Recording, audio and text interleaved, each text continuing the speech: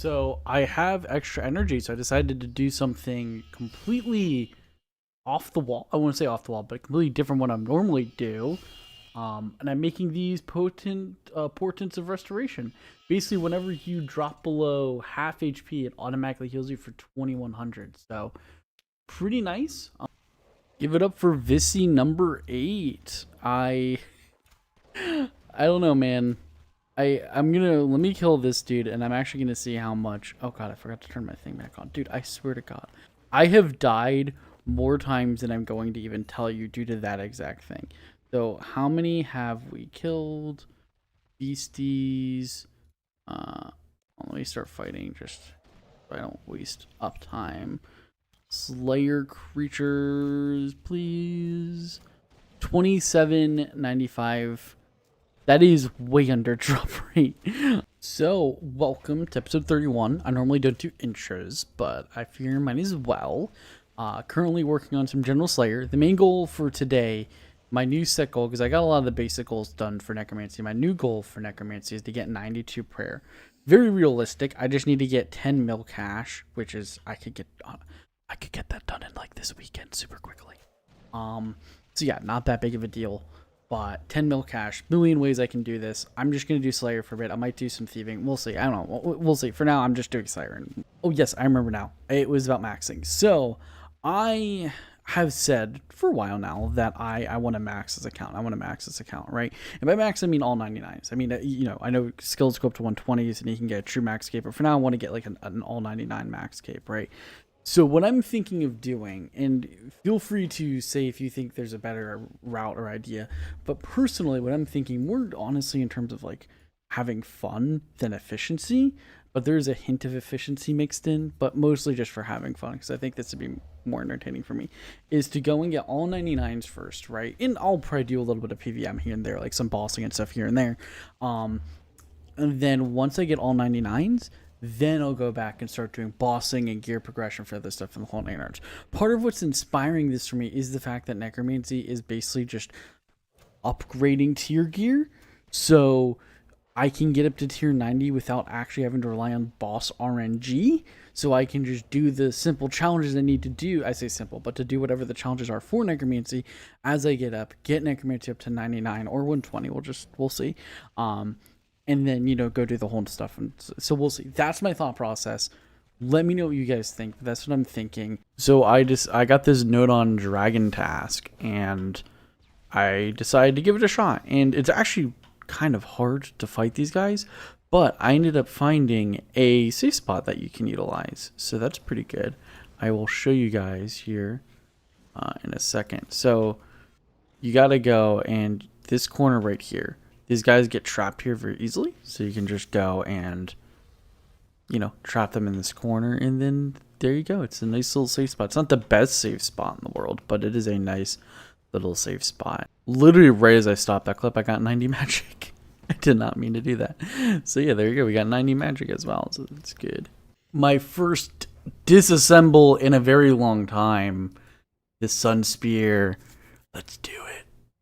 Yes, I'm 100% certain. Boom! 500k XP. Oh my god, it's so nice. So what I will say that is very nice about me doing this Dragonkin task is that I am getting a fair bit of Dragonkin bones, which is good because I feel like I need some more of these higher. I don't know what the tiers are broken down to, but I feel like the Dragonkin bones and the Dinosaur bones are going to be the higher tier. Level 91 magic. This task, I'm going to do something bold that I know, and I'm not saying I'm going to, I'm thinking about it, sorry. I am thinking about removing Celestial Dragons as my preferred task, just so I can get more of these. Now, so I just want to mention, I am loving this Bunyip. I used to have to eat at least a tiny bit during gargoyle tasks, and now I literally eat nothing, because the Bunyip just heals me for just the tiny bit of damage it does. I'm getting healed, not for all of it, but for some of it. So 96 Slayer. I totally wasn't watching a kite video and quickly tabbed over. Let's see. I pressed the button too early. We're good. 92 magic. We're halfway there. Play Big Time Rush, halfway there. There we go. That's the artist I was looking for. Oh, I guess it's important. We unlock Blood Barrage as well, so that's good. So we get 98 health points. We are closing in. Are you ready for it? This is 75 invention, baby. Let's go. We get some we get some powerful components and stuff. We can now make a device bag, small gizmo. Oh, I even updated you guys on something that I've been wanting to. So we are at 675 mil total value. If we don't include untradables, we're at 470. But with untradables, we are at 675 mil. Boom, 9-3 magic. I almost called it something else. We get Vengeance Other, which is good. And we can now make some more Brack Bolts. I got this. What?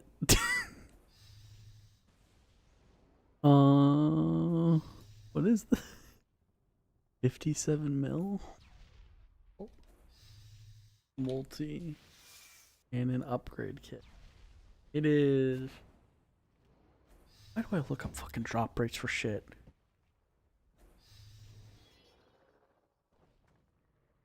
That's fucking rare.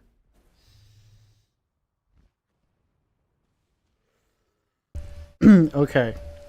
So this thing apparently doubles the damage of my dwarf multi-cannon if I actually used one. So I plan on using one once I get past 99 Slayer, like, because I'm not really going to do much Slayer past 99. So once I go to do 99 to 120 Slayer, I'm going to be doing, most likely using a cannon. So this just increases the damage, like doubles it. Unlocking this upgrade kit will enter the siege engine upgrade kit for Dwarf Cannon. You can consume the kit. Honestly, hindsight, I probably should have saved it. Knowing me, I probably should have saved it to then sell in the Grand Exchange, but I'm just going to use it to upgrade it. Well, this is going to be a cool one. Wait for it. Boom! 2 levels. That was not planned at all, but I'm super happy it happened. This is 94 Mage and 97 Slayer. I think something I find hilarious in a probably negative way, I just find it generally funny, is you'll see these like super clickbaity titles for like a lot of video games, and RuneScape is no exception for this one. It'll be like 10 things you need to do on your fresh account and stuff like that. And my favorite thing seeing whenever I see like a RuneScape thing is like they always put a picture of a fucking max cape or a comp cape or something. I'm like, yeah, guys, make sure the first thing you do when you go to get your account is max everything out and get every achievement in the game. Just that's the first thing you need to do. Then you can start playing the game. And it's like, bro, like I get it's a joke and I get it's a meme, but like that necromancy could grant you. Good God. That scared the shit out of me. While I was at work, I heard people talking about it on Reddit, and I'm like, what are people talking about? And I'm just sitting here chilling, and then randomly this dude wants to sell me his, I don't know, his MLM pyramid scheme to me. Like, what the heck, dude? I'm just trying to chill. Can we not do this? Level 95 magic in the bag. I muted the dude, by the way. You can mute him if you just click on the sound thing because it is frustrating. Halfway there, level 92 defense. We can now use trimmed masterwork armor, elite tectonic.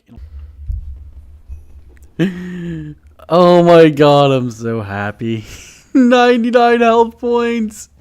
Woo! So I got a Vire task, and I'm gonna be honest, I don't even need food or anything. What I've done completely different than what I usually do is I decided to take my augmented dinosaur armor, which I really should have done before, but it just never really hit me. Hey, maybe I should take that like tier 75 mage range tank gear. So it never really hit me. And yeah, I'm basically indestructible. So with the bunyip, so if I just bring a bunch of bunyips and like prayer potions, and I could sit here forever. Level 98 Slayer, 1 level off. Okay, so this is a different location than old school, but it's still now Carid. We talk to this person here. Hello. Hi, how can I help you? Like bicycle cape. Oh wait, no. I keep forgetting. I keep pressing the wrong button whenever this stuff comes up. Here we go. So let's look at it first with the hood. Hold on 1 second. Okay. Fancy stuff. I vaguely remember the emo. Yeah, it's exactly what I thought it was actually. Actually, no, it's not exactly. It's slightly different. I remember being like electrifying and you go through the different thing. Whatever, doesn't matter. So we got that. Now, level 96 magic in the bag. So for those of you who are unaware, the company that makes RuneScape, Jagex, I don't know why I introduced it like that, has announced that they're doing a full, basically, XP rework for combat. So previously, there was no rhyme or reason, in my opinion, as to how you're actually getting XP from monsters. I don't understand it. Apparently there was, but I'm going to say there's no actual like logic to it, right? Let's just put it like that.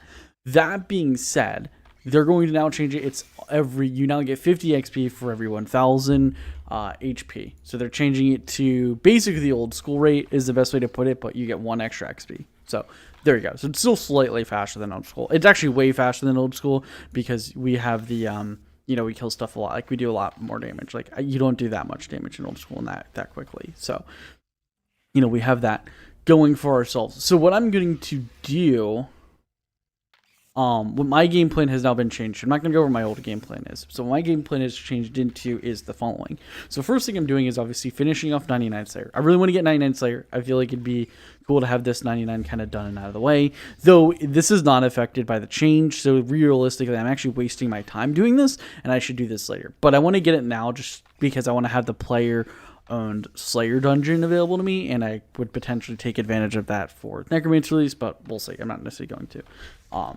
What I'm going to do after Slayer's done, I'm actually going to go and do Vires most likely, but we'll see. And I'm going to be using Augmented Sun Spears. So I can make like, from daily materials, I can make like 8 Augmenters a day or something like that. Not actually, I can make like 4 Augments a day. 4 to 8 Augments a day. So that's pretty good. It just depends on RNG. So that's really good there. From there, I'm then going to do Vires, most likely again, and finish off magic, get strength, get attack, and get defense done. Once I'm done with all of that, and let's just say I have 85 invention, I am then, and depending on how much time I have, so let's just say I finish all of that, and it's like Monday, right? I have Monday, so I have the entire week, and then that weekend to go and play. I will then go and work on getting my archaeology up to 74 to then go and finish invention, to finish the extinction quest line. So this way I can unlock the ability to not A, to have the infernal puzzle box on my tool belt, and B, so this way I can then have the ability to never lose my adrenaline out of combat. So that's going to be super useful in general. So that's what I would like to do. If time does not allow that, then instead what I will do is I will go and just focus on fishing and maybe like crafting or, whatever have you. Just like general resource gathering or something, but just general whatever necromancy prep, most likely just fishing to gather resources. Sorry, I'm a little under the weather. My throat just hurts a bit. I'll hopefully be fine for the stream. But we got ourselves a blowpipe drop. Let's go. This is rare. And it's a tier 50 range weapon. You need a bunch of pieces to get it upgraded. It can be upgraded to a tier 75 range weapon, I think. Or, hold on, let me look into it. Bone blowpipe. So, it can be turned, yeah, it's one in a, holy good God! 20,000, what in the, what? Holy crap! Oh my god, that hurt my throat reacting like that. But it can get upgraded to the Bow Plate, which is a tier 90 accuracy and tier 85 damage. That's actually pretty cool. Oh my god. Holy shit. Okay, it's 1 in 6,000 on Slayer task. That makes me feel better. Oh my god. I saw the 20,000 and I lost my mind for a second. Holy shit. Okay, level 97 magic. More levels to go. Sorry.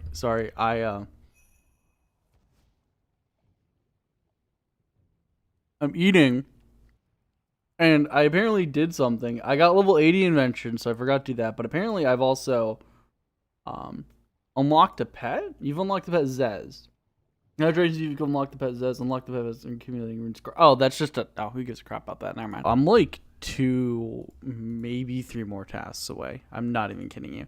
After I complete this task, I have 1, maybe 2 more tasks. This is kind of crazy. Literally immediately after I just started, I got dinosaur teeth. Which one is this? It's for the Slayer Lodge. Let's go. Hell yeah. This is actually awesome. Okay, I'm going to upgrade my Slayer Lodge to tier 3 now.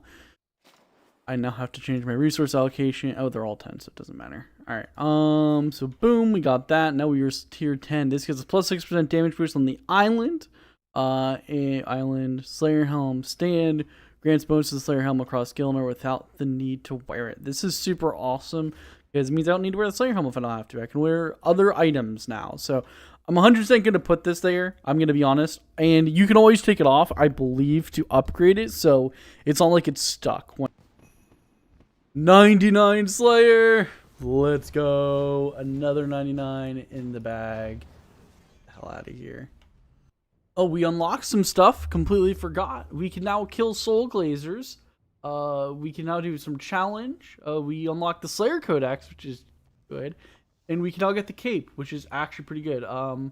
Okay, I stand corrected. You don't get it from Duradel. You get it from Curadel. So apparently that's they're different. You can talk here. Hey, can you sell me a skull cape? Boom, boom. I think I have the money right here, actually. Thank you. I got it right this time. So let's go and take a look at this one. This is actually a really cool cape in terms of aesthetic. I actually, I diggy. So this is what it looks like. We can, I guess, boost. We have the emote. Let's check it out, which is just the casual killing a Taroth emote.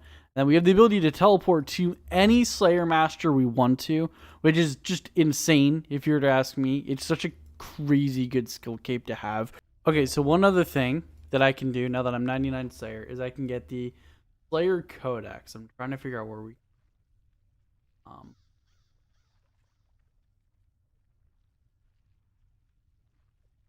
I'm going to look into, but we can get something called the Slayer Codex, which is really good. So hold on.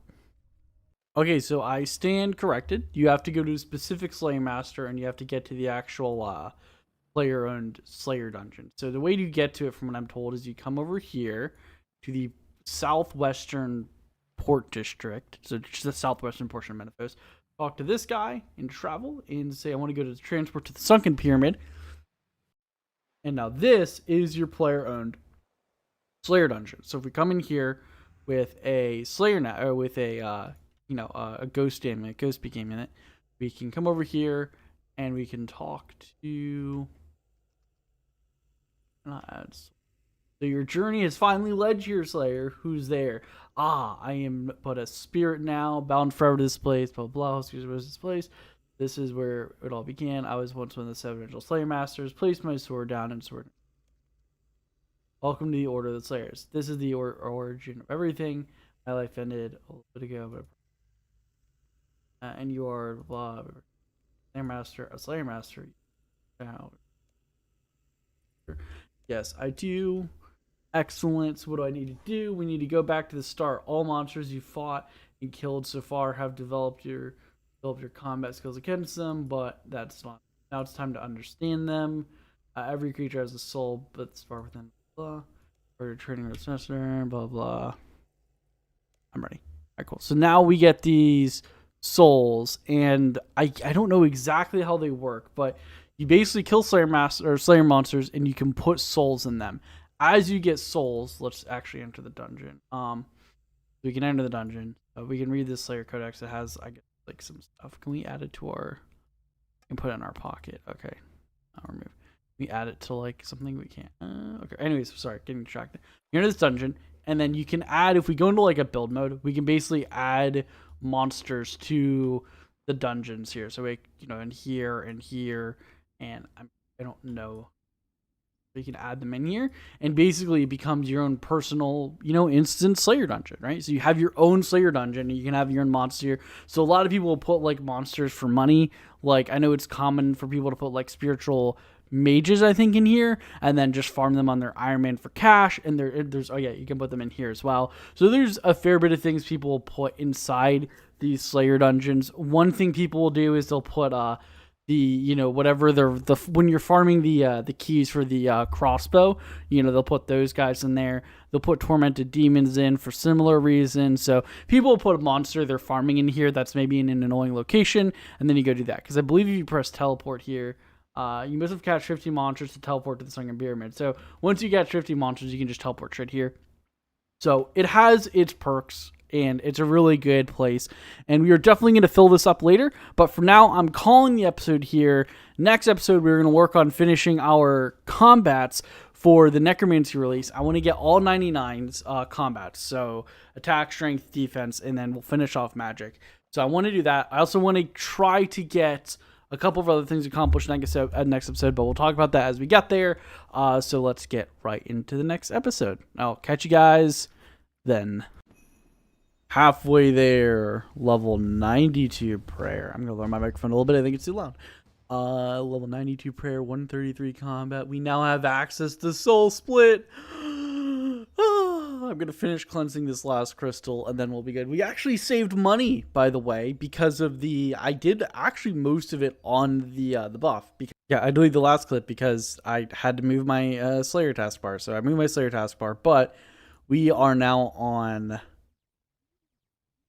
curses. I forgot what they were called. Rounds of curses. We can now use soul split. Oh my god, this is such a cool and iconic spell. I'm actually really stoked for that one. All right, I'm gonna go set up my prayers real quick. So my default kind of walking around cape is going to be changed to the Slayer cape instead of no cape because it can teleport.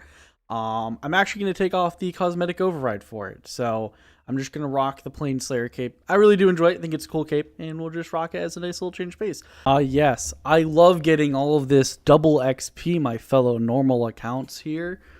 I am totally, rocking this double XP weekend, my dudes. I'm getting mad double XP. I feel left out. I'm gonna be completely honest. I'm watching my my previous episode where I got 99 Slayer, and I just realized I'm gonna be honest. This never occurred to me. I'm being 100% serious. It never really hit me that how dumb this was.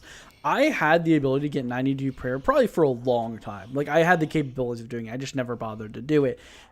And I didn't even when I had the money while working on prayer, I never bothered to until after I got 99 prayer. You know what's funny is the fact that I'm getting like 70k prayer XP an hour here is actually pretty solid considering the fact that it's like it's basically auto done. I did something dumb. So I went to see if I could repair my gear, and everyone priorities like cringing. And I didn't know when you pressed yes, it would actually I thought it would give you a warning cost. It did not. So I pressed yes, and I spent like 1 point something mil on repairing all of this gear. I'm going to be 100% real with you guys. I genuinely love the animation for Soul Split. Like, look at that. It's so cool. Like, whenever you do damage, you get the little thingy. 98 magic. I was actually in the middle of recording a different clip, so I had to stop it. But this is good. We are one level away. We can now make the Onyx Brack Bolts. I think this means we can make all of them. We get the Incite Fear spell as well. Oh my god. This isn't a joke. His isn't a repeat clip. I'm point boosting so I can get the 1,000 points. So this way I can go and unlock my Slayer dungeon. I mean, like, I want the Totem of Intimidation. I don't want two fucking just to show you guys, 742 kills. And I just want you guys to know how much I hate this game. I just want you to be aware. Hey, look, something that's probably rare. Feral Dinosaur Egg, check. I need 97. I need to be done with the shitty skill in order to check it. Let's see what... Okay, So I have the 1,000 points, 1,057. So I'm good to skip. I probably should get some more points, like over 100 extra, but um, I think we'll be fine. For now, we're gonna go to rewards, go to learn here, and we are going to learn how to move souls in your personal Slayer dungeon. Press this, and boom, we now have access to the personal Slayer dungeon to be able to utilize it. All right, let me head over there. I'm gonna bank some stuff real quick, and then I'm gonna head over there. Well, I'm an idiot, a complete idiot for that matter. I wasted a bunch of stuff. Apparently, if you add stuff to the chest of souls, you don't get it back. So I'm sure a lot of people were screaming at me. I am sorry. Okay, I got 2 more crawling hands. I feel like this is gonna be fine. We can, if I feel like I need more, or if you guys feel like I need more, you can let me know, because this video is gonna get uploaded like at that time. Like I'm gonna probably upload it on Friday, most likely. It depends. I'm gonna be completely honest. This is a really chill spot to train, just right here alone. I mean, I'm not gonna use it for necromancy because this is gonna be taken by everybody, but just this spot alone, like if you know, outside of necromancy, just to train magic, this is actually really chill. Honestly, it's not good. I would say fires are probably still better, but these guys are pretty solid. Okay, so I went and spent a fair bit of time there.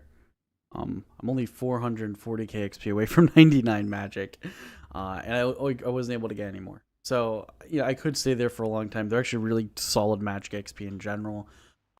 Okay, I can gather the resources from my first yaks.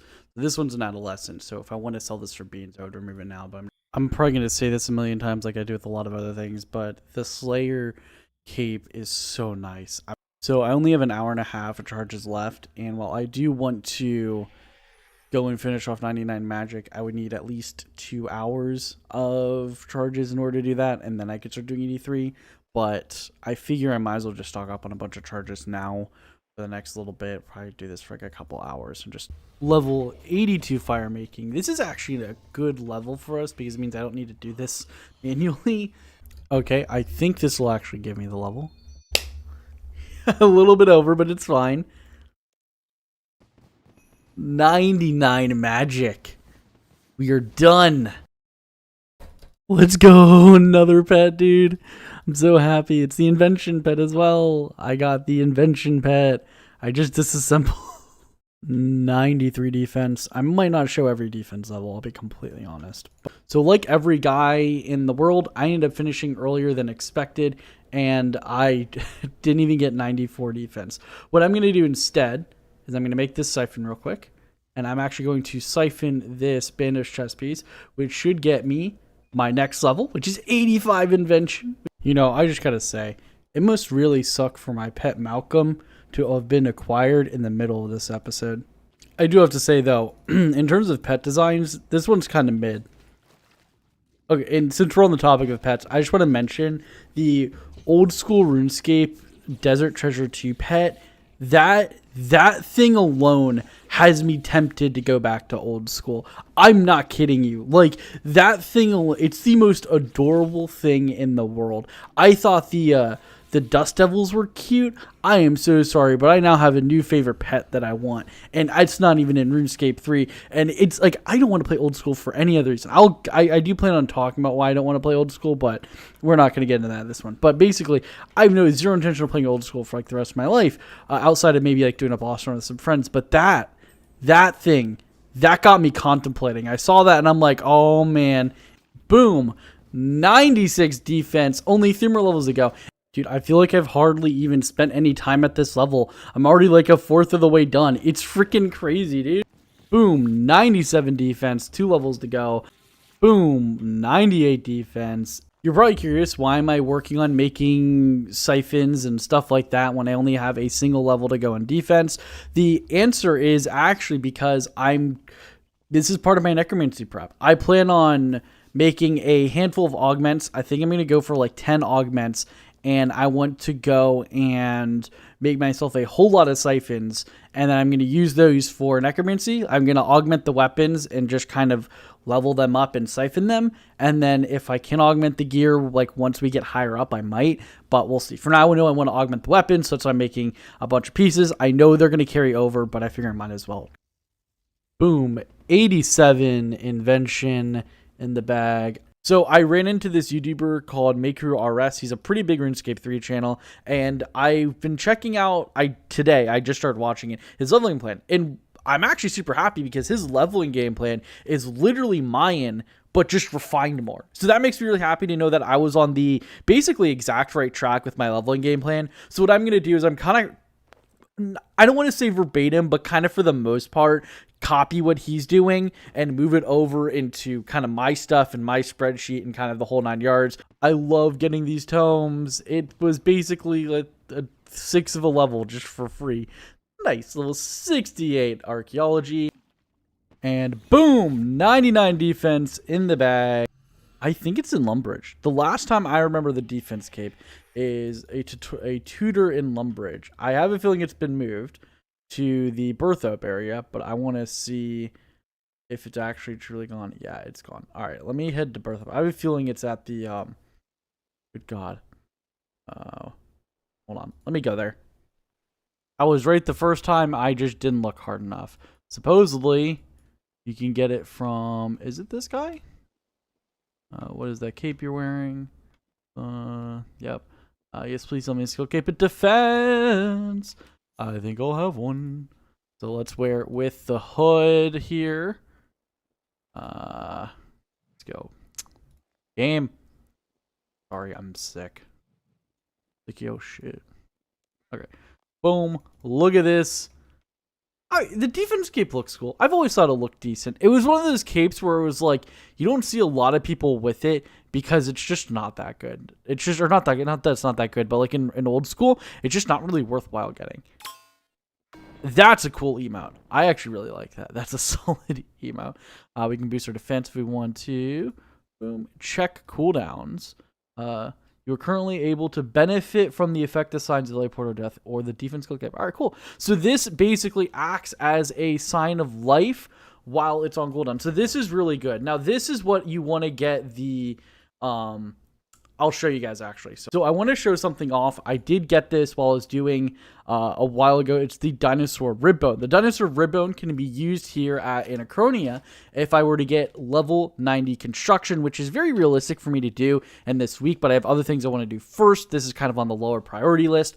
In about 2.5 to 3 days, I will be back up to capped resources. So once I do that, I'll then be able to go, and if I get 90 construction, I can make this. What's great about the tier 3 player lodge is I can make a skill cape stand, which allows me to get the passive perk effect of the skill cape, which includes the defense cape. So there you go. So I would love to have this for Necromancy's release. So in case anyone's curious, and I know I mentioned it before, but I want to say it one more time, I was getting over 800,000 defense experience per hour while soloing ED3, and that easily translates into attack and strength as well if I were to continue doing that. I'm not going to, simply for the reason that I just went to the wrong location, but I'm not going to do that for the simple reason that I want to explore the new content areas, and I have other things I want to do. Both of those are the main reasons why.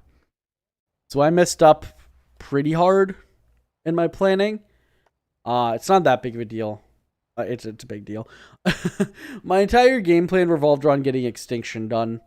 I was going to finish Extinction, use these 700k in lamps on prayer, then go and get like the 5.5 mil left I needed and get 95 prayer at cleansing stones. And call it a day. That was the entire game plan for this week.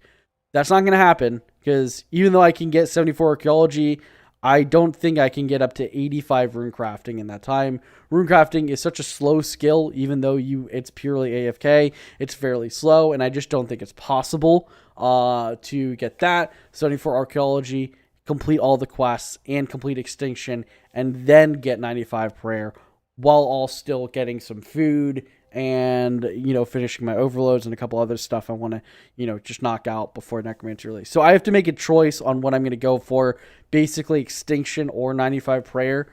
And honestly, even if I spent the entire time, I don't know if I'd be able to get Extinction done because I don't know how fast rune crafting is going to take. I am kind of confident I can get 95 prayer. So I think that's what I'm going to do, is I'm going to focus on getting 95 prayer. The method we're going to do with this is just get ourselves some money, use the cleansing stones, call it a day. There's a fair bit of ways we can do this. and I'm not going to bore you guys with them, but I think we'll start out with doing some Vires, give ourselves a little bit of invention XP, give ourselves a little bit of money, right? A little bit of invention XP, give ourselves a good bit of money. We'll also get some passive prayer XP while working on it. So I feel like this is going to be the fastest way to do it. Knock out 95 prayer this week. We should be good on that one. And then after that, we'll just do the other low-hanging fruit stuff we need to do. And then if there's enough time, we'll start working on rune crafting. And if we get up to 85 rune crafting, and if like literally the stars align and we're still able to get all the stuff done, great. But realistically, it's not going to happen. So that's where we're at right now. Very much sucks. Let's see what we're able to accomplish. For the first time in my life, I just sneezed so hard that I feel lightheaded. Oh my god, like I'm legitimately laying on my hand right now because I'm worried I might fucking faint. Holy shit. Really quick, right before this video starts, on the release of Necromancy on August 7th, join me on twitch.tv/TrueDeathKiller at 8:15 a.m. and then on August 8th at 9 a.m. where we're just going to be playing Necromancy, having fun, and doing my very first streams. I will most likely be streaming consistently after this. We will see how the streams go. But anyways, yeah, join me again, twitch.tv/TrueDeathKiller, August 7th, 8:15 a.m., August 8th, 9 a.m. Be there. So I went and made myself 350 Spirit Terrorbird pouches and 392 Slaying Rings. I'm going to disassemble these so I can start making myself some augmenters here for the future. I'm also going to go and make myself some Divine Charges as well. So this way I can go and start farming some Vires and get some Invention XP rolling in and etc. Now, that being said, there's a fair bit I actually want to do before the release of Necromancy. And this is kind of what I'm hoping is the solid end of stuff I need to get. I want to go and get myself 95 prayer. I've already talked about how I'm going to do that. That's going to be a mix of Vires and then using cleansing crystals. I need to get myself 20 mil cash. Actually less than that because of the Vires XP, but we'll just say 20 mil cash. So that's only 14 mil more cash. And there is some stuff I can alch, so it'll be less than that, honestly. But we'll go over that when that time comes. I also want to go and get myself a bunch of Divine Charges. I want to try to get as many as I can. I'm probably going to be doing that the entire day Saturday. Well, I have to do like a drive up to, it's like a 4-hour drive up to my dad's. We're going to be spending the day there. I'm going to be going and probably that entire day Saturday, just AFKing on mobile, getting Divine Charges, and then just doing stuff like that, as well as fishing and cooking that entire day Saturday. So we'll try to get myself pretty solid prepped Saturday, and then bleeding into Sunday as well. So I made myself 2 weapon gizmos, and I got 2 scavenging 2s, and one of them with looting. I'm going to put this one back, this one, and I'm going to take this one out, my precision out, and this is what I'm going to put on my sun spear. So I'll have scavenging 2, looting, and precision 2 on my weapon. So this is going to be the Vire setup we're running. I've been doing it for about like a minute now already, so it's definitely gonna work out. So I'm purposely did not bring the blood siphon urn thingy that you put in your pocket slot. That is 100% intentional because I don't see the need for it. With Soul Split, I just don't see the need for it, so I don't want to waste charge it. It's not even wasting charges. You basically get them back. I just don't want to have to use it. I'd rather have something that's actually beneficial, like the extra prayer bonus. If I was over in the other spot there, I would 100% use it, but I'm not. So I'm just going to chill here. And I want to go for tonight. I know this is not the ideal location. I know the spot over there is a lot better in terms of money, XP, etc. But I know here with Magic, I was getting 60k prayer XP an hour, so if I can get basically the same amount of prayer XP per hour, I'd be happy. I'm going to do this for tonight. It's currently basically 10 o'clock. It's 9:59, so we'll just say 10 o'clock, and I'm going to do this for probably about an hour, maybe 2 hours, whenever I want to go to bed, and I'll just see how much money I made. We start out with 6.4 mil is what we'll say, so catch you guys when we're done.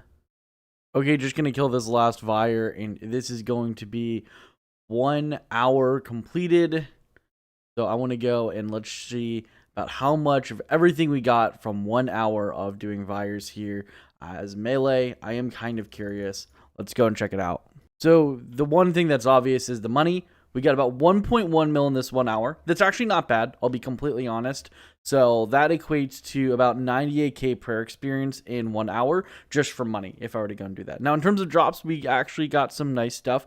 We got ourselves 128 red spider eggs, 19 went to Zamrak, and 24 limp roots, 3 toadstools, which is really awesome. 52 snappies, 47 naventos, 69 60 renars, 2 dwarf weeds, 4 quarms, and 2 lantidimes, along with 2 loop half keys and 4 tooth half keys, and then some various seeds and some charms. Now, one thing I want to mention is that these torstals and dwarf weeds, quarms, and lantidimes, I think all these are on the same table, so they all count as like one thing, I believe. I could be wrong there, but I know the Torstal and then two others at least are on this same table. So guys, that's 1.1 mil in these drops. Now on to the XP, which is the most important thing. Let me do some math, but I'll just show you guys. We are at 7.1 mil per experience now, and then 5.7 mil attack experience. Let me do the math real quick. Okay, wow, these rates are much faster than they were with Magic. It is absolutely crazy. We got ourselves 232,672 attack experience in that 1 hour, as well as 98,560 raw prayer experience in that 1 hour. Sorry, editing Anthony here, and I'm hijacking / putting this clip in because I made a mistake and did not put I deleted the clip that was supposed to go here. Anyways, what I wanted to say was just a thank you, a genuine thank you to everyone who reached out to me, various reasons did, the comments, PMs, etc., and told me that of my major mistake. So for anyone who doesn't know, in the previous episode, I mentioned that I made a mistake because I thought, you needed more requirements for Extinction than you actually do. And I also thought Extinction was where you got the ability to no longer have your adrenaline deplete. Everyone pointed out, and in a very nice way, everyone pointed out that I'm wrong. And I'm not perfect, but I'm going to explain why I'm wrong in a second. Where I was wrong was twofold. First off, you don't need 85 rune crafting for Extinction. That is just an optional requirement, and that can be overridden by having one of 3 other accomplishments, which I had. The other one is Extinction does not give you the ability to prevent adrenaline drain. That's the Succession quest line. I got them mixed up for some reason, and I don't know why, and I just ran with it, and it was such a dumb mistake. Now, as for the reason why I've been making so many mistakes lately, because you're going to notice in the previous videos that I've been making a lot of mistakes, and if it's not obvious, I've been sick, right? I'm at this point, I'm over it for the most part, but for the past, almost a week at this point, I've been sick. I just had, I don't know, a bad cold or something, and just my head wasn't in the right place in a lot of areas, so I was making a ton of mistakes. Even at some points, I was working from home rather than being in the office, so I was working from home, and it's just a whole bunch of stuff, and I'm just wanting to say I'm sorry.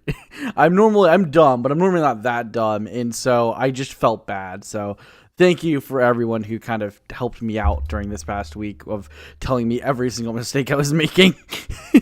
Genuinely, thank you.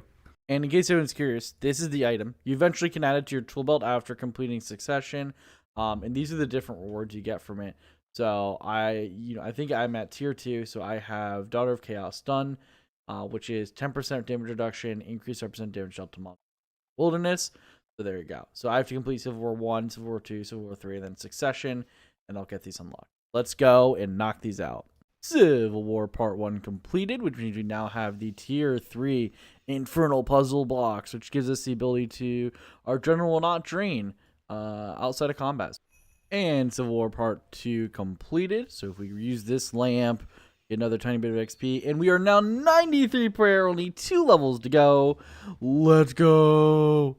Let's get this next quest done. And this is Civil War 3 completed. We now get the upgraded Infernal Puzzle Box, and we can do another lamp and a prayer for another tiny bit of prayer XP. And this is Succession completed. This is the quest I wanted to complete, not Extinction. With this, we now have the Infernal Puzzle Box upgraded to Tier 6. And we get some XP. So I'm going to throw this XP into Strength. This is actually amazing. I have my adrenaline just kept up. It's super great. Let me come over here. So there is a thing you can unlock with the adrenaline crystals. I don't have enough boss things yet, but now it's going to be super good. So once I get 1k boss kills, I'll be able to go up to this adrenaline crystal and charge up my adrenaline. And the best part is it'll stay thanks to having the Infernal Puzzle Box. So I'm genuinely super excited to get more boss kills now. I'm just super happy to have the no more adrenaline drain. It's actually such a blessing. I genuinely love it because it's just nice, honestly. So with this, we now have only one more major goal that I want to accomplish, and that is getting myself 95 prayer. Luckily, we are a good bit into this grind, so it shouldn't be too bad, and I unironically can get all of the stuff I need, just like the funds I need, for this by the end of the night tonight. So that means tomorrow morning, tomorrow after work, I can just go and knock out 95 prayer at the cleansing crystals that I have left, which is the game plan. So I'm going to go AFK fires here for a bit and then call it a day. For anyone who is curious, I am intentionally using this spot rather than the other spot. This is much more AFK and just relaxed in my opinion. And if I ever want to just keep AFKing, I can just use a vampiric altar. The spot, all the guides I've read for using this require you to have like a prayer restoration potions and stuff like that. Things that I don't really have or really want to utilize just yet. So I'd rather do this where I can just chill out AFK and just not really focus. I don't use any auras, just relax and have a good time. That being said, I'll catch you guys when we're done. Okay, so we just did our first thing. So we got a combat lamp, a sacrifice reward, and then our very well reward. So the thing we care about the most is the very well reward. So let me go and do this real quick. So let's go and pop the combat lamp. We can throw it in whatever we want. We'll throw it in strength because why not? Boom, 93 strength. Let's go. We also got 96. 96 minus. Wild reward. We got some radiant energy. I'm not going to complain about that one. Good. And we got ourselves some brilliant energy. Black Sally's, nice. That's good. Oh my god, I can disassemble these. All right, we got this to put away. This, I don't know what these are. They are some money. All right, so let me put these away. Hold on. Okay, no, this is the thing we care about the most about. We're not gonna get it, but you can get the tier 87 wildy weapons from this. We're not going to, but you can. Yeah, that's what I thought. But we got some salvages, which is, oh my god, holy crap. You might have noticed in one of the previous clips, but I started collecting the Morchella mushroom spores. I'm going to start growing them. The reason being is they're used for primarily two things. The first one being prayer renewal potions. So that's going to be good. I don't really know what I'm going to use prayer renewal potions for, but it's better to have them than not have them in my opinion. So I want to do that. I do have the ability to make them. I just don't have the ability to grow the fell stalk yet. We'll get there though. Okay, I think if I walk inside here, it should automatically complete. Or do I have to actually do the...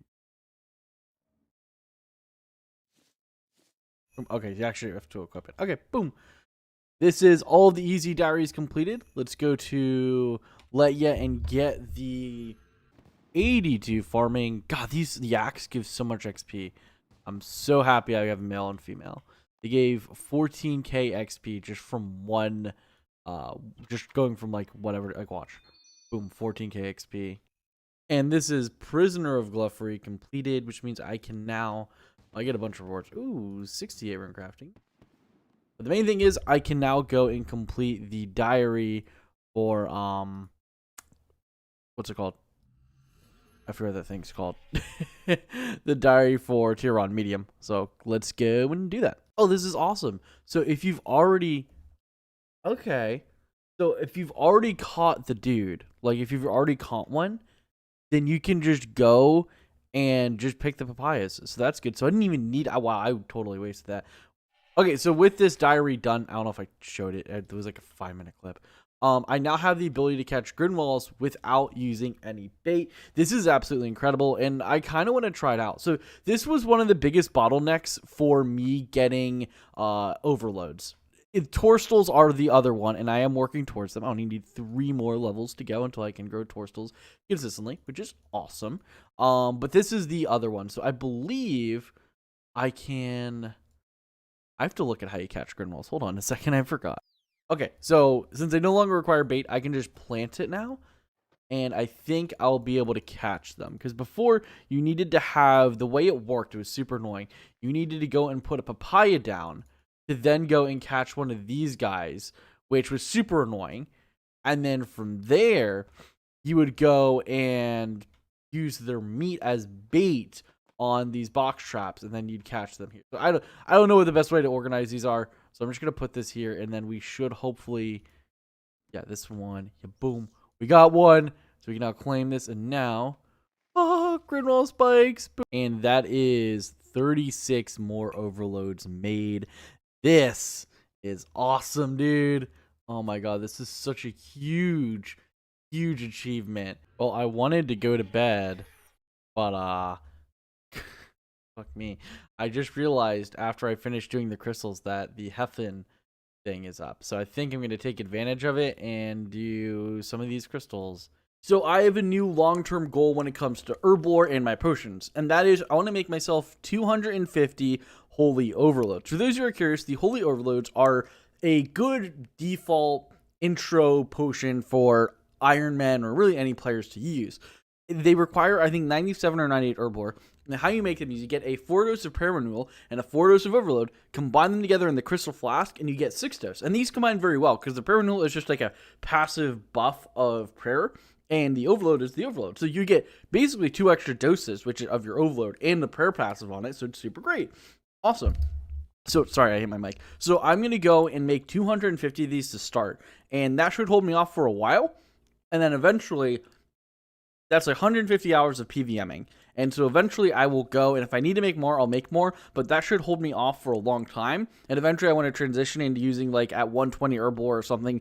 I'm going to transition to using the better ones. I don't know the exact goal, but for now I just want to make 250 holy overloads. To do this, I'm going to start doing my herb runs more consistently. I'm going to burn through all my seeds. Honestly, if I burn through all my seeds, I should have more than enough herbs because I have a lot of seeds. The only thing I'm going to be lacking are torstals, so I will need to work on getting more torstal seeds. That's for certain. I also started going mushrooms, and I'm going to set the other one, the other location in Prif to start growing those mushrooms as well. So that's the overall goal. Figured I would just share with you guys so you're aware, and I'll catch you guys when I'm done with 95 prayer. And the most iconic moment for myself, 95 prayer. Let's go. Oh my god, this is like a dream. Unironically, it's like a dream. I swear to fucking god. I go to do this clip, and my cat, who knows better, decided the first time in like 2 years to jump on my desk. You haven't been up here in 2 years. Get down. No, stop. No. Stop. And with this, I have every single goal I wanted to accomplish before the release of Necromancy accomplished. And the best part is, it is Wednesday night at 6 p.m. So I have like 5 hours before I go to bed. So I have 5 hours to chill. I have, Thursday night, not Wednesday. Fuck. Thursday night. Tomorrow, which is Friday, I can't really play. I'll play mobile, but I can't really play because I'm going up to visit my dad with my brother. And then Saturday, we're going to go fishing. And then Saturday night, we'll be back. So then Sunday, I'm doing like stream prep, just making sure everything works on my computer. And I'll probably do a little bit of gaming and stuff like that. So for the most part, we're done, right? I finished everything by my deadline, which is tonight, which is good. I have some time, but I'm still going to be able to do some mobile stuff. Well, the primary thing I'm going to do tonight, though, is I'm going to do my farm runs because I want to start getting those herbs and stuff like I mentioned before. I want to make 250 holy overloads in the future. But outside of that, I'm going to be going and getting charges for necromancy, so I'm going to start stockpiling those. I'll get some siphons, and I'm going to do some menaphos fishing and some general cooking, a combination of those two.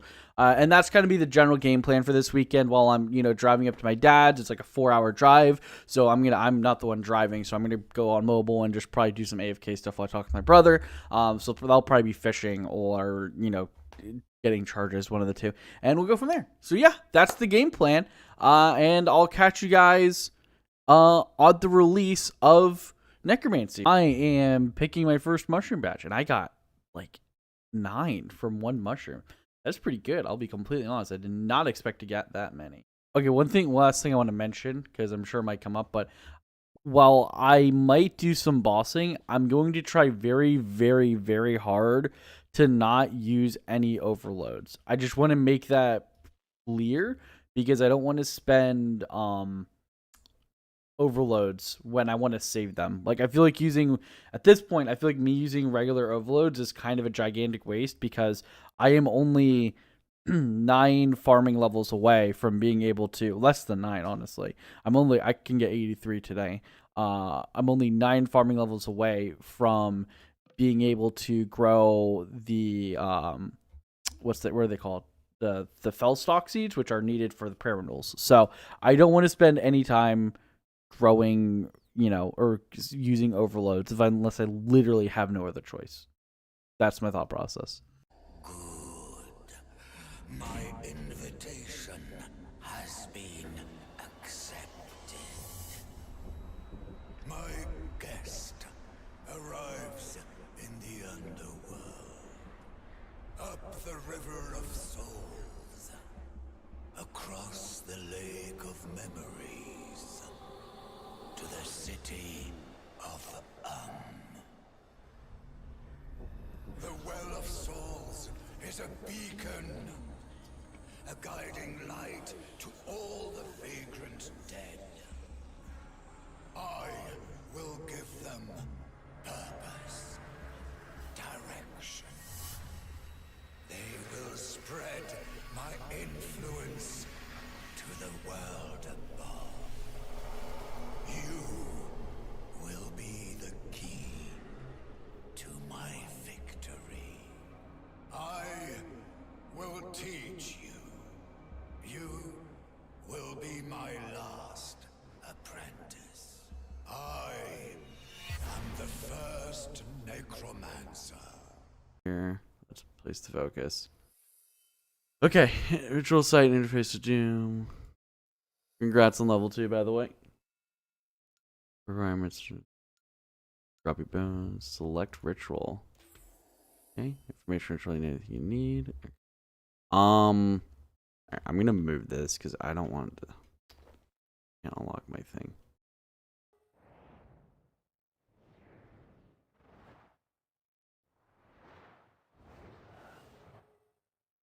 We should see thingies pop up that we will click on. I guess maybe not this time around. Level 2! Let's attack now. Do some combat. In the target, you see hit chance. Basic attack. Okay. I'm going to put this all the way at the end. Oh, sweet. We grew a level already. Oh, I need to move this. There we go. You're moving over here. Boom, boom. Level 3, what do we get? Nothing. Okay. Do these guys give you like a level per one? Okay, so when you're done, you'll be like level 5. Okay. That makes sense.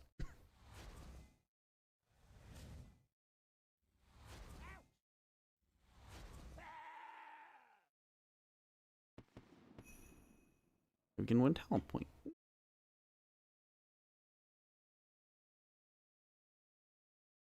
So now we can unlock the Well of Souls.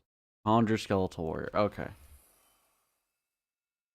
So now we'll drag this onto our bar. I don't know where we're going to put these. For now, we'll put these like on here. I didn't even notice it. They need to do something about these rituals. Yeah, I'm going to go to Trolls in a second. I want to go to Trolls because I really want to check them out. But I kind of, like I said, I'm vibing with these rituals. They're kind of neat. Level 7. Nice. Faint Finger Death.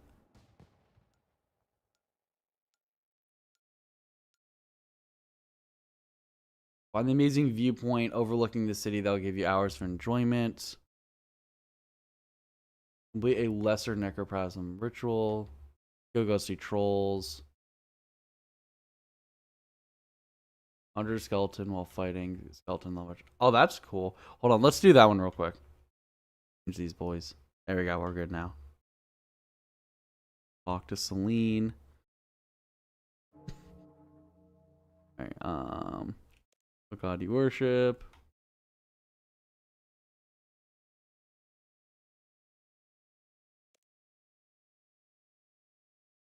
Can you teach me my prayers?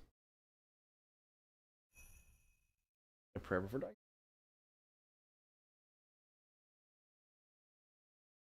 You unlock the Hand of Doom and Accelerated Decay.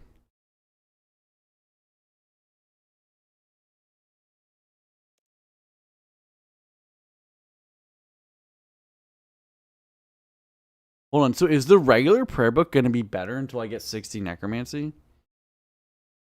That raw ghostly soul. Like, I'm guessing this is like a starter food you can catch. Okay. Oh.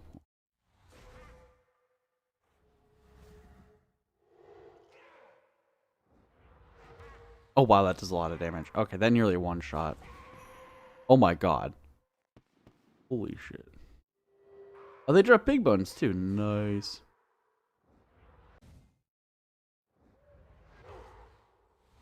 Alright, let's get back. We're level 20. Let's do some upgrades. I can now... You can have all the levels for Killyroy. Do that. 5 chicken souls. Alright, The first ritual to 120. Okay, dude. Dude, I can just imagine. You know someone's gonna do it. You know someone's gonna make a video in like a month from now and be like, I did the lesser ectoplasm ritual to 120 necromancy, and here were the results. And they just have like they have a max stack of like all the basic supplies. And the question is gonna be like, why would you do that? There's no beneficial outcome to that. Oh, sweet. Nice, dude. The Soul Forge can now be accessed and used to enhance my everything. Alright. Let's look at the Soul Forge. Soul Forge. Upgrade equipment. What do we need? What do we need? What do we need? What do we need? Year 20. We need lesser and soul cloth. Alright, let's grab. Please tell me there's a bank chest here. Please. Thank God. All right, dude.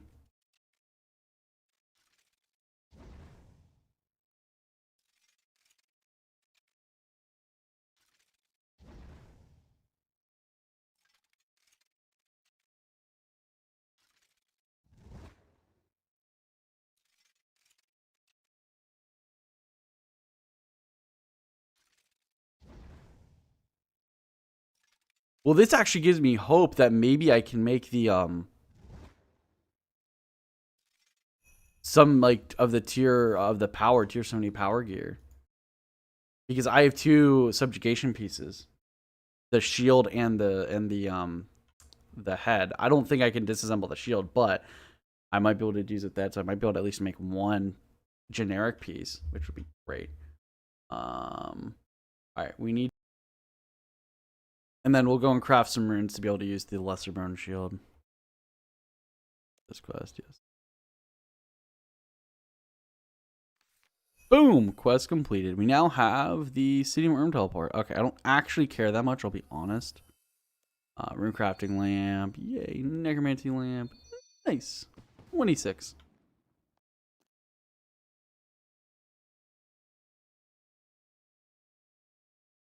Bone shield.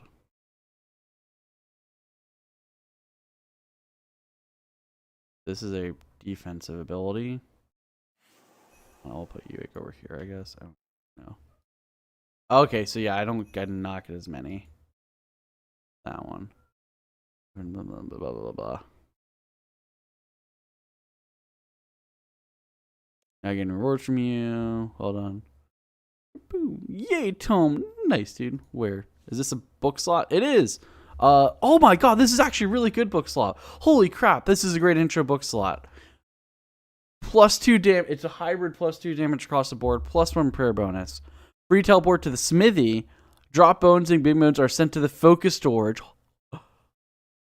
That's awesome. 10% chance to make 4 dose. 2.5% chance per pure essence receiving extra room from necromancy rune crafting, or extra room from rune crafting. Holy crap, this is amazing. Oh, you can't put it in the necro. All right, we're going into farming then.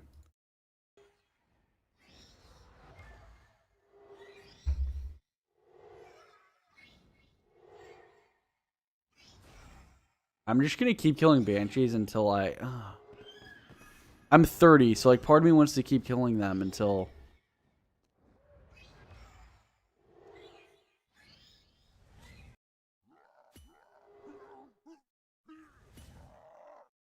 Oh, now 1 more. 42 more. Technically, I could just cast Bone Siphon and get a level.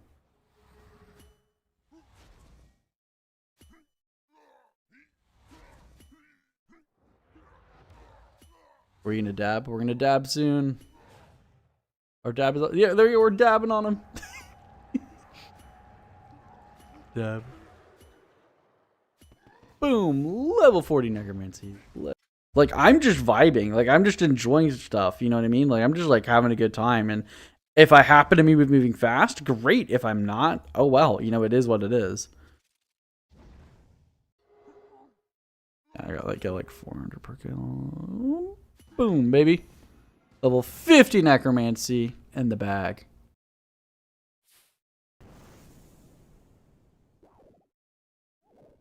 Oh, I got the flippers. Nice. Oh, they changed the name. Oh, snap. Where are we at? 2 more. All right, we're done.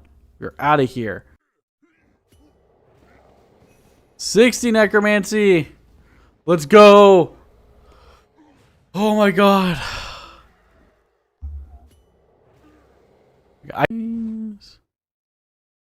Let's go. Tier 60 armor acquired. Let's go. Oh my god. The lantern looks cool and everything.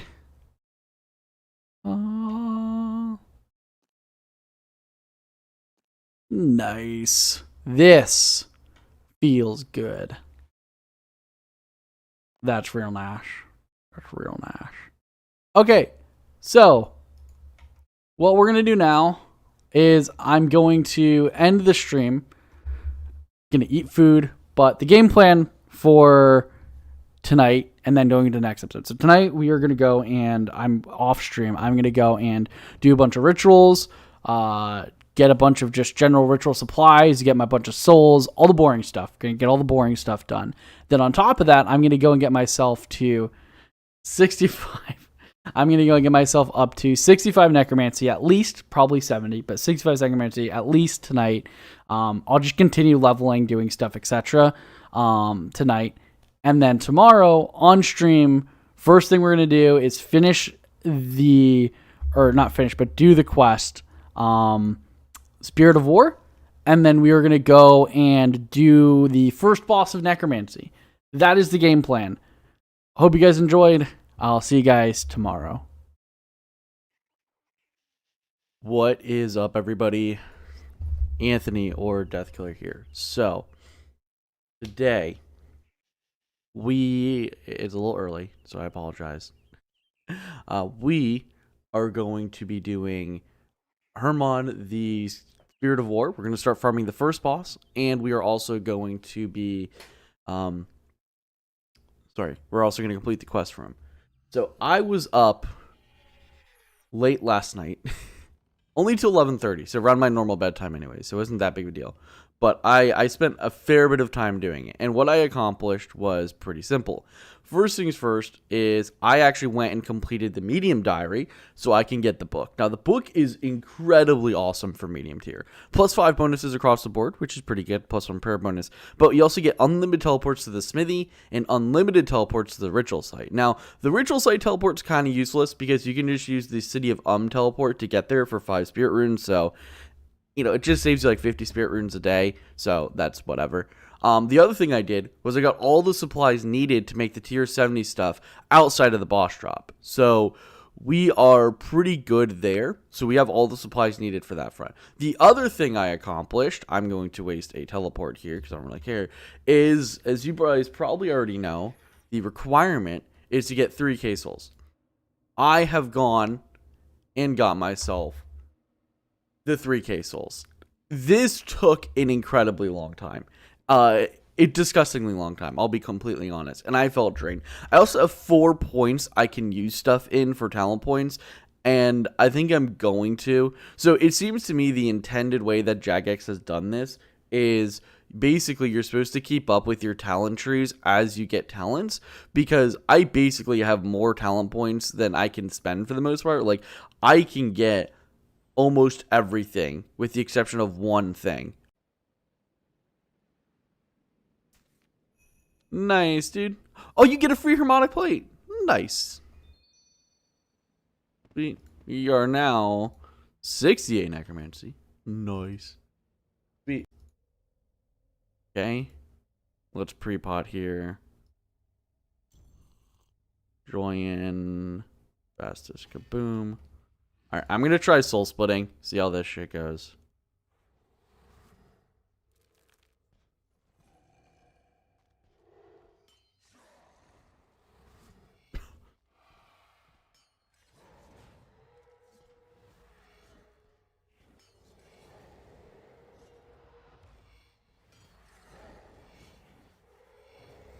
So from the yeah. Yeah, that's the only other attack is. That seems to be unavoidable. Or not unavoidable. That seems to be like a tank thing. Like you're supposed to like defense it, but yeah. Because he'll go Gur or something and I think you're supposed to use a defense on it. But you do so much like it doesn't do enough damage. So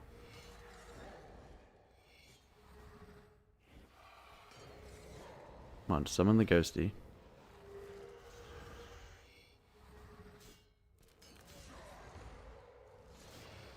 Oh, sorry. Okay. So then this phase is pretty simple. You just have to kill the ads. So that's all you have to do here. Honestly, you can tank most of his hits with Soul Split and the Vengeful Ghost. Like, you really, to be 100% honest, it seems like you can do this with no food. You can easily no food this if you have Vengeful Ghost.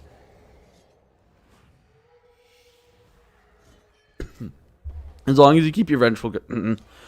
Sorry about the voice crack. As long as you keep your Vengeful Ghost up, you can just AFK this guy. Regular inks I needed more of. I made 100 regular inks. I still need to make like 50 more.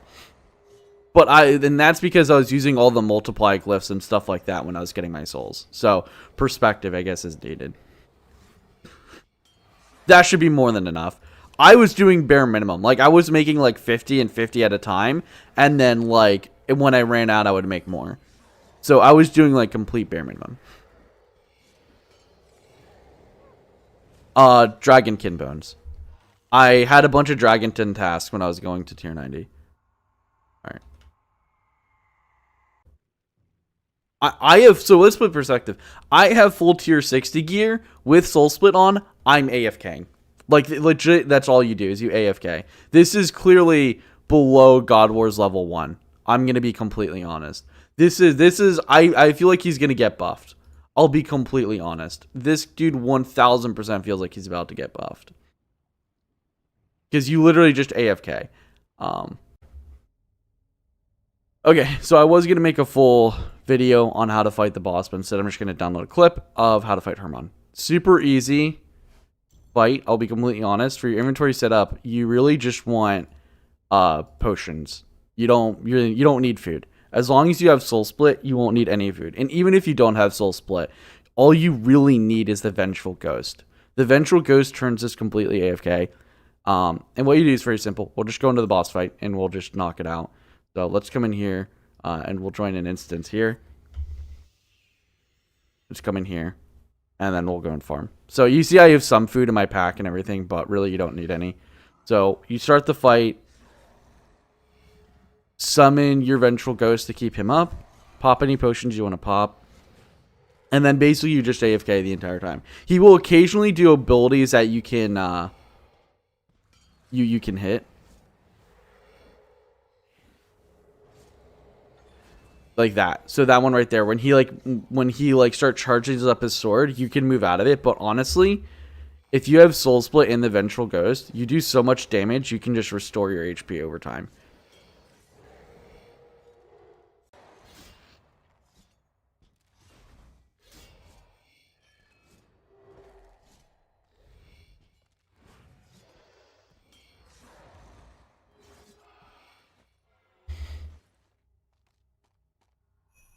Hey, I got a harmonic plate, baby.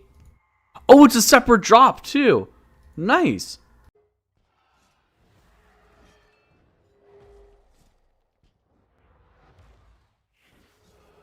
Boop. Level 70 Necromancy. Nice.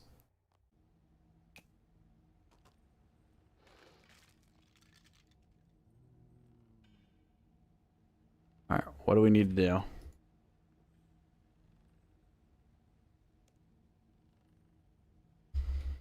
Oh, you have to choose. Oh. Oh, God.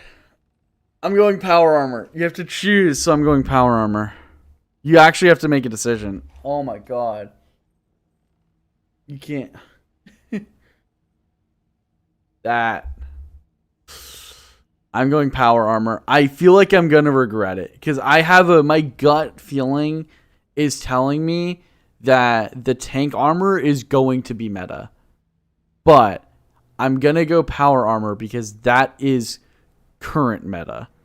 And better for training. So.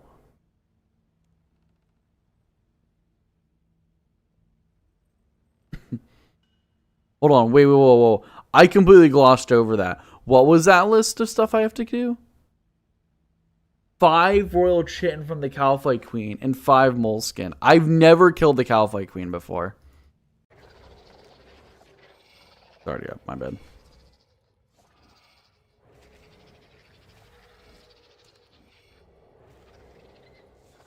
Yes, I did forget to bring anti-poison. Yes, I am considered a genius, by the way, by most people.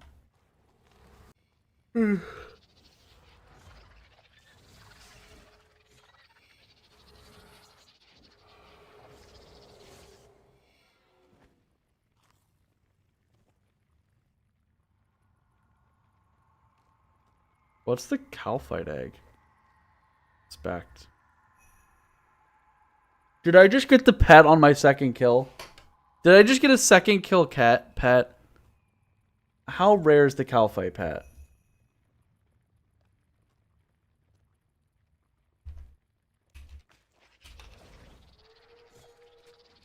I just got a second kill Calphite pet. Oh my god. Tier 70 weapons incoming. I like that the weapons don't require anything but the bars. That's really nice. So at the very least you can have like your tier 70 stuff. Nice, dude. Tier 70 weapons. Let's get our power pieces.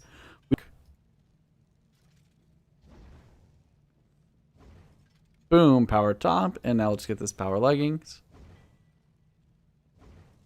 Boom, power legs. Oh, yeah. Oh, wait, what did that say? Oh, it's armor tier 60. Oh my god, Mark. That's so dumb. That is so dumb. If you mark him for death right when he goes into immunity, you get him to mark a death range. He won't die. That's so dumb. Ooh, another harmonic plate. Let's go, dude. And that was enough for me to make my prayer renewals. Not enough for anything else.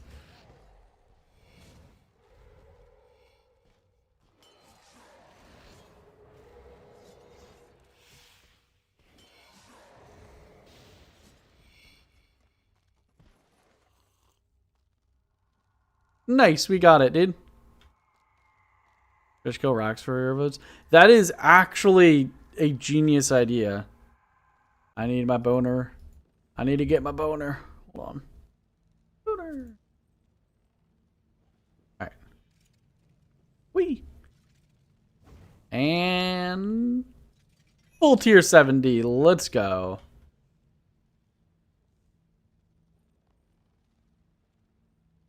Nice. Now, what the hell do I do? I had a lot of fun streaming these past couple of days. I took the 2 days off, the Monday and the Tuesday from the Necromancy release, and it was just a lot of fun. I'll be completely honest. It was a lot of fun. That being said, I'm going to go back to regular scheduled clips that I normally do, but with a twist of a little bit of stream highlights here and there as they come up. Now, my stream schedule, I kind of want to go over with you guys for a second. It'll be very quick, so hopefully you don't mind.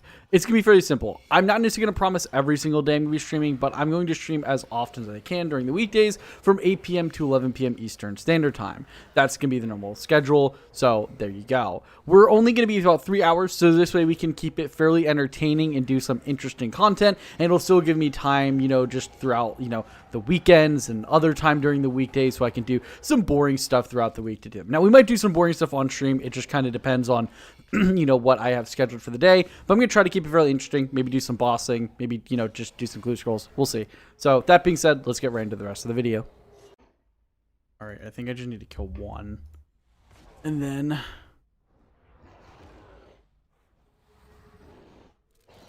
boom! 80 necromancy in the bag. By the way, I'm here for no actual reason. I just need to kill like 2 more monsters, so I came here.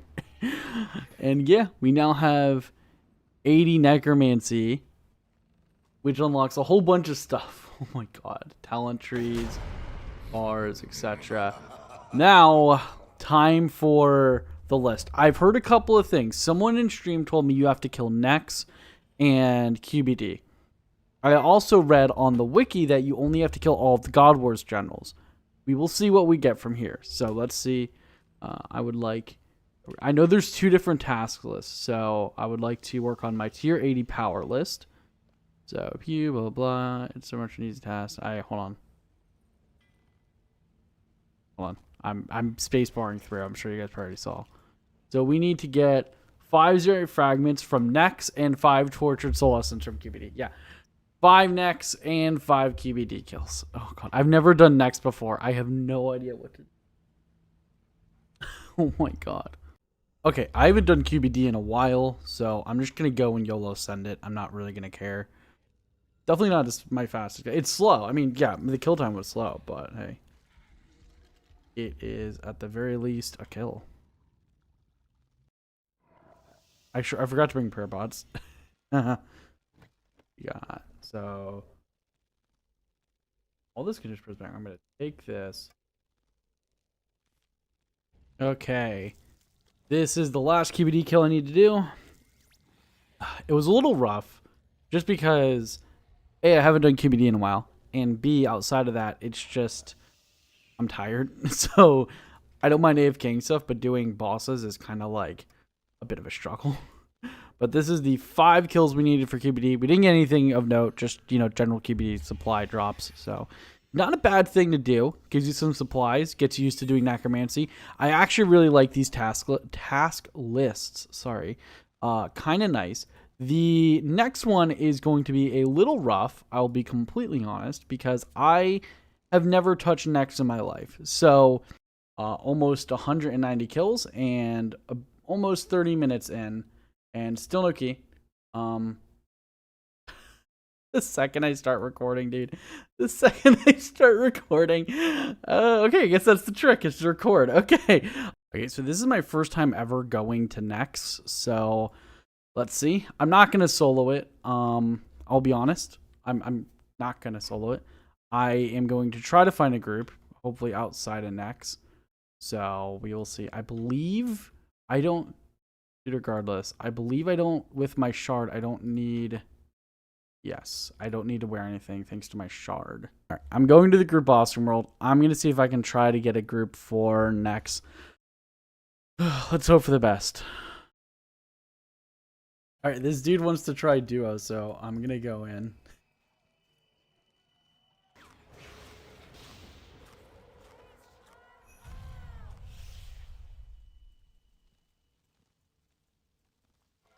So I did a test kill with somebody, and I kind of understand the gist of it. You basically protect mage most of the time, and then switch to protect range, and then she'll occasionally call out like a minion's name, and then I guess you have to kill that minion. I'm not well versed in it, but I got a sync kill. The problem was, so this is a bit of a hack. The shards scale with the amount of people in the room, and if you go into an uninstance version, all of the shards will go to one person. So what this means is you can have 5 people go to the same instance. 4 of them will tele out, and the 1 person left will get all 5 pieces. So you can essentially leech this with 5 people.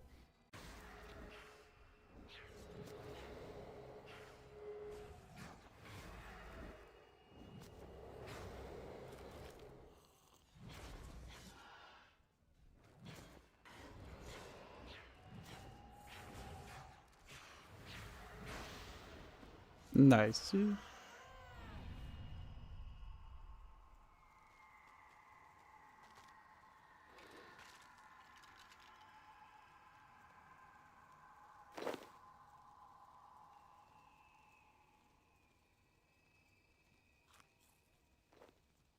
Hey, real quick, I just want to give a huge shout out to this guy, Plexius. Dude is a major bro. He's been helping me get my next KC. I have a decent understanding of the boss. Obviously, I'm not perfect, but the dude has finished, and he's basically just staying here helping me. So I very appreciate it. It's honestly really, really appreciated for him to help me. So just want to give him a quick shout out. I know it's not really much, but dude, Plexius in game, total bro. Okay, it requires a set of 25 miasma runes per one. So I had to go and make an extra set of miasma runes. So not that big of a deal. But the bank chest is right here. And if we go and snag that, we should now have enough resources to make ourselves tier 80 weaponry. Yep, we do. Look at this. So 384 damage, 6 range versus 336 damage with 6 range. So yeah, so it's not a gigantic damage increase, but it is something. So then this one is 1486 accuracy and 672 damage.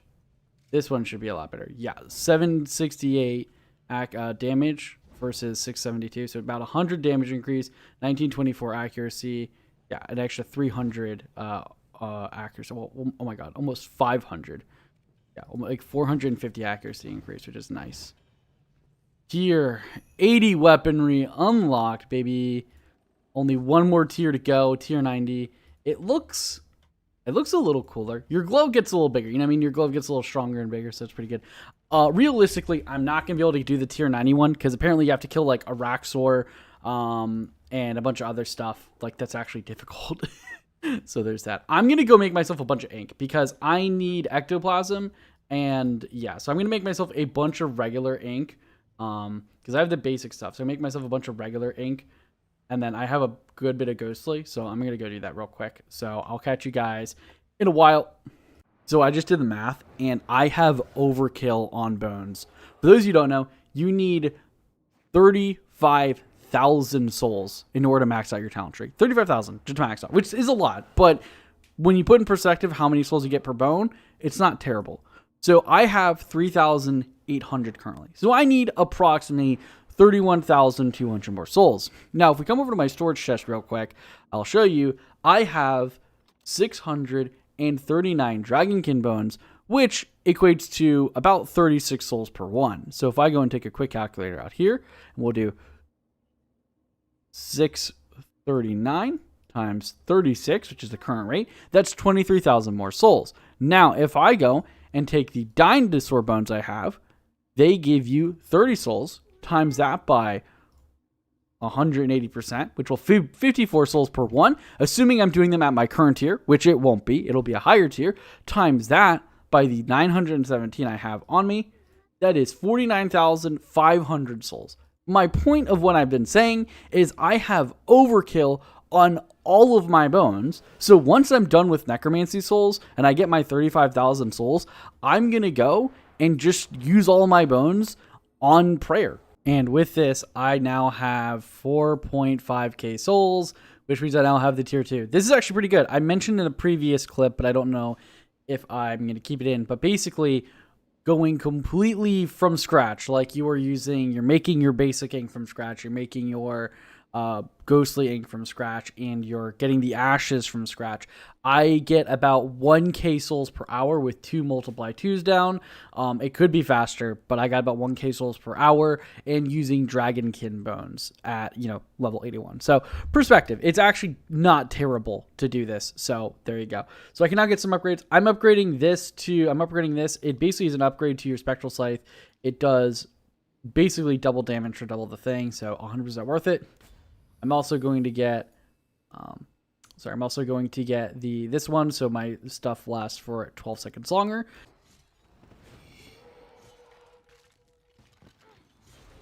Sorry, I mean, my 85 necromancy in the bag. This is one of the requirements for the remains of the Necrolord. I believe I don't have everything for that one. This is the one where I just need to, I just need to do the previous one, so that's not going to happen. Yeah, 85 Dungeoneer, or Necromancy, sorry. I'm not on track to get 90 tonight, but 90 is my next goal. So just want to mention, with adding the, the augments onto here, I'm getting up to 430,000 XP per hour, which is about 30k more than I was getting when I made the first video, so that's really nice. I'm sure there are ways to refine this even more and get even more XP per hour, but it's nice to know I'm increased my XP per hour by almost 10% just by augmenting my items and refining my bar a little bit. So quite happy about that. So I think I found my new favorite just AoE training spot in general. It is so AFK. With this, like, I legit never run out of resources whatsoever. The only thing you potentially run out of is prayer stuff. And even then, by the time you run out, I'm probably going to get off for the night anyways. Like, this inventory lasts hours. This is not an exaggeration. This will last an insane amount of time because you get restores more often than you actually need to use them. I just want to mention, probably one of the best things I could have done is add the scavenging on this. It is incredible. The amount of just materials I get from grinding is genuinely amazing. So getting a lot of little materials here and there, it's awesome. I really do like it. I really advise, if you are leveling a skill, put something with scavenging on, especially if you don't have invention maxed out and you're an Ironman. It's just, it gives you so many resources, it's not even funny. I just realized the necromancy weapons are probably going to be some of the new best things to disassemble for invention. I'll be completely honest, at least the death card is, because it levels up and then you can quickly make it. So I'm not saying I'm going to do that personally, because I'm not, but once you get 99 necromancy, you get a bunch of multipliers, so you can make a bunch of these things like super quickly. So I would not be shocked if this becomes meta. I'll be completely honest. I would be zero shocked if we could, because you can get like tier 90 disassembles for free basically. It's not gonna be bad. Oh my god, I almost missed it. 90 necromancy in the bag. This is such a nice milestone. I'm gonna keep playing for a little bit tonight. It's only 9:30, but we unlocked so much stuff. I'm gonna head to the smithy. And look, we can unlock just so much stuff here. Oh my god, it's so nice. We get so much stuff. We can do powerful rituals now, which is great. And oh my god, I'm so relieved. Now, I'm sure I've shown this. I just don't know if I put the clips in or not, but I want to. So for those of you who don't know, the weapons are actually universal. They are. And so what this means is they can be upgraded using either the power path or the tank path. And the reason I'm mentioning this, and I just want to show you guys as an example here. I don't have the tier 70 tank. It's locked. I don't have it unlocked. And I don't have the tier 80 tank. Can you not do this while I'm recording, Jagex? And the tier 80 tank. But I do have the tier 70 power and the tier 80 power. Now, what's cool is that the tier 90 tank path is much easier than the tier 90 power path. And you do not need the requirement of the previous two tank paths to complete the tier 90 tank path. So what my game plan is, most likely on stream, is to do the task for the tier 90 tank path, get the tier 90 weaponry, and then go and with tier 90 weaponry and tier 80 later down the road, obviously, we'll unlock the tier 90 power path that way. I'm not going to make the armor, obviously, but just to show you guys, to reinforce it, I'll even talk to the dude and get it. For anyone who might be like, how true is that? Let's talk about active upgrade tasks. So boom, here, boom, perfect. Tier 70, tier 80, tier 90, or tier 90 power. I'm going to select the regular tier 90. Actually, we're going to select tier 90 power first. And I just want to see what the task list is, because I've read it, but I want to know if for a fact it's the same thing. Boom, in task list, we need to get 1 venomous insult cloth from the Raxi. This is using a greater insult cloth on the Raxi's corpse. 1 fragment of anima. So you have to sacrifice a freaking, this is what's crazy. You have to sacrifice a piece of subjugation, basically. 1 fragment anima from Vorago, Telos, or Solak. I believe Telos is the easiest one out of all of these, because you can do 0%. And 1 uneven necroplasm from the ambassador. You can do this in a group, so I can group up with this one. I'm going to cancel my current task. So you can only do 1 task at a time, by the way. So So I'm going to cancel that. And you can always go back to it. So I'm going to go to this guy, talk to him again, and I can get the tier 90 tank list. So the tier 90 tank list is supposedly a lot easier. The problem is I think you have to sacrifice an Onyx in order for it to do this. So we'll see. So, yeah. Anyway, so yeah, you have to use an Onyx on this and then kill Jad, which is in the fight caves, which is super easy. Like, that's whatever. You basically have to do a fight caves run, which is super chill. Okay, so equipment list. So we need to get ourselves 1 blueberry pie, which is super easy. 10 power necromantic seal of the Furies. I can get unpowered shields from the Twin Furies. This is you just kill Twin Furies. It's whatever. 10 unpowered shields of Sewer, so you have to kill Sewer 10 times, Twin Furies 10 times. Faceless 10 Greg kills, and then 10 Dragon. So all these I can actually do. So I have a bunch of talent points. I didn't know this was a thing. You keep earning talent points past the max level. I had no idea. I just found this out like when I was going and I looked on the wiki. I'm like, my XP is higher than what it should be. Yeah, I have 19 out of 18 points. I don't know when it caps, but you still earn talent points past the cap. Actually crazy. All right, so I'm going to end it real quick just to show you guys my chest. There's only bones. So I take the bones out. So my chest is now empty. I'm going to bury these. I don't need these. So my chest is empty. I'm going to finish this. Boom. Ritual finished. Now watch. Over here. 345 necroplasm and 10 ectoplasm. Just one ritual, dude. Oh my god, this is amazing, dude. This is amazing. 345 per one. Oh my god, this is great. Not necessary. I mean, it's 100% worth it. Don't get me wrong. But this is crazy, dude. Imagine when you get to 99, when you have the better and you can boost up for the better multipliers and you get the free alteration on your back. It's like, oh my god. I'm so excited to get 99. I'm so excited. How? This one? Hold on. I think it's this one. No.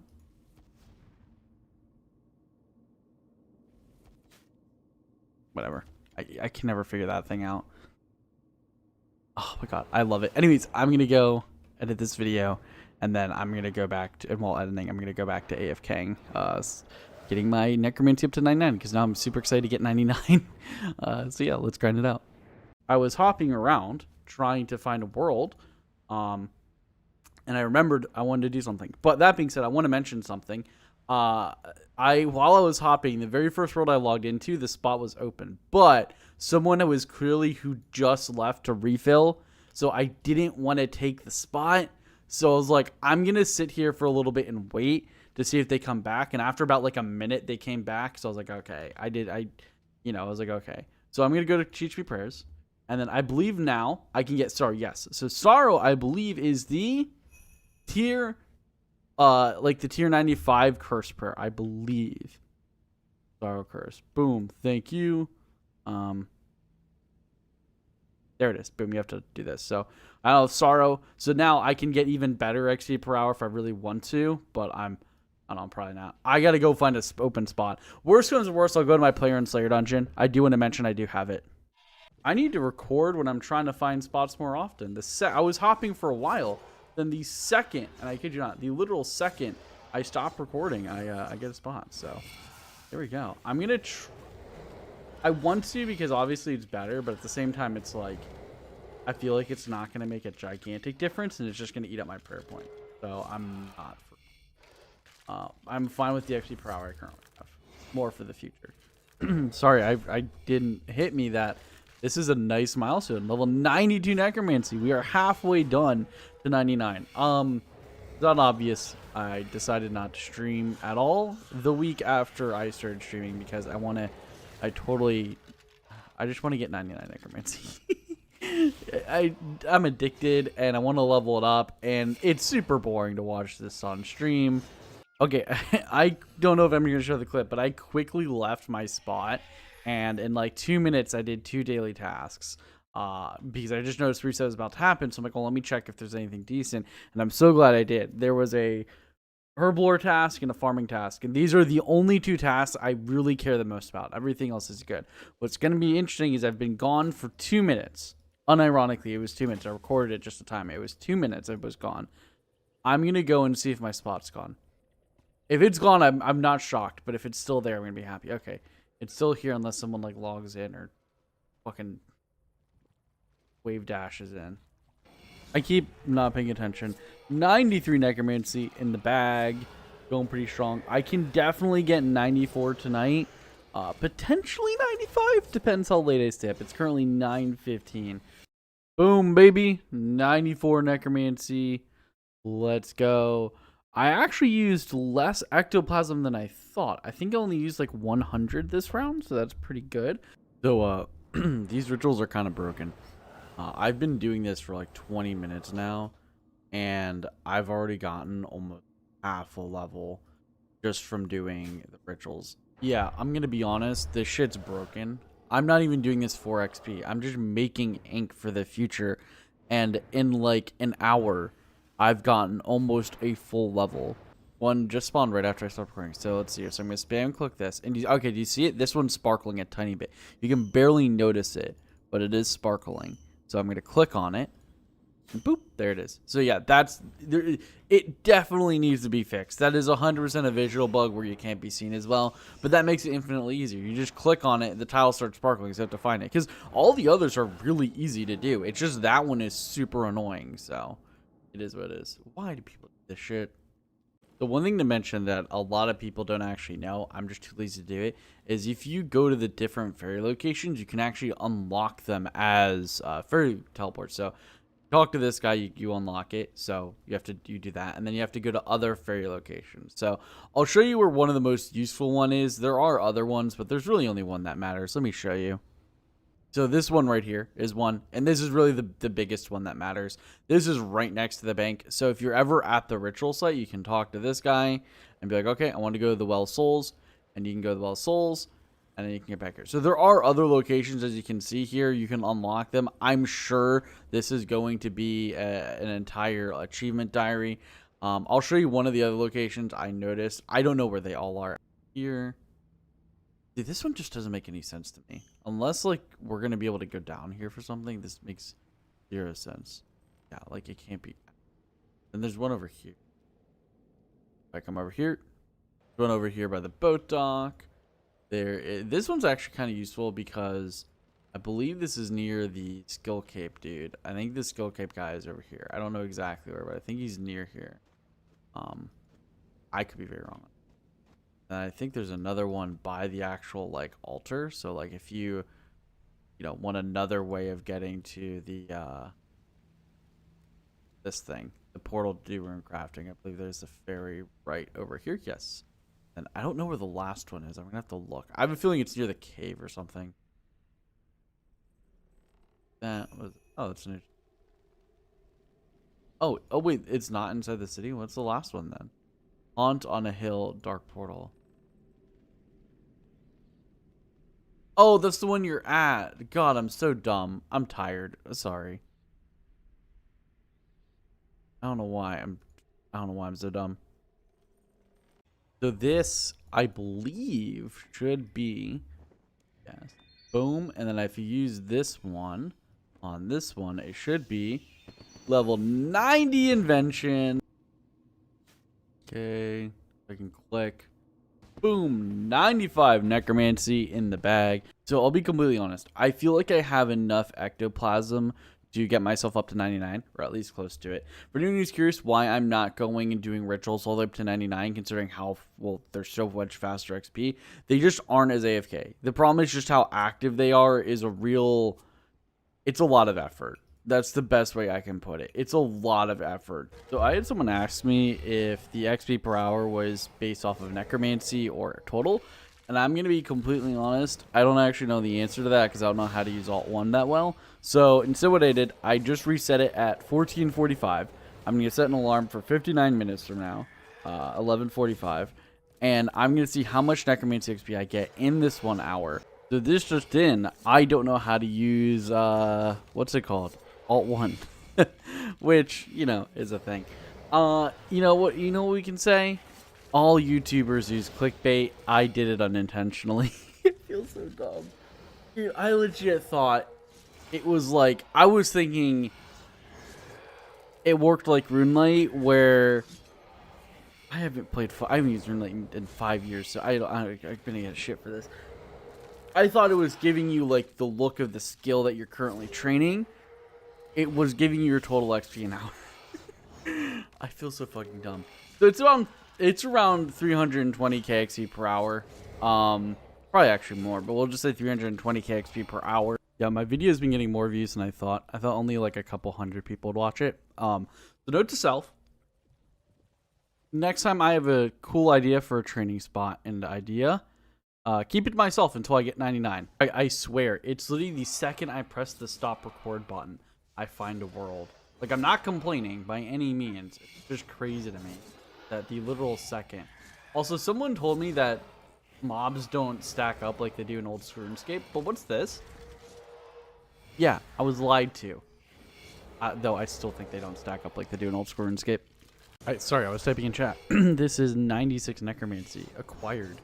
I don't want to be the one to say this, but like I feel like at this point I have to.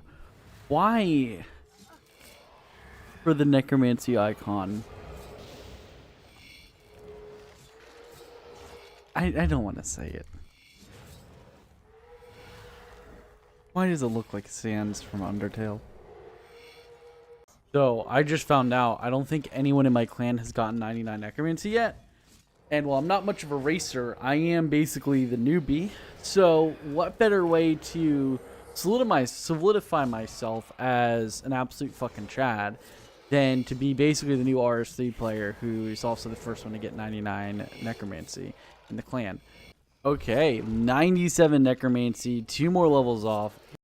98 Necromancy, 1 more level to go. As I inch closer, I get more and more eager. Sorry. So I have a cool idea for a very long-term series that I want your guys' input on and what you guys think. I personally think it's very cool because it is like everything about me as like a video gamer incarnate into a very long-term series. So let me know what you think. So the series is pretty simple, and you guys probably got a hint from my community post, but if you haven't read it, you're basically going to learn now. In a couple months as of me recording, so October, is the yearly anniversary of this series starting. Now, I obviously started this count, I think, in September, kind of mid-September, but for the most part, the series' launch date was October, so we'll kind of use that as like a regular kind of launch date for it, is the best way to put it. But regardless, October is the anniversary day of the series, right? That being said, I think it will be very fun to start a yearly series where every year I go and start a new Ironman and progress that Ironman for basically a year, seeing how far we get. And then once that year is up, we just see how far we got in that year, right? See how far we got this time around. And it can be with various gimmicks, right? So maybe one year we'll do a hardcore Ironman. Maybe one year we'll do a grid locked Ironman. Maybe one year we'll do like a location locked Ironman. Whatever have you, we'll do a gimmick, right? Or for example, this year, we'll just do a regular Ironman, but because there's a brand new combat skill involved now, it'd be kind of cool and interesting to see this new combat skill integrated with a fresh Ironman and how the whole world progresses. And the other thing is, it's going to be really cool for me because now I have a year's worth of knowledge that I can utilize and just play the game, and I can kind of forge my own direction rather than following some guide I found online. I can just go and, like I said, just forge my own direction, kind of do my own thing, and just progress in kind of my own way. Dude, are you guys ready for this? This is like the level we've all been waiting for. Wait for it. 91 invention, dude. It's so awesome. Like, I'm actually really happy to have this. Oh, hey, look, 99 necromancy. I guess that's cool. But, oh, dude, we got 91 invention. Like, that's awesome. I believe it's over here by the armor shop. I believe it's right here. Yeah, here it is. I missed it before. Buy necromancy skill cape. Yes, I think I actually have the money right here. I'm gonna need 2. Well, let's check it out. This is awesome, dude.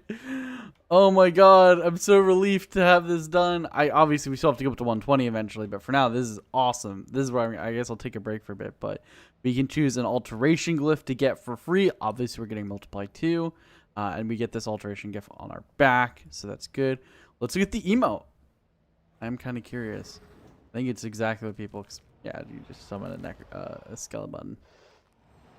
That's pretty cool. I like it. I dig it. I can dig it. It looks decent. Let's put the hood on it, and we're gonna have to get two. One to actually use and another one to put in our thing. As for the actual 99 achievement, we get that's it. You just get skill mastery. There's nothing else you get at 99. Pretty cool though. We get a passive level 1 boost, so we can. I don't know if this is affected by the level 1 boost, but I could be wrong. But yeah, that's awesome. I enjoy it. I'm relieved. Let me buy another one, and I'm gonna put one in my my thing, and in my keepsake. I might have to buy some keys, but I'll put one in my keepsake, and then yeah, that's basically that. Okay, I'm about to complete my first ritual at level 99. This is iconic because of a couple things. 240 souls per. That's awesome. I'm going to show you why it's so much. So I have necromancy potions in my bag, and you're probably a little confused and scratching your head. That's because if you use a potion, you can boost up to use higher tier alteration glyphs, which I had a feeling you could do, but you can't, and you can. The only thing you can't do is if you go to alteration glyph in your cape, you can't use the higher tier. So you're stuck using this. Luckily, we're able to get 320% per ritual, which is great. So that means you can get 240 every like 83 seconds, right? So we'll round up to 90 seconds. Hold on. So that's about 40 rituals an hour. About 40 rituals. Times that by 240, that is 9.6k souls an hour. Okay, so what I want to do first is I want to try doing Krill for the first time at 99 Necromancy. I wanted to do this earlier, but I figured it would be more entertaining to do it at max level, or max Necromancy, not max Necromancy, 99 Necromancy. So that's exactly what I'm going to do. Okay, so one thing I'm going to do is I'm actually going to turn Revolution off. So I know I might get kind of shit for this one, but I want to turn Revolution. Is what I'm gonna do first, and I want to learn how to do manual for now. So there's that. For my general rotation, I'm thinking for now I'll open up with Finger or Touch of Death, use Soul Sap, Soul Sap and Soul Strike when I can. I'll use probably Spectral Scythe off CD because I'll be standing in a corner doing some AoE damage, and of course we'll use Death Grasp, probably Bloat and Death Skull and stuff like that as often as we can. For now, let's just do an instance encounter and hope for the best. I'll show you guys probably one kill, and then we'll go from there. We'll just see how it goes, right? I think that's the best thing. We'll do the typical strat where you sit in a corner, an AFK. We'll see. I am going to have a ghost, which is good. So we'll be a ghosty boy here. We'll do this and just see how well this goes. I mean, potentially could be disgusting. You never know. You never know. We are doing a good bit of damage, I will say, so that's good.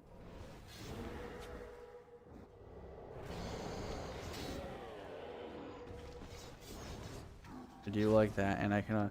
This could be 100% no resource usage, like no food, basically, potentially. That's kind of crazy, I'll be honest. If I remember to use abilities. I turned Revolution on because I feel like, I need to get a proper rotation. I don't want to learn a rotation that's not correct. But I do want to say is you can basically stay here forever. As long as you get your ghost out, you can stay here forever. Like, the ghost is literally just soul split at this point. I'm not dissing it. It's just kind of crazy. And I get that's kind of its point, right? Let's go. Couple kills in. We got a Gloves of Subjugation. These are the kind of pieces we want to get to sacrifice. Not sure if I'm going to show the previous clip or not, but basically I just went and am taking advantage of 99 Necromancy to make 5 cloth per subjugation piece. So, well, I'm not going to cry. Got a water subjugation. That kind of sucks, I'll be honest. Well, I just found out how 1 hour instance timers work in RuneScape 3. I had no idea they worked like this, by the way. But for Casey who doesn't know, the way the instance timer works is the mobs just don't spawn anymore. Like, that's literally it. There's no like convoluted nonsense or whatever too. No, mobs don't spawn anymore. So like the boss, nothing spawns anymore. So like after the hour's up, you're just not going to get any spawn. So you can kill whatever's in there. You don't get kicked out. It just doesn't respawn. And I actually kind of like that. I'll be completely honest. Oh man, I got close. I forgot to bring a Salvium yet, but I got him down to 61% before he summoned the first set of skeletons. Also, I only need 46 more boss kills until I can unlock the Adrenaline Crystal, which I'm super looking forward to. So what I'm going to do, I figure this is a good time. I'm going to actually use this boss as probably for its actual intention, just to learn how to use, how to use Revolution. That's what my game plan is. I want to use it to learn Revolution, and yeah, that's the game plan. So I'm going to go and take advantage of this boss. I'm going to go and kind of just loosely do what I feel is rotation and just get used to basically pressing keyboard while playing RuneScape. I think is the best way to put it. So I just came up with such an easy solution. I feel kind of dumb. One of the biggest problems with what I would say is necromancy, at least for me, is the fact that I don't, is some of the, or doing revolution with necromancy, sorry, is the fact that some of the abilities you really want to use, but it's difficult to on your rotation, but it's difficult to because they are thresholds basically. So a good example is actually Spectral Scythe, right? You don't want to use Spectral Scythe off CD. You kind of want to use it a little bit more strategically, like, when you want to, get something, I think is the best way to put it. When you want to, get the soul strikes, you know what I mean? So, okay, and this is 1 Algarian thread turned into, let's see how many. Boom, 5 insult thread. All right, this is going to be the last soul I'm going to do for a while. We should be at 8k souls now, which means I should be able to get the next tier of Talon Tree. It's 8.5k. Shit. All right, hold on. Give me 1 second.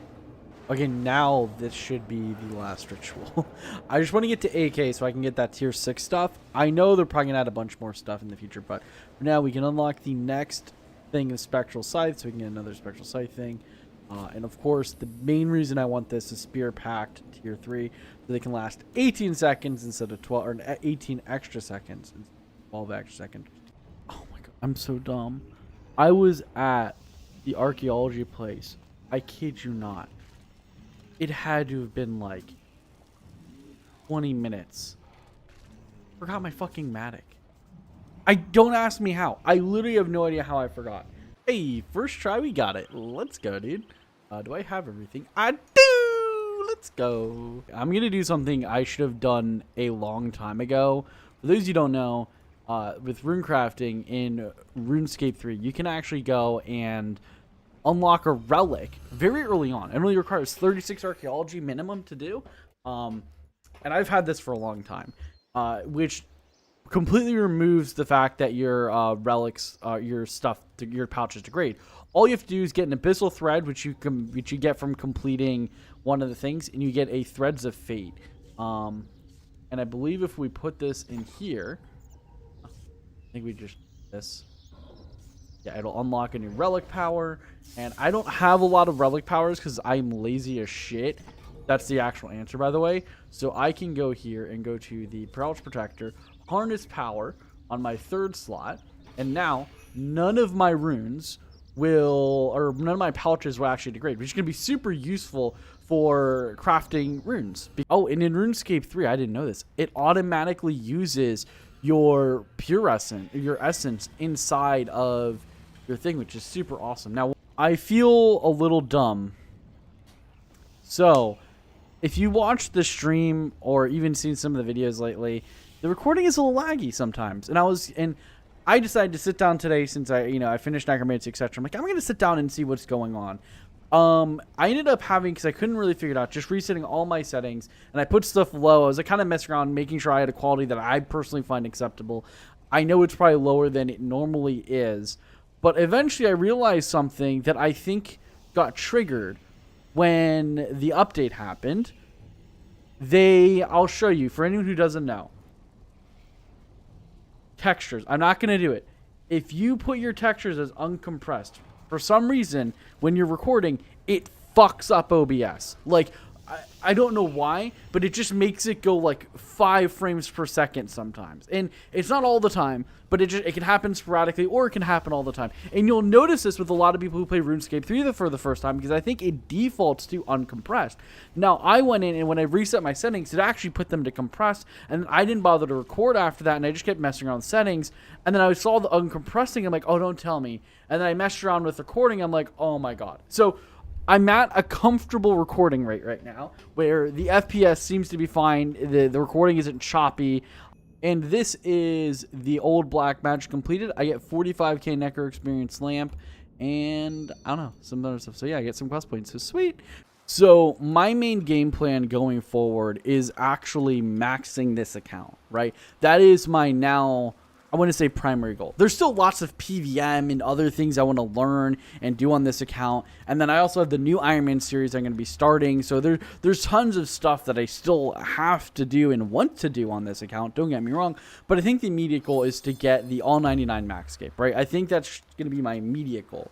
With that, though, that also kind of goes hand in hand with my secondary goal that I want to do, which is tying loose ends with necromancy, right? I don't want to go and completely finish off necromancy, because that's a lot of effort, right? I would have to get all 35k souls. I would have to get 3 more subjugation, or 2 more subjugation pieces. Then I have to go and farm Hermod out for like a bunch more pieces, and then I have to go and then I have to go and make all the tier 90 gear and the tier 80 gear, and then go and fight the new boss and farm the new boss out and a whole bunch of stuff. And I just don't want to do that, right? That's a lot of effort, and I will do some of that stuff, but I'm not going to do all of it. And I think that's kind of my game plan, and that's kind of my thought process, right? Is a lot of this stuff does go hand in hand with maxing. For example, 86 archaeology is required for one of the quests. So what my game plan is I'm going to work on, for now, getting 86 archaeology, and once I have 86 archaeology, I'll complete the quest, and I'll complete the quest after, and then after that, I'll decide, do I want to get the 35k souls and complete all the necromancy quests, or do I want to just keep focusing on maxing? And that's my current thought process and headspace. Let me know what you guys think, but that's basically what I'm thinking right now. And this is 70 archaeology.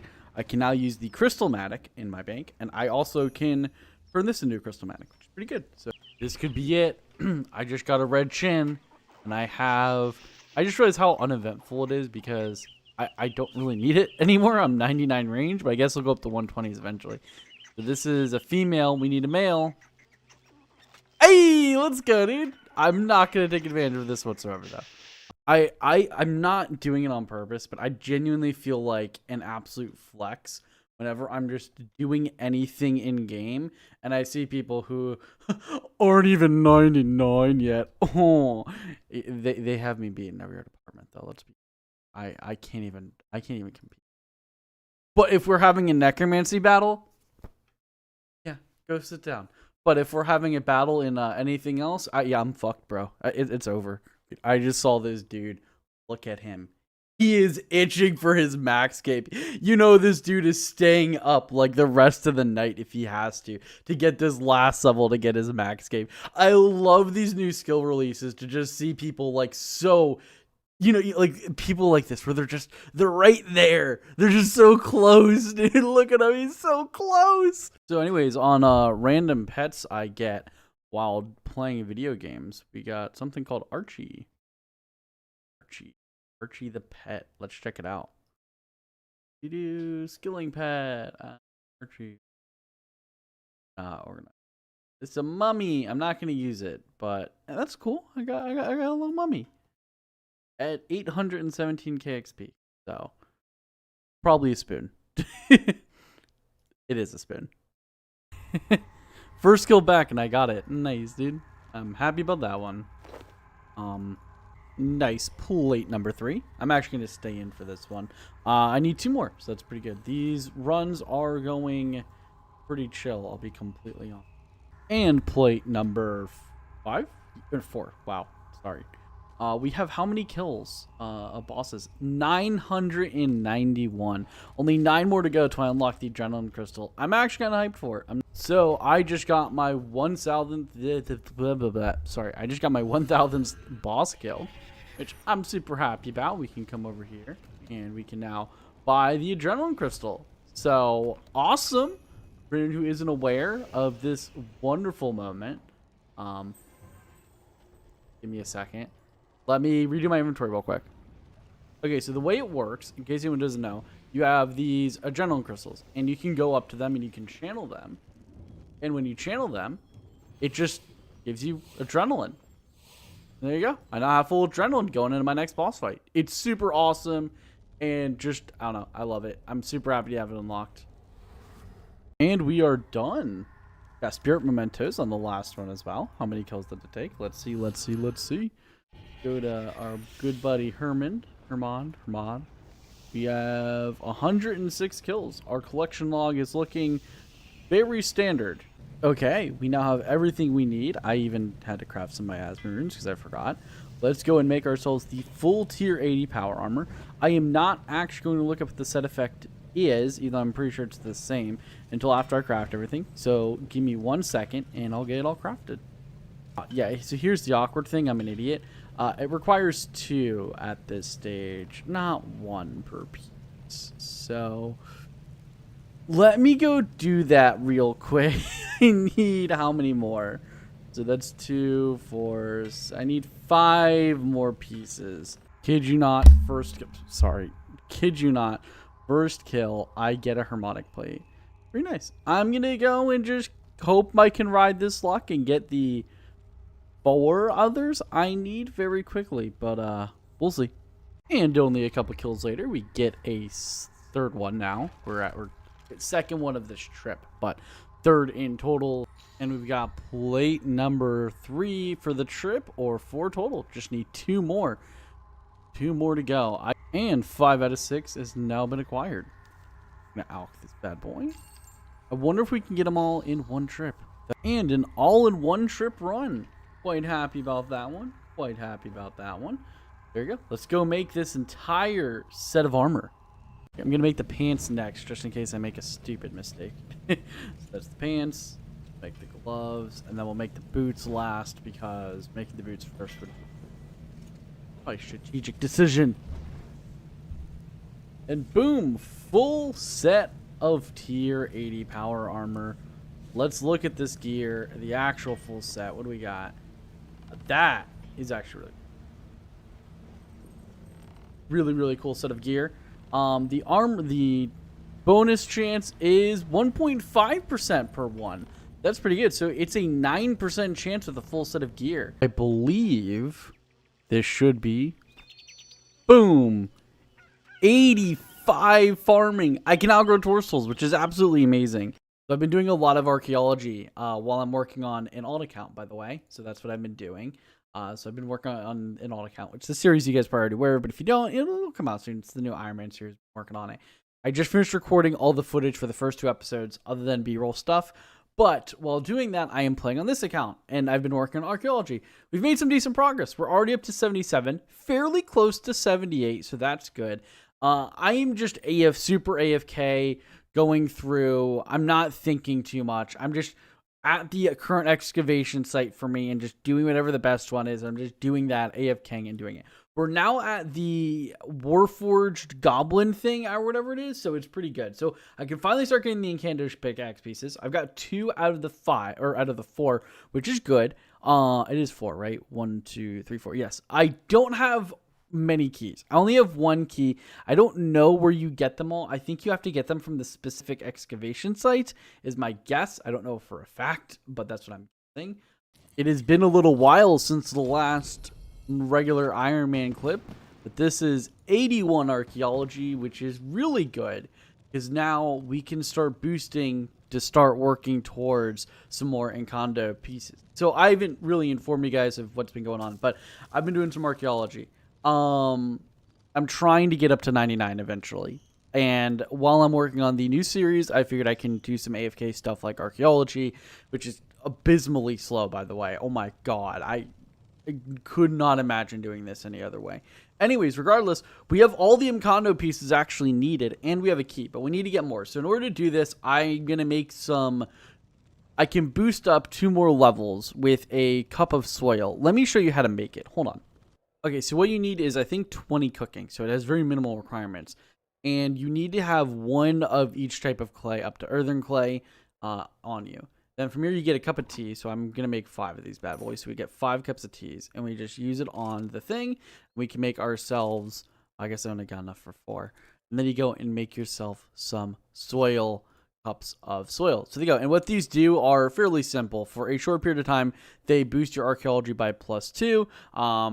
And blah blah blah. Stat change diminish 1 point per minute. Yeah, so it lasts for basically a minute for the +2. So it's not amazing, but it is actually pretty solid if I do say so myself. It's a good way to just kind of get some if you need to just unlock something really quick, which is what we're going to use it for. So let me head back to where we were, which is the Warforged dig site. And there's something that's been looming in the Warforged dig site that I've been excited to try out. And I'll show you guys once we get in here, but I want to show you guys kind of a little bit of everything as we go in. So as we come in, I'm going to start running down. But we can see that there is... I didn't realize this guy was on my... shit. He's been here for the entire time I've been doing archaeology. I did not realize we were friends. Regardless. Hey there, by the way. It's this thing. So it requires 83 archaeology in order to unlock it, and then you get access to a bunch of other stuff. So we're gonna sip a cup of tea, and now we can start doing this. So we have 1 minute. So we're probably gonna have to use this. We have 5 minutes, which should hopefully be enough time, and I can always log out if I have to. And the barricade is now done, so I can enter this and blah blah. So I don't think it matters which way I go down because I can go back either way. But when you first go in, I believe... Hold on. We should be able to... Let me look at the wiki super quick. Turners from the top level, choose left and right in the dialogue box. Okay, so you have to go through both. Okay, so let me head back. And I chose the bottom option. We'll go left this time. Go and boom, yes, we got the key. So this is the second key that we have. The third, there's one already inside as well. So there's that. So now I got to go look at the other one. So one of these other ones requires, they all say kind of lower archaeology levels that we can snag them. I wasn't really paying attention. We got the key. So sweet, we got it. It's pretty darn good. So let me look. I think the next one I have to go to is in the north section. It seems to me that you get each one from like a section. And okay, so while I'm here and getting this key, apparently I can get another key. So let's go through. Apparently, I think this is it. Northwest tunnel requires 35 to engineering. Discover smell, wonderful smell. Yeah, wonderful. That's the word for it. So these just like cutscenes to let you get the key. Sorry, I'm the other account.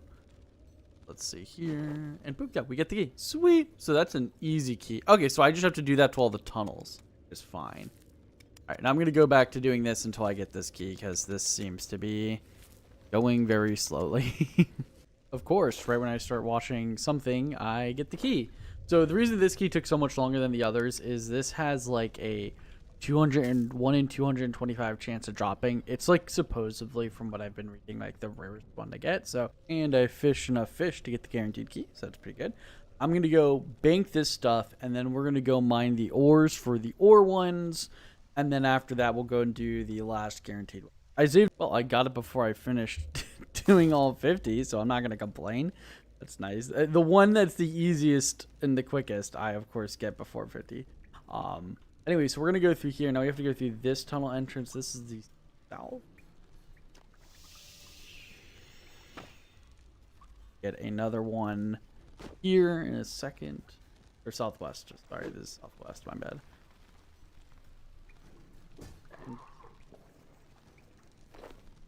Boom. And then we have to go to southeast tunnel, which is going to be here. Over there. I don't even know why I paused. I paused thinking like it was a super far run. It's right freaking here. So this is the southeast one. This, and then I just have the west tunnel, and then other one. The other one I don't know exactly. Boom. All right, so we got another. We got a key. So we go to the southwest area, but north of here. I think it's over here. Next one. Okay, yes, it is. It's right here. This is I think there's gonna be one more.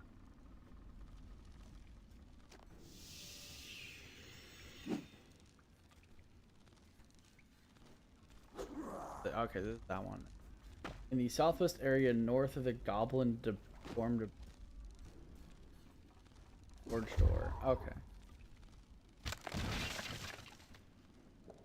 Southern.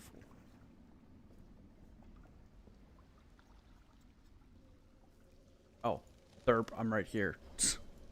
Where is it? It's right here. This should get me. Door. Yep, there's the key. And then I have to go to the actual main entrance over there. And then that'll be the last key and we'll be able to open it up. So we have 11 keys and the 12th key is already in. Okay, and if I open this door, it should use all of my keys. To the forge. Let's place all the keys into there. This is where we can make Encondo. I think it's just the Encandomatic. Maybe other Encondo thing. At least thematic. Oh, wrong lever. I'm so dumb. I'm so sorry. I'm so dumb. Holy shit. I'm sure people are screaming at me. There we go. Into the forge complete. There we go. So now it's activated. Now I need to actually go and talk to Thurgo and give him my entire life-saving and red berry pie. I should be able to talk to him, and then at some point, please do. Matic, here we go. Red berry pie, of course. I have the things on me now. Let's go. Now he's gonna go over, in a cutscene, of course. Boom. I lose 1 million GP and that, and now I have the ability to make myself an Encandomatic. Let's go do that. Oh, we get an option to go straight to the forge. That's actually really good.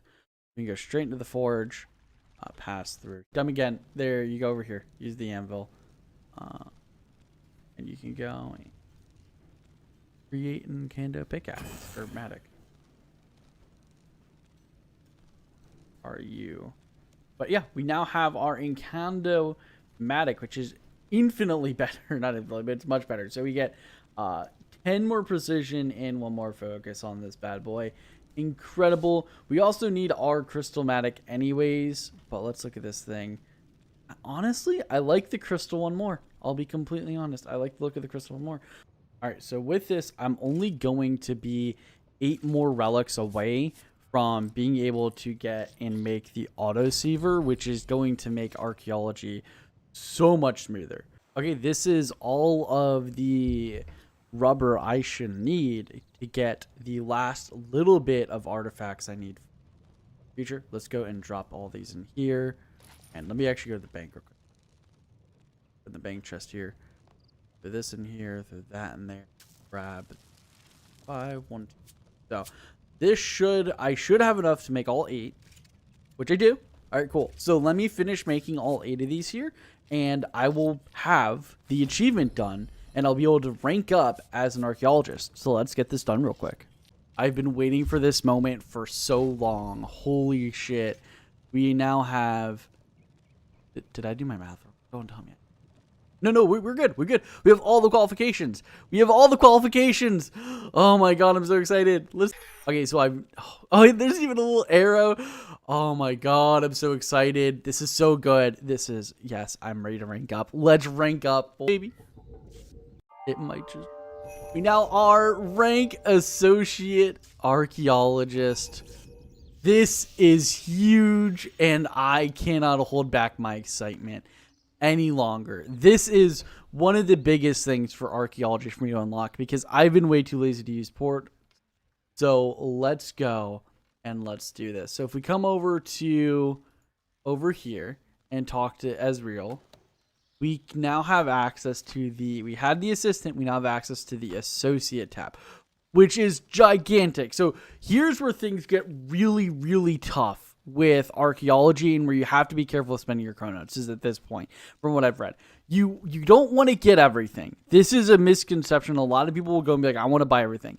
The main things you want to buy are the archaeologist outfit down the road. We aren't going to get this first, which I know some people might gas up, but we're not getting this one first. But you want to get the archaeologist outfit later down the road. You want to get this. The next thing you want to get is also your Matic Precision upgrade. These are the main things you want to get. And then from here, it completely depends on what route you're going to go. If you don't have invention, let's just say you're a fresh account and you're not going to have invention for a while, then you don't want to go and do this. You're going to want to go and get the soil box upgrade, which is cheaper. But if you already have invention up like I do, then getting the auto screener is what you want to get, and you don't actually want to get the auto screen upgrader. I do want to eventually get these archaeology pieces later down the road, but I will worry about that later. I kind of want to buy it all at once, but for now, anyways, regardless, I want to go and make myself this invention piece. Let me go to Fort Fern 3, see what I need, and I'll catch you guys when. Okay, I just pulled up, and apparently a really good item to assemble is woad leaves, as well as food and bones. I have a plethora of bones I can use, but I'm not going to touch those because that'll probably make people. Let's pull out, what do I have that I actually don't give out? Let's start disassembling these sailfish real quick. Hold on. Oh yeah, like right away. These magic bows give so much tensile parts, it's not even funny. Yeah, I am already, we're already good. Okay, good. All right, so let's go and make one of the best upgrades from what I'm told for archaeology, skilling support, auto screener version 1.08. Let's craft this bad boy. Boom. Let's see here. So we have it in our inventory. Let's check it. We have... So my understanding of the way this thing works is... Yeah, auto screener spits out some more forged bronze. Yeah. As I do this, it's going to turn... Yeah, oh my god, this is amazing. Holy shit.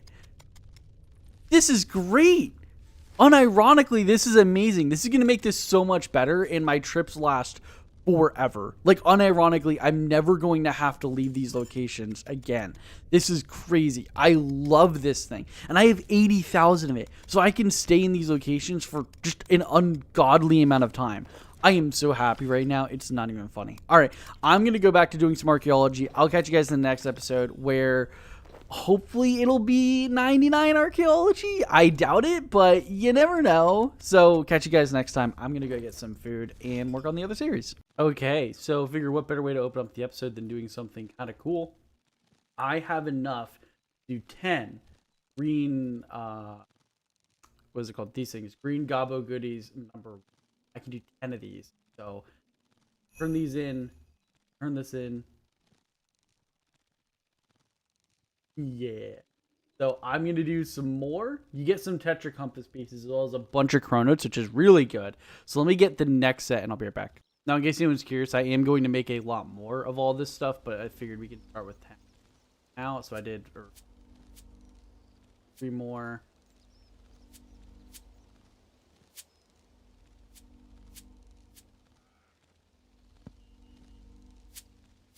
So I have like 44 of these things, 13. Like I have a bunch more I can do, and I do doing them, but I figure we can start out small. Anyways, let me get back. I forgot to record, didn't I? Anyways, I don't know where I left off on this, but regardless, I turned in all the things, so I have 73k Chronotes now, and I can get one of two things right now. I need to get the full set of Archaeologist, or I can go and snag myself the Matic Precision upgrade. What I'm going to get is actually the Archaeologist upgrade, because I'm going to be getting a lot. When I mean a lot, I mean a fair bit of Chronotes from doing these Green Gobbo goodies or whatever it is. This is like such good Chronotes. I'm so glad I'm doing this, and it's super easy and straightforward. It's also really good XP comparative to before. All around good things. So I'm going to grab the full Archaeologist set, because might as well have the skilling outfit, and I think you need it in the future anyways. I could be wrong, but we'll snag all this. And I am actually very close. If I really wanted to, I can grab the precision. Actually, screw it. Let's do it. Hold on one second. Yeah, and in case anyone's curious, the reason why I never got rid of any of these anyways, and why I've been saving them on my grind from 76 up to 83, or yeah, 83, was because of the fact that I knew I could use these for what I'm doing now, as they just give a lot of Chronotes, turning them in from what I read. So that's pretty good. Basically, all you do is you do the same like cache over and over again, and it gives you the stuff. And then when you get to 83, you just do this other one, and it gives you almost everything for it, except for a couple of things which are super easy to farm. So we're going to go over to General Warface, and I should be able to turn in these bad boys for, yep, another little bit here. So now I should definitely have enough to go and get the Attic Precision upgrade. So let's go do that. Okay, we are here, and we are going to get the last real upgrade we need, which is the precision upgrade, which increases our precision by 2. So we're going to snag this. Now, these other upgrades are definitely going to want to get. The material storage box upgrade we're going to want to get eventually. Soil box upgrade isn't bad, but we're not going to touch this. From here, we can get on the next one another precision upgrade and material upgrade at Professor, and then Guild Masters when you can unlock all this other cool stuff. That we'll worry about that stuff later. For now, though, we now can wear the full archaeologist outfit. Let's put this bad boy on, and I actually dig it. I'll be completely honest. I actually like the outfit. I thought I wasn't. I'll be completely honest, but now that I see it, I dig it. I really, really dig it. Oh my god. All right, you know what? I need the bank space, so we're going to do it. I've been wanting to do this for a while.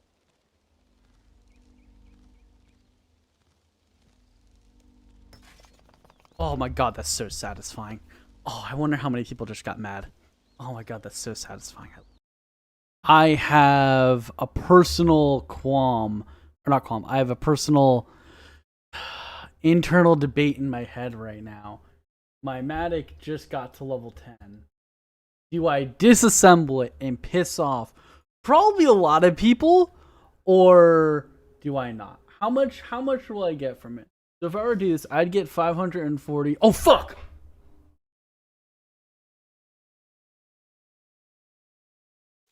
So there's something in RuneScape 3 with the clue, like the clue bag thing that you get, that I really love in RuneScape 3. I really, really love this. I'm being dead serious. So if I search this crate, this might be my last step. It was, yeah. So if you notice, the casket goes immediately into my back carrier, and it automatically brings out another clue scroll. I genuinely love this so much. This is yeah, I genuinely love this. And so yeah, so basically I'm gonna do is a bunch of the clues. I need to get at least 50 fortunate components, so I need 26 more because I have 24 on me. I need 26 more fortune components because I want to make an item that people have been mentioning. But if these clues are super chill, I might just convert all my clues into easy ones if you still can, and then just do that and just get a bunch of stuff that way. Anyways, I'll catch you guys when I'm done. Okay, so I have 25 caskets I'm going to open. I don't think this is going to be enough. I'm pretty sure I'm going to have to go and get some more, but that's fine. I have 2 more clues I can do, and I can turn a bunch of my other clues into easy clues if I want to. I believe that's a thing. If not, I can always pickpocket hand members. Anyways, let's go and open this bad boy, and let's take all these reward caskets, and let's open them for a nice little clue opening. I have not done any clues in RuneScape 3. Like, legitimately not done any. I've done the little oyster thing, but never actually done any clues. This is going to be interesting because I can fill god books, so not sure how useful they'll be, but I can do that. So we get our first thing. Nothing. We get... I'm going to reroll stuff because I'm looking for fortunate components. Yeah. Nothing. Oh, is that fortunate? Oh, compo. I think that is. Yes. I didn't even look at the price. Nope. Well, let me disassemble this. Yes, that's a fortunate component. This is a reroll. Boo, you suck. Alright. You're good. Alright, you're getting disassembled. These are getting disassembled. Trying to make inventory space because a lot of this stuff I don't care about. I'm dropping all this stuff because I don't actually care. Alright. Go. Another combo. Nice. Bonk. Bonk and bonk. We have 3 Bandos page 2s. Oh my god. Analyze. What do these drop for? Doesn't matter. Alright, we'll keep it. Boom, boom, boom. We're gonna reroll you. Compo. Worth it. Nice. Right, I'm just gonna start dropping these things. I know people are gonna get upset, but I don't care. Boom, boom. Another thing. Drop. Drop. I'm gonna keep these teleports for now. Reroll, please. Another compo. We are definitely not getting as many things as I want. Oh. Black crossbow. One of these I think is a thing. That fire. I think it's the black crossbow. Yes. Nice. Okay, hold on. I'll just drop at these things. I don't care.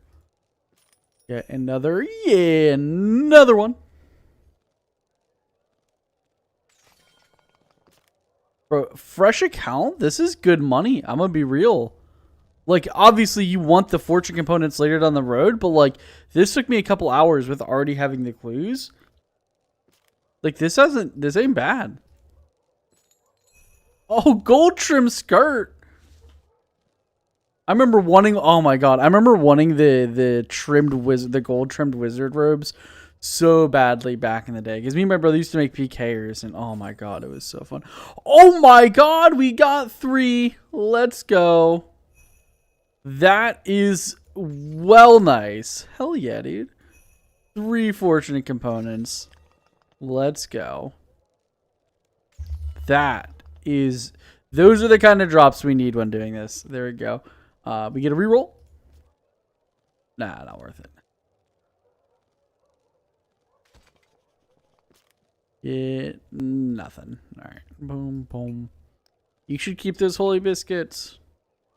Your cat scrolls. Sorry. You need a bunch. Okay. Drop those. Another reroll. Nope. Nothing. Oh. Bummer, dude. And I don't care about there. Oh, nothing. Bonus XP star will throw you into farming, please. There you go. Boom, boom. I didn't know you could get bonus XP. Reroll. Nothing. 2 more. Oh, ancient page 4. Good and old school. And Guthix pages. We got jack shit. All right, well, I got 10 more caskets, and I accidentally opened up a new clue. So let's just open these bad boys and see. We get another reroll, so let's reroll. We get dog shit, a Ceratomin page. Okay, we get nothing. I'm kind of trying to go through these fairly quickly. Oh, snap. We got one of these, baby. We got an amulet of magic trimmed. Let's disassemble that. Got another reroll. I don't care about pages. Probably should have kept it. We get another hell yeah Zammy pages and a compo for fortune components. Not gonna complain about that one. Going. Got another bullshit. All right, we're dropping stuff because I don't care. Seeing a lot of this stuff. Just I'll keep some of this stuff though. This is gone. This is gone. All right, go. And we get another reroll. Not worth it. All right. Bonk, bonk, bonk. Get a nice, dude. Get an XP. Doing that in the farming again. Get a tiny little bit of farming XP. Did not mean to equip that. But disassemble this for a lot of components. Get another compo. Let's go. Drop the brown. Keep the runes. You get ourselves another reroll. Let's go. Last reroll over the day. We get a nothing. We get another Zane page though. For anyone who's counting, we are now at 39. We need 11 more components to be able to make our first item with these bad boys. Okay, we got 10 more crates. Let's go. Nothing. Something. Where is it? It's in my. Sorry, I'm not what you'd call aware. Let's reroll. Jack shit. Nice, dude. Got it. Another one. We are not gonna get enough tonight. I mean, we might barely get enough tonight, but that'd be it. All right, dude. Reroll. Worth of the reroll. Oh, the golden hat. Begin that. Oh, you need 9 free spaces. I'm sorry. Are you on drugs? All right, I'm just gonna drop all this shit. Get Jack, a reroll, and a master clue. And this is the 50th casket I've ever actually done. But we get thing. Blah blah blah. Well, let's open up these next 5, then we're going to go to bed, and tomorrow we'll hopefully finish off any of the fortunate components. I didn't realize this was going to take this long. I'm going to be completely honest. I thought getting these fortunate components was going to be a little bit better. This is not fortunate, so we're re-rolling. We're not going to get a single one from these, are we? No. Oh, we got at least a singular one. Yay. What is... Are these seriously not fortunate? They are fortunate. Oh, wait, no. Never mind. I'm just dumb. Ignore me. I'm super dumb and tired. And it's late at night. Yeah, I'm going to go. We have... I think it's like 40 or 50... 43. We need 7 more to... Okay, this is the last of the easy clues I have until I have to start bleeding into like hards and elites, and I didn't really want to have to do that, but we'll see. I just need 7 more fortunates, so let's see what we get here. We get a reroll right off the bat. Let's snag it. I got a reroll to... Whatever, it doesn't matter. I'm an idiot, sorry. Hey, we got one. Sweet. A Highwayman mask, a fortunate. Let's snag. We have a little bit of wiggle room here. Oh, it did it. Nice, we got another one. Alright, we need 5 more. I don't think we're going to get it, but we need 5. Oh, 4 more. 4 more. Oh! Oh, we got 2! 2 more, dude. 2 more. 2 more. Come on. Oh, okay. 2 more.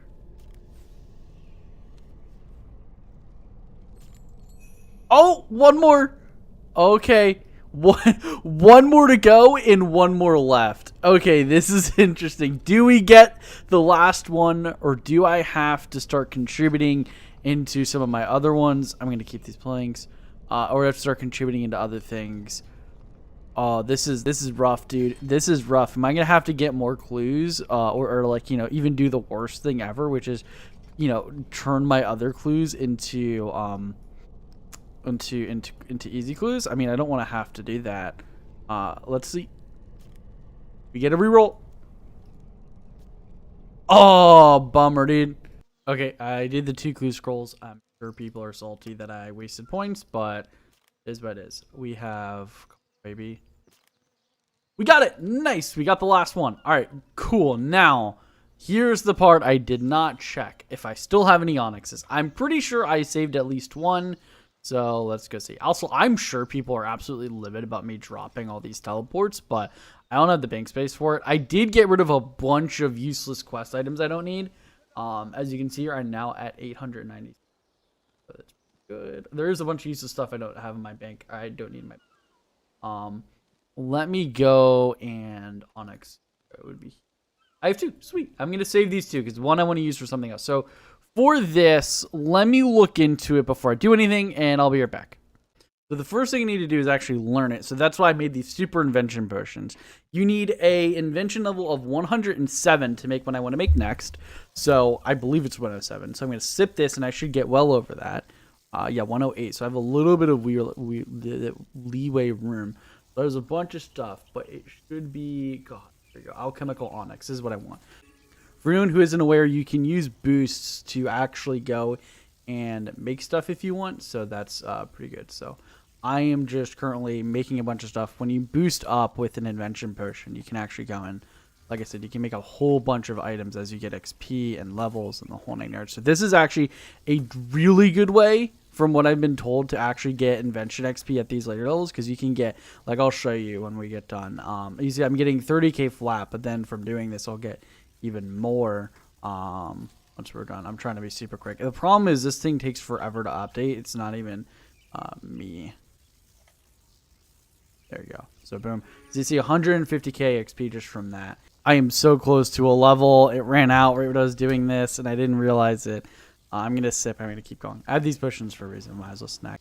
Not quite 2 levels, but we got super close. 95, which is pretty good. We now have some more stuff we can... I got the charge drain up to 9, so there's some more stuff I can snag here. Okay, finished everything up to, I think it's like 98. So we're going to go and do this. We now have more stuff we can discover, which is pretty awesome. Boom, baby. 110. Okay, now I need to get the... I can learn it. Okay, I don't know why the heck. All to 11. Let's go, dude. We are at how much XP? Oh my god, 160. We are so close to 95. We are climbing through these invention levels, which is super awesome. So I need to get these refined parts. Let me look how I get them. I need to get a fair bit. So give me 1 second. Okay, so the way you get refined components, to my understanding, is you want to make these things called junk refiners. So I'm going to make one for now to make sure I understand how it works.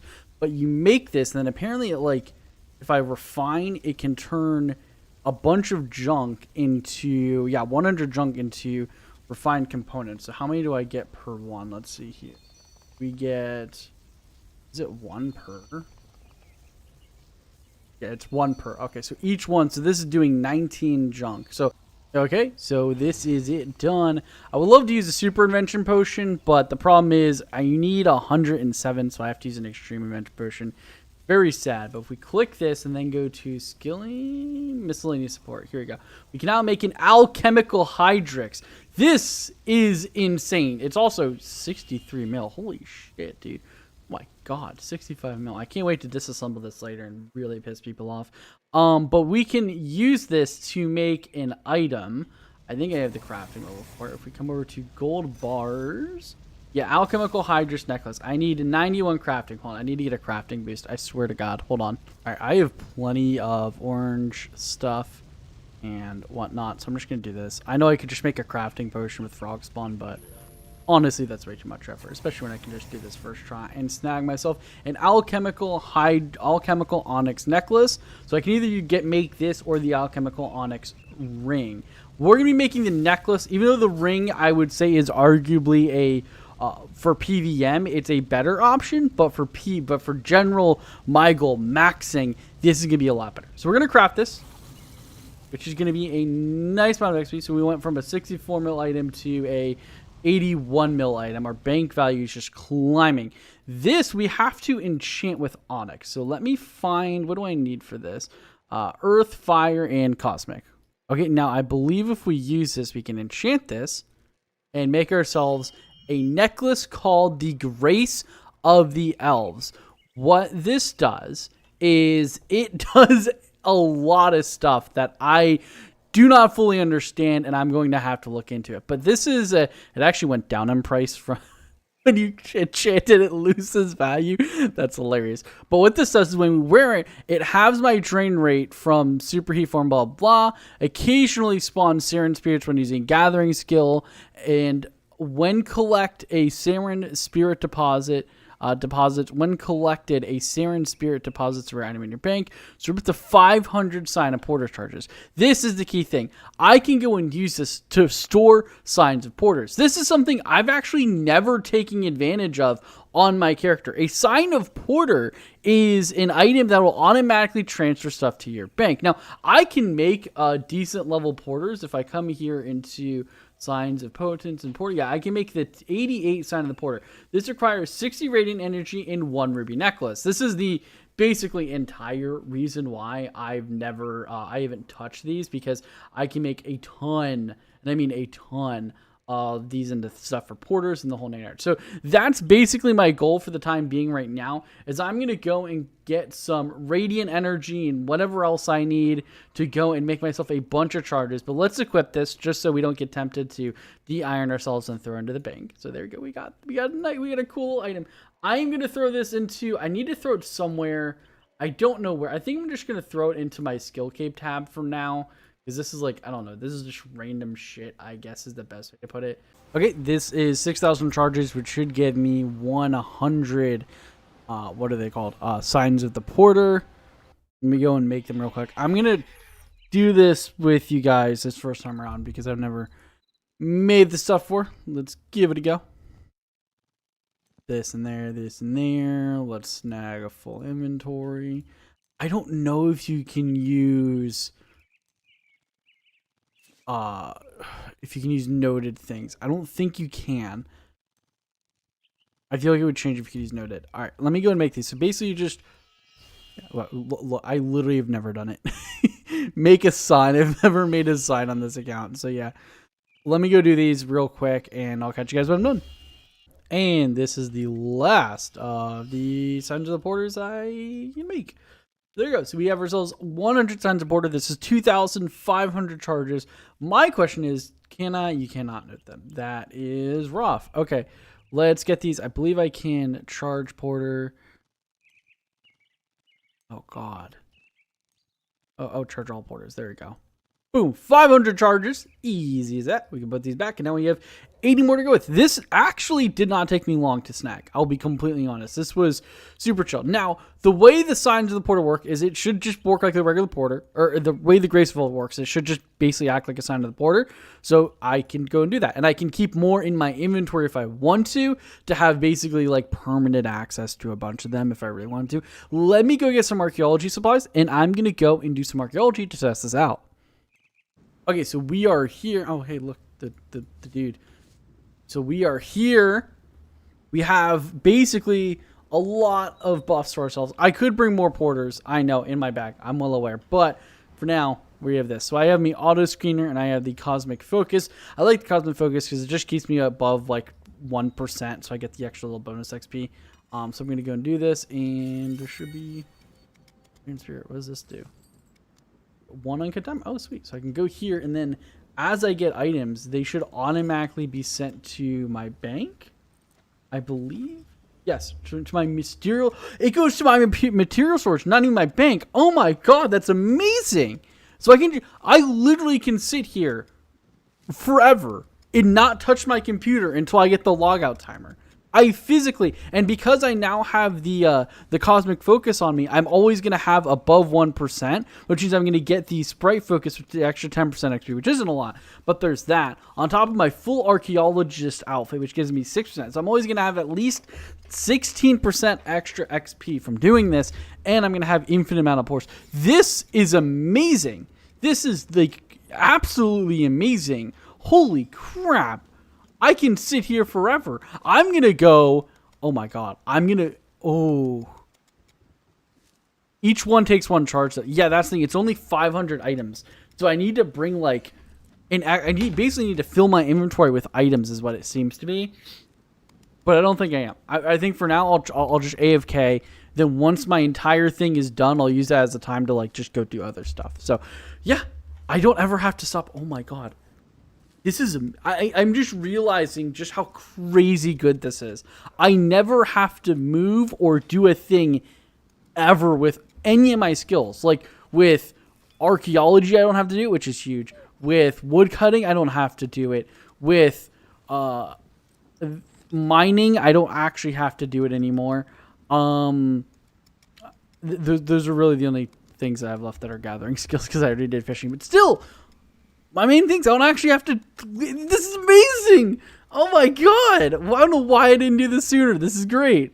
I love it. Okay, weird way to start an episode, but why not? So I took a break to start woodcutting because I want to get 80 woodcutting for a quest that I want to do, or, you know, a series of quests I want to do in this episode. With that, though, I realized 2 things. First things first is that the wood box actually collects your bird nest for you, which is huge. I did not know this was a thing, so that's great. The other thing I realized, and I'm just going to show you guys right now, is that you don't actually, if you have a tier 3 woodcutter's grove, you don't actually need to be chopping trees inside the woodcutter's grove in order to get the Encanto hatchet pieces. You can actually get them anywhere in the game, it looks like. At least I can get them here, because I was chopping acacia trees here, and I got a piece, which is great. And you get the pieces from bird nests that drop, so it auto collects. So, and this is 80 wood cutting, which is huge.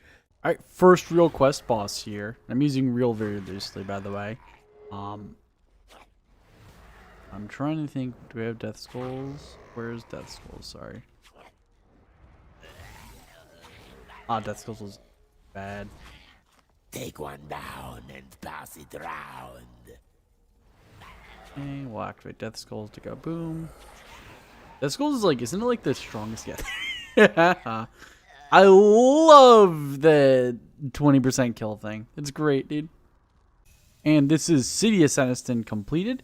We get some XP lamps here. We get any XP in any combat skill. I'm actually going to throw this into summoning. Normally, I'd throw this into, like, prayer.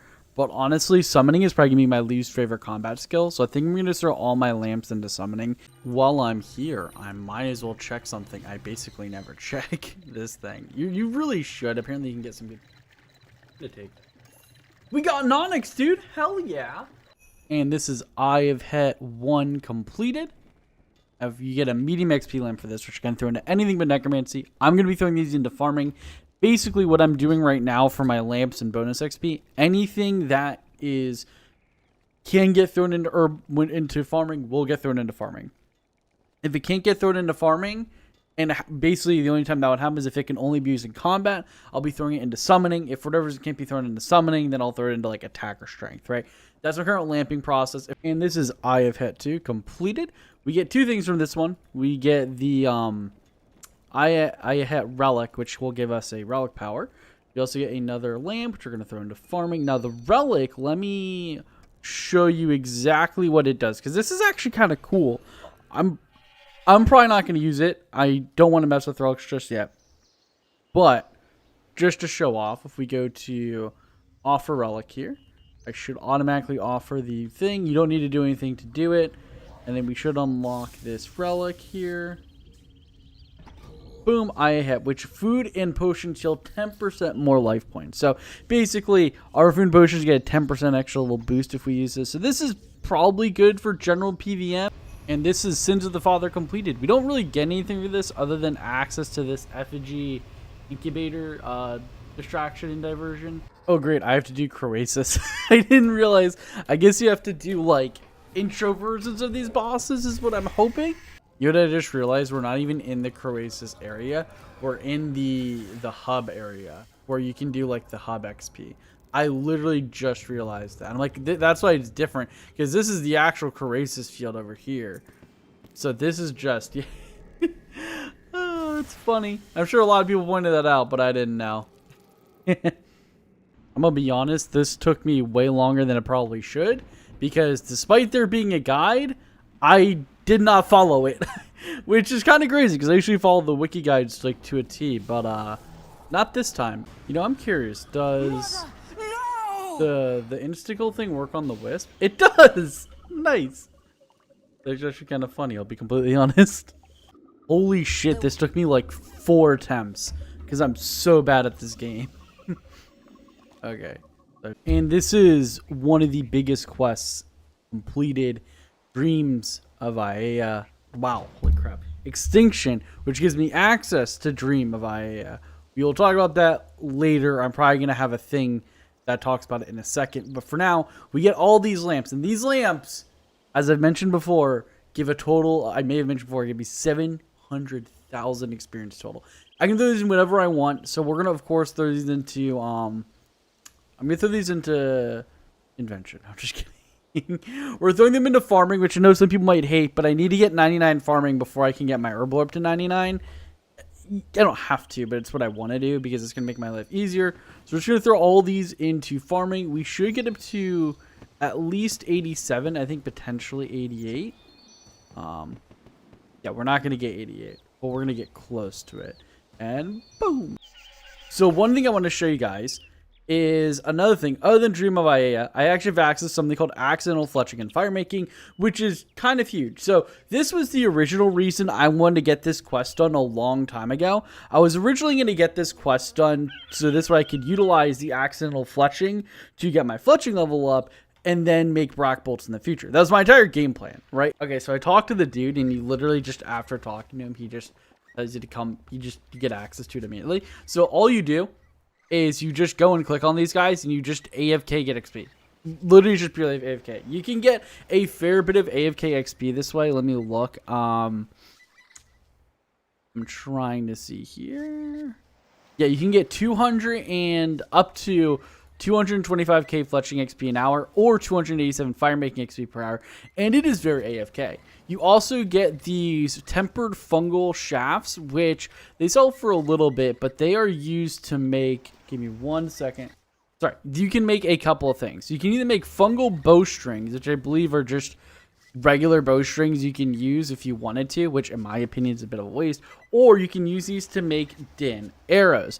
Din arrows are basically the max level arrows you use at kind of end game. They're tier 95 ammunition, so that's what we're going to be saving these for later down the road. You're going to need an insane amount of these arrows, and I mean an insane, like hundreds of thousands of them, hundreds of Ks of them, like multiple hundreds of Ks, once you get the best in slot bow unlocked. Obviously, that is an insanely down the road thing for myself, but just, you know, it's one of the things I can do. So this is going to be my go-to fletching XP method. Again, roughly 200k XP per hour. You can see it is very AFK. I am doing it right now, and you're getting these, and so it's pretty darn good. These are just one of the steps you need to do in order to make these arrows, so it's kind of nice. Now, the other thing I want to check out is actually the Dream of Aya. So let me go do that here in a minute. Oh, we got one. Oh my god, this is great. I have one in my... Oh my god, this is huge. Holy shit. 1 second. Okay, so I have one in here. This is huge. I did not think this was going to be a thing. Crap. So we have a male. So we need a female here. Yes! We got it! Oh my god, we got it! Okay, once you finish the little cutscene, you can actually enter Dreams of Aya by entering this hibernation pod right here. Going boom. Yes, and don't ask me again. And this takes you to the Dream of Aya. Current station rewards 120k for XP. And I guess I haven't done this yet, but I'm assuming you just contribute all my resources. You must build the station. Okay, so I need to stock the station. Yes, build this station. So this is the only station I really care about. So now it has a bunch of XP. So stored in. You see, I have 135 XP stored in it. I can go and I can store all my XP. So contribute 100,000 leaves and store 50,000 XP in the station. Yes, so there you go. I now have all of my leaves thrown in here. I had 150,000, 50,000 to make this thing, and 150,000 to do to 100,000 to put in. I now have 185,000 herbal XP. Now every day you can go and turn in, or not every day, whenever you want, you can go and turn in your XP here, and it caps out at 350k. I'm going to go and do this now, so because this is 385k XP, like, why not? And you go and you do this, and then you just get random, I think you just get random resources while doing this, and this is all the XP used. I took a break to go just not play RuneScape. I have a lot of resources to use. Fucking cat, I swear to God. He only wants attention when I'm doing stuff. So there you go, we got a bunch of resources, so that's pretty good. And this is Hearthstone completed. This is meeting history completed. We get a enchanted cam. I'm gonna actually, I should probably keep it for now actually. And this is the Light Within completed. I really enjoyed this quest because you could take two different paths for it. You can do a combat path or a skilling path, and I really enjoyed that. There was no like, oh, you have to fight. It was, okay, if you want to fight, you can. If you want to skill, you can. Obviously, skilling is faster, so that's what I did. And with the Light Within completed, you actually get access to Siren spells and prayers. The Siren prayers are curses. You get access to some of this stuff, you know, like, Super Reform, Teamwork Protection, Soul Link, Chronicle Attraction, general skilling stuff, and Light Form, which is a good, I think, general skilling thing. You also have access to the Ancient spells, which are, let me actually go downstairs and switch to the Ancient spellbook real quick. All right, the fact that my magic cape wasn't in the... and things. So we're going to switch to Ancient real quick just to show you guys. If we come over here to, I think it's skilling. Yeah, we have these different spells. So we have Prism of Drowsing, Crystallize, Rapid Growth, Crystal Mask, blah, blah, and stuff like this. So each of these do different things. Prism of Dowsing, when harvesting wisps, you get 4 tiles. Prism will have a 10% better chance of getting rich memories. Crystallize, which is the main reason I got this, basically just increases the XP. You don't get the resource from wood cutting, mining, and fishing. I didn't know it was all that, but you get more XP from it. So it's good for just like, I need to get my wood cutting up, so you're going to do that. Or so I know I want to do more quests, but honestly, I kind of want to chill for a little bit here. So I'm going to go and start working on rune crafting, as this is, I'm just going to kind of say this is, rune crafting is probably the scariest skill for me. I don't remember. Oh, I can't do it. Is the scariest skill for me because it's just, I don't know. It's one of the skills. There's a couple skills right now that genuinely scare me, and I'm about getting for maxing out, right? And rune crafting is one of them. I will also add agility into that list as well, but that's not all of them. There's more than that. But for now, I'll just say rune crafting agility. So I'm going to work on some of these rune crafting levels for a bit just to kind of relax. Yeah, this is 70 rune crafting. Meaning you have a 60. 70 rune crafting in the bag. This is base 70s, as you probably heard from my friend. I forgot how to mute Discord. Okay, boom, 77 rune crafting in the bag. This is actually pretty huge because we can now, well, we can make extra spirit runes, which is great. But we now have access to the blood pools and just blood stuff, which is going to not significantly, but increase our XP per hour rune span quite a good bit. On top of that, we can go and get, I'm sure a lot of people already see this coming, but let me go get it real quick. All right, if we come over here, you can see we only have one more thing we can buy. So we're going to buy it. And boom, we now have the full master rune crafting outfit. And this is 80 rune crafting acquired. Okay, so I'm here. Obviously, I can make a bunch, but we're only going to make the rune ethereal outfit. I've heard this is RNG. I've heard it's RNG. I don't know how true that is. But we're going to make one at a time and go from there. So we have a law top. Rune ethereal outfit. Let's make another one. I feel like it is completely random, but I could be wrong. But you know, let's just make them all. I don't know why I'm doing it this way. See? Yep. Okay. It is. Okay, this is an armor case built, so I don't know everything that can be stored, but I know you can store a bunch of armors in here. So, okay, the one thing I want to do is actually unlock some technology with invention. So I haven't done this, and I really should have. And you can unlock both dwarven and cave goblin technology. Okay, this is the 3 junk refiners made for the tasks. Let's do the goblin tasks, and in 3 junk refiners, and boom, I get 15 gobbo currency. Let's go. Q game war tasks, are these like daily? It looks like they're daily. Okay, so I have to do this like every day or every so often, I'm guessing. But I can unlock my first thing, which is these components, so that's good. Oh, and since I got the points for it, I can also learn the corporeal components for the dwarven one. Dwarven has some cool stuff as well. You can get the ultimate thing you can learn for these is, of course, like these cannons you can get. Okay, also I stand corrected. You get a task every 12 levels, or every, not 12 levels, 12 hours. So it's not, you get basically 2 every 24 hours. Okay, this is 88 farming. Let's go. Only 4 more levels so we can start growing dragons. At which point I'm going to have to start getting those. But we are slowly climbing these farming levels, which is great. Okay, this is something I've been meaning to do for a while. And this is going to be for the future, for when I need to mine stuff for summoning.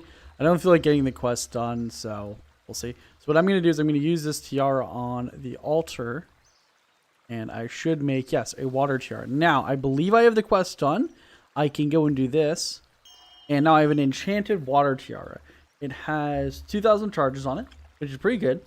So basically this is equivalent to, I think it's like 2,000 charges of a water skin, which is probably more than enough than what I need. And another eventful occasion, I can now start growing my own toadstools. This is amazing, and I love this because each one of these is an overload, which is just, oh my god, this is satisfying.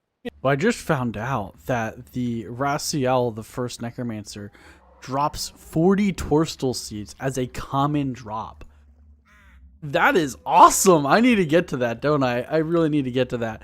So not sure if I'm going to show the previous clip, but I came up with a good method to get both toadstool seeds and spiritweed seeds, assuming they didn't change the dude's drop, the dude's drops. And that is killing Hermod, because he drops the spiritweed seeds as a drop, as well as the what's it called? As well as crystal seeds. And if you use the crystal seeds, he drops like 5 of them at a time. Use the crystal seeds on the chest. I think it's over here. You can get yourself some toadstool seeds. So that's going to be the main way I'm going to get toadstool seeds and spiritweed seeds. One thing to add though is these toadstools are spitting out XP. I get 224 XP per one. I get an average of about 16 per harvest. That is 3.5k per harvest. There are about 6 patches. That's 21k XP per harvest. That is unironically nutty to me. And this is 85 rune crafting. This is nice because we unlock the flesh platforms, which is increase our XP per hour a tiny bit, because there's a lot of times when the wizard will spawn here and I'm just too lazy to go over. So this is what the platform is. There's also some, some decent spawns over here, so that's going to be nice for us. I'm actually going to take a break from rune crafting. I want to try to get to base 80s if I can, and then I'll circle back to rune crafting. I might just do rune crafting tomorrow. Regardless, I'm going to take a little bit of break. There is some stuff I want to do with some dailies. Dude, I swear, I planted my first spirit weed seeds, and all of the we're now 2 for 2 for the ones that are, rip. Yo, I know COVID's going around again, but this is fucking ridiculous. Like, seriously. Okay, so this is the outfit I'm going to wear. I'm going to try two things. I have the Grace of the Eels equipped, but I have the Porter disabled for now. Because I think I can... Yeah, it is super close to this lodestone, so I don't have to worry about that stuff at all. And I'm just going to go and mine these rocks over here. And I think I'm going to drop anything that isn't a higher rock, so anything that isn't, like, decent. And I just need to get granite. I should figure out which one's fucking granite. Okay, these ones are granite. All right, cool. All right, just finished the second inventory, and it looks like we get about 200 per invent. A little over 200 per invent, which is good. So I just had a big brain play, so bear with me for a minute as I explain it, but my brain is expanding beyond just absolute massive capabilities. I did something that I'm going to do something that probably every other person in the world would have figured out to do. But I figured it out on my own, so I'm quite proud. So I have a lot of things I want to do when it comes to maxing. So the game plan I've set place is the following. I want to get 99 rune crafting sooner rather than later because it's a dreadful skill. But I want to go and make soul runes to 9099 because this is apparently super AFK. I don't know how AFK, but apparently it's incredibly AFK. And it's like 2 times the XP per hour than doing soul, than doing rune, what I'm doing right now, rune span. So I want to do that. The problem is I need like 130k pure essence, I think, in order to do this. So I only have 30k, so I need 100k more pure essence in order to do this, supposedly. So I need a lot. So my brain is like, well, how am I going to accomplish this? So I did a lot of thinking and kind of brain kabobbling in my head. I have 2 bloodweed seeds in my bank. I planted those 2 today. So in like an hour, or less than that, but I'll just say an hour, I'll be able to go and snag those plants and get myself around 5 to 8 herbs. We'll just say 8 because, let's just say I'm getting lucky here. But I'll get 8 herbs from this, right? 8 herbs from that. That is 144 minutes of aggro potions from those bloodweeds. I'm going to use those 144 minutes, or however many I get, if I even get 5, right? 5 times 3 times that by 6, that's 90 minutes, an hour and a half to 2 hours of aggro potions on abyssal demons. Abyssal demons, for those you don't know, drop insane amounts of pure essence, and they have an uncommon chance of dropping, you guessed it, more bloodweed seeds. So I can get an ROI on my bloodweed seeds, and I can get pure essence for my rune crafting. Both of those are huge for the future, obviously, because the rune crafting, the pure essence is, I can get 99 rune crafting. The ROI on bloodweed seeds means I can make some more aggro pots for the future. And on top of that, I'm going to be getting some melee combat XP, something I desperately need. It is like this big brain play I just came up with. I'm getting basically 2 skills worth of XP in one, and I'm getting aggro pots for the future. It's like, I know I'm a genius. You don't have to tell me. So I just looked into it because I was curious as to when I actually started playing this account. Boy, am I off. I thought I started it in October. I did not. Or not October, sorry. August. It was not. I thought I started in August, uploaded in October. No, I started it like the very end of October and upload the first video in November. All right, let's go and see if I can make the final thing. I'm actually going to head to the Falador invention place because I want to do the invention. No, let's head to Fort Fern 3 because there's other stuff I want to do before I do that. Yeah, I'm sure. I don't have that on toggle off because I accidentally press teleport sometimes and I want to just teleport out and ruin my day. That's why I specifically keep that toggle on. Let's go over here though. Let's see if we can get the very last piece. We need one more just to show you guys. We need one more. Oh, fuck. Need it. we need one more ethereal piece. Either one more law or blood, but knowing our luck, we're going to get a death piece because we can only make one. You guys ready for this death piece? Let's do it. Rune ethereal armor. What is it? Oh, we got the... We finally have it. We finally have it. Full ethereal. Oh my god, I'm so happy. So my current goal at the moment, especially with farming, is to actually grow all of my herb seeds so I can have just a massive amount of herbs. That is the current goal I'm going for. That's why you'll probably notice my farming level go up and my herb seed amounts drop down kind of dramatically. That is the entire reason why I am currently going not hard, but for myself it's hard. I'm doing this at least 2 times a day. I'm just doing herb runs. Once when I get on and once when I get off at least, and then sometimes I'll do some in between. And now, before ending this episode, I get to show you guys just how awesome this ethereal outfit is. Oh, I've been looking forward to this so much. We're going to go and teleport to the Rune Crafting Guild just by having it on. Sweet. Oh god, I'm so happy. Then we can go here and just go to the high level rune spam portal right away. Also, you guys will see how many rune spam points I have. You can see I have 29k. We'll turn these in. Now, you see I have nothing in my inventory. Let's just snag the essence, but nothing in my inventory, right? Free travel. I don't need any of this stuff. Oh man, this is gonna make it so much nicer because now I don't feel pressured to stay. I can just come and go as I please because the only thing I need is essence. So once I'm out of essence, or at an essence level I don't really care about, I can just leave.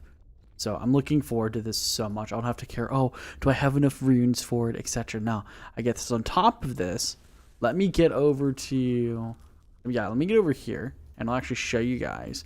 I'm still going to be getting the 5% extra XP from wearing the full master, if I were wearing the full master runecrafter outfit. Let me get 1 second to show you guys here. If I start siphoning this bad boy, we can see. If I get a drop, yeah, boom, 3.6. Full outfit. So today I want to set out to accomplish a goal that I established a while ago, and that is I wanted to make some holy overloads. Specifically though, a while ago, I don't know if you guys remember, in a previous video I said I wanted to make 250 holy overloads. Now, I'll be realistic with you guys, this is not going to happen today. But what will happen today is I plan on making my first 100 of those, which is going to be, I will say, a soft goal of that long-term goal. Because I've been thinking about it, and I'll be honest and say, I don't think 250 is, I feel like 250 is too much, because I will be able to make better overloads. I'll be able to make better overloads in the future, and I would rather not waste all of the resources to make 250. Sorry, I just slapped my microphone. I would rather not waste all the resources to make 250, and instead I would rather make like 100, and then we'll circle back and think about it later. So that's what I'm going to do. Now, you're probably curious, how am I going to make holy overloads if I only have 88 farming? And that is something I realized today. I had an epiphany on a whole lot of stuff. Now, my farming leveling, I am going to probably show off a cool thing this episode, but it's going to take me a little bit because I need to get to 90 farming, but I do want to show it off, a method that I figured out. But for now, let me go and show you exactly how I'm going to get the farming levels to be able to start growing the Fellstock seeds right now. Oh, one thing I want to mention is I actually bought the seed aside. I will maybe take advantage of this in the future.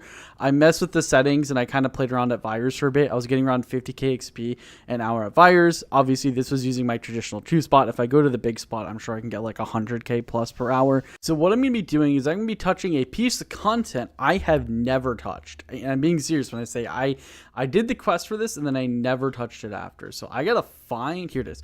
This storm cellar right here. You have to complete the quest, let them eat bacon, I think is what it's called, and then you have access to kill these pigs. I actually don't think you need to complete the quest in order to have access to this, but I did it nonetheless. So what we're going to do is we're going to kill these pigs, and they drop an item that is called bacon, as you can see just right here. They drop a fair bit of it at a time. So I'm going to go and collect some of these bad boys. There are probably better locations for me to do this, but I don't need a lot, honestly. I just need a handful. So I'm just going to get like an inventory full. They drop multiples at a time, as you can clearly see. So, I mean, I'll just show you guys real quick. Let's do this next attack and I'll basically have like a full inventory worth. Yeah, I mean, this is more than enough, honestly.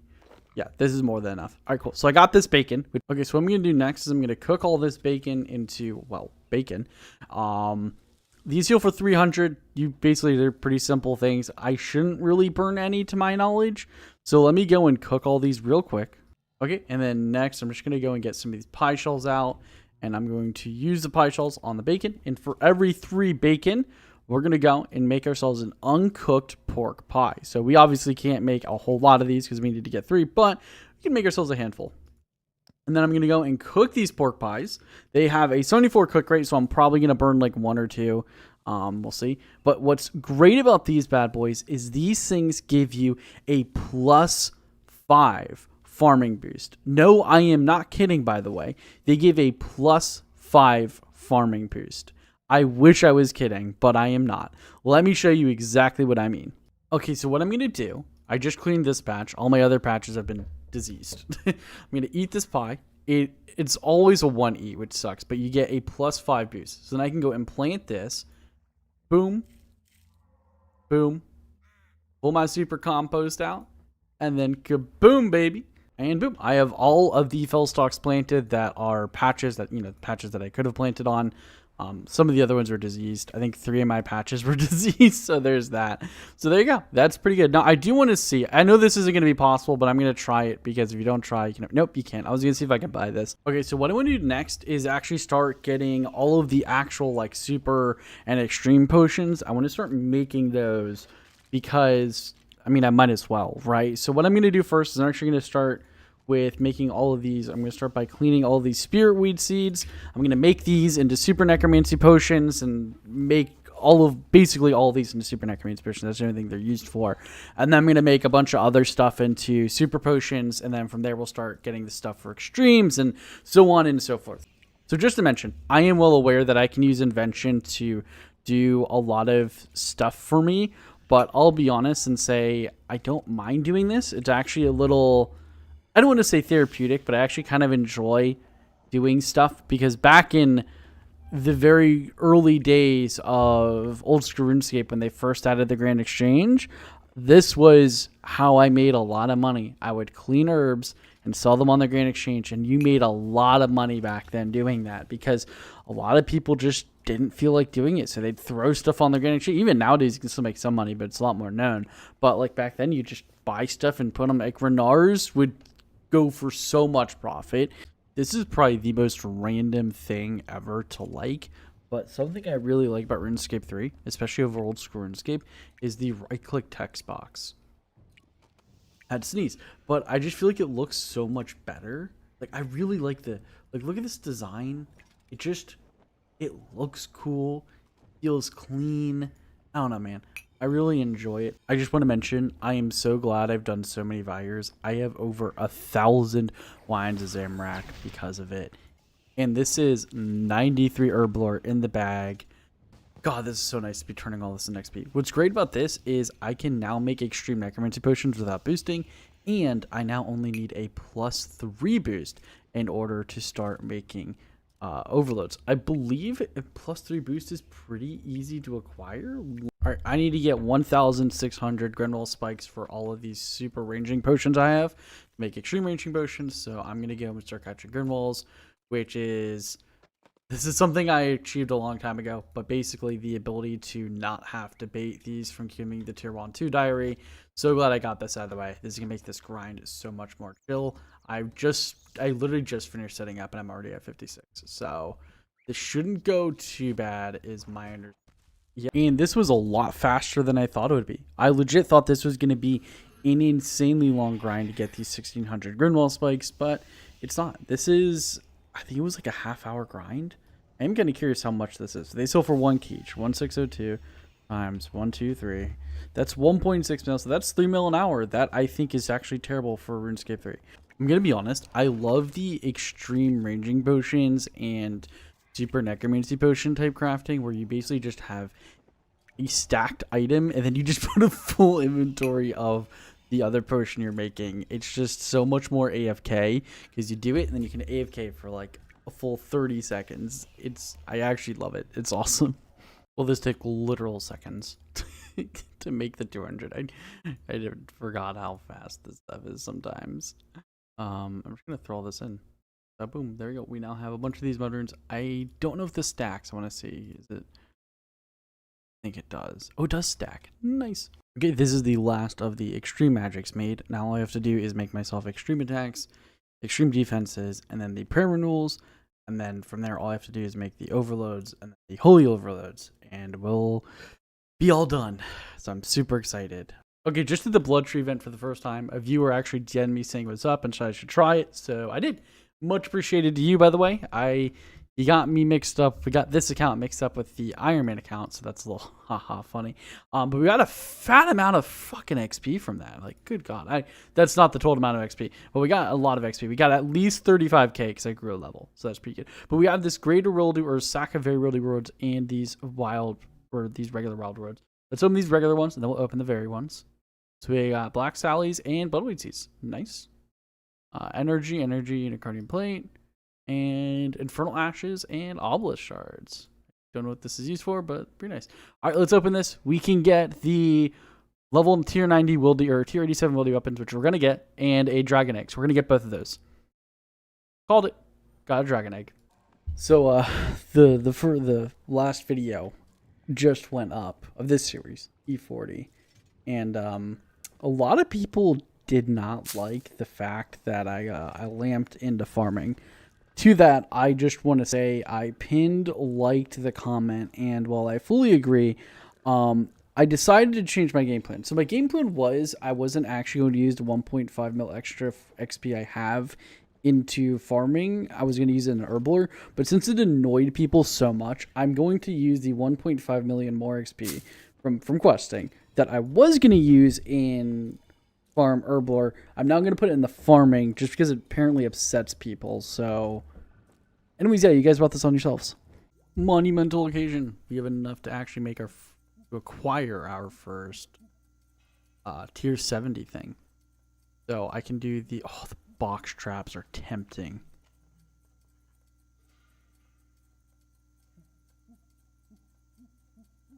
So the box traps are better for hunter because when I have to do my 99 hunter grind, I can take advantage of those very much. The party simulator is better for, I'm going to get both eventually. I think the sooner one I should get is the party simulator. So I feel like I'm going to work on dungeoneering sooner. So I'll do that. And boom, we can now make one of these, which is super awesome. I'm going to see if I want to get these two first, and then we'll go from there. I still have the dwarf ones to do, but let me go and discover this real quick. I want to say I am like 90% certain I will be 94 Herblore after making all of these holy overloads. I am 90% certain. Okay, I have a 1 boost. Let's make one just for shits and gigs. Boop! We got it. Yay! 4 per new. Yeah, there you go. Alright, I'm gonna go make a bunch of these into stuff. Catch gas when I'm done. It'll take a minute. Okay, so jokes aside, I mentioned earlier that I was going to go and throw all of my 1.5 mil XP instead of into Herbler anymore. I'm not going to throw it into farming just to spite you. It's a joke. I'm not actually going to do that. Instead, what I'm going to do is I'm saving it for my 99 drop for Herblore is what I'm going to do. So I have the XP set here. As you can see, I need to get to 11.5 mil, give or take a little bit, but 11.5 will basically guarantee me because it's actually more than 1.5 mil XP I'm getting. It's like 1,550,000 basically. So this will guarantee me 99. Sorry, that's my herb run timer. So that'll guarantee me 99 from that. So there you go. So we only have 3.8 mil until we basically get 99 Herblore. That's actually exciting considering I'm getting an insane amount of Herblore XP right now. So that's super exciting. Okay, this is 145 rare renewals made. This is good. I'm actually going to take no, I want to wait until I finish everything to show you guys all of the supplies we have from doing what we're doing. I want to show you guys that later, but for now we have 145 pair renewals. This is going to go straight towards overloads. We're not going to use this for anything else, at least to my knowledge, so that's good. Now there's a couple things I want to do. I want to make the super stores. I want to make all these in the super stores. I want to turn all of, where are they? Sorry. So I want to turn all of these into I always forget what they're called. I want to turn all these into brews as well. So that's what I do. I'm going to turn these as well. I also need to make this stuff for super necromancy potions. So I'm going to need to get some miasma runes and crush them. So in order to do that, I'm going to have to go and make some more impure essence. So let's go do this first, because this shit's going to be the biggest bitch in my opinion. So let's go do that. You can like double your money just by grinding miasma runes. These sell for 4.1k in the Grand Exchange. These buy for 2.9k. That is a 1.3k profit just for AFK grinding something. I will say it once and I'll say it a million times. The potions where you just fill your inventory up with 27 potions, then use a single stack of an item to turn them into stuff is hands down my favorite method, because like it's so much more AFK. You just chill. I love this, dude. 179 extreme necromancy potions have been made. I want to go and show you guys all the just overload supplies I have. Give me 1 second. I want to actually go and turn these overloads into 3 doses, and then I want to show you guys. So hold on 1 second. Okay, just decanted everything, and I just want to show this off. I'm actually quite proud of this. This isn't that big of a deal, but we have 165 Torstals, 64 overload 3 doses, 146, I believe. Yeah, 146 prayer renewals, 490 extreme attacks, 470 extreme strength, 343 extreme ranges, 275 extreme magics, 268 extreme defenses, and 179 extreme necromancy potions. The Torstals and the necromancy potions, obviously, we are going to get more of because I just need to do some more Hermod to get those, assuming they didn't change the drop table. This is unironically my 3rd freaking blowpipe. I have 3 in my bank. What the hell? Well, I have 2 in my bank, now 1 on me. This is stupid. I just want the other pieces so I can get a tier 87 ranged weapon, dude.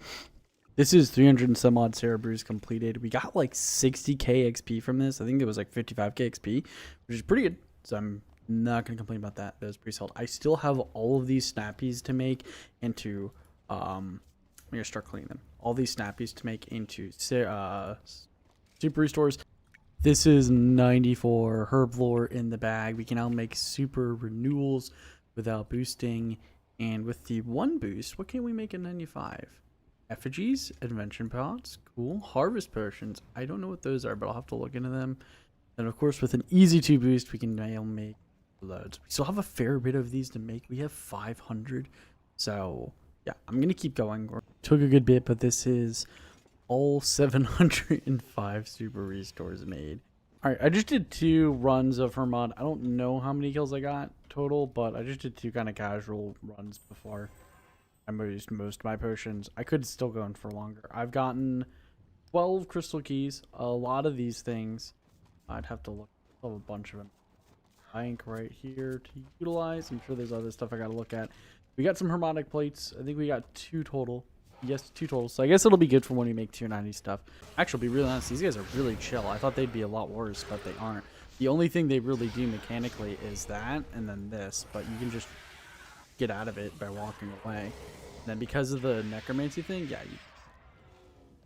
So honestly, so the main purpose of me making all of these bloodweed seeds, and I'm gonna have 21. There's gonna be even more time. I'll tell you the total time in a second. But the reason for me making all of these aggression potions is actually to use at Abyssal Demons so I can AFK them to get pure essence. I don't know if I'm gonna do them in the Wildy or in the what's called Buildy or in the tower. I think I'm gonna do in the tower. All right, so we got 44k XP from that, or 46 or whatever.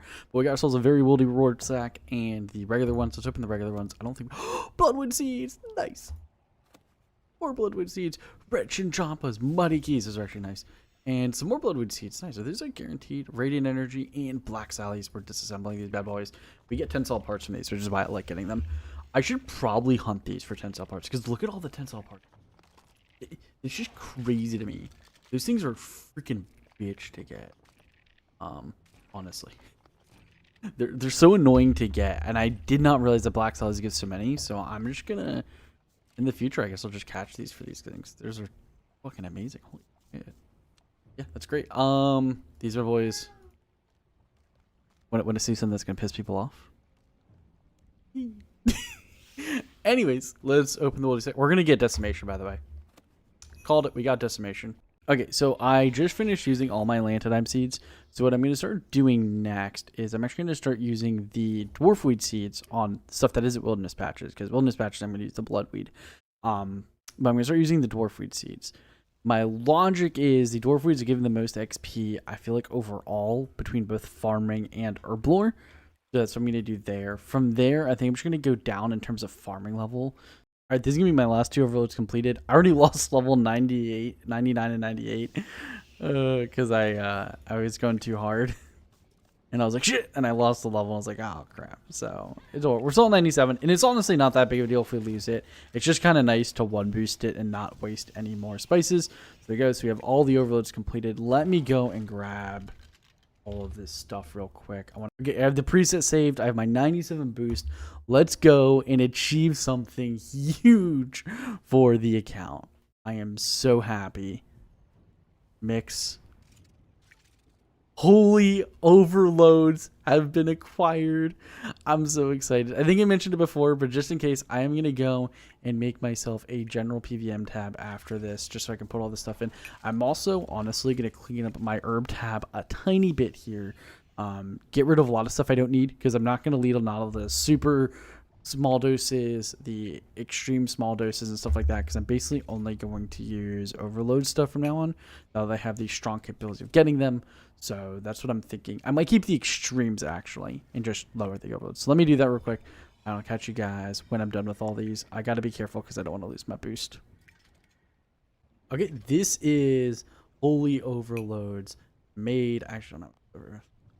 We have 108 holy overloads acquired. I am so happy, dude. This is, let's do the math on this one. 108 times 6 doses. So yeah, that's the good thing about these. I turned 4 doses.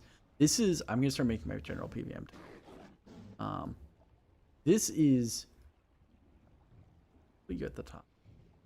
Oh, so this is, what's great about holy overloads is that you take a 4 dose of overload and turn it into 6 doses. So I'm getting an extra 2 doses of overload. On top of that, I still retain the pyramidal effect. So the pyramidals are super easy to get. You just need to grow your mushrooms. So which is, who cares? Is the actual answer. I'll be completely honest. Who cares? Genuinely, who cares? You just grow some mushrooms. Who cares? All right, so what I've gone and done, and I'm going to do this a little bit more, is I've actually gone and put all of my best, and I'm using best for loosely, just best combat gear in, well, I need to lock my thing, sorry. Putting all my best combat gear in this tab. It's going to be basically my PVM tab. It's going to be like my gear PVM tab, right? So that's what I'm doing there. So I have my range setup, which is just Dino Hide with the Royal Crossbow and the Kiln Cape. Lunar Gear, Zami Cape, Sun Spear.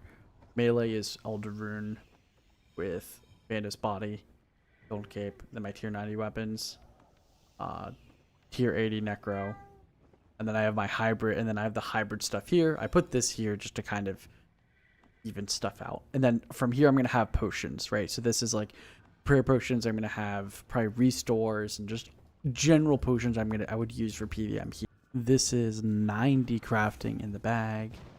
Okay, so this other potion I realize I can make they're called replenishment potions, and they use adrenaline potions, which are made from making superstores, which is just Aventus and Marmire fungus, with the papaya fruits. I've been growing these passively. I don't collect them all the time, but I'm growing them. Combine these with the 4 doses of Superstore, and they give you a replenishment potion, which I'll show you exactly what it does. This goes, and this gives you a, the normal prayer restore, Superstore, and it gives you plus 25%, plus 25% adrenaline, which is huge. What this basically is like a cooldown potion you use. Basically, it has a cooldown of like a minute or something, so you use it when it's off cooldown. And it's like a supplemental thing, so you get a little bit of prayer points, adrenaline. That's the entire point of it. So I'm going to make myself about 200 of these. Right, this is 200 and...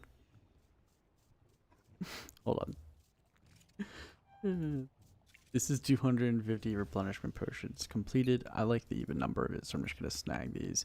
Okay, this is all the ones completed. This is 150 holy overloads, which I know I shouldn't count it as time, but I like to because it's fun. 150 times 6 doses, times that by 6 minutes each, divide that by 60. This is 90 minutes. I believe this is what I said in the beginning of the episode. I wanted to get 150 hourly overloads, 90 hours. Sorry, not 90 minutes, 90 hours of content buff, which is great. And the best part about making these holy overloads, I've mentioned this a million times, I'm going to mention a million times more, just making these combo potions in general, is you're turning 4 doses into 6 doses. Level 100 necromancy, and we got a harmonic plate on the same kill, and we got spirit weeds. This is a great kill, holy crap. And this is the easy wilderness diary or area tasks completed. I do want to complete the medium as well, but I have to complete various quests. But for now, this is the easy. So we go to talk task system, and claiming reward. And the wilderness tasks are stronger than the other ones. For those of you who don't know, outside of the wilderness sword, we'll talk about this later. You get this antique lamp. The antique lamps give 10k XP, but you get 2 of them rather than 1, so it's crazy. All right, for those of you who are maybe completely unaware, the wilderness sword one is really nice. It does 2 things. You can teleport to Edgeville unlimited times, so that's really nice. And on top of that, you can teleport to the herb patch unlimited times. I know I should have done this sooner, but I didn't because I didn't feel like it. But now I've done it, so that's what matters. Oh, they changed the lava maze. I'm not complaining. I'm just surprised. They changed it a lot. Not a lot, but a good bit. Go around. Why am I not? Oh, I have to go around here. Okay, here we go. Yeah. There's all these hellhounds now. I should have brought more food. I did not know it was actually going to be dangerous. I wasn't even recording, so I guess that's a good thing. I completed the medium diary. I have to go and talk to Mandrith and Edgeville. So I think I actually have to go to here we go. I think I actually have to go to here. He's in wilderness, and let's get rewards. Oh, task, more task system. Here you go. I claim any rewards from you. Boom. Now we get a Wildy Sword too, which is nice. Let me head back to Edge real quick, and we'll talk about this. So Wildy Sword 2. When worn, plus 5% XP when doing the Wilderness Agility course, which is amazing, dude. Oh my god. We get teleports to the 4-3 dungeon, though, which is actually kind of nice if I ever am farming dragons, so that's good, or anything else in there. Improved pickpocketing rates on rogues in the wilderness. We also get 2 40k XP lamps. Yeah, the wilderness diaries are kind of broken, I'll be completely honest. Now, the best part is I technically have the capabilities of completing the hard diaries as well. This is Spirit of Summer completed. This was a thing. Say that. I've never done this quest before. Not realize it was so doom and gloom, I guess. This is Summer's End completed. This is we get the Blessed Spirit Shield, and this is the final requirement I need to complete the hard tasks. And with this should be, yep, the hard tasks are now completed from him. Talk to him, blah, blah. Task system, and can I claim any rewards from you? And boom, we get a Wilderness Sword 3, as well as 2 antique lamps worth, guess what, 77k each. Now, if I really, really wanted to, I could use these on farming and get to the 99 farming. I'm not going to, though, because we are dangerously close to an herblore level, so these are all getting thrown into herblore. And this is 95 herblore in the bag. This is awesome. We can open star effigies, make extreme necromancy potions, harvest potions, all that juicy stuff without boosting. I realized I have over 70k XP and cooking potions I can make, so that's what I'm doing. And I actually have more if I were to get more swordfish, which I can easily get. Didn't realize this is going to give me a level. Oh shit. It gave me like exactly enough XP. This is 90 farming. Let's go. People are going to be mad I put my weekly penguin points in here, but I don't care. I wanted this level so badly. Oh my god, this is so nice. Okay. Give me a minute to set everything up, and I want to show you the method I can use to start getting some nice, fat herbal XP gains. Give me 1 second. Or farming XP gains. Sorry. Okay, so I finished talking to Dundee. You just got to talk to him for a bit, and then you got to go and find the different... They're basically like nodes to farm. So this is the Hollyhock Bush. This is the tier 90 one I want to farm. But the reason I waited till tier 90 to do this is because, well, honestly, the XP sucks until then. let me just go over exactly the XP rates and kind of how they work. So first things first, I'm going to give you the XP rate that's on the wiki, and if you are not using compost, you're going to get about half the XP per hour while doing this, so just keep that in mind. So the roses are level 30, and you get 17.5k XP per hour, around 9k XP per hour, probably a little bit less with no compost. Irises, level 50, gave 26k XP per hour, around 13k XP per hour with no compost. Hydrangea, whatever you pronounce it, is level 70. These gives 37.6k XP per hour, or probably around like 18k XP per hour, maybe a little bit more, with no compost. And then finally, there's Hollyhock. These bad boys give 91k XP per hour, and keep in mind, these are like basically AFK. Not full AFK, but fairly damn AFK, and you give 91k per hour with compost, or around 40 to 50k XP per hour with none, and this is fairly AFK. The way you do this is pretty simple. I believe you just use the compost on it. Yes, you fertilize it to use a compost on it, and then you go and start cultivating it, and then you have this progress bar. It is as simple as it seems. You're just going to sit here and cultivize it, and then when you get the full thing, you get an XP drop, and you get some flowers, and you repeat this process over and over again until you get to your desired level. So like I said before, this is going to be my go-to method. Crap, I was scratching my back. This is going to be my go-to method for training my farming. This is not terrible XP per hour, but it's also not good. You can tell because you get like 50k to 80k XP per hour. It just varies if you're using super compost and RNG elements and stuff like that, but it's AFK. As you can see, it's fairly AFK as well, which is good. The main purpose of me doing this isn't to be like, this is all I'm going to do for my farming XP to go from 90 to 99. No, it's a supplement, right? It is something to do while I'm doing like in between my farm runs, right? So if like I'm doing this in the hour in 20 minutes I'm waiting for my farm run to finish, that is an extra 50k XP I'm getting. And then I can go do my farm run, which will be let's just add 20k XP averaged, right? 20k XP on top of that. So now I've gotten 70k XP for that 1 hour. Then I can go back and do this and just repeat that process over and over again and go, and just go all around. And it's, it's just a nice little bit of like supplement XP on top of the normal stuff I'm doing. And it can add up over time. Something I didn't show last episode, but this is huge, and I just realized it on this run, is I can now buy the next tier of power planting, where I can plant 7 seeds at a time. This is going to be great. So the thing about these things, I know a lot of people mention it, is that it doesn't actually increase the amount of herbs you get per seed. It just increases the amount of herbs you get per run. And I'm okay with that. I know it's not the most efficient thing to do as an Ironman. I'm more than willing to admit that. And if you know anything about me, I don't really give a shit about efficiency that much. I care about being efficient, just as long as it's bearable. So the faster I can use all of my seeds and stuff, the happier I'm going to be. Okay, this is the last of the granite I need to actually mine, make whatever. 6,328 granite has been mined. I am done. I'm done, dude. I don't need to get any more granite. We're done with this. I can actually delete these sand robes. I'm probably going to need them later in the future, but I'll delete them now anyways.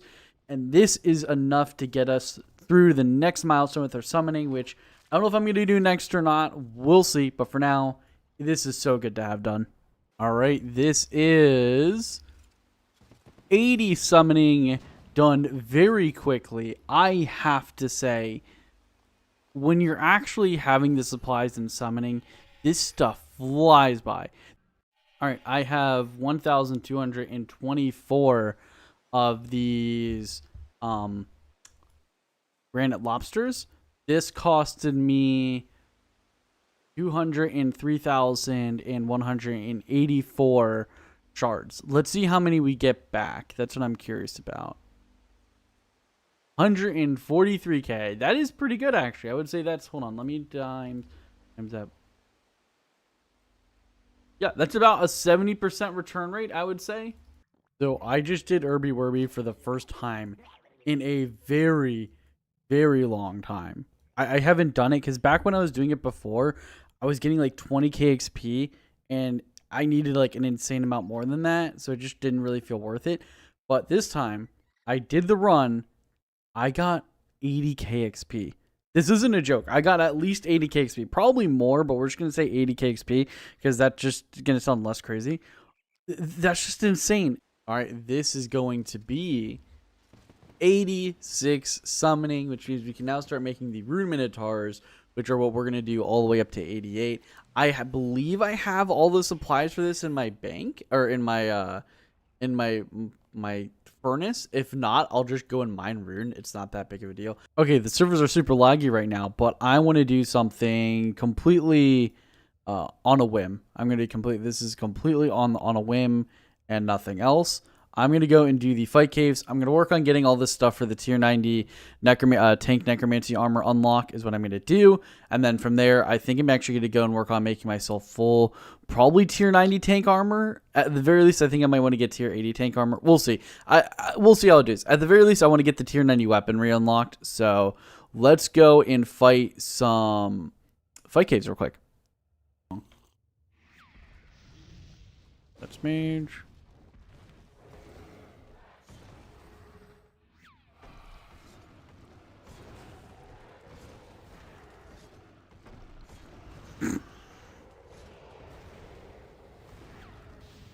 Bro, this wasn't even a fight cave run. Dude. I killed him before the healer spawned. I killed him before I forgot the healers existed. We killed it so fast. Oh my god. Also, something I figured out, and I'm sure people are aware, but if you use death skulls when they're like this, you basically just kill them. It's like hilarious.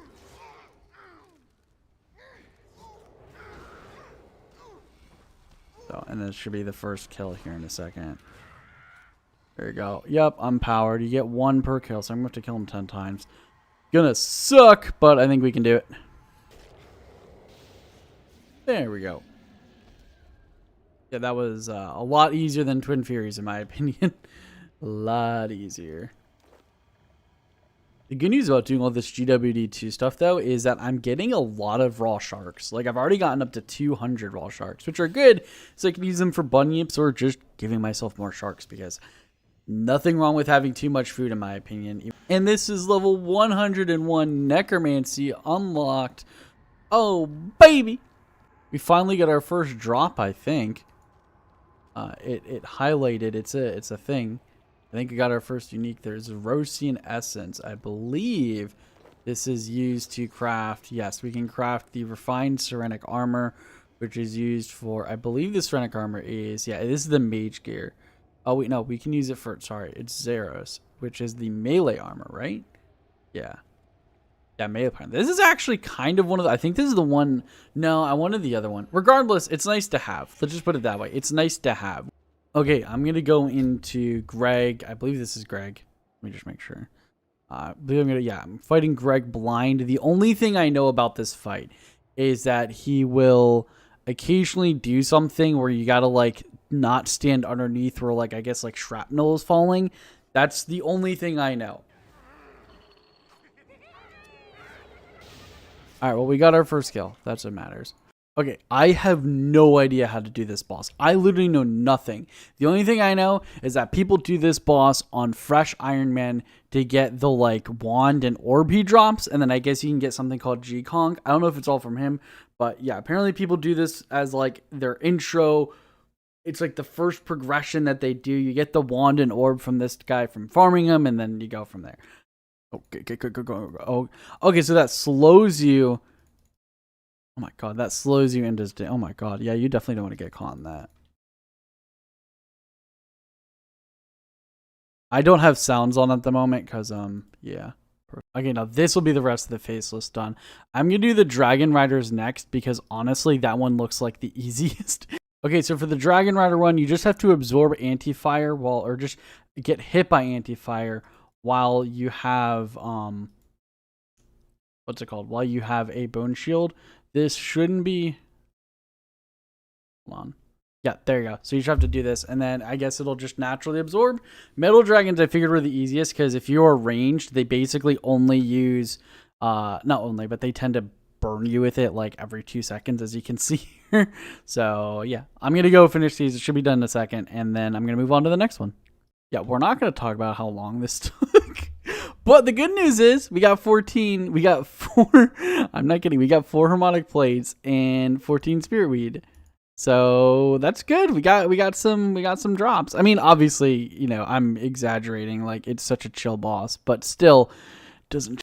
Okay, so for the Hellware one / whatever you want to call it, we need to go and open 10 crystal chests and priff. So if I open one, you can see it got charged. Okay, I believe we're gonna get it soon. I think next one or the one after. Yeah, one more. And boom, 86 archaeology. We now have all the requirements for Tomes of the Warlock. Okay, so I have everything. Don't know if I'm going to show everything else, but I get the blueberry pie because that took me a little bit to figure out, but we got it. But boom. And so we should talk to this person. Now we have the ability to make tier 90 tank armor and, more importantly, tier 90 weaponry.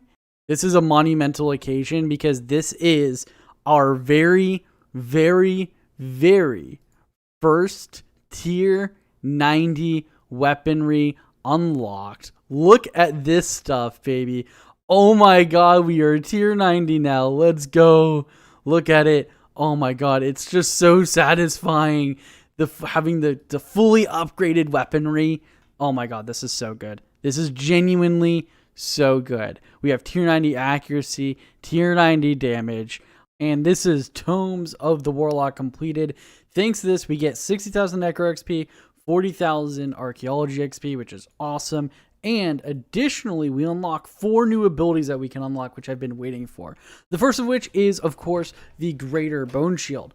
In case you don't know, the Lesser Bone Shield is only 25% of your Necromancy. I think your Necromancy level. Yes, this is 50% of it. So I'll be able to have basically double the shield level. You see how it's level 26? Well, it'll be higher now. It'll be basically double that. So hell yeah, I'm snagging that bad boy. The next thing is Life Transfer. Life Transfer is pretty good. You sacrifice 50% of your HP to extend the duration of the spirit by 20 seconds. This is one of those abilities you activate right before a fight. Like, you activate right before a fight, you top off, then you go into the fight. That kind of scenario.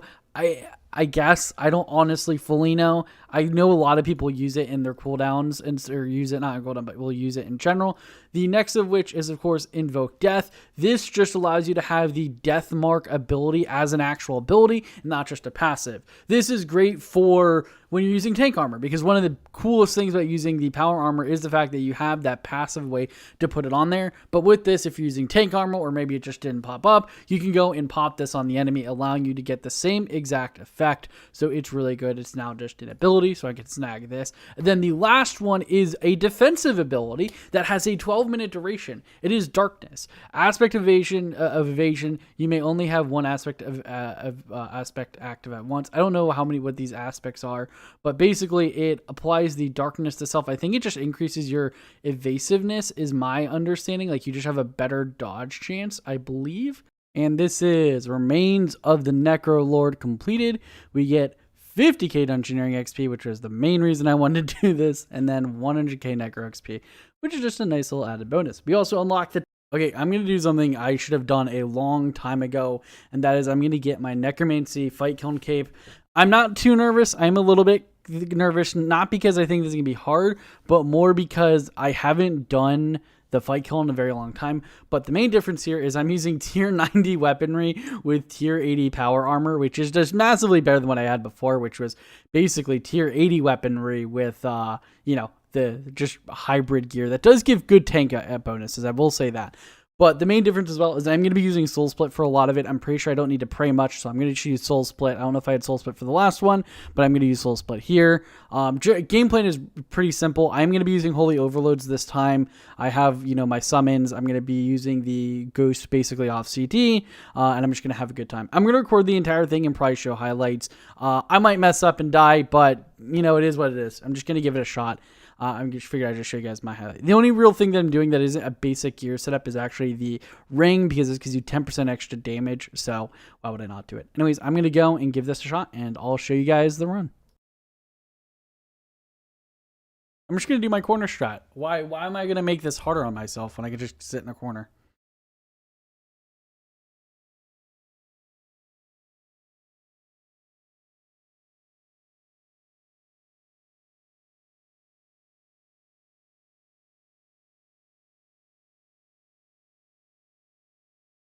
I think the thing will work on him, to be honest. Yep, there you go.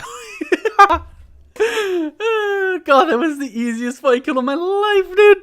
Well, we now have the Necromancy Cape acquired. Let's actually show it off. I know everyone's probably seen it, but I'm going to show it off just because I want to. Let's clear customization and pop this bad boy. And boom, we now have the Necromancy Kiln Cape. Oh my god. We now need to get a upgrade for it eventually, which is the Zuck Cape. I don't know if it's something I'm going to do or not. We'll see. I've been thinking about Zuck attempts, and on one hand, I'm like, I'd rather do it after max because that's when I'm going to start PVMing. On the other hand, it's like, should I just do it now and get the upgrade? So it's like, should I start learning? So it's like, I don't know. It is this ring right here called the Ring of Vigor. I'm going to go and snag this right here, and I'll tell you exactly what it is. It costs 50k tokens, which is kind of pricey, but the main perk of it is that it gives a 10% adrenaline is retained after using an ultimate ability. When the special attack ability is used, it only requires 90% of the original adrenaline required or special energy. It is super good, and it's a really good ring. But you're probably curious, don't you have a ring that's better at this point? Yes, I do. Only slightly better, but still better. What you do after you finish the quest Extinction, which is not, it is a little bit later down the road, you can actually turn this completely into a passive, and I'll show you exactly how you do that. What you want to do is go to the Dragonkin library or laboratory, which you can just use the Dreams of Aea teleport on the Enrich Pontific ring if you have it. And then you want to talk over to this guy over here. He has a bunch of different things he teaches you, but one of the things he'll give you is a gem. And let's hope I can get it here. Pesky Experiment. Let me see if I have it. Do you have any Extinction Words for me? Boom, boom, boom. Yeah, here we go. The Warped Gen. If you combine this with the Ring of Vigor, you can go and make it consumes it, but now this Ring of Vigor's passive is completely passive. So what this means is if I use an ultimate ability or even a special ability, it'll no longer be it'll no longer consume all of my adrenaline, and I'll actually keep 10% of it. And of course, we have that extra passive. It is a super good item, and it's super good effect, and I really like it. And I should have gotten it a long time ago. So I decided to do something that I've been meaning to do for a little while now. I discovered this about a month or two ago, and ever since I've been meaning to do it. What I've done is I've changed the settings on my action bars and just some keybinds and everything else just completely. I haven't changed the rotations on my basics. I kept them basically exactly the way they were. I just kind of put them back to the way they were before I moved stuff around for stupid reasons. So everything's kind of back to square one with my rotation point, but for the most part, I have everything back. I have everything in a way I want to do it. This took me about 45 minutes, so I want to quickly go over what I did. The main thing I've actually done, if we come over to action bars and then go to action bar, action binding, I've actually have it so that whenever I switch style to any, instead of it being dual wield or 2H, I just have it sit on any. This is because between magic, ranged, and even melee, you're really only swapping out some abilities, so I'll just swap them out as B. Melee is the only one where it's a little weird, but I can deal with that shit later. I'm not really going to use melee super often, and I'll just swap stuff out as I go to use it, so it's not that big of a deal. So there's that. And what the bars that change are actually the kind of four main bars. I have my main action bar, this is actually action bar 4, so I'll just say action bar 4, action bar 2, and action bar 3. Okay, so I crafted a full set of tier 60 tank armor. I actually am going to go and craft it into tier 70. I just need to go and complete the next task list for the tank set, so let me go do that really quick. And this is the last piece of tier 70 tank armor completed. So I now have full tier 70 tank armor. Well, for whichever one I decide to do, I have my perks. I have mobile and venom blood for my legs and biting 2 for my chest piece. 102 necromancy. Fucking Steam battle stuff, I swear to God. It's insulting at this point. Finally! Let's go. I'm free. I am free. Yeah, I completely forgot I actually have to do the task. uh, and this is the ability to make tier 80 tank armor acquired. I now have the ability to make up to tier 90 tank armor if I want to, but obviously that requires getting more certification pieces. For now, if we go up to tier 80, what am I missing? It is the flesh runes. Let me go make some because I'm basically out. And this is full tier 80 tank armor acquired. I'm getting excited. So this is the tier 80 power armor. I can't make it to tier 90, by the way, just so you guys know. But tier 80 tank power armor. The main perk this guy gives us as power armor is you have the 1.5% chance to apply death mark, which is kind of a benefit and a negative at some cases, and it's the entire reason I got the tank armor. The tank armor, though, is actually kind of crazy. I would say if you're a new player or learning PVM, the tank armor is better. It actually looks cooler, in my opinion. So you're probably curious why I spent the time going and getting myself the tank armor set rather than just going and keeping the power armor set. There's a couple reasons why. One of the first ones is I actually think it'd be kind of cool to have, I figured it would be kind of cool to have both armor sets at a decent level. Having them both at tier 80 is kind of nice because then I can try them both out, see which one I like the most, and basically progress that one maybe further. It'll most likely be power armor, but for now, I just figured that. There's also another hidden, not really hidden, but little feature with the power armor that I don't know if it's a bug or if it's intentional gameplay, but it's something that happens with power armor that I don't really want to have happen to me. And that is when certain monsters have reflect mechanics on, and if you have an insta-kill up and you happen to trigger insta-kill while they put on a reflect, you can die very easily because insta-kill, well, it'll insta-kill you. Okay, I've made 2 augmenters, and I'm going to augment my legs and my body. Okay, so for the leggings, check. So for the leggings, I want to actually add my mobile and venom blood perk. So I'm going to go and put this on. So now I have mobile and venom blood on my leggings. And then for my body, I have biting 2. So I'm going to put biting 2 on my body. Now, the last time I was in here, I had no curses. I had no holy overloads. And I did not have as good gear as this. I had tier 80 weaponry and I had tier 90 tank armor, melee tank armor, mind you. Now I'm in with tier 90 weaponry. I have some upgrades. I have some overloads. I'm excited. Let's get right into it overall. So, okay, take 2. Let's do this. I'm probably not going to commentate much, just letting you guys know. But I think, but you know, like I'm intentionally not using Death Grasp. I've been holding it off for this phase. I'll be complete. Oh my god! I just Death Grasped myself to death. Oh my god! Reclaim this, yeah. That was hilarious. Okay, this is like my 5th time trying this because I keep messing up. Equip the halberd. Walk in. I have my pre-pots on. Rejoin last instance. Enter. There we go. I have these things. I'm potted up. We're going to need to pot up soon, though. Then we'll do this.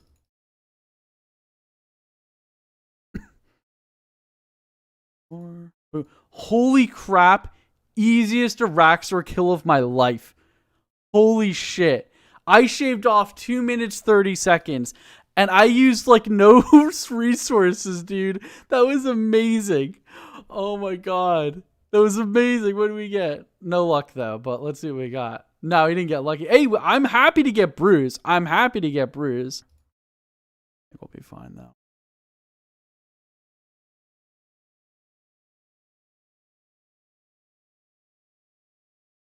We're good. Easy game, easy life. This is so much easier. Holy shit, dude. Than not being melee. 2 strength skills? Hell yeah. Okay, I'll be honest and say I definitely don't need to be using rocktails, so I'm lowering down to cavefish. I genuinely think I can do this with sharks or even less, because the only time I'm using food is when I'm fucking up. I'm going to try to do one more run, attempt/run. I have a full dose thanks to the stuff from the previous one. I should have enough time to do another one. Yeah, I might honestly have enough time to do. Boop. That was rougher, but it's fine. Oh god, that feels good, dude. That feels good. I'm gonna be honest. So I have been having fun. Killing a Raxor with Necromancy is pretty nice. The Ghost makes it so you don't even have to pray correctly on the last phase, which is fucking crazy to say out loud, because normally that shit's annoying because you have to pay attention, like, oh, I mage, then range, then mage, then range, then mage, then range as you're swapping while also doing your rotation. And it's like, no, I can just completely ignore that because my Ghost is going to heal me the entire amount.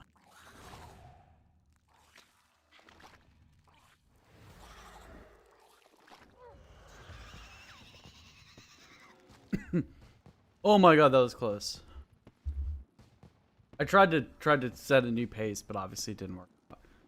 Got a fragment. Oh, we got money. Nice. Okay, so hopefully I don't get a war call during the clip this time.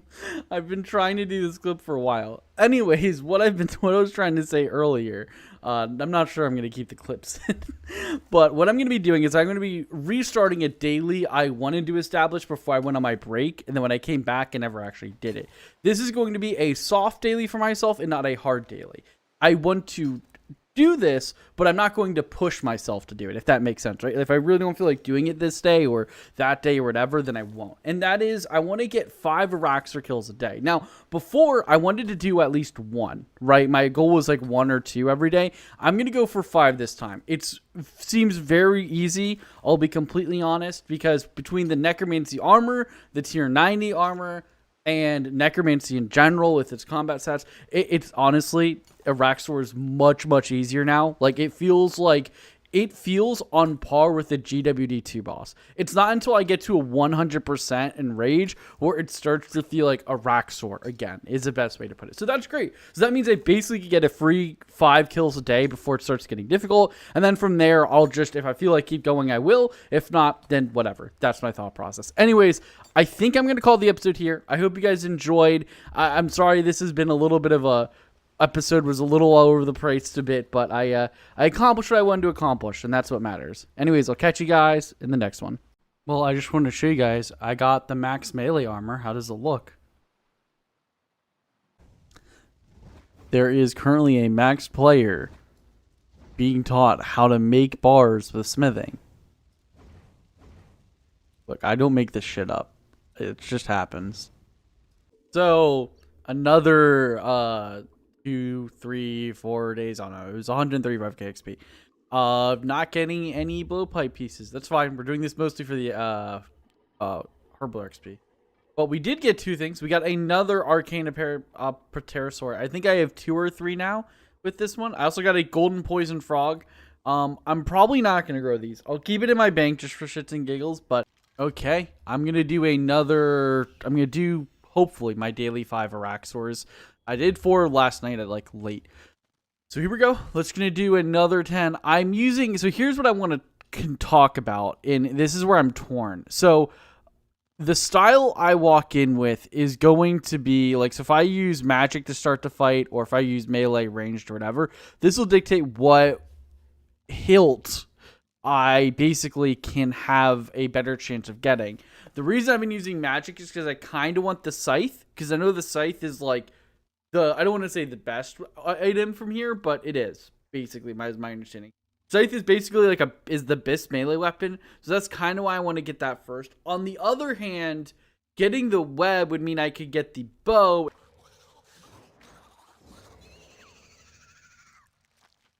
Alright, I think I got one more actually. I don't think this is my last one. Oh no, this was my last one. Alright. We got a spider leg, dude. Let's go. Hey, first drop, baby. Let's go. Hey. Yeah. Nice. We got our first drop. Awesome. All right, so what I've been doing while waiting for the resets the past like couple of days was actually been mining on top of doing some other stuff. And with this, we finally have got some extra bars actually, but we got all of the rune bars we need. Not individually. Hold on. All right, we now have all of the rune bars we need to get our summoning level up from 86 to 88. So I'm gonna. All right, I believe this is it. Boom, 88 summoning. I decided to do it real quick. It took like 15 minutes. I started the fight, and of course, like immediately, I start the lag.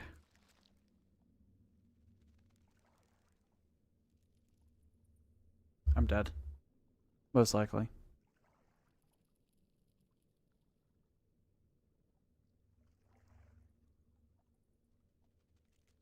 I'm still connected to the internet.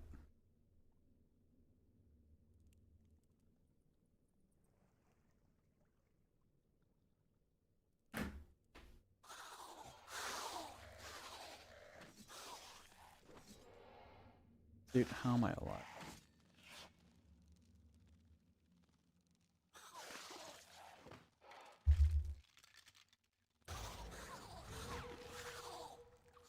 Bonk the dead.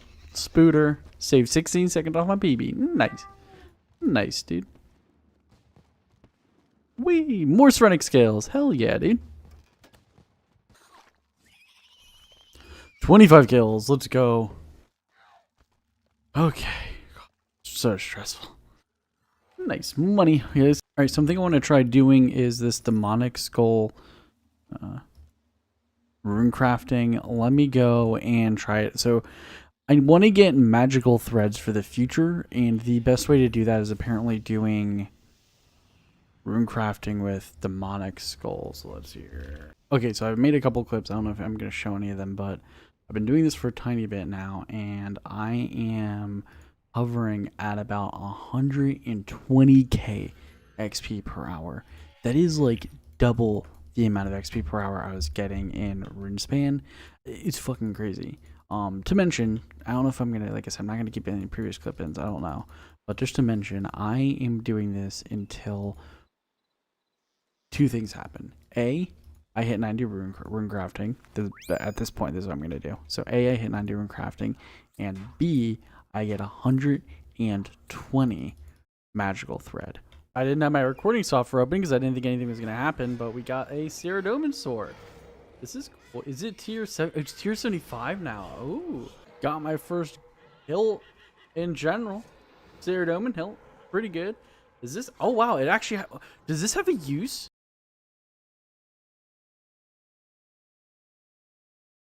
Whee! Nice. Unamas. Almost teleport out without actually.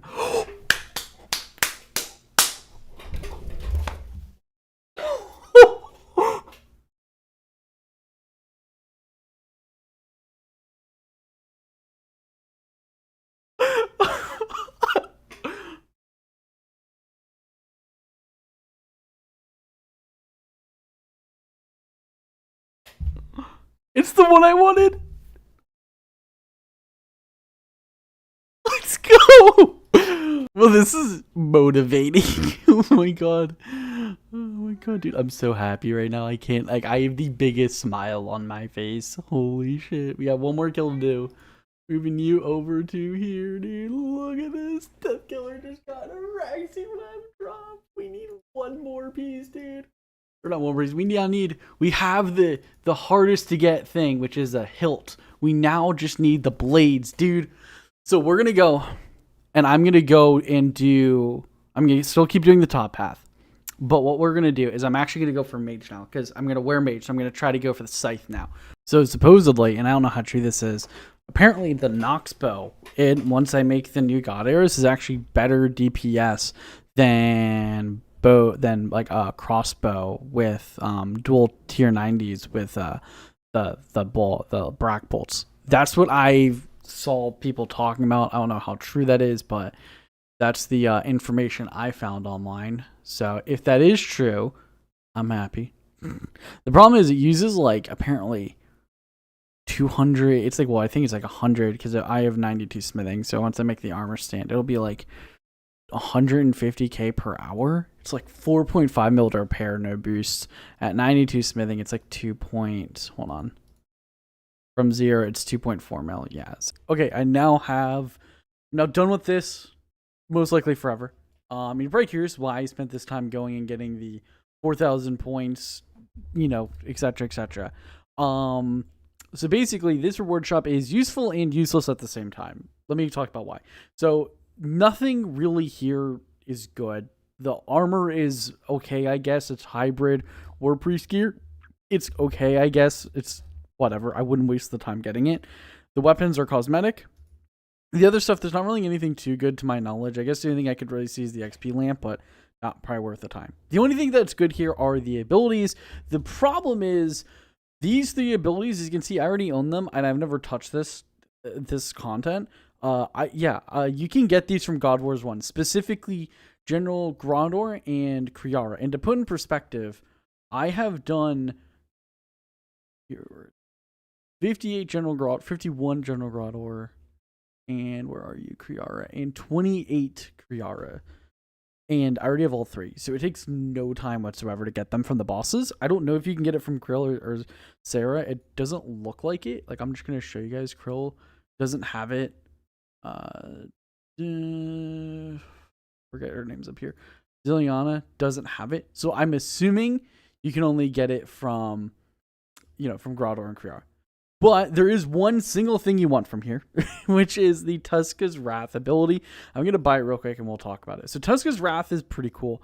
What it does, as you can see here, is it invokes the Wrath of Tuska, and you do 30 to 110% ability damage. It's basically 110%. I believe it's 110% weapon damage, which is good. And then if you use it against a Slayer target, the ability becomes empowered and instead deal 10,000% of your Slayer level as damage. So you're basically going to one-shot whatever the heck you hit with it. Empowered has a 2-minute cooldown, but the regular version has a 15-second cooldown. This is just a basic attack you use in some rotations, not all of them. So I got it just because I think there are some rotations that use it. So I got it just to get it. It's super quick to unlock. So while I'm doing this, I've been thinking about things I want to start working on, like PVM wise. And one of the things I actually want to start doing, kind of as like a daily reset, whatever the freaking reset for it is Beastmaster Durzag. I want to start doing. The problem is I don't have a group. I don't have a group for anything, and that's a group boss. So.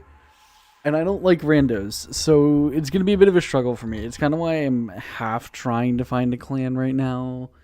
Say half trying because, like, I'm guesting in one, and I don't know. It's way too much effort to find a group, I'm going to be honest. I just wish my friends played this fucking game, I'll be completely honest. So I don't have to put an effort to finding new friends, but it's like, I'm going to have to. That's certainly God, making new friends is so much fucking effort, I'll be honest. It's such a struggle. You have to find people who can play during your time zones, and like the people who are actually going to be wanting to do the same stuff as you, and then you have to find people who are okay with the fact that 99% of the time I don't like grouping up with people. So it's like, yeah, I have a very small group of friends, but none of them play fucking RuneScape, so it's like, ugh. Prepare for a barrage. Boom, 103 necromancy, almost at 93. This is actually really good, because what this means is we now have access to the multiply glyph without having to boost up. And to show you guys exactly why this is good, if I take out my necromancy cape here and we go to alteration glyph, the necromancy cape allows you to put an alteration glyph basically on your back. So previously I was using multiply 2. I can now go and press multiply 3, getting the multiply 3 buff instead of the multiply 2 buff. So that's going to just increase it a tiny bit. Also, not having to use any necromancy potions while going and doing rituals is going to be a nice QLL. Oh, some more Serenic scales. Let's go. This is actually really good. I don't know how. I don't know. I want to get Serenic armor as my ranged upgrade, but the problem is farming out Serenic is like a bitch. Might be a little needless to say, but I'm going to mention it anyways. I am going to be opening. I'm not going to show you guys me opening crystal keys, but as I get crystal keys from Mark Glacier and stuff like that, I'm going to be opening them. They have a chance. The only thing that I really care about is they have a chance to give Torstal Siege, which is what I want. So that's why I'm not really going to show it, because a lot of this stuff is just like, we've seen it before. It has been a while, but we are back up to a green cash stack. Let's go. I would just like to point out, we are no longer a noob. We are a king walking among mortal men. I didn't notice this when we hit 103 before, but we are now 139 combat. We are now above the old max combat level. We are gods. I am a fucking immortal, dude. Holy shit. Literally just one shot at the troll boss. I was not expecting that. I thought it would be at least a little bit. I don't know. I don't know what I was expecting, but One-shotting was not it, that's for sure. Sorry, I had to sneeze. We'll throw this stuff into attack. I forgot you get XP rewards. I'm gonna throw all this into attack. I'm used to pointing it into, I don't know. And this is, wait for it. We all know what it is, but we can hurry up and get this done. Oh my god, sorry, I did not know the dialogue was this long. Fremnik Isles completed. We get the 20k into attack. We put in some random XP. So if we come over to Yatizo and we come over here and talk to this girl right here, she will give us access to a shop. Now, in order to get access to this shop, you either have to give her money back after taking it or just pay for it ahead of time. This gives you access to a shop. Now, this shop in general is kind of, you know, good. You have your GAC meat, you have your hair, all this really cool stuff.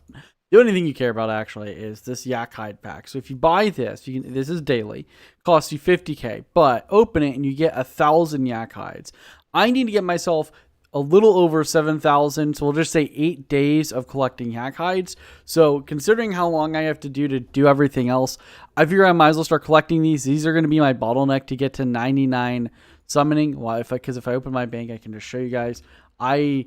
I basically have enough Crimson Charms. I just need like 100 more Crimson Charms, and I have enough Crimson Charms to get up to 90, to get from 96 to 99. Chaos Die Reroll Token. What is this? This is why I don't like. This is why I shouldn't grind stuff, because when I'm grinding stuff, I just get stupid ideas for shit. I want to make a video called "If you leveled this skill, your account is ruined forever," and just put like a random skill and have like a +1 XP image on it, and then just go on a rant about something completely different in that entire video, and never address. It has nothing to do with ruining your RuneScape account whatsoever. It'll just be like, I don't know, like a boss kill of like, I don't know, like giant mole or something, and just like, what? Or like me using my death touch dart on like a goblin or something. Like, I don't fucking know. Just like something stupid. Like shit like that is like the ideas I get for videos on like an everyday basis whenever I'm grinding something that doesn't require any attention. So anyways, that's a minute in the mind of Anthony. Woo, new high in rage. I think that was 160, I believe. Nice. Nice. We get seeds and nothing good.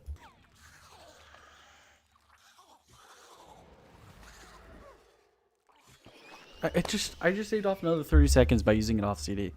That's actually bad. That's so good it's bad. That's not good for the game. God. What the fuck is that damage? I'm getting a Raxer consistently under 4 minutes. With no power armor and only tier 90 weapons is my real thing. Like, it's just gross. I'm sorry, but it's gross how strong it is. And with POF, I finally decided to buy the ability for my Chinchampas to breed. And these guys drop XP, so that's pretty good. So, you know, I'm quite happy about that one. And to put in perspective, about every day I'm getting about 50 to 70k farming XP every time I'm checking, just from doing these. So it is a slow process, but it is still process nonetheless. For the first time in like forever, I'm out of runes. Oh my god. I don't know how to react right now.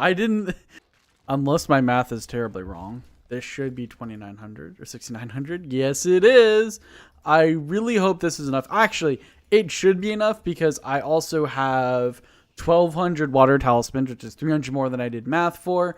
And I also have 167 summoning focuses, which give me an extra 20% summoning XP per one. So there's 167 of those, of these, whatever. I'm going to get 20% extra XP. This should be more than enough to make for any shortcomings I have.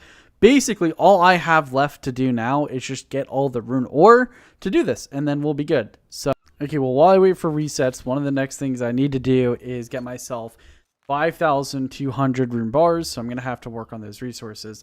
This is probably going to be the primary thing I work on for the time being. I will do some other things like my daily racks and whatever else I feel like for the time being, but this is probably going to be my active grind, though it's going to take me a little bit because mining is never fun. And it just sucks because I'm basically getting the amount I need to get my smithing up to 99, so I'm going to have to do this twice over, but it's worth it because we're going to get 99 summoning out of the way, which is a huge milestone. So not saying I'm going to do it, but I am very tempted to go and just try to get everything needed for 99 smithing, which will obviously get me 99 mining. Not saying I'm going to do it. I'm tempted to. You ready for it? This is 97 mining in the bag. So,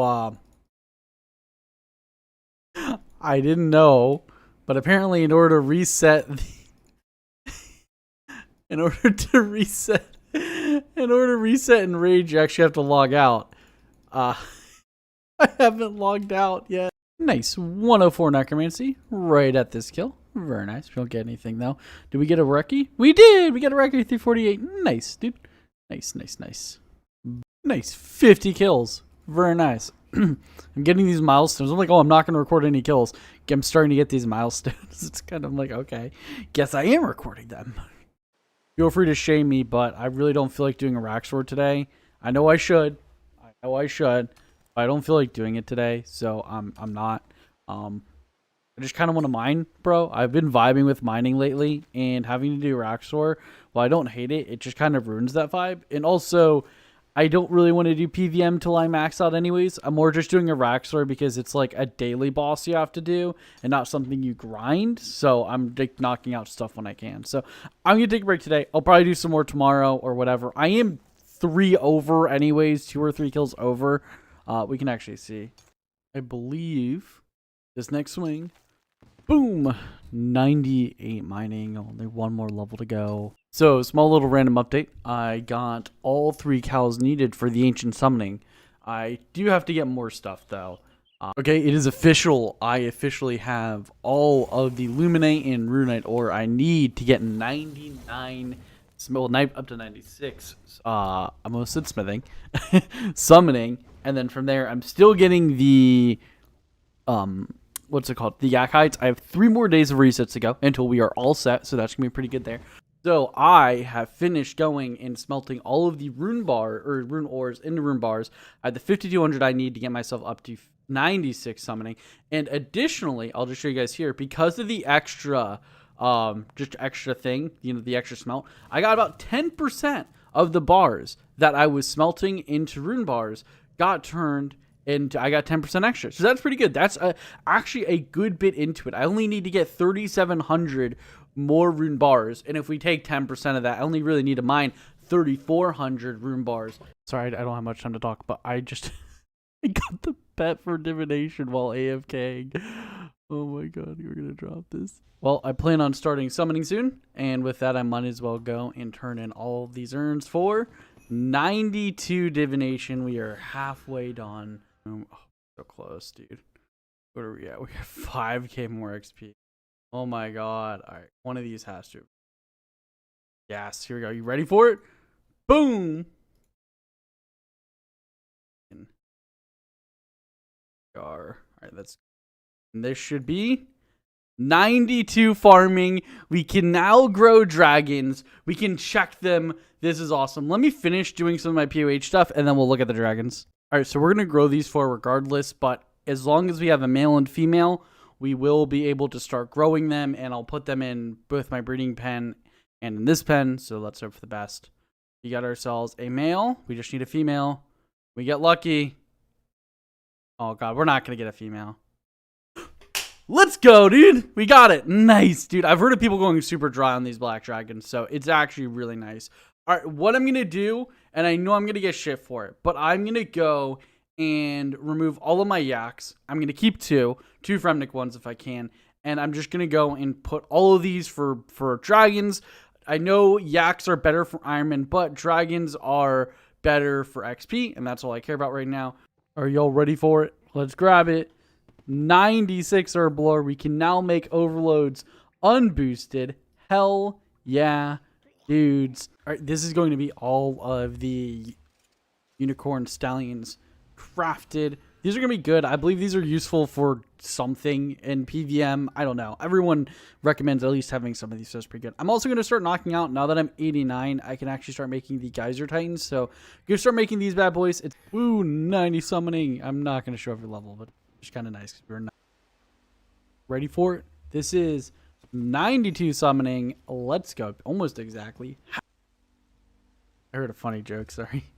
This is 94 summoning in the bag. We unlock nothing, dude. It's great. Okay. This is an iconic level. 96 summoning. We can now make the bag yaks as well as Ripper Demons. Oh, I just did a thing. I did the weekly, or not the weekly, the Bloodwood Tree thing. And I got a portable obelisk. That's actually kind of cool, I'll be honest.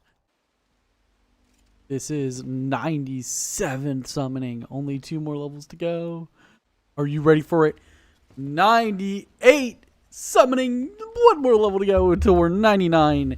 And we're done with this skill forever. We are just got the final amount of yak hides. So exciting. We're going to have like 200 extra when we're done.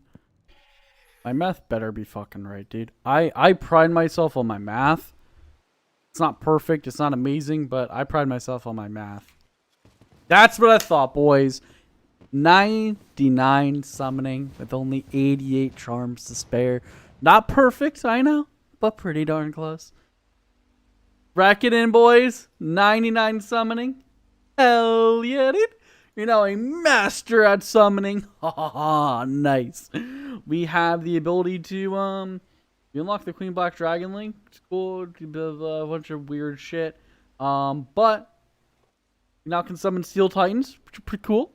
You can now summon Pack Mammoths, which are also pretty darn cool. And we can also get the Skill Cape, which I'm gonna get. I do have to think though, how many charms can I make? So 148. I kind of want to keep my pack yaks, but I want to see how much money and charms I have. Give me 1 second. So I just did the math, and I have the ability to get 1.3 mil if I were to turn in all of the charms and sell them, or turn on the pack yaks and sell them. Not going to do that. It's only 1.3 mil. I'd rather keep the pack yaks. I feel like they're going to be useful, so we can keep those bad boys for ourselves, which is pretty cool. We're going to go over and get the summoning cape. I'm not going to keepsake it. I'm probably not going to keepsake much stuff going forward in the future, just because I don't want to give Jagex money. That's actually the sole reason. And yeah, and so, so I will probably keepsake the thingy though, the Welcome to my the max humble cape abode. if I ever get it. How can I- Blah blah. I have a question about summoning. Please summon the skill cape. Yeah, I think I have enough money. Here you go. Let's check out this bad boy. I got it. Hold on. Okay, with the hood on, this is what it looks like. It's actually not a bad looking skull cape. It feels really basic, but it's not bad. What's the emote? I've actually never seen the emote for this thing. I'm gonna be honest, it's kind of dumb. I don't want to shit on it if people like it, but like that's kind of dumb.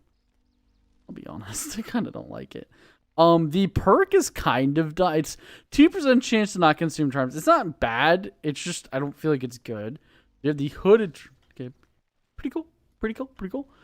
We are not gonna rock this like whatsoever, except if we go to make pouches, I guess. I don't know. But it's nice to have this done. Oh my god, this is what this entire video has been leading up to. I can now go and start editing the like 50 hours of clips I have because I've recorded literally everything I've done up to this point. It's gonna be fun. Anyway, I'm gonna probably cut that last clip out. Something weird dude just like, I don't know, weird NPC, literal NPC in the game is giving me like a weird message, and I was like, okay. Anyways, what I was saying was I was about to go and actually do divination for my AFK stuff while I like edit and shit, but I've decided to switch it up and I'm actually going to do fletching because fletching is seriously slacking. So I'm going to work on fletching for now while doing these bad boys because these are fairly AFK. I can just chill here and have a good time. While working on these bad boys. Don't clog up my inventory and just got to click every once in a while. I'm going to do this instead. I feel like it's more AFK and also I would say more useful for me in the future in the long run simply because I need more total levels out of it, more levels in general out of it. Congrats to this guy. Got spooned like a fucking nerd. I've never been spooned any kind of skill drop, any kind of pet drops. I just realized I don't think that video went live yet. Oh shit. No, it had to have gotten live. Oh my god, I don't know if I've actually uploaded any of the, holy shit, I have to check. I don't want to spoil it. It's probably already gone live, but I have a feeling it might not have. Oh shit. Okay, so to start this video out, I'm going to get something I probably should have gotten a while ago, and that's my second large pen. I also should get a second small pen, but we'll see. For now, I want to get the second large pen because we are going to put our dragons in there eventually, so I want to do that. I'm also lazy as shit, so I'm going to buy the thing for it. Well, good news, I do have an extra female and male, so I'll get this one, which is an adolescent one, and then a child female, and then I have another male and female, so I'm going to throw these two bad boys in here. It will allow me to start breeding chins in 2 pens, allowing me to get basically double the XP. I don't know if I have the woad leaves, but I figure I can stock up. Alright, I haven't done a Raxor kill in forever, so that's what we're doing. So I'll be honest, I kind of want to get the scythe before the bow, and the only reason I'm mentioning that, the previous video hasn't gone live yet, so I don't know if people have said anything, but the only reason I'm mentioning that is because I feel like the scythe will be better for me to train my melee stats. That's the only reason I have. That's the only reason I have for it. I'll be completely honest. Everything else is, you know, the other reasons are whatever. But I just feel like that the scythe is overall going to be a better... I forgot to use the thing. I just feel like the scythe would be better for me to train my combat stat deck to max out. And then I can work on getting the bow later. But bow cool. So that's the issue. I just want to mention my favorite part right now is the fact that I don't have to do the middle path anymore. I'm being serious. Like, the fact that I don't have to do middle path anymore is probably the happiest thing. I'm gonna continue doing dark path. I'll be honest. I don't want to do minion path. I have, I think, one more reset of this, so I'd rather try to get it now, and then I can spend the rest of my time trying to do the other one. I want to mention this because I feel like it is worth mentioning. I have started for the past, like, basically 2 levels now. I have been doing this method. I don't know if I talked about it at all, but what I'm doing is I'm just going and grabbing the essence like normal from these springs while doing divination, and then I'm putting them and converting them into memories, but the memories are being turned into XP. They're not being turned into these bad boys. It's not a lot of XP per hour. I think it's like, I mathed it out to like be like 50k XP an hour or something, but it is so AFK, and I like it because I'm getting levels, at least in my opinion, faster, because I'll sit down and be like, okay, I wanted to make, like, for example, I'm wanting to make AK energy. And so I'm doing this AK energy and I'm getting a fair bit of XP. And so for me, it makes it a lot more bearable and a lot more enjoyable to actually be getting divination up. And I really enjoy this. All right, I need to make some divination potions. And in order to do that, I need to get white rabbit feet. The quickest way to do that is by catching white rabbits. I've never had to do this in my life, so this is new. So what you have to do is you have to catch a ferret first. And then the ferret is used, and I'm not kidding, by the way. Then the ferret is used to go and catch the rabbit by scaring it out. And it's an entire thing. Okay, and now I'm assuming, and I know it's bad to assume, but we're going to anyway. I'm going to put these rabbit snares in front. I'm going to lay down a handful. I'm going to put them in front of these burrows. These rabbit holes. Here. I don't know. I think I can only lay 4. I don't think I can do... Or 5, whatever. I don't know. I think, yeah, I could think... Oh, I can lay... Okay. Okay, well, for now let's flush it out with a ferret. And I don't know, does it automatically...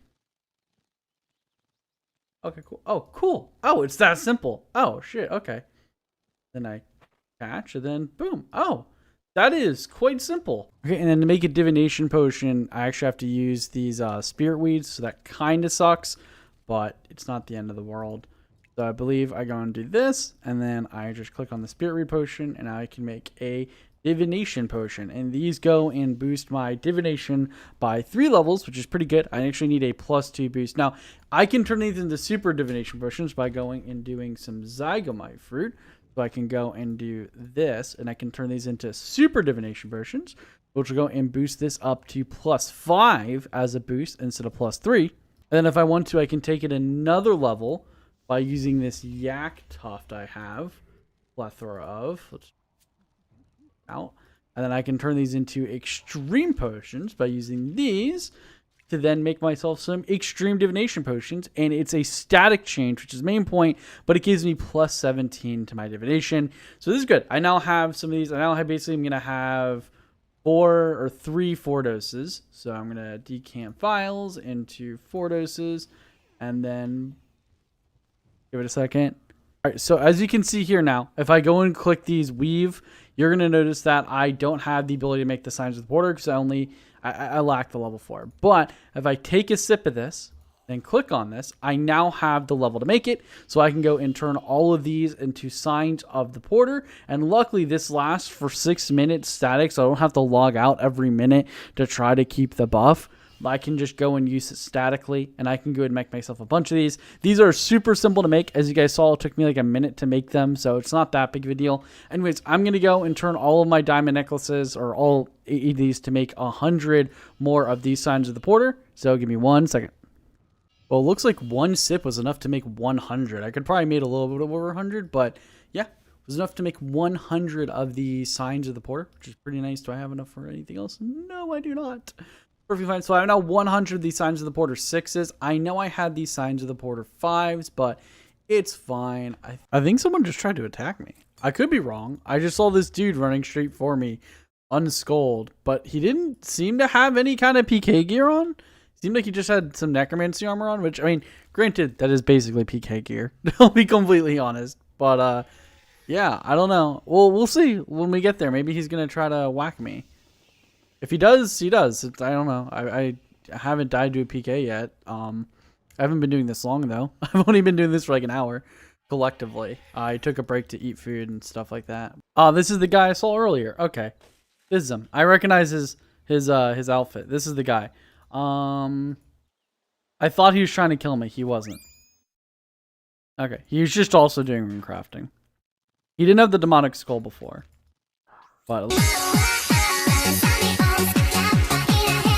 I looked it up, and yeah, basically doing rune spin is literally just half the XP an hour as doing abyss rune crafting. The problem is it's actually kind of a little bit AFK, so I kind of would rather do rune spin, but the problem is I don't spend 2 times the fucking time doing it, you know what I mean? So it's like, ugh. I press log out in the middle of the fucking fight. Oh my god, I'm so dumb sometimes. I was trying to press escape to like cancel an ability, and I accidentally pressed fucking log out. I'm so dumb.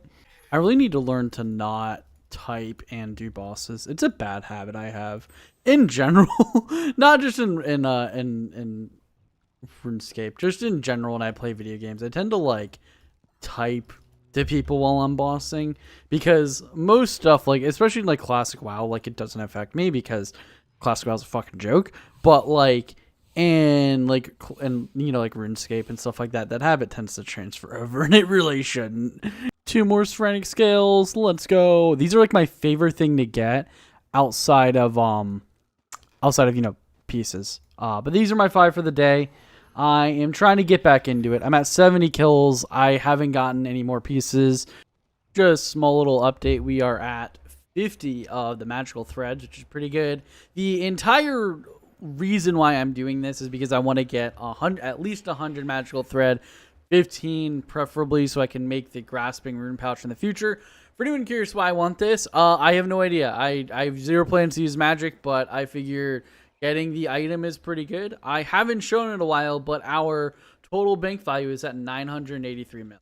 So crafting runes is definitely causing it to go up. I can't wait to get to the 1 bill bank value. All right, so theoretically, we should get the lol head, and then we can go and make the infinity outfit. So let's make the last outfit piece.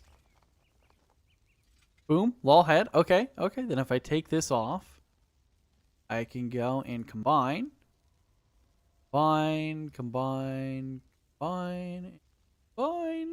We have the infinity outfit. Yeah, let's go. Oh, and in case anyone's curious, it actually full on gets rid of the other outfits, so I don't have them in there anymore. So that's pretty cool.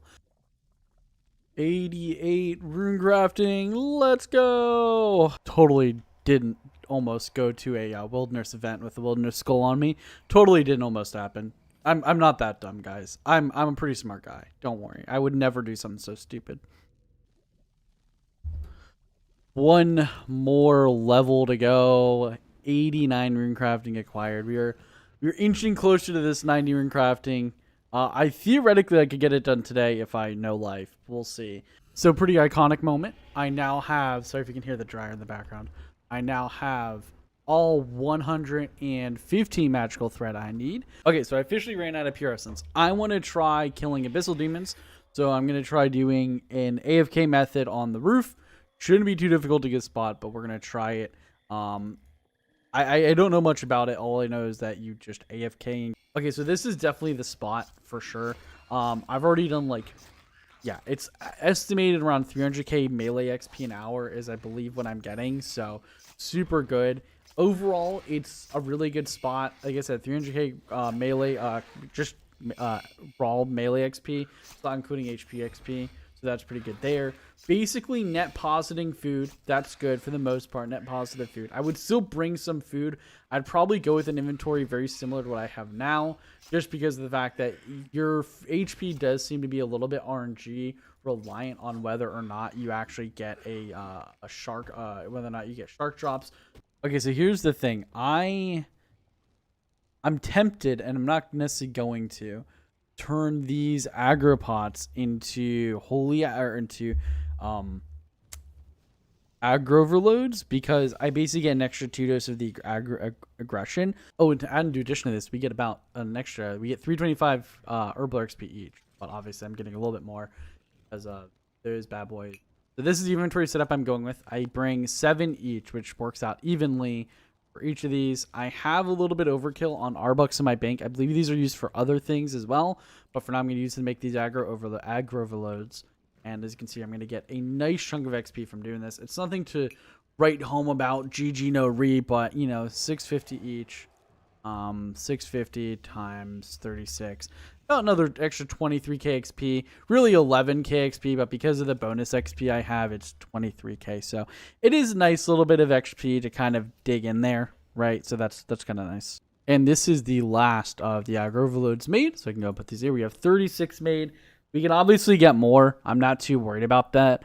But for now, we have 36. This should be more than enough, though, to get us up to 99 strength and 99 attack, as well as get us enough pure essence, hopefully, to get up to 99 rune crafting. And 90 rune crafting acquired. This is huge, dude. Oh my god.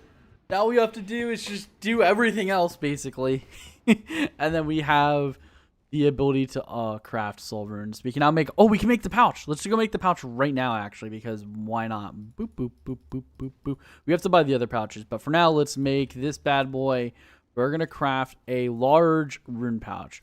This is 30 mil added. Ooh, 10k rune crafting XP. Oh, nice. What I thought was going to take 30 seconds ended up taking an insane amount of time, because apparently nobody in the soul lobby chat is hopping worlds and like calling out. This is Spirits Veiled completed. This actually was not as bad as I thought it was going to be. I believe if I pray here, yeah, that's an achievement. This is Crocodile Tears completed. Fuck this quest. I'm just going to be blunt about it. Fuck this quest. It wasn't terrible, but it wasn't good. Hold on. This is our Man in the North completed. Hey, let's get it, boys. This is a boss fight. Protect from magic, I believe. He's got a lot of.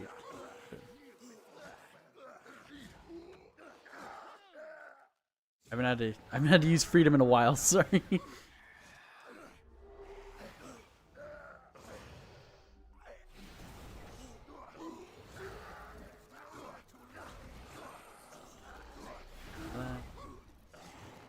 He is. Or did this dude really just like poison?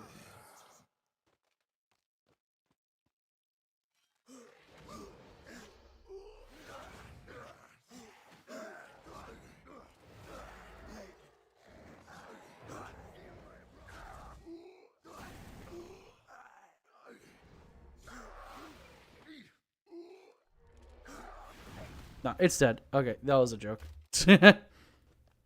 This is Fight Club completed. We now have a bunch of stuff, which is super awesome.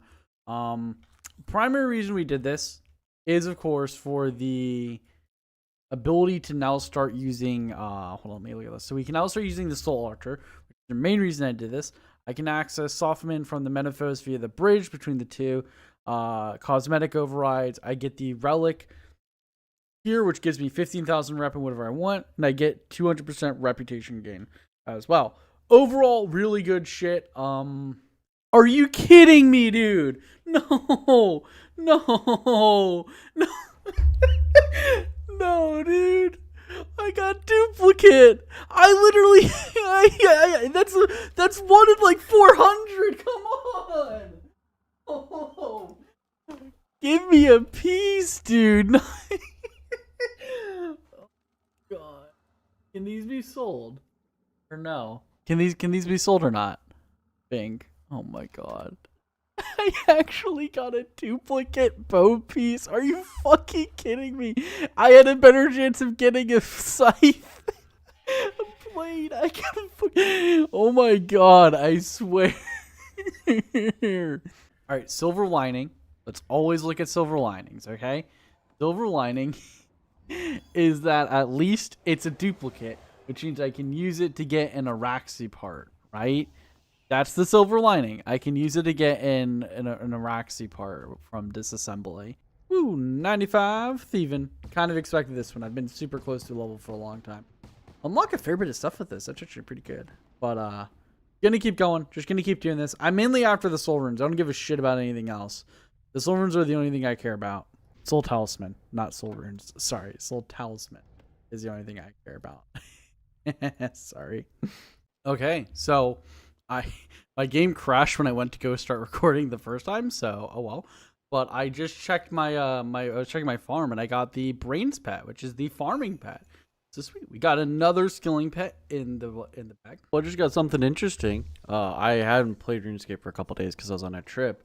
I got a necklace of Salamancy. On damage attacks, plus 15% accuracy and damage against dinosaurs. Pretty good. And then a 3% drop chance from Rex Matriarch. So I'm guessing this is a necklace I use when fighting the Rex Matriarchs, which is fine. I mean, that's good. That's basically a Abyss necklace, and I need to use it. I'm going to need to PVM that in the future. So that's actually a really good necklace. It doesn't have a value, so I'm guessing this is a a non-tradable that you end up getting. So there you go. Oh, and like immediately after, I got 97 herb lore. So I figured this is a good time as ever to give you guys an update on what I've been doing. 95 crafting. I'm not stopping here. I want to eventually get to 99. I don't know if I'm going to do it in this video. I'm trying. I've been AFKing super hard. Yeah, it's no wonder to me why people like quit this game. I'm being dead serious. When they develop quests like this, it's not a wonder. It just isn't. It's not a question. It's not a wonder. Like, why are you locking? It's just so fucking dumb. It genuinely is. It's just such a dumb design. There's no defense for this. I'm sorry, but there's no defense for such shitty fucking puzzles. Like, RuneScape has this problem in so many aspects of it, where the puzzle's only point isn't even to solve it. It's just to create extra time that the player has to then do. And it's such a stupid gameplay design, because you're already forcing people to have to spend an ungodly amount of time playing the game as it is. Why do you have to do that more in quests? Probably one of the most entertaining and fun parts of the game. You are actively ruining by having brain dead puzzles that don't require any thinking, and the sole purpose is just to fucking increase the gameplay time. I'm sorry, but it's actually ridiculous. This shit gameplay design like this infuriates me. There is no excuse for this, and I'm being dead serious. If the developer who's made this puzzle thinks it's a good idea to add this in the next one, fucking fire the dude. I'm being dead serious. This is dumb and stupid. They should not have a job making quests. Put them on the fucking QA team, because that's where they fucking belong. And before anyone asks, I'm not using a guide for this. It's super simple. I have the wiki pulled up, and then I was like, well, I'm going to try to do the puzzle on my own. And I just, like, you look at the puzzle and you're like, okay, I know what I have to do in 2 seconds. Like, the previous one, I will admit, required a tiny amount of thinking because of the illusion. And it's just, you click on it and you see what each one does. Okay, so that makes a boulder there. You know, this is an interesting gameplay mechanic. This is what they should have done. Skip the entire beginning portion, have the cutscene. I like this. You go and you damage the nightmare. It adds a theme to it. and you can't finish it off unless you're the raptor. This is interesting. This is a good way to have a puzzle and theme going to it that doesn't have to be too complex, but still has a theme to it. You don't have to create puzzles that are super dumb. Jagex, you have the knowledge and capabilities to make interesting puzzles and interesting themes within the quest. Why do you constantly make dumb decisions to increase the time of quests? I do not understand this, and I never will. I just don't fully comprehend why Jagex does this. I just do not comprehend why Jagex will make a bad puzzle, and then later in the quest they have a good puzzle. Oh my god, I wasn't recording. I just completed Dead and Buried quest line, so that's pretty good. The challenges are back, and I get a bunch of rewards. So this is awesome. I get... Ooh, nice. At this point, it's just fucking comedy, dude. I swear to God, I have another blowpipe. I think this is unironically my 4th one. It's just comedy at this point. I don't understand. I just want to have the rest of the blowpipe so I can make it. But no, I keep getting the regular fucking blowpipe, dude. And this is Enlightened Journey completed. I realized what was wrong. The wiki, on the quick wiki, it doesn't differentiate very well between the long pulls and the short pulls, and that's what I was doing wrong. So that explains so much. Anyways, this is Enlightened Journey completed. We got ourselves the bomber outfit, which I'm going to get rid of. I have a basket of apples, which I should probably keep, but I'm getting rid of, and Augustus sapling, which I'm going to get rid of. And this is the Sears Easy Diary completed. And this is all of the, what's it called? Sears Medium Diaries completed. Now this should be, now this is all of the hard diaries completed. The bolt tip, and now go for enchant. Boom. And enchant it, and boom! All of the Sears tasks are now completed, as you can see from the little announcement. Let's go and claim everything, and this is going to be something I should have gotten a long time ago, but hey, we got it done now, right? I'll say one of the only things I dislike about RuneScape 3 is that the achievement things are in like very different locations. So first things first, let's get the easy one here. So boom, ask about the task system, well done, blah, blah. And this is the easy one completed. If I talk to this guy, I should be able to ask about the task system, and boom, I now have the medium tier done. I have the Sears headband too. Okay, if I talk to Sir K here, I should be able to talk about the task system, and boom, we now have the Sears Headband 3, which with this done, we now have the ability to make the Enhanced Excalibur, which has like a passive healing effect and stuff like that, on top of some other stuff that is whatever. But if we go and talk to him again and get our Elite Sears Headband done, this will increase the effect of the Enhanced Excalibur, essentially making it an Enhanced Excalibur, plus 2% chance that special bolt effects will activate whenever I'm using them, and I also get a bunch of XP lamps, which is actually the primary reason I did this. The Enhanced Excalibur is nice, but the primary reason I did this is for the lamps, so I can get by, I don't actually care. Boom, so let me go use these lamps. They're all going to go in Herblore. Some of these are obviously low levels. That's fine. Knock all these out. That's 10k. And now I have all these bad boys. These are 25, 30,000. Look at this stuff. Look, 30k, 30k. Just so much XP for free. I'm purposely saving all this stuff for like times like this. And this is the medium diary for Faldor completed. And this is all of the hard tasks completed. Where do I go to now? I gotta go to the Squire in Felder. Let me go knock this out real quick. Okay, so if we talk to the Squire, not the archaeology guy. Here goes Squire. Talk to you. Task system, come from our reward, blah, blah. Here we go. So boom, I get the upgraded Faldor shield as well as another lamp. We're going to throw that into Herblore. The upgraded Faldor shield is pretty good. Once per day restores 100% of my prayer points, which is awesome. Additionally, Wiseman will also give me white lily seeds for my moleskins, which is, I guess, useful.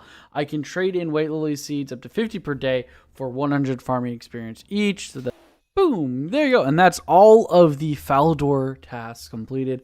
Where do I go? Go back to the Squire. Let me head back over there real quick. Okay, so I believe I talked to this Squire about blah blah. He'll give me the upgraded shield. Yep, and I get a bunch of lamps. So this should give me 30k. This should give me 30k. That's 60k. And this should give me another 50k, and then finally another 50k. 160,000 Herbler experience just for doing some diary tasks. This is Kenneth Concerns completed. I need this to complete the next set of diaries, which are the Artie diaries. And this is all of the Ardoin medium tasks completed. Apparently just unlocking the Yanil teleport completes this achievement. So that's pretty good. While doing this, I actually got I got 2 elite tasks done. So I'll show you. The Abyssal Valet, and honestly, it's not a purse. Basically what these were, as you can see here, I made an Abyssal Titan, which took like 2 seconds because I have 99 summoning. And I also took a giant pouch to the Radiant Altar. I just basically had the thing filled up with pure essence, and I had the giant pouch. You have to empty the giant pouch in front of the Radiant Altar.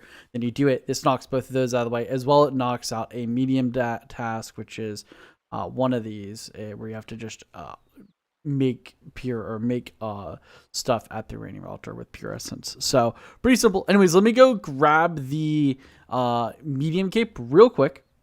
Okay, if I talk to the town crier here, I want to talk about the task system in place. Sorry, I saw the microphone. And yes, I can now get the Artie Cloak 2, which is actually a halfway decent cloak. And I also get an Antique Lamp, which we're going to throw into Herbler for another 7.5k. I'm going to be honest, I don't know if I can complete this until there's like a minigame spotlight thing. I think that happens. And I don't think I can complete this until then, because the only other way to complete this is to have like 3 other people. And I have 1 alt. I guess technically 2 if I bond up the other account. So I would need a 4th account.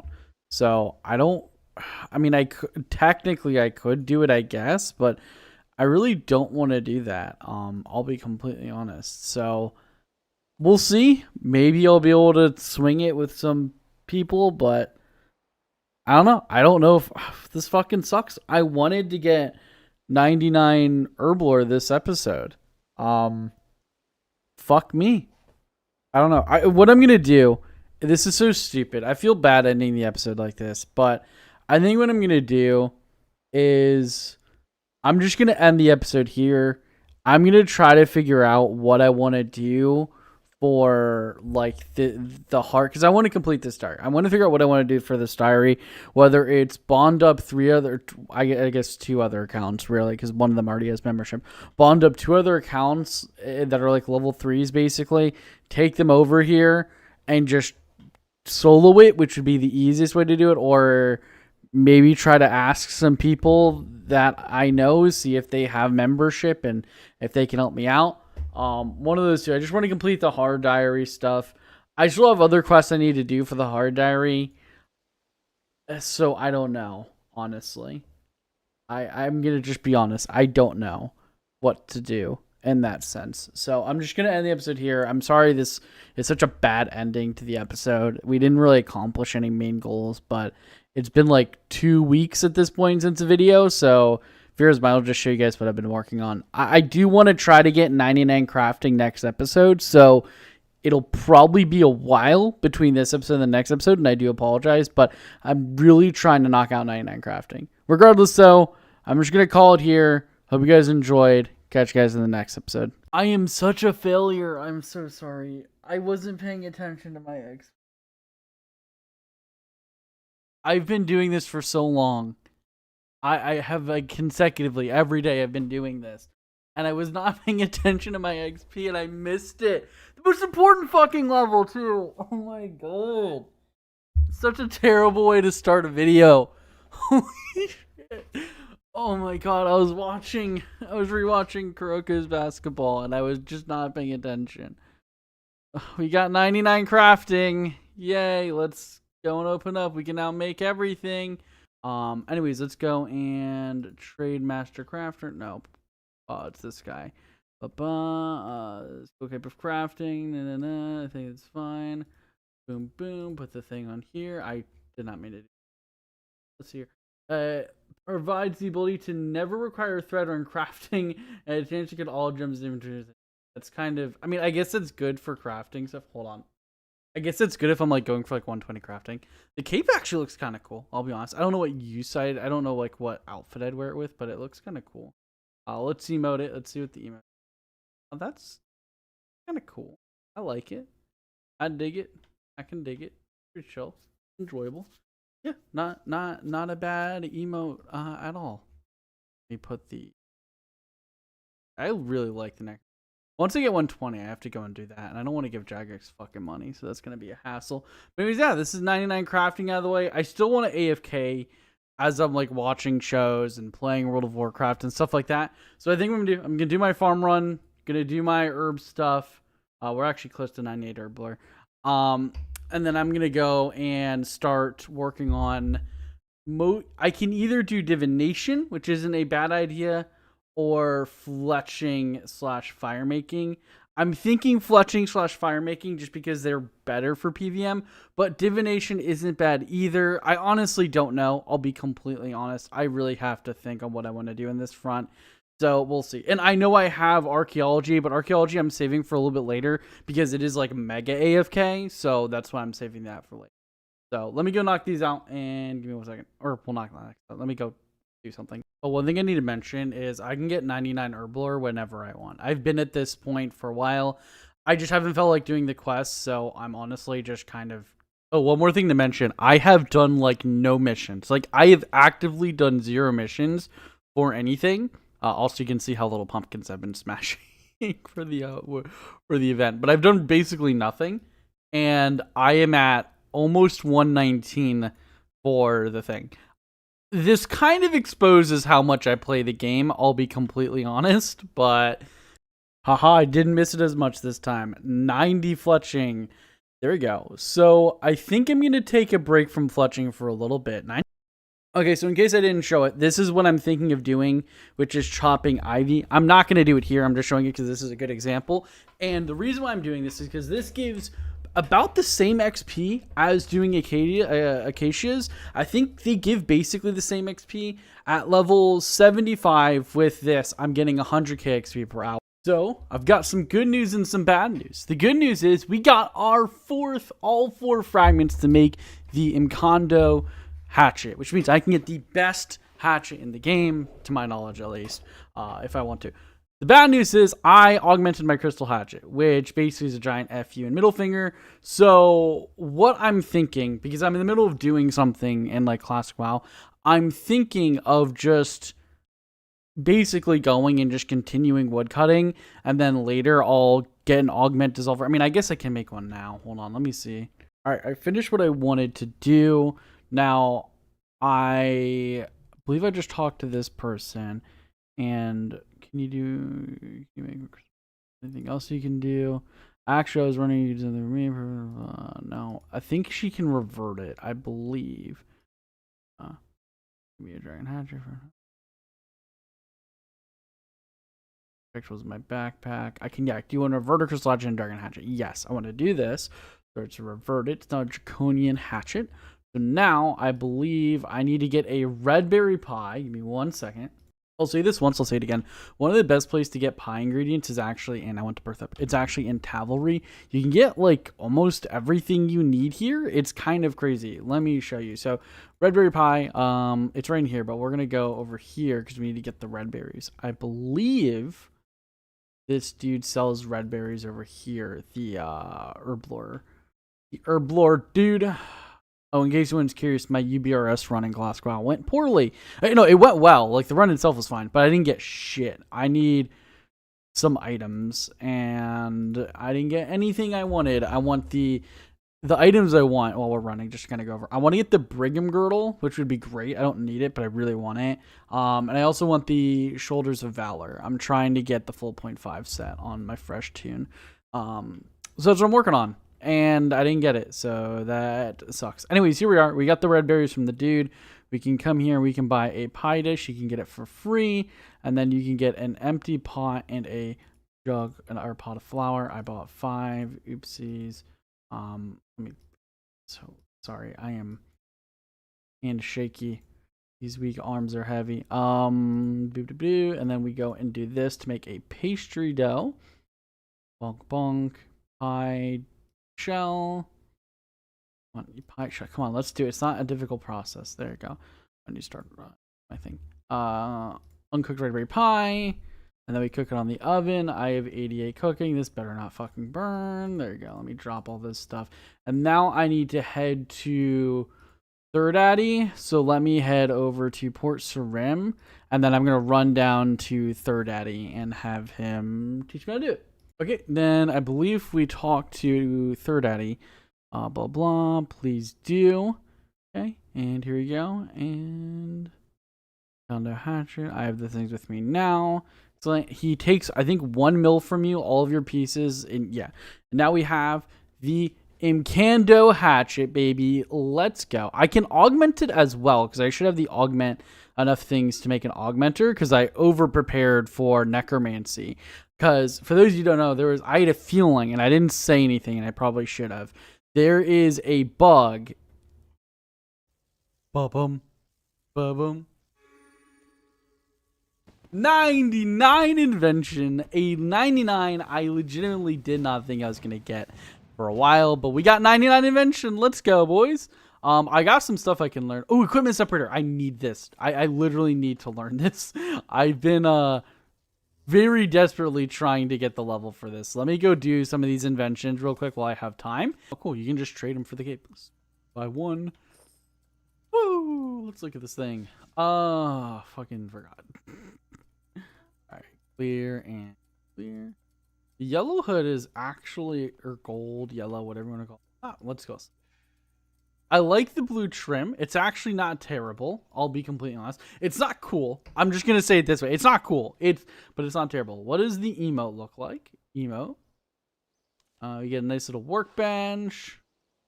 Cool. It's cool. It's cool. It's cool. You just plans and schematics. That's cute. All right. And the buff is provides bonus charge drain reduction. That's actually awesome. Holy shit. I'm going to be honest. That is genuinely awesome. That is a really good cape to wear. So I like that. Let me go and put my things back on here. Necromancy cape. Hide head slot.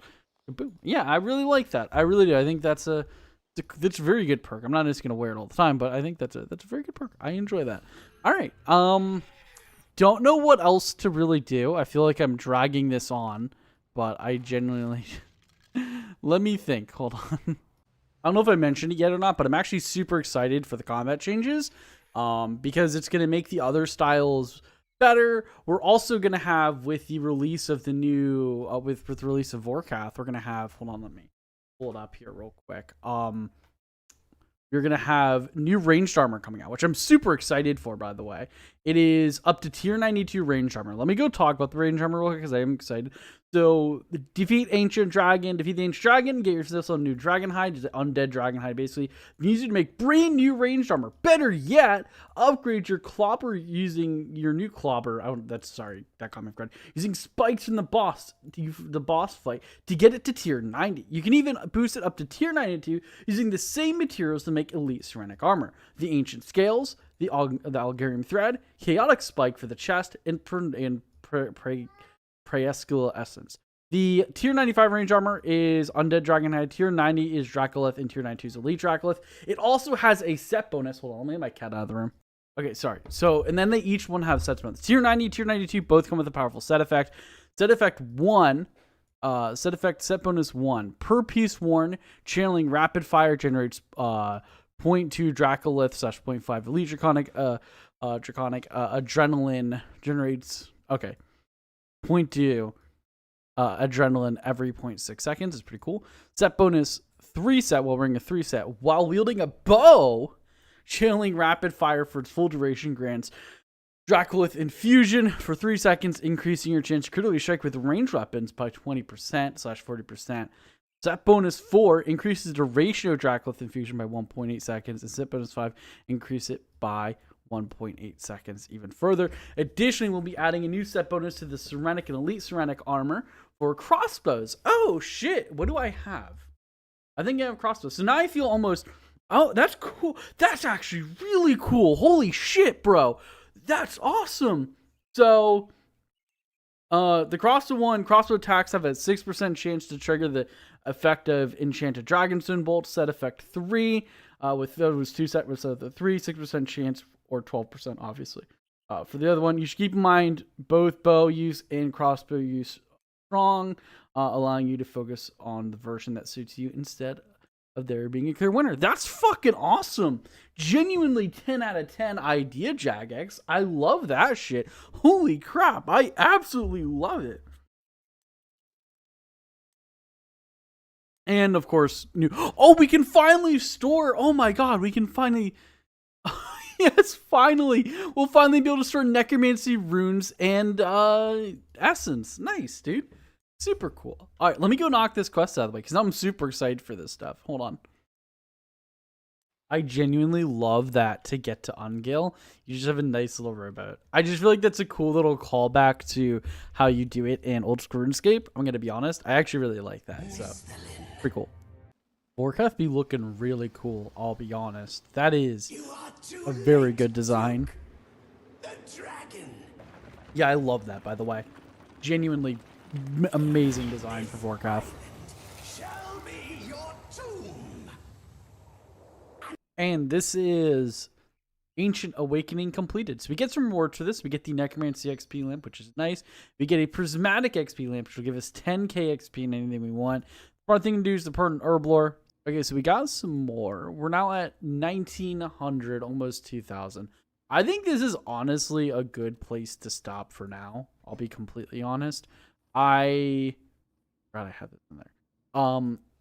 I really do feel like this is good enough for now, especially for Vorkath, because so I just realized something. This is 8 mil in alking right here. This uncut dragonstone. And then of course each of these is how many mils is each of these? This is 1 mil each. And then this is 15 mil. I have 23 mil between just these two alone. I have 23 mil. That's just fucking insane to me. And then I have like all of these, like, so that's 150. So hold on, let's see the math. So I have 18,000. 18, 1, 2, 3 times 50, 2.7 mil. Like, that's just fucking crazy to me. It's just absolutely insane how much money I have in these. It's genuinely, I'm kind of shocked. I'll be honest. I'm kind of shocked. But yeah, I don't know. It just caught me off guard seeing that. And I was like, hold on a minute. So I don't know how much money I need to get 99 prayer. I think it's definitely more than that. But if I had enough, like if I had just enough, I'd probably do that and get 99 prayer. But I'm not going to do it anytime soon. I just saw that and figured I'd share. Last kill. All right.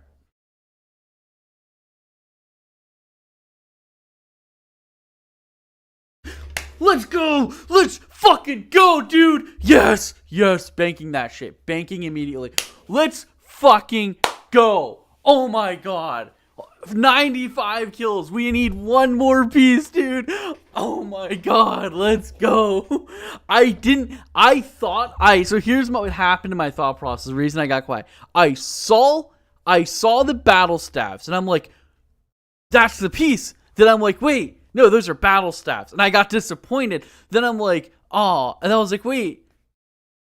I saw green in the chat. Not green. I just, like, my brain was like, I don't know if it was green in the chat or something there. I was like, what? And I was just confused. Then I saw the gray outline. I'm like, no way. And I hovered over it, saw it, and I'm like, yes.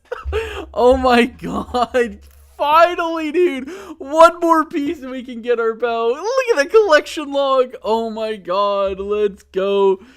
Oh my god. I am so happy right now. This is 91 fleshing. This is completely uneventful. Okay, so I'm changing things up slightly. I'm actually going to go and do myself some fire making instead of fleshing, because my thought process is that the only thing the fletching is used for in this entire process is this, what I'm doing right now, but you can also just do fire making for it. And alternatively, and additionally, sorry, not alternatively, additionally, actually making the arrows. I'm 91 fletching, so I can just boost up to make the arrows if I really wanted to, but I'd rather worry about fletching later and kind of do that stuff later. That's my thought process. So whatever. Regardless, what I need the fire making for is literally everything else. So my first goal is to actually get to 87 fire making, which will allow me to start doing some kind of compost thing or whatever. I think basically I'll be able to mess with the eggs and I'll get the actual arrow heads for this. So that's good. Then at 95 fire making, I'll be able to start doing the final thing I need to do, which is actually getting basically the feathers for the arrows. I'll show you this propellant, the dinosaur propellant. You need 95 fire making to get that. So that's kind of my overall goal, is to get to 87, start making arrows, make myself a bunch of arrows. Then from there, go and do the fire making. Then go and do the propellant and make myself a bunch of propellant, and just kind of slowly stock up on a bunch of materials for fletching and get my fire making up. I think that's what I'm going to do. And then once I'm all done with that, I'll then go and either do this some more to get my fletching up and then go and make the arrows, or maybe boost up. We'll see. It depends on how I feel. But that's my thought process for now.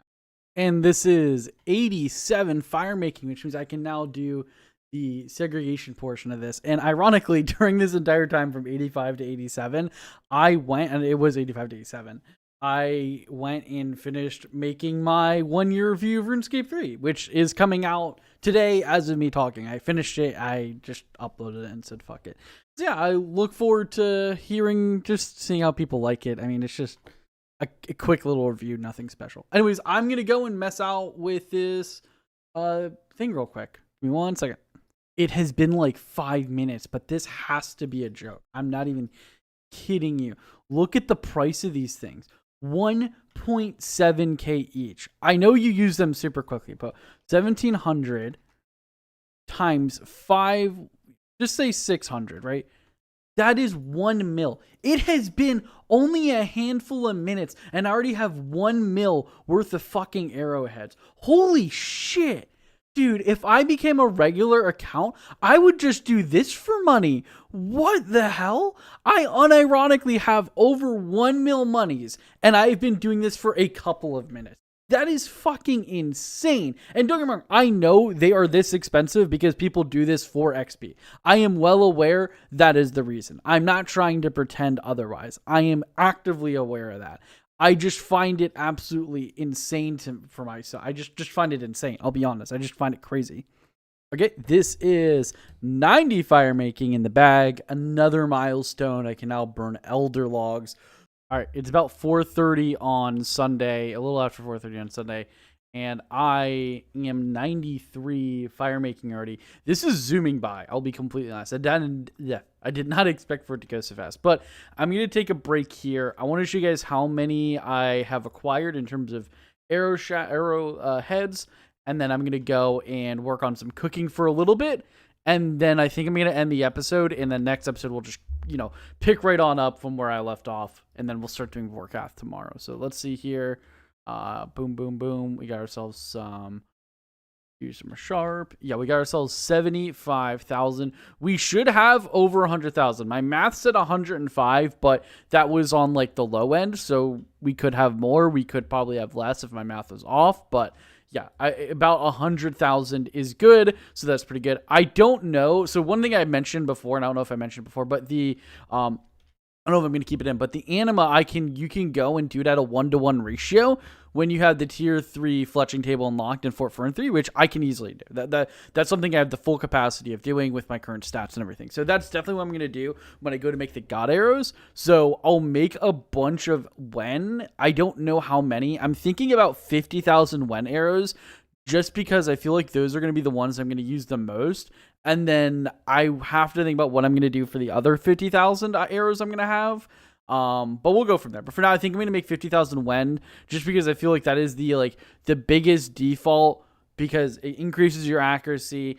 kind of racks up. I think that's going to be the best. And with the new accuracy changes eventually coming to range, I feel like that is going to be the better bet personally. And worst comes to worst, I'll just spend the other 50,000 making other arrows, right? I have to get the stuff for them anyways, so we'll see. Anyways, let me go to cooking and I'll catch you guys when I'm done. Okay, so I'm not completely done with cooking. I have a lot of fish to cook, but I cooked most, if not all, of my cave fish. I'm actually going to cook this last little bit here when I get off. But when I stop recording, I'll just do it. I'll start recording now, So I am going to stop here with the cooking, basically. I'll finish off my, 3 inventories of cave fish, and then I'm going to go back to doing some fire making. But I think I'm going to end this episode here. I know we haven't done much. I got a cooking level, so that's good. Got basically a full cooking level, actually. And if I bother to boost up, I know I can cook more food and potentially get up to 90 plus cooking. But I'm just going to leave it be for now. I feel like I have enough food. I have green bubblers, which are good enough. I'm assuming it'll be good enough for Vorkath, right? It has the minimum requirement of 60 necromancy. I don't think it's going to be, it might be an endgame boss, but we'll see. They have a normal mode, a hard mode, and a story mode. So if I need to get better stuff, I'll get better stuff. But I think I'll be fine with my gear. I'll be completely honest. I'm obviously going to not be able to play until the end of the day tomorrow. So that's going to suck. But I do want to get this video out. I want to edit it up and get this video out, at least uploaded tonight. So that'll be good. So anyways, yeah, that's basically that. I'm really just, what I'm going to do in between is just finish off the one and a tiny bit more, one and a tiny bit more cave fish I have to cook. And then I'm going to go and do some fire making while I edit is going to be the game plan. And hopefully I have some more time to play today. So hopefully I think I could theoretically get 94 tonight, which will be good. And then tomorrow the entire game plan is just to farm Vorkath, have a lot of fun, and potentially and also start doing racks for top lane again. And then eventually, once we get that, we'll finish off, as I start finishing those bosses or maybe wanting to take a break, I'll then start going and what's the thing called? And finish off the fire making goal. Then I'll probably end up, I have to get 99 fire making to get enough stuff to get my to make my arrows, to make my 100k arrows. So we'll see. I might not go the full 99, but we'll see. Okay, so fair warning, can't hear out of my right ear at the moment, very well at least. So the update happened a while ago. Currently, as you can see here, it's 6 o'clock at night for me.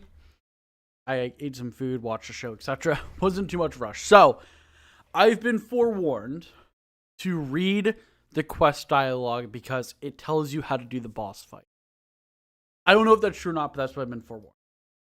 I'm sure a lot of people have already done it by now, and that's fine. I've heard mixed reception about it, so we'll see. I think what I want to do, though, is I want to go to Fort Forthy first. Let's knock out the quest. I'll do the story version, and we'll go from there. I'm not going to record the regular dialogue for the quest, but once we actually get to the fight, I'll take a look at that. I wasn't paying attention. When I pressed the yes, it automatically put me into the thing because I don't read quest dialogue. The one I literally said, I really should I need to start reading quest dialogue before this because I've been warned. And the first thing I do is not read the quest dialogue. I also grabbed the wrong thing. Let me get the salve amulet. Okay. Oh, it's immediately telling me. First, you travel to the north. This will weaken Zergron's removing his ability to summon skeletons. Okay, so we want to get that one, the northern one. Then directly west, we'll do this one. This will remove the ability to summon bone spikes. Okay. And then finally south, I believe, starts the fight. This will trigger at the end encounter. Boom. It's like a little, in the story mode, you must destroy the places of power in this order. In other modes, Western power must be destroyed. And it is your decision to face the horde to weaken it into a full strength. On hard mode, you actually it goes straight to the battle. So just keep that in mind. All right. Am I supposed to shoot him down? Is that what's going on? Can I not see him because he's shooting down? Or is it a visual bug? I don't actually know. It's actually very difficult to tell what the reason is. I'm gonna be honest. I don't know if it's the game bugging out or if it's I have to use the thing. Order the worm guides to order fire in the arena. There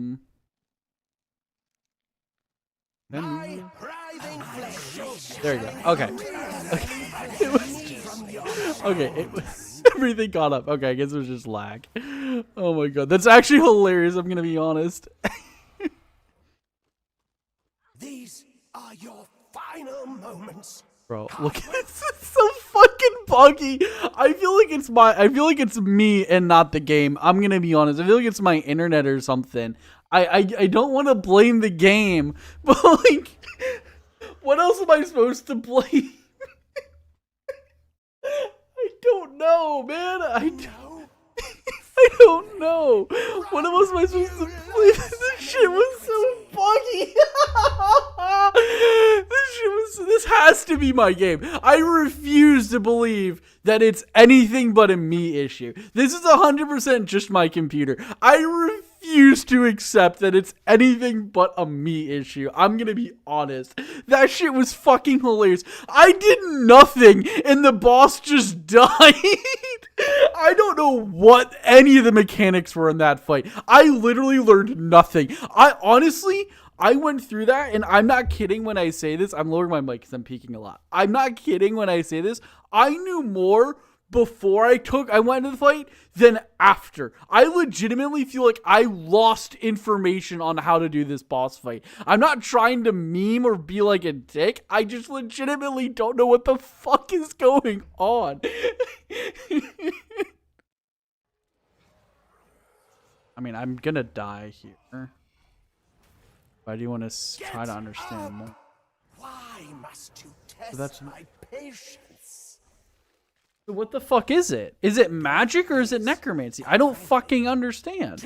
Okay, this is the last of the runes acquired. I believe I now have 100 casts of each, which is pretty darn good if I do say myself. So yeah, I have about 100 casts of each. I still have some impure essence left. I'm gonna save it. I could make a handful more if I really want to, but for now I'm just gonna save it. What I do want to do though is I want to make the impure or the Death Warden Nexus. What this is gonna do, it's gonna allow me to store all of my runes inside here, including my ghostly essence, into one neat little pouch. So I don't have to take up 1, 2, 3, 4, 5 slots just for those. I can just have one. So I'm going to go and do that. It's just like the grasping pouch. But in order to do it, we need an insoled bar. Do I have any insoled? I don't think I do. Nope. And I also need a silver bar and a cut sapphire. So let's grab the sapphire because I'm glad I didn't get these, I guess. So just put the... Okay, so I believe I go to the Soul Forge. I can now craft this. Yes, the Soul to Death Warden Nexus. So for those of you who don't know, like I said before, it allows you to store your stuff. But additionally, after you get 100 kills of Vorkath on normal or hard mode, you can actually go and get a different one called the, let's see here, what's his name? Hold on, let me see this. Zimmergol, the dude's Nexus. And this one has the passive effect of increasing your bone shield by an extra 15 levels. So there you go, or 15% or some shit like that. I don't know. Basically, it's just better. Is the best way to put it. It's better. Let's just put it that way. It's better. So there you go. Okay, so got a new outfit, got a new setup, got a new getup. Let's go. Honestly, for a second attempt, I'm quite proud of that. I'm going to be 100% honest. I'm quite proud of that. Okay, so I understand the Vorkath fight. Now, the actual Vorkath in fucking Necromancy, dude, I don't know his name. I actually understand the fight. So that's good there. I understand that. Boom, there we go.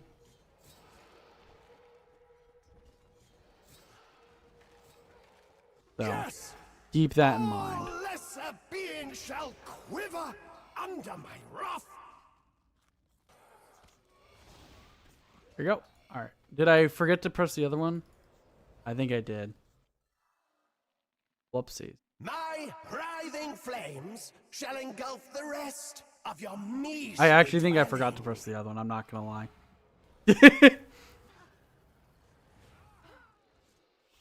Okay, so I basically got him. Okay, so Death protects you. key thing to know, Meant to have you fucking for my take the own. spikes away, and then I'll be good. Okay, that's good. I mean, I'm getting the hang of it, honestly. I'll show Okay. you what a real necromancer can do, charlatan. All right, let's get to it. My writhing flames shall engulf the rest of your measly dwelling.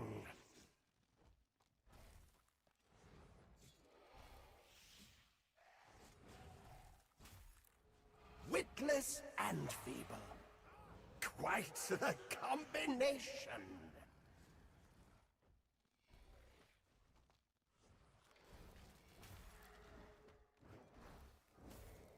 I used that way too early. Whatever.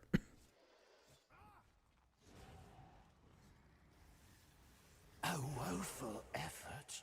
As expected. Okay.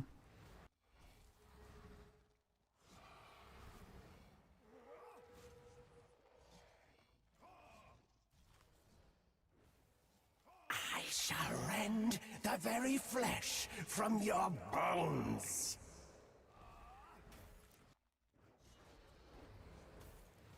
Cast my glorious vengeance down upon them.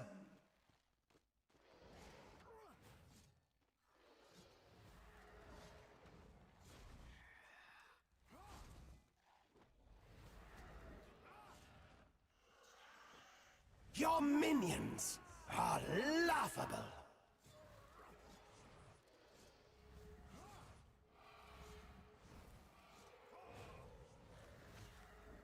Are you determined to fail? Rise, you cursed weakling! I shan't tell you again. Go, Vorkath down. Must I be forever plagued by lesser beings? Boom, baby! First kill. Let's go. Hey, nice. Let's go.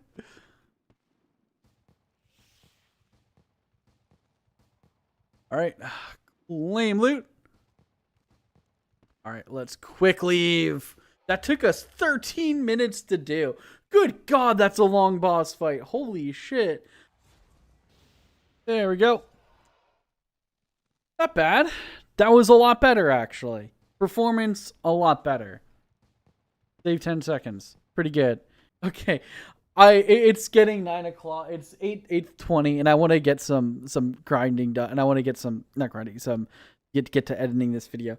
But my honest opinion on Vorkath, after I've done it a couple times, is the siege part needs to be a lot less damage. Like, you need to take less damage, right? That's the only thing. Like, the length sucks, and yeah, it's half the boss fight if you're in my gear setup, but honestly, it's not bad. It's just the amount of damage you take, right? It's just, honestly, one of two things needs to happen to it. Either A, they need to shorten it and keep the basic damage you're going to take the same, or B, realistically, just lower the amount of damage you take and keep it the same length. So this way, it's just like a small little gauntlet you have to do. So this way, it promotes you to try to skip it by learning hard mode, right? So like, I think that I kind of like that general mechanic, honestly. It's stupid and I don't like it, but I think overall as a whole, like, that I'm doing it, I don't like it, but I think as a whole, it's not bad.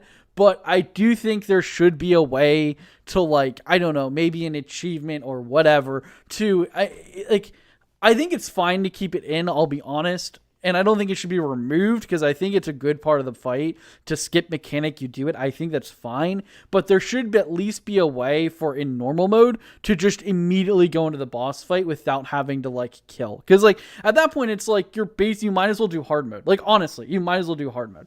Past that, the actual boss fight's fine. Honestly, like on normal mode, the boss fight's fine. Like it's very, very reasonable. It obviously is meant to be, in my opinion, like I would say one stage above a Raxor, not like on par with Raxor, but I would say like one stage above a Raxor. Definitely, I get that vibe from it. It's definitely supposed to be like one stage above it, but and I think that's fine. I don't know what's above Raxor, but it feels like the next step past Raxor for AQ as a player. And I think that's fine. I don't think that's a bad thing. I think that's fine.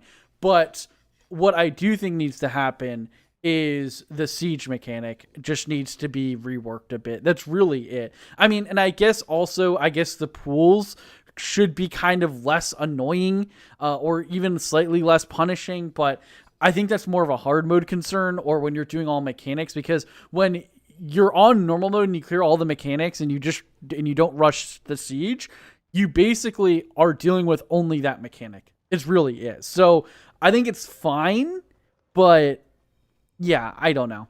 It's hard to put into words how I feel, but it, it's not like the fight's fine. I just feel like it needs to. I just feel like the siege mechanic needs to be reworked to be a little easier or quicker, right? A little less damaging to your health and keep the time the same, or make it faster, right? Make it lower the ogre's HPs. Those are the only two things I can think of, really. Okay, so this is probably an obvious thing, but I'm actually really glad I figured it out. Basically, I realized I knew this going in. I just didn't actually bother to attempt until I learned more. But basically, you can use the Dragon Breath to heal up. Oh, so one other thing I also realized I should be doing is I should be doing AoEs during this guy and using it on, because this first one is the one that deals the most damage. I should have figured I'm just going to use AoEs, and while I'm using my AoEs, I'm going to bring him next to the ghost and just get that little bit extra ghost damage on there. Okay, so I mentioned in a community post, so I just want to say it again. I'm actually not going to be doing Vorkath just yet. I did a couple kills. I think I'm up to like 3 or 4 kills now. I'm not going to be doing it just yet. And my logic is I'd rather get my bow first, and I only have limited time for where top path is available. So I'm going to take advantage of that and do some Maraxor. Additionally, one thing I also want to mention is I got my ears cleaned so I can actually fucking hear. So the last couple videos, you might have noticed it sounded like I've been screaming. That's because I couldn't hear out of my right ear. That's not even a joke. It was clogged, and for like half the video, it was all done in like 2 days, and I couldn't hear out of my right ear because I was waiting for the kit to get in so I could clean it. Oh, didn't have recorded, but I got my 100th Raxor kill, which is nice. Yay. We're gonna get lucky? Probably not, but let's see. We got nothing. I really want to keep those, but at the same time, pet chance roll. Oh well. Was worth it though. I genuinely just typed /reload to try to reload my claim. Bro, I've been playing way too much WoW, man. Totally forgot to toggle the effect, by the way. So I'm going to activate the infinite porter. So there we go. I got the porter. I think it's comedy at this point. I got another blowpipe. It has to be a joke. I have so many blowpipes. It's not even funny. I don't want to get roasted too much, but I found out one of the things I was doing wrong in the Vorkath fight. I feel fucking dumb. I wasn't using any anti-fire. So for the first time in what has to be, quite honestly, years, I had a legitimate MMO experience. It's weird because it's been a long time since I'm usually antisocial. But this guy, this dude hit me up and he's like, hey, just sitting there like assembling my stuff right as I came in. He started asking me about my perks. He saw my cape. I'm like, I'm gonna be honest, I have none.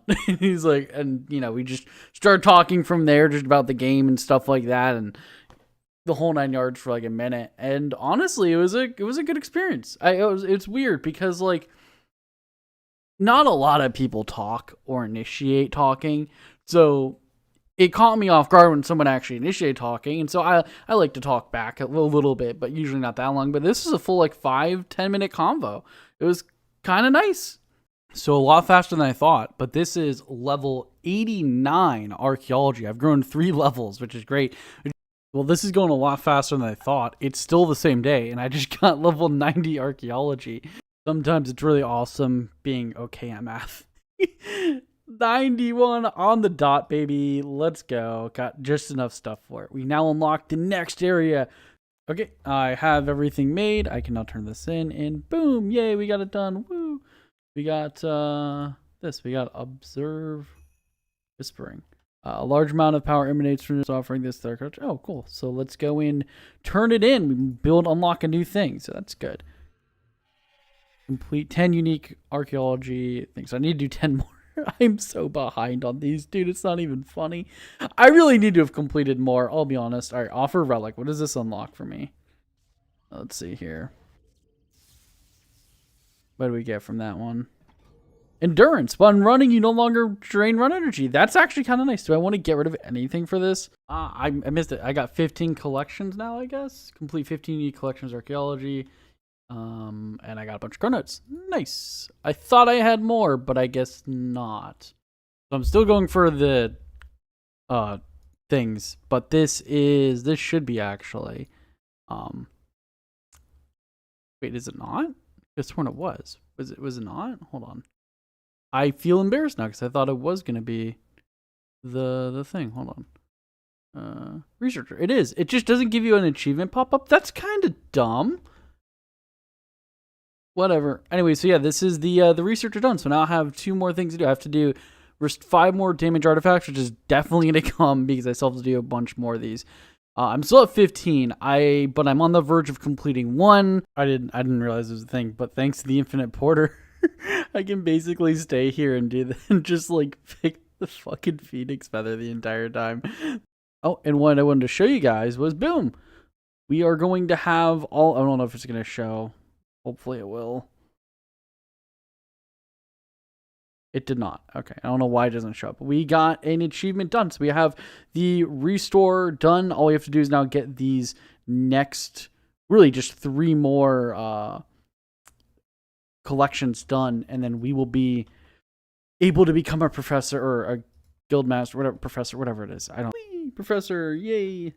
I am now a professor. Let's go, dude. Nice.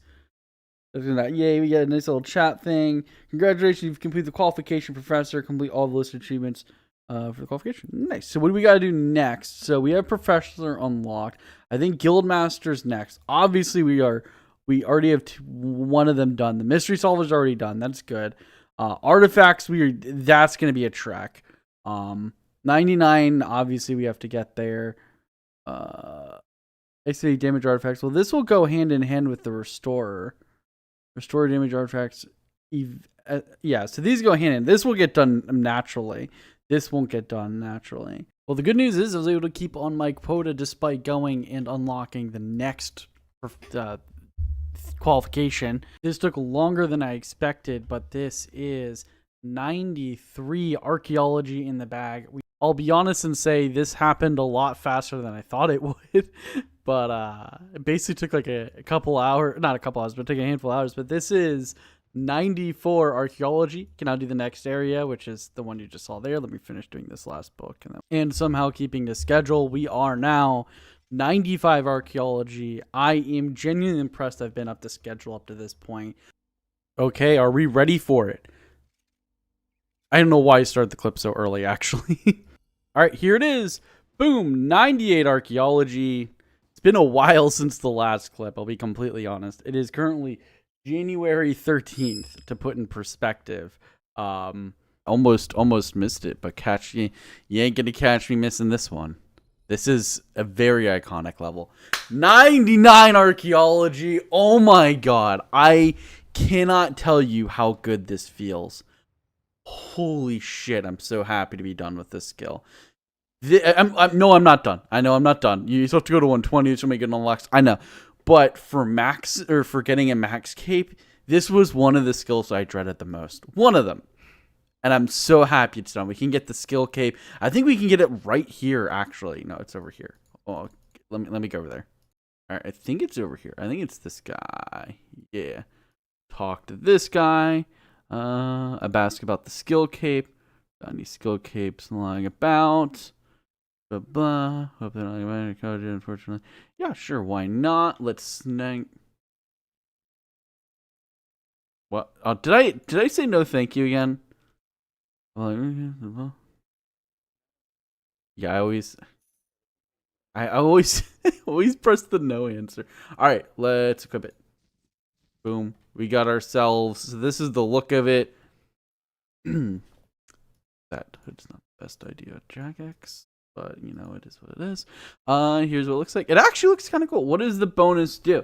Provides extra sprite focus and the ability to modify relic powers from the bank. Oh, that's cool. So I can just go and right click and activate. I have to do all at bank. You know, it's really helpful if I actually read fucking things. Let's go to Where's Retreat and try it.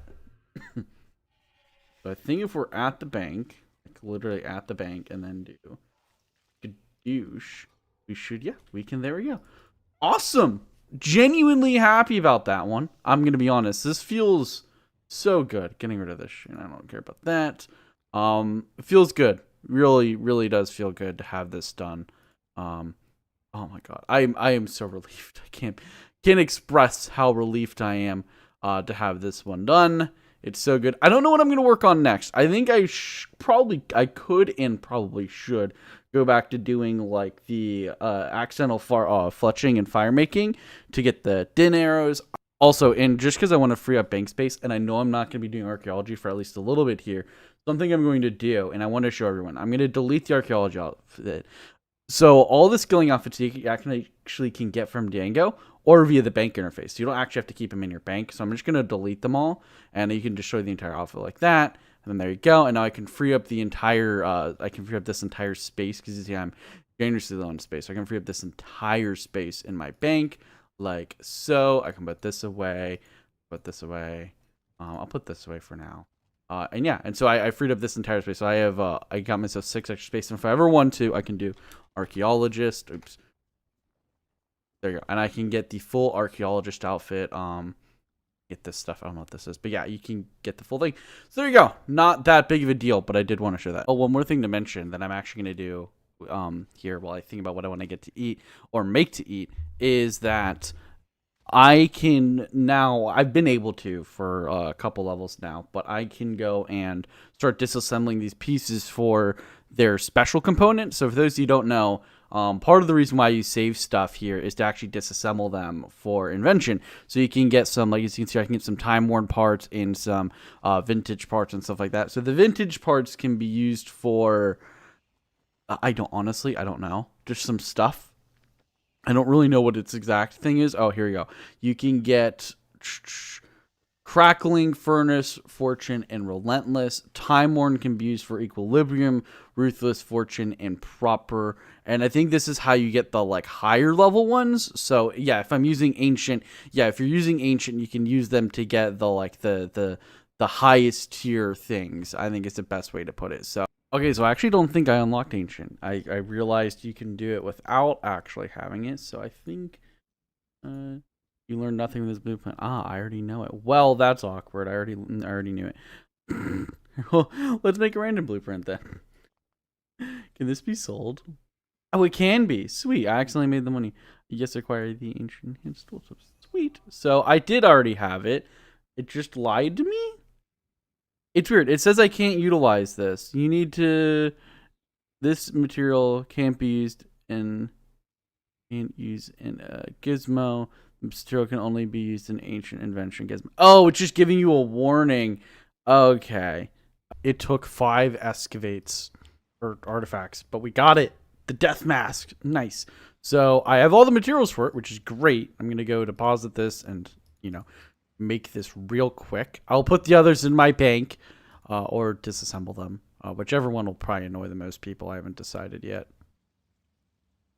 All right, this is me finishing crafting the mask, and then I'm going to want to get I need to get a cat speaking event. I think a lot of people know where this is going, but for those of you who don't, you'll find out in a second. All right, I've got my cat speaking event. Now let me go and find who I need to talk to real quick. Oh, dang, first world hop. I found it. Here is Bob. Now, if we talk to Bob and give him this mask, I can give it to him, and he gives me Evil Bob's cat's paw. So I can go and I can put this into my archaeology thing, my relic power station monolith. There you go. I forgot what it was called. Okay, and go to the monolith, and I can offer this to the monolith to get a new relic power with this. And this is like the entire purpose. I'm going to lower my mic. I feel like it's super loud. And this is the entire purpose of getting 99 archaeology. Is this. A lot of people will go for this earlier. I didn't, and I should have done this a lot earlier. And what this does is every time you catch something, it's automatically cooked, and you get the cooking XP. What a lot of people will do is they'll do exactly what I did while I was fishing, and then you'll automatically cook the fish, and then you don't have to worry about cooking it, and it gives you cooking XP. I was... I never pay attention, bro. 99 woodcutting, let's go! Oh, God, I wasn't paying attention at all, dude. I think we go to Lumbridge for this one. Alright, they changed him, and he's over here now. He used to be in Lumbridge. I'm, like, willing to promise that. But, yeah, so anyways. Yes, please. Yes, please. Thank you. Wait, hold on. Wait, did I say no? God, did I do it again? Yes, please. I think I have the funds right here, actually. Yeah, there we go. Okay, 99 woodcutting cape acquired. Let's see what this emote is like. Emote here. Kind of dumb, I'm not gonna lie. I like the little bird, the little bird's nest. The ending is cool. I like that, but yeah. So there's that. Put that onto that. Let's take a look at it. It literally looks like shit. I mean that literally. It literally looks like someone rubbed shit on the cape. So there's that. I need to get more charges because I am out of charges on my thingy. So yeah. Okay, I want to unlock a thing for divination. So I ironically had like everything already established except for some components. So I disassembled some more random stuff I had. So I already had this stuff from doing archaeology, so that's good. So I have this, which is a golem framework. So now what I have to do is I have to go to a Gethixian cache. They happen every hour. So I don't know if one's going on right now, but let me teleport to here. One will be starting in a minute. So that's actually really good. Perfect timing by accident. And then I have to go into a Gethixian cache with the golden fragment in my backpack, enter a new cache, an hour. While inside the cache, pick up a large memory and transfer option to create access framework on the mysterious model.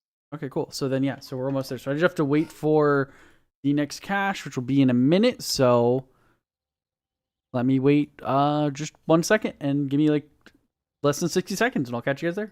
Okay, I was typing to people and the cache went up. So I just need to get a large, was it a large, large memory. So I need to get a large, boom, retrieve. So retrieve a large memory. And then I believe I just go and use, oh, both my hands would be free, sorry. Take this and then transfer personality. Boom, and now I have this. Cool, sweet. So now I'm going to teleport back to the archaeology place. And I believe if I use this on the monolith, okay, I'm using this on the monolith, and now I should get, yes, divine conversion. When converting memories, you'll convert your entire backpack in one go. I want to show this off, so let me get rid of something. I guess I'll get rid of, okay, so the way it works is pretty simple. I really won't take advantage of this until I get to the 95 plus bracket, because up to 95, I want to be doing the other method of leveling, which is, I forget what it's called, but memories or whatever. I don't know. Not Gethixian caches, but whatever. It doesn't matter. Whatever. Doesn't matter. But anyway, so what this does is it'll go and it can go, and when you transfer your memories and I convert them, it converts them all. So to show example in your inventory, so you saw I have all these right here. I have about 12. I can go and do this. Then it does them all at once. This is really good XP because you get the same amount of XP, etc., that you normally would, and it just converts it all at once and allows you to spend more time just getting XP. This does make doing regular caches like this for XP decent, right? They're actually decent XP. They really are. So I could do this for XP if I really wanted to, and I'm tempted to, but I'm not necessarily going to.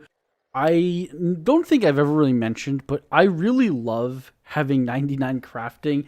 I don't really think I've ever expressed how happy I am I bothered to grind this out. It's so nice because if I ever want to make an urn for anything, I don't have to boost anymore. I just have the ability to do it, and it's super awesome. Before, when I used to make these urns, I would have to go, and I'm going to lower my mic. I think it's super loud. I used to have to go and boost, and while I was boosting, I'd like run, log out like every once in a while and make sure I keep my boost. And it was a super annoying process, but now I don't have to do that. I have 99 crafting. I can just make it, and then I can turn them into urns, which is great. So I'm making divination urns. If it's not obvious, I'm going to work on divination next. I don't know if I'm going to get to 99, but it's the next thing I'm working on. And I did make a community post this like earlier, like I think like an hour or two ago, saying how I'm super nervous about starting Hunter because I don't know what to do for Hunter. I'll be completely honest. I really wish there was a super AFK method to do Hunter, but Hunter has always been a fairly click-intensive skill. It's part of the reason I never really bothered to get up too high, so I'm a little nervous about that, but we'll see. I'm going to look more into it. It'll probably be one of my later skills, but I'll probably start knocking out levels here and there. I know this might get, like, shamed, but I really dislike this leveling, like Hall of Memories, whatever this is called, for leveling divination. It's never been my favorite. I actually really dislike it, I'll be honest. But I will say it is significantly faster, so it is what I'm doing. Once I get 95, though, I can do the other method, which is the traditional method, where you just sit at a thing and then throw it in, and supposedly you can get like 200k an hour doing that. So that's what I'm doing there. I am going for 99 divination next. I figure that should be my next one. It is not so AFK right now, but once I'm able to do the next method, it is AFK. And plus, if I really wanted to, I can do it AFK. So small update and on everything. I'm almost halfway done with 94, 95, which is good because once I'm 95, like I said, I can start doing the AFK method where you just AFK at the actual spawn. And apparently a bunch of people do it and it's like good XP, supposedly. I don't know how true that is, but that's just what I'm told. So we'll do that. And that's the end of the game plan. After that, I'm going to go and start working on two things. I know I've said this a lot, but I actually mean it this time. I'm going to start working on finishing my bow. I'm going to try to get that last piece. It kind of sucks just how dry I've been on it, but it is what it is. You know, I don't want to say dry because I don't know if I'm necessarily dry, but like it just sucks that I haven't gotten the last piece and I just want it already. So we'll go and try to finish that off. And whilst working on that, I will go and start doing the accidental fletching and fire making and stuff like that to then try to go and get my arrows acquired, because din arrows are going to be the arrows I'll use with my bow. Even at tier 90, apparently they're still better than using anything else. I'll probably use like the Arachnus arrows for like just general whatever, like something super easy, but anything that I'm taking somewhat seriously, you know, I'll probably use the din arrows. Plus din arrows, I would say, seem to be, in my opinion, a lot easier to acquire, and you don't burn through them as fast when you're not using the best bow. When you're using the best bow, I don't know what it's called. I don't call the bow from Zamorak, bow the last guardian, I think is what it's called. Apparently, like, you burn through arrows like it's nothing, but without that, I think it's fine. So we'll see. Anyways, that's the game plan, and yeah, let me go and finish this level. I think I did just enough. Yup, level 95 divination. Finally achieved. Okay, so I'm here. It is southeast of Castle Wars. I'm over here, so there you go. Just southeast Castle Wars. See, there's already someone here. So what you do is you basically just go and you suck. You suck the balls for a little bit until you get a full inventory, and then you just go and throw them in here. Now, so I found out why you want to go in the community world. It's for these enriched ones. I just started doing it and I put on my XP tracker and I was like, huh, how come it's, you know, how come it's, there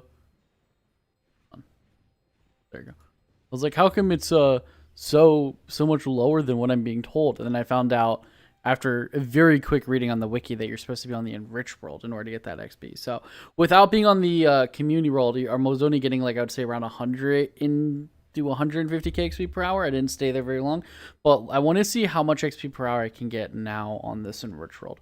The big difference between enriched and regular is you get more enriched energies when you're doing this, so you get a lot more XP because these go for a butt ton extra XP. So there you go. So that's the logic there. Let me go and finish it and then convert all these, and I'll just show you an XP drop just so you guys can see. Getting like, yeah, that's like an insane amount more. So there you go. So that's the reason you're on this community world, because there's basically a constant enriched fountain for the most part. And with this, we have, I slapped my microphone, 99 herb lore in the bag. Oh my god, this totally took so much effort. Holy crap. Instantly clean all ground rivers. Oh, that's fancy. Anyways, let me go and get the skill cape for this bad boy. I believe it is here. I could be wrong. I believe this bad boy has it. Yes, I believe you can. Let me skill cape Herbalord. I think I have the money right here. Oh my god. Boom, we got it. All right, cool. Let's check this bad boy out. All right, so we got dong dong. Oh, I gotta change the thingy. Stations, clear, fly. Oh, it looks okay. What's the emote? Emote is just making herbs. Nice. Okay. There, and then let's go and obviously make a hooded variant. And then boom. Nice. I dig it. I dig it. Pretty cool. Pretty cool. Pretty cool. Pretty cool. Yeah, that's 99 herb lore. Now to go work on other stuff. I'm gonna go back to. I've been playing a lot of other games, so I'm taking a break from the other games. So while I'm watching shows and stuff, I think I'm gonna go and continue working on divination. But I want to go and do the farming stuff I have saved up to do. I don't know if I'm just an idiot or if this has always been a thing, but I just realized there's a fucking calendar in this game. And it's awesome. I love this shit. I love this in World of Warcraft. Like, World of Warcraft has calendars similar to this. And I loved it, and I love it in this because it tells you the events. And you can even go into the future and kind of see, okay, boom, this is going to be a thing. You can even see when new content comes out. New hard dungeon, Monday the 15th. Like, it's just, oh my god, I really like this. I genuinely, really, really like this. Like, it's just such a good way to see content coming out in the future, content that's already out, etc. Just at your fingertips. I really do like this. I think it's such a great thing. I'm sure it's been in the game for a while and I just missed it. Maybe it got added. I don't know. But I really like it. It's super awesome. Get ready for it. Are you guys ready? Because I don't think you are. 99 divination. Let's fucking go. Oh my god. I'm actually super happy to have this done. I'm not going to lie. It's super nice to have done. I'm really happy. Anyways, I need to figure out where to get the cape. Hold on. You know what I always find funny? Divination is one of the skills that I saw come out. Is one of the few skills I saw come out. I started playing the game when Hunter came out. I remember the day Hunter released. I saw when Summoning came out, and then Dungeoneering I wasn't really around for when it came out. Like, I was there, but I didn't really play it, if you know what I mean. If that makes sense, right? I didn't really take advantage of Dungeoneering. It wasn't until later. But this was the skill where I remember when Divination came out, I had a bunch of friends who were still playing RuneScape, and I really wasn't. And yeah, I remember them all grinding for that 99, and I was like, I felt left out because it was like the only one where like I wasn't really involved in, even though I was kind of playing when it came out. Anyways, let's check this cape out. Oh, I gotta turn things off. Okay, this is with hood. Increases duration of divination brings by 30 seconds. Okay, cool. Emote. Wee. Oh, that's cool. Interesting. Okay. Use that on that. Get ourselves the hooded version. Looks nice. Enjoyable. All right, I'm going to go put this in my bank. I don't think I'm ever going to use this. I mean, I probably will, but realistically now. Oh, I can get rid of this entire set now. Oh, you still need it for when you're going to get when you want to get 120 and 200 mil and stuff like that. Yeah, sure, dude. Why not, bro? Sure, why not? Okay, I think I'm going to go back to doing this. I don't actually remember what to do, though. I don't remember if I was supposed to do something special or specific. I'm just going to go and get an inventory of these eggs. If I remember correctly, apparently when I looked into this a long time ago, it's been changed, and it's actually way better now. So we're going to go check this out. Supposedly, all you have to do is... Oh, I need to talk to Bill. Bill. Okay, so I did a little bit of looking into it, and it looks like I'm wrong. Looks like you have to go and feed them, all of them, yes, and then they give you a different fertilizer. So it looks like you can do one and then squeeze them, but that was giving me 99, fertilizer blend number 99. This is giving me number 102, and I believe if we do this, we'll get more. Yes, oh my god, we're getting like 4 times the XP, 4 to 5 times the XP. Yeah, that is much better. Yeah, that is, I would say, a little over 4 times the XP. This is House of Parliament completed. I did this for the Uncut Moonstone. I'm actually working on getting the, what's it called? The diary or achievement tasks done, whatever they're called. Hold on, let me come here and I'll show you. The area task for Underworld. Here you go. Boom. I'm working on the hard ones. And I was correct. You did all you had to do was just talk to the dude with the moonstone inventory, and then he'll give it to you. So, yay!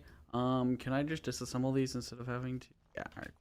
So I gotta think about what I want to do. I actually have the necklace pulled up. So the necklace gives 44.1 damage bonus. I'm gonna evaluate and see compared to what my BIS stuff gives me. So that's 44.1. I believe it's non-degradable as well. So there's that perk. So that's 36. So that's an extra 5 at 5. Basically, I get an extra 5 damage. But I don't get a prayer bonus, which is whatever. But 5 bonus on my necklace. Top of it being non-degradable, which is a perk. I do have to keep that in mind. Versus Underworld. I want to see this. Because, I mean, I'm going to make a strategic decision here. Most likely getting the hard diary done is going to be better. I'm going to say that now. So that's 10. So that's 5. So really, I'm losing 1 point of bonus damage. Well, actually more than that. Holy shit, I'm bad at math. That's 44. 8, so that's 8 points of damage. I get, yeah, 8 points. So I'm losing 3 points of damage, but I gain the perks of the 3, which is I can drop bones, go to my storage, which is whatever. I don't actually know what the point would be. I'm going to be completely honest because I don't really need a lot of this stuff. Let me see here. What's the main perk? So it goes up to Dragon Boat, which is great. 10%, that's normal. 7.5, whatever. 10% chance, 5% your essence, total experience. 9% total experience, then 10% extra bone. Express, so I get more. I mean, really, I guess the only big thing is I get unlimited teleports to the ritual site. That's the main thing I get from it.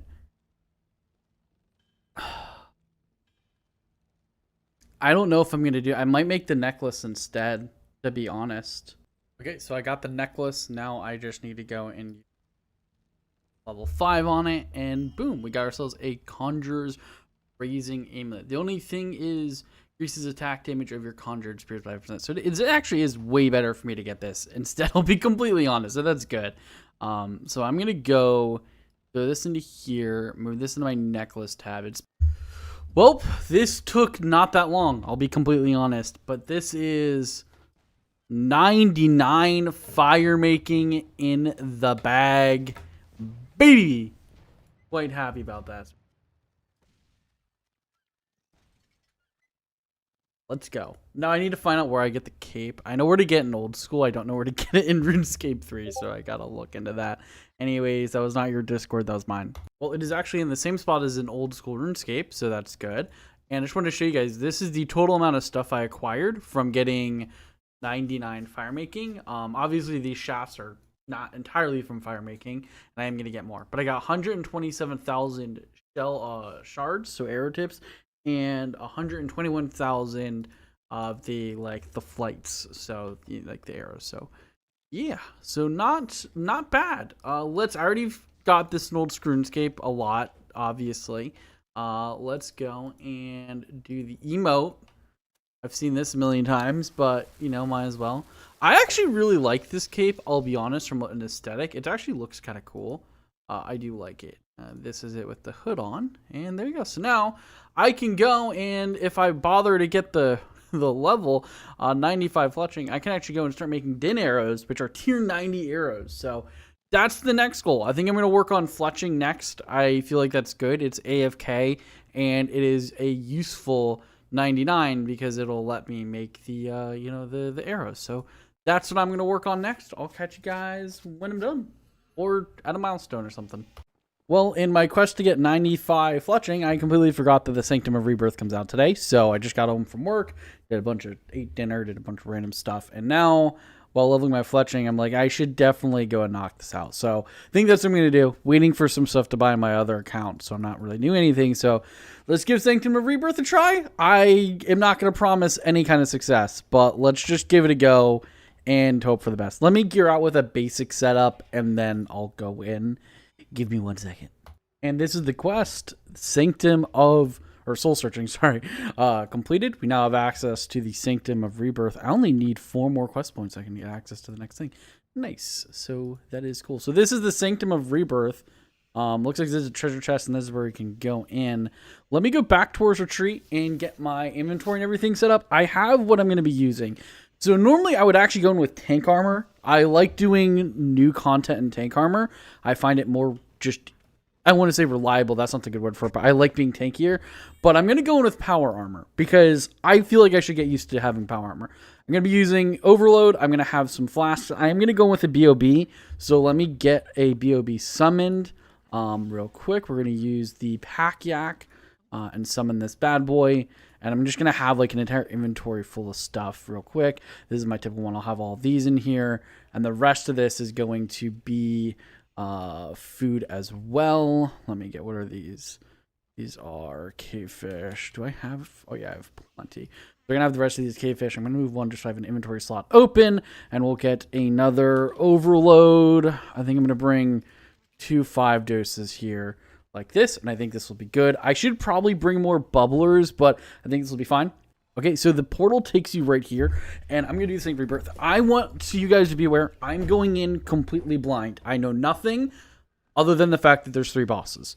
I know the drops that drop, but that is literally it. Example, but it's kind of similar to Tomb of Mascus, in my understanding, in OSRS, where like it's just kind of a boss rush. It's very similar to that, except no puzzles. Again, that's what I was told. I don't know how true that is. Let's just give it a go. I'm going to go with a standard, the standard quick prayers, but I'm going to use Soul Split. And then I might just change depending on stuff. So let's overload. I am extremely nervous. I have not PVM'd in a while, so I apologize for being bad.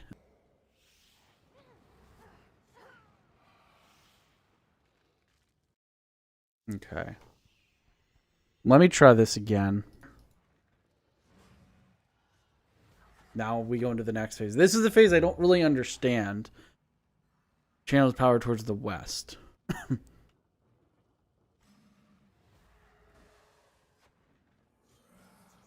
Do I have to stand on these? Is there anything? Oh, that's it. Okay, I get it now. Okay, I don't know what I was supposed to block that bomb with. But, oh, I know what it was. I was supposed to, okay. The bomb I was supposed to Devo. Okay, or Reza, or whatever. Okay, Anthony gets it. And then,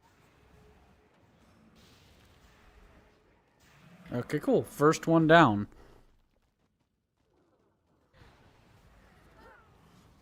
Ow, I am so confused. Okay, cool. You can continue from where you left off. That's actually great. So, I don't have to worry about that. So, I do feel like I'm doing something wrong. I also forgot to completely charge my thing, so that sucks. So it's this thing. This is the thing I don't get. That. I don't get that. What am I supposed to do there? Maybe I'm supposed to break one of the ice things? Maybe it's like next where I break one of the ice?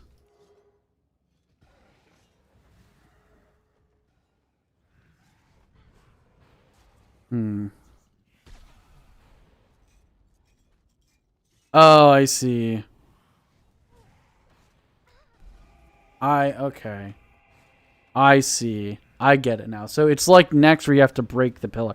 Okay, that makes sense. Okay, so next time, now I know. Now I know. Now I know. Shouldn't it be dead?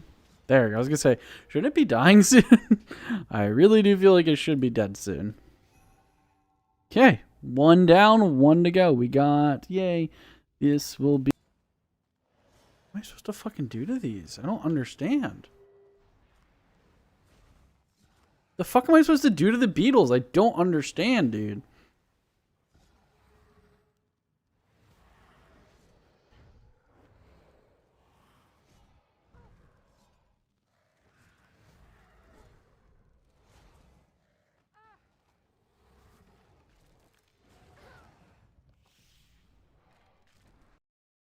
So I Googled, and I feel ashamed, but I went onto the Reddit to see what people said, and you're supposed to stun the beetles, and that makes sense, and now the world feels right, because that's a logical thing to do to do them, and I realized I did not do. So I had to go and look to see which of my necromancy abilities is a stun, because I don't remember which one, and it's this bad boy, Soul Strike. So there you go. So we have our stun.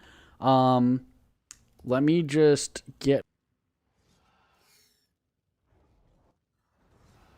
There we go. So I now know, I get it now. I get it now. I get it now. I'm understanding what to do. I'm starting to get better.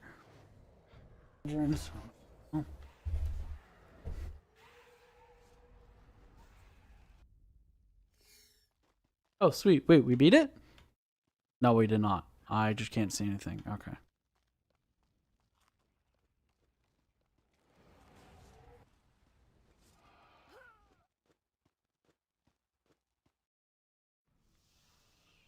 What?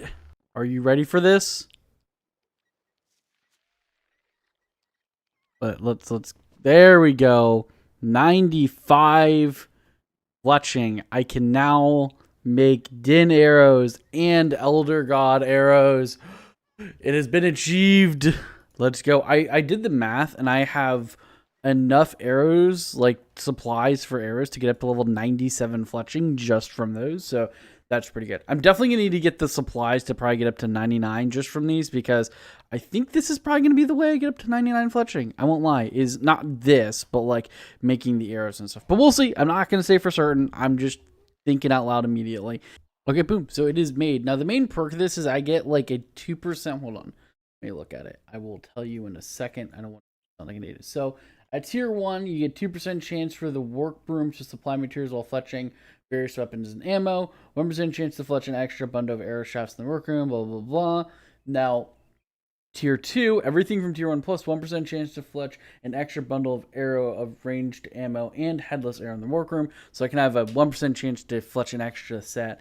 And then a 2% chance when fletching, to fletch a strung bow instead of an unstrung bow in the workroom. So if I'm doing that, better late than never, I guess. But I just got the, literally right as I start recording, I get a phone call. I just ignored it. But I just got the fletching pet. Better late than never. I know in my previous, not previous, but I think You're the Necromancer account that I completely gave up on. Yeah, I've given up on that. I might pick it up down the road, but for now, I've given up on it. Anyways, we got the fletching pet, which is nice. We got Flo. Yay. Let's go to our pets, actually. How do I?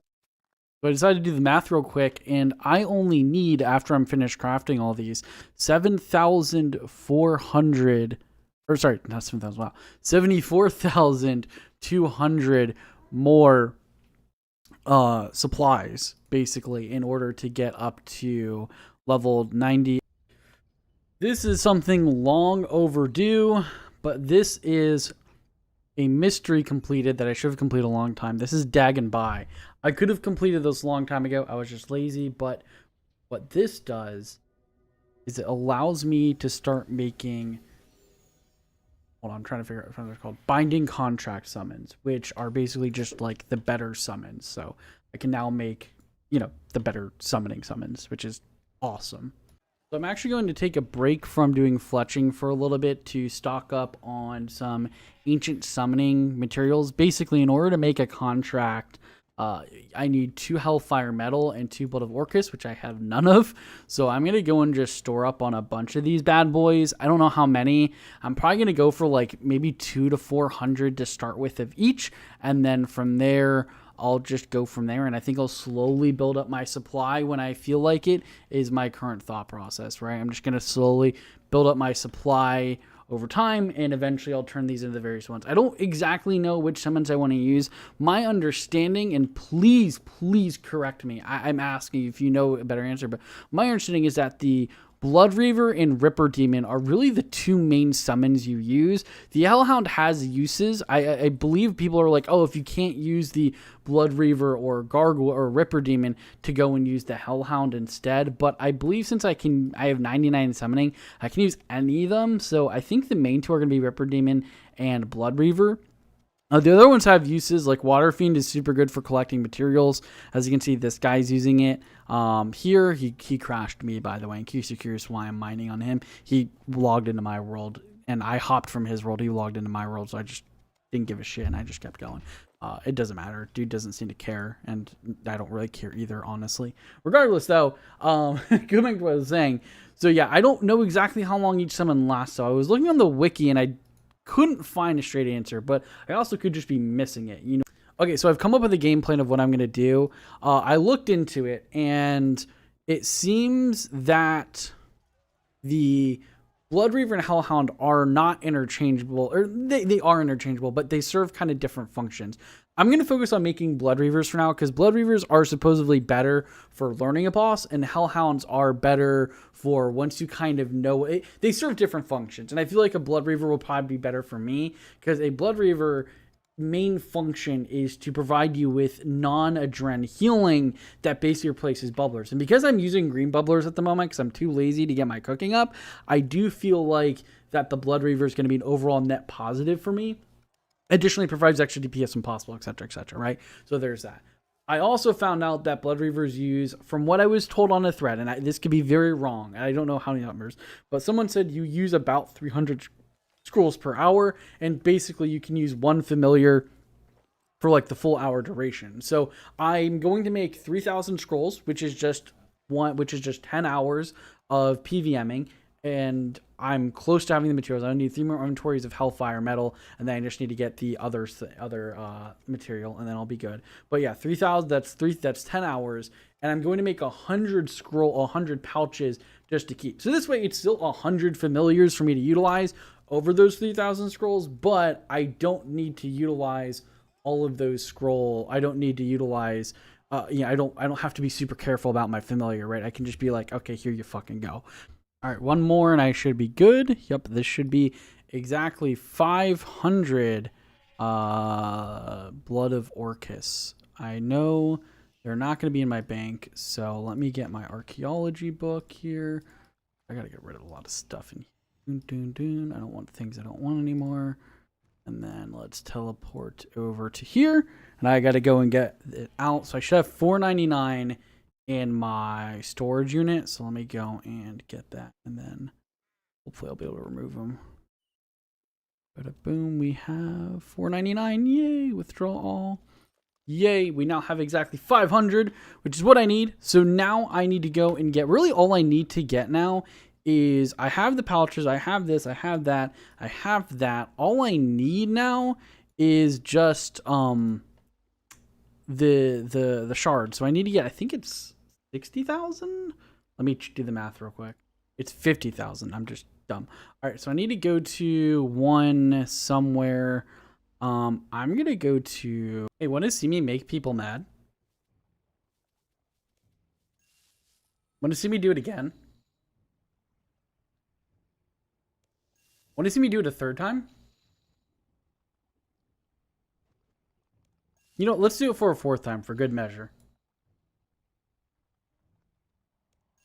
You know what? I feel like doing it 5 times. Hold on. Let me go get another onyx quick. Let's do that. And then there we go. 5 onyx alks that were completely unjustified and I shouldn't have done. But I'm lazy and I didn't want to go and have to grind out money. So yay!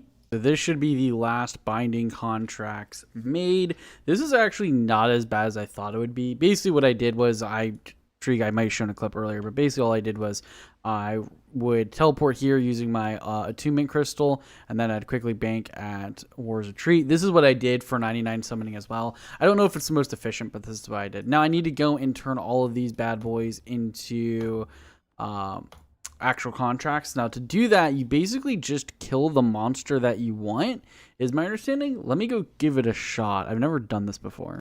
Okay, last contract is now made. I think this was 250 contracts. Yeah, should be. There we go. Boom. I can go and throw all this stuff in my bank. I don't actually care about it anymore. Boom. Okay, cool. So we have all these contracts made. I had to recharge my frozen key, so that was like 1.1 mil down the drain, but it's fine.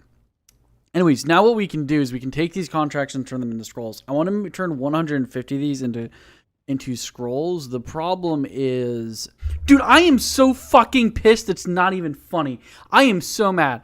I had Reaper assignment today, and today the top path is not available.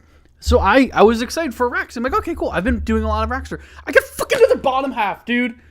So something that I feel like is a dumb idea, but it's something I want to do for some reason, is starting the cap farm for Ascension crossbows. I don't know why I want to do it. I'll be completely honest. There's no reason for me to want to do it. I don't know why I want to do it, etc. There's like better crossbows you can get too as well. Like, hold on. RS3 crossbows. I'm gonna look up on the wiki the crossbows. Isn't there like super easy tier 92 crossbows? Well, not super easy, but a lot better. So we got the Blightbound crossbow. Oh, that's it. Okay. Blightbound can be acquired from. It is acquired from. Give me the boss. Give me the boss. I just saw you. I'm sure everyone's telling me. Solak. There you go. It's a rare drop from Solak. Yeah, you can get it from Solak, and I think Solak you just do with Necromancy anyways. Am tempted, not going to. I'm tempted to make a hardcore Ironman. For those of you who might not be aware, I die a lot. I'm being serious. I die a lot. To usually stupid stuff. Like when I'm bossing, I don't really die too much because I'll like emergency telly if I feel like I'm uncomfortable. But I die a lot. Like a fair bit. Just doing stupid shit. I'll just die. But I am tempted to make a hardcore Ironman because I think it'd be interesting. But the problem is, and here's my issue, I want to start a new Ironman series. I do, because it's just like I'm doing mostly just AFK skill grinds on this character. And in doing that, I want something to do kind of in the background, and that's why I wanted to make another account. The problem is, Group Ironman is around the corner in like a couple of months, but like, I don't know. You know what I mean? It's like I start an Ironman or something. It's only gonna last like a couple months. That's why I'm tempted to make a hardcore Ironman. But it's like I don't know. It's struggle busting. I'm struggle busting. I gotta think. I guess is a good way to put it. Might sound a little weird, but I really like RuneScape 3. Over the past 2 years, I've just been liking RuneScape 3 more and more. And that might seem a little weird because I take breaks from it constantly, but I want to clarify something on that real quick before I start talking about this. I've taken breaks from RuneScape 3 not because of burnout. You would think it's because, oh man, I need a break from RuneScape 3. It's actually not because of that. A lot of times during my breaks, I'm still playing RuneScape 3. The reason I take breaks from RuneScape 3 is because another game comes out and I want to play it. Like Elden Ring Shadow of the Erdtree. And then before that, it was World of Warcraft Season Discovery. And it was just like back-to-back stuff. And then I was still playing during those. Like Elden Ring, I was grinding Divination. Season of Discovery, I got 99 fishing, 99 woodcutting, 99 archaeology, and I got a bunch of divination levels.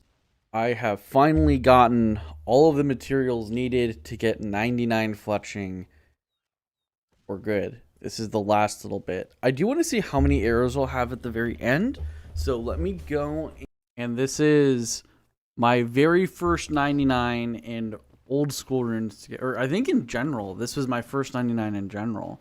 I now have, I've used results. Yay, 99 fletching has been acquired. I can now make basically everything. And I have a bunch of den arrows. Let me go show you guys the amount of arrows I've made in total. So while I won't say exactly 200k, we do have 200k arrows. Oh my god, I basically exactly 200k. Holy crap, that's crazy. 200k den arrows, which is nice. I know this is not, I know you use 1 billion per hour when you're using Bow the Last Guardian, but I'm not going to be using that for a while. So I figure I have A, time to stock up on Elder God arrows, and B, you know, I'm also going to use it with my Nox bow if I ever freaking get it. So, you know, there's that. That being said, let me go get the cape here. I actually know where this one is because I'm going off of memory this time, but I actually know where this one is, I believe. This cape was my very first 99, just period. I believe it was. I'm like 99% certain this is my very first 99. And I know it's at the very least my first 99 old school RuneScape. And so to me, this one is a little just, what's the way to put it? It's just a little, I'm trying to word it properly. It's a little nostalgic, right? Because like fishing for me was a nostalgic 99 because that was my favorite skill back when I was a kid. And this skill is nostalgic to me because this was my very first 99 period back in old school RuneScape when it came out. So, I'm used to it. Let's do the age-old animation where I make a long bow, but I think this time it's going to be a shield bow. Oh, they actually give you the regular bow animation. They haven't changed it. That's good. I like that. This is what it looks like. It actually, honestly, I've always enjoyed this cape. I think it looks good. It doesn't look too flashy. It also doesn't look bad. Let's put the hood on it. Boom, boom. Looks good. I like the way with the hood on. So there you go. And there we go. There's that. Now, another thing I did, we're right here to bank. I'm going to show you guys in my cape tab. I watched all of my videos. No, that's not a joke. I watched all of my videos. Well, I'm almost done with them. And I organized all my capes in skill capes in which ones I acquired. So I have like fishing, then ranged, health, slayer, magic, then defense, necromancy, summoning. I haven't gone through the rest of these, but I believe the rest of these are all in order, because I believe these are when I started actually putting them in order. So I am going to double check on a lot of these, but there's that. I also want to say I love the look of the archaeology cape. Like, if I were to give a cape so far that I have that's my favorite look, the archaeology cape I think looks the coolest, to be 100% honest. I do like it the most. But the cape I wear the most is actually the invention cape, because it has that nice little perk on it. So I wear the invention cape not because it looks cool, but because of the perk. Anyways, guess what I'm going to do now? Yeah, I'm going to work on a tiny bit of construction. I want to get the fletching stuff done, and then I think I'm going to work on agility. So let me go finish the fletching, or get the materials for the fletching thing. So against probably all better judgment, I decided to throw money, well, little money I had at the game. I spent about 2 mil, and I just turned my 500, obviously I have a lot more than 500 magic planks, but I turned 504 magic logs into 504 magic planks.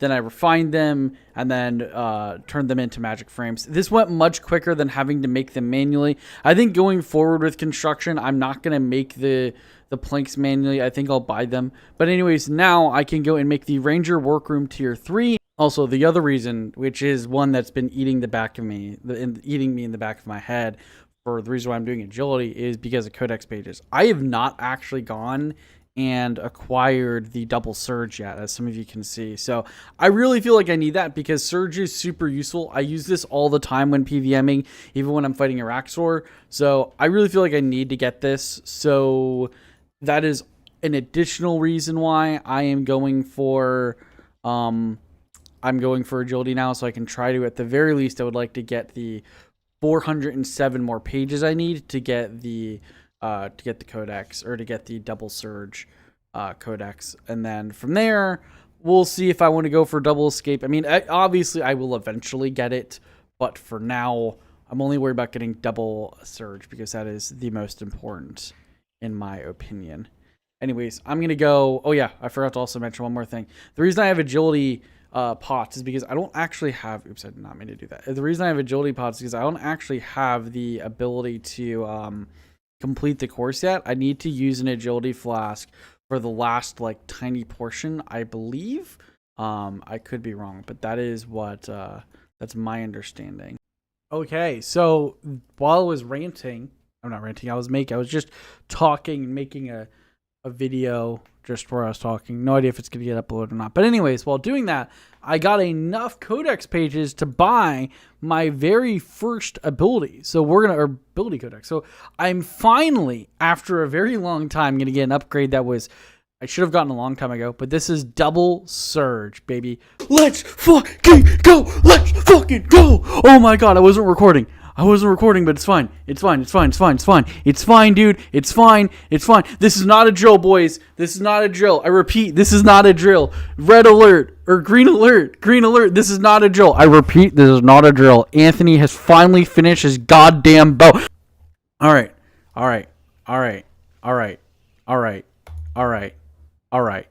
I don't know what to do right now. I'm going to be completely honest. And web. Okay, we're going to go and craft the spider leg. This is 280 million. Also $14, one sub. So go figure, not that much money. But that is a spider leg in our bank. We're going to put this in the bank so we can at least have the placeholder in the bank. We got to get those placeholders, even though we're going to have no more bank space. Placeholders are way more important than bank space. I hate to break it to you guys. Then we can make the noxious longbow. Are you guys ready for this monumental occasion? I don't think you're ready, because I'm not ready. Are you ready? Because I'm not. I'm making it anyways. Are you sure you will? Yes, I want to create the Noxious Longbow. It's all I've ever wanted. It's fucking made! Oh my god, I'm so happy right now. It's not even funny how happy I'm. Are you sure you can no longer... How much is it worth, bro? 314. You'll no longer be able to trade. I literally do not care. Oh my god, it's beautiful! It's absolutely beautiful. We can take this bad boy, remove that.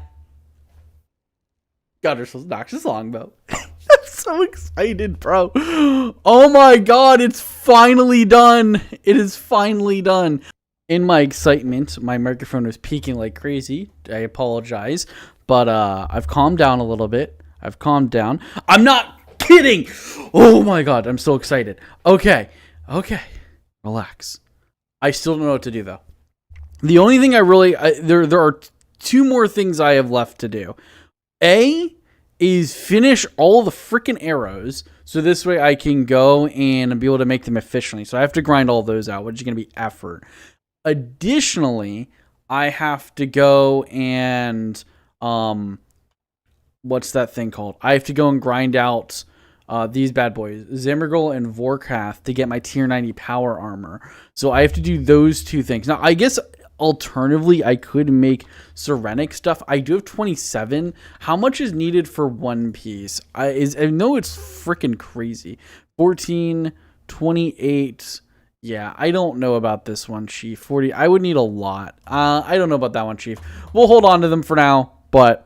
Oh, and in case anyone's curious, I am doing my daily kill, and I'm doing some Vorkath kills. Doing it on normal mode. I will eventually maybe learn hard mode. The reason I'm doing normal mode, though, is I think I'm going to turn Vorkath almost into a Raxor, because I have to go and get a similar vein of annoying materials. I have to get Undead Dragonhide, which I can turn these into Undead Dragon Leather, and then make tier 75 ranged armor. But the biggest thing is he has a chance to drop, or they have a chance to drop at a 1 in 50 rate on normal mode, these Vorkath spikes. I need a handful of those to turn said armor pieces into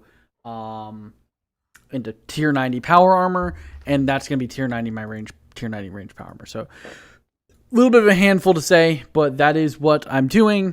Well, it's a little bit of a nice day. I've actually been doing Slayer tasks, death tasks, and I'm sure everyone knows what I'm about to get now, but let's go to rewards here and let's buy our next Hydrix. I think we need one more to make EOF, which is like the best aimment in the game, I believe.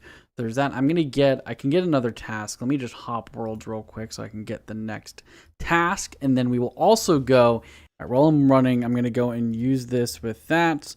And yes, I want to create an uncut Hydrix. So as you don't know, this is how you make an uncut Hydrix. Going to cut that for 198 XP. Now we're going to go to the furnace here. We're going to use said furnace to make I don't need to boost anymore. Gold bar, Hydrix amulet. I have 99 crafting. I don't need to worry about that shiz anymore. And boom, we now have a Hydrix amulet unstrung. We now have a Hydrix amulet. And now we can go and enchant it with our, I believe it's level 6 enchant on Hydrix to now get the Amulet of Souls. Ba-boom. I believe this is something you use when you're not using Necromancy. I believe this is the non-Necromancy necklace, but the main purpose, like I said, of this is mostly just to be able to go, and I'm going to throw this over here. We're going to eventually combine it with our Reaper necklace, and we're going to make an amulet, Essence of Finite or something. Hold on, I'll tell you exactly what it's called. We get Amulet of Souls, then we use that with a Reaper necklace to create an Essence of Finality, which is like, I believe it's like the best necklace in the game. And what it does, it's really cool. It has a bunch of stuff, but it allows you to like store the special attack of items in it. So that's what I'm working towards. I have to get, I believe it's one more. Okay, so I went and looked up what kind of some of the basic perks are that are like starting perks for, you know, just PVM in general for range, and that's why I decided to put on this bad boy. So if we go here to check, I'll just show you. I got Explosive 4, or Eruptive 4, which has a chance to increase ability damage by 0.5 per rank, so it's 2% damage increase. chance to do that. And they also got Precision 6, which increases our minimum damage by 1.5% per rank of our max by 1.5% per rank of your maximum damage. I don't know. I don't really know, but from what I understand how precision works, and I could be wrong here, is it like per rank, it like lowers the two. Like each one gets kind of lowered and closer together, so it's less spread out. It effectively increases your DPS by making the range of damage you can do be a lot smaller and more precise. That's my understanding, and I could be wrong. So I put those on this. It took a little bit of historic components. I actually have a couple extra just general gizmos I'll show you, because my first time making, I think it's my first time making ancient weapon gizmos, but I have two. I have a genocide and looting one and a genocidal precision 4. So I might put the genocide precision 4 on something else. I'll be completely honest. Like I don't know, like if I get an extra weapon or something, I don't know, maybe replace my lantern. I don't honestly. It's quite amazing. It's quite amazing to me how far my character has come. I quite literally remember farming this guy for just like basic stuff. Like I remember farming him to get my prayer up, and now I am just killing him for a task, and it's an absolute joke of a fight comparatively to a lot of other stuff I've done. It's just genuinely amazes me, and I'm being serious here. It's like such a fun thing to just go back to bosses you've like, I really had to try on when you're at lower levels, to now where it's just quite literally just, So completely random and honestly not that important, but a cool thing nonetheless is the fact that I did just finish my very first Godsword blade, which means I can get my very first Godsword if I wanted to. Godswords, I believe, are not that good. I believe some people EOF like the Ceradoman sword, but I can make my first Godsword blade, so I'm going to go do that. I don't know if I need to, or if I should make any blade or any, what's the thing called? Sorry. I don't know if I should go and make any, I'm trying to remember the word for it. If I should make a God sword or not, but for now, I'm just going to go make the blade real quick. Anyways, we come to the anvil. We can go and make the God sword blade here and smash. We now have our very first God sword blade, which is worth alch value. Yay! So supposedly, there's actually two God swords that have some use. The first one is actually one I can make now, which is the Ceradoman God sword. So I can make the Cera God sword. The other one is Armadyl God sword. Apparently, the Armadyl God sword has a good special attack. Supposedly, it competes with Dragon Claws. So I guess if I bother to camp out for an Armadyl God sword in AGS, I guess I could EOF that, is my understanding. But the Ceradoman God sword has the added benefit of you can turn it passive and then just basically, I guess, use it as like a Slayer weapon, is again my understanding. I don't fully know or going to pretend like I understand. For now, I'm going to keep the blade in my bank with the Ceradoman God sword hilt. I think you can disassemble the weapons, or like not disassemble, but you can like break them apart. Like you can detach the blade from the hilt. At least I believe you can in old school RuneScape. I don't know if you can do that in RuneScape 3 anymore. I assume you can. I don't see why you wouldn't be able to. But I believe that's a thing. And if you can't, then I'm a liar.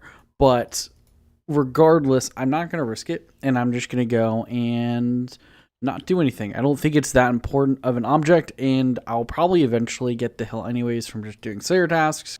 I almost missed it, but this is 90 agility acquired. I might still keep going with agility grinding on top of a bunch of other things I'm doing, but the main reason I went to this is, you guys probably saw from the achievement or from the pop-ups, but let me show you real quick. Okay, so the main reason I wanted this is because of an upgrade I can get. So if I come here, I've actually been taking up bag space, so I believe it's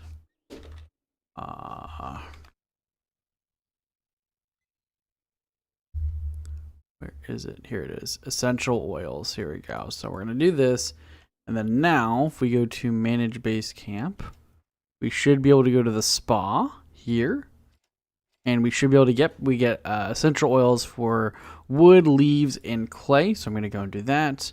And then boom, we now have tier 3, which gives us 10% agility when we're doing the agility course instead of 7%. So we get an extra 3% more agility XP plus the 6% we get from our bonus. So we're getting a total of 16% extra XP total when we're doing this. So that's pretty good. Anyways, I'm going to change this up a tiny bit here just so I can get some of these things back over time.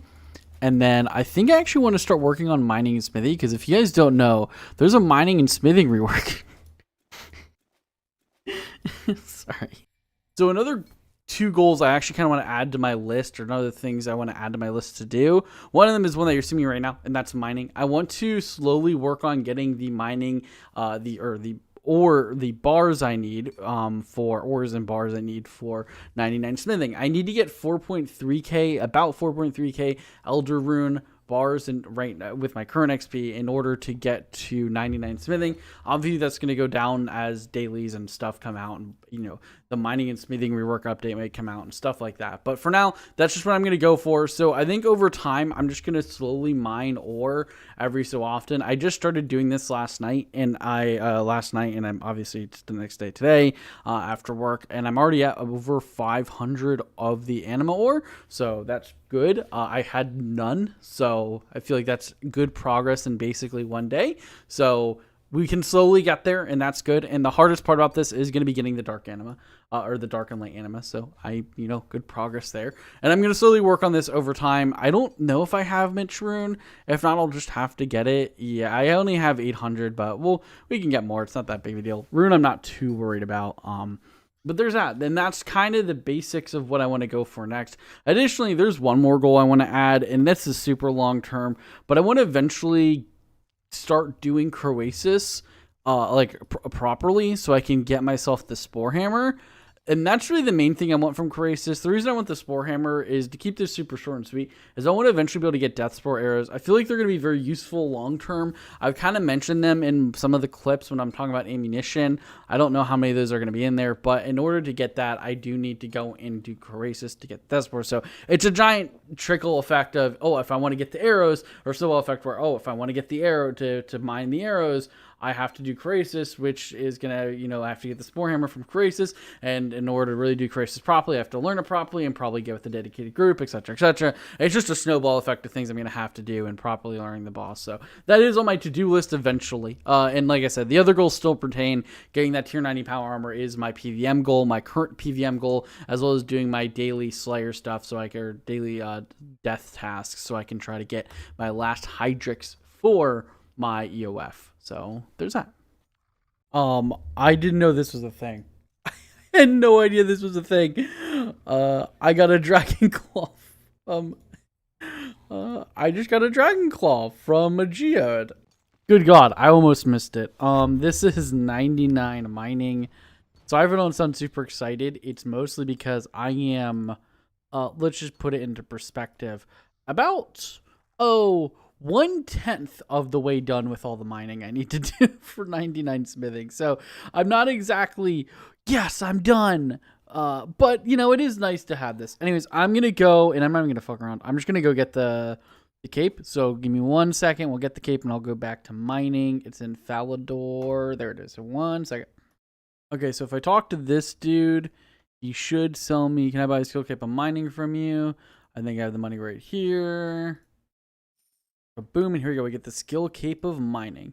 Now, the thing about this cape that's actually really cool is the bonus, but we'll go over that in a second. For now, let's go and look at the cape. This is actually pretty nice. Let me go to the light. More light. And I like it. I dig it. That's actually pretty cool. Let's put the hood on because this looks so much better.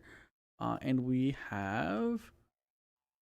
equip it. Boom. There you go. So the main thing about this cape that's actually really good, I got it because I have more mining, is that I have a 5% chance to get a 5% double ore chance on all core rocks and whatever you roll to get more ore from a core. Core succeed. From a core ore succeeds, you get bonus XP or whatever. The bonus XP is whatever. The main thing is I now have a 5% chance on all core rocks, or an extra 5%, something like that, to get double ores, which is really nice. Okay, so I decided to do something I should have done a long time ago, but I don't really care. Anyways, I'm going to make the magic golem outfit because why not? So I believe if I use combine here, it'll, yeah, combine everything. I'm just going to do this real quick to make the magic golem outfit like this. Boom. And what's funny is apparently there's a bug in RuneScape. It's so dumb. Where if I couldn't see the outfit on here, so I actually had to log out and go into mobile. Yes, mobile, and in mobile I could make it. No idea why this is a thing, but it is. So, okay, this took, honestly, it took a while, but not nearly as long as I thought it would. But this is halfway done with all of the dark anima I need. If we open up our metal bank here, we will see I have 2,031. I did actually get a daily smithing task, so that was good. So that gave me a little bit extra chunk of XP, so I need to say less. But that's half of the dark anima. I'm now going to actually start working on the light anima. Okay, so the reason why I'm only doing 2,000 at first and not going for the full 4,000 is mostly because, and I think I might have mentioned it before, but I don't think I kept the clip in, so I'm going to go over now. So the reason why is mostly because of just the benefits you get from smithing. I learned this a little bit the hard way when I was leveling my smithing up to 90. I wasn't really thinking about it, but you don't actually want to mine all the materials to get your smithing up to like level 99 or like to get through a tier. You don't want to do it all at once, at least not as an Ironman, because when you do that, you end up missing out on a whole lot of benefits that you could take advantage of, especially later down the road. One of the more common things is just smelting stuff faster, chance at double, you get chance at double, double bars and stuff at sometimes, not always, but mostly just smithing stuff faster. Also completely not random, but something that I always find funny, and it's kind of an enjoyable part of the mining and smithing aspect of RuneScape 3. I actually find acquiring the ores easier than actually leveling up my smithing. I'll be completely honest. I think mining the ores is just, to me, is a lot better and more enjoyable. That being said, on August 12th, when they come out with the new mining and smithing, they are going to have a Make X, which is going to be kind of nice. So I just want to give you guys a couple of small updates on things I've done. The first thing is I decided to use my crystal tool seeds to go and make a crystal hammer, and then I also made a crystal saw. I know this is something I should have done a long time ago, but I decided to do it just because why not, going for that last stretch of 92 to 99. So I got half the XP to go, so we'll be doing that. Additionally, this is going a lot faster than I thought, I'll be honest. I'm already at 650 in my smithing thing, and I got 50 years, so that's 700. So we're at over 700 already mined. I don't know if it's going faster because I have 99 mining in the full outfit. I don't know if it's going faster because maybe this ore is easier. I don't know if it's a combination of the two. Regardless, though, this feels like it's going much faster than the dark anima, so I'm really happy about that. So I did not feel like hunting out the absolute best perks for the crystal hatchet or crystal hammer, but I did decide to get some. Let me go and just do this real quick. So first things first, I gotta augment it. So we now have an augmented crystal hammer. This means it won't, it won't disassemble on us. It won't turn to dust. We can just use it permanently. Additionally, I got 2 perks. I have Rapid 3. This is only one less from the best one, and I did this the bad way. I'll show you what I did to get it. It actually didn't take me. It only took me 7 tries, which I honestly thought was going to take me a lot more. So what I did was, I'll just show you what I did. I did the regular tool gizmo, yeah, and I used these bad boys because I had a handful of enhancing components. So I just used these bad boys. Terrible idea. Do not recommend it. It's a giant waste of enhancing components, which are super useful, but I did it that way anyway. So I got Rapid 3. Additionally, I went and made myself an ancient tool gizmo. And got myself Wise 2, Enlightened 1. I only had enough to do really one of these. Otherwise I'd have to get more historic components. So I didn't want to deal with that. But I got Wise 2, Enlightened 1. The Enlightened 1 I don't really care about. It just increases our tool XP. The Wise 2 is nice. It is, I believe, 2 lower than what the BIS is.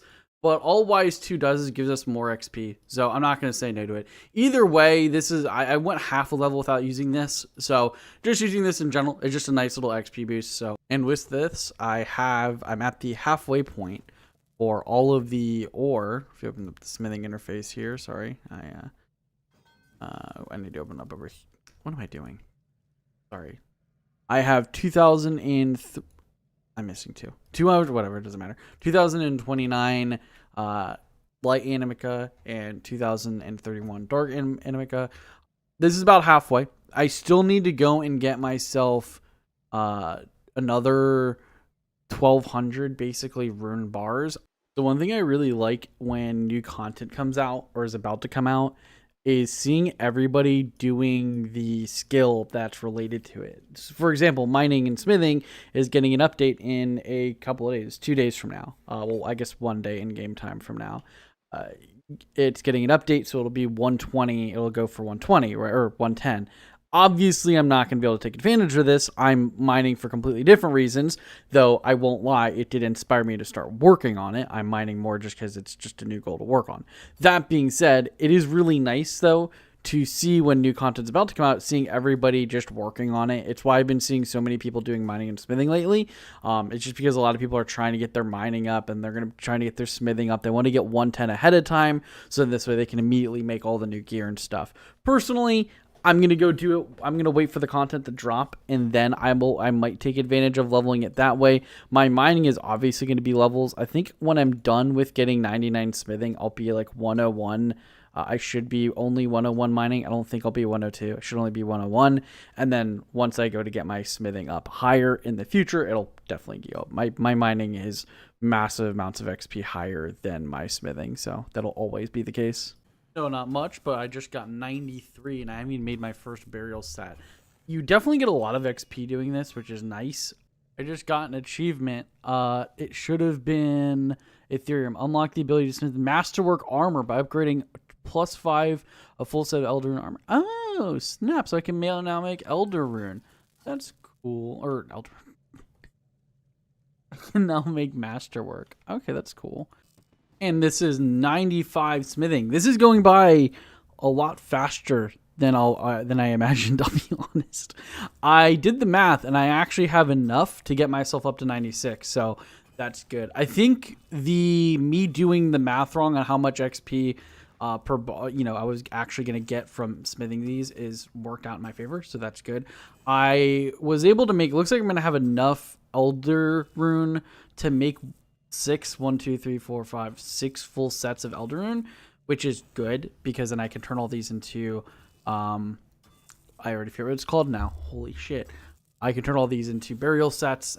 Best part about doing burial sets is once you have the full inventory of stuff, you can basically just AFK, baby. Let's go.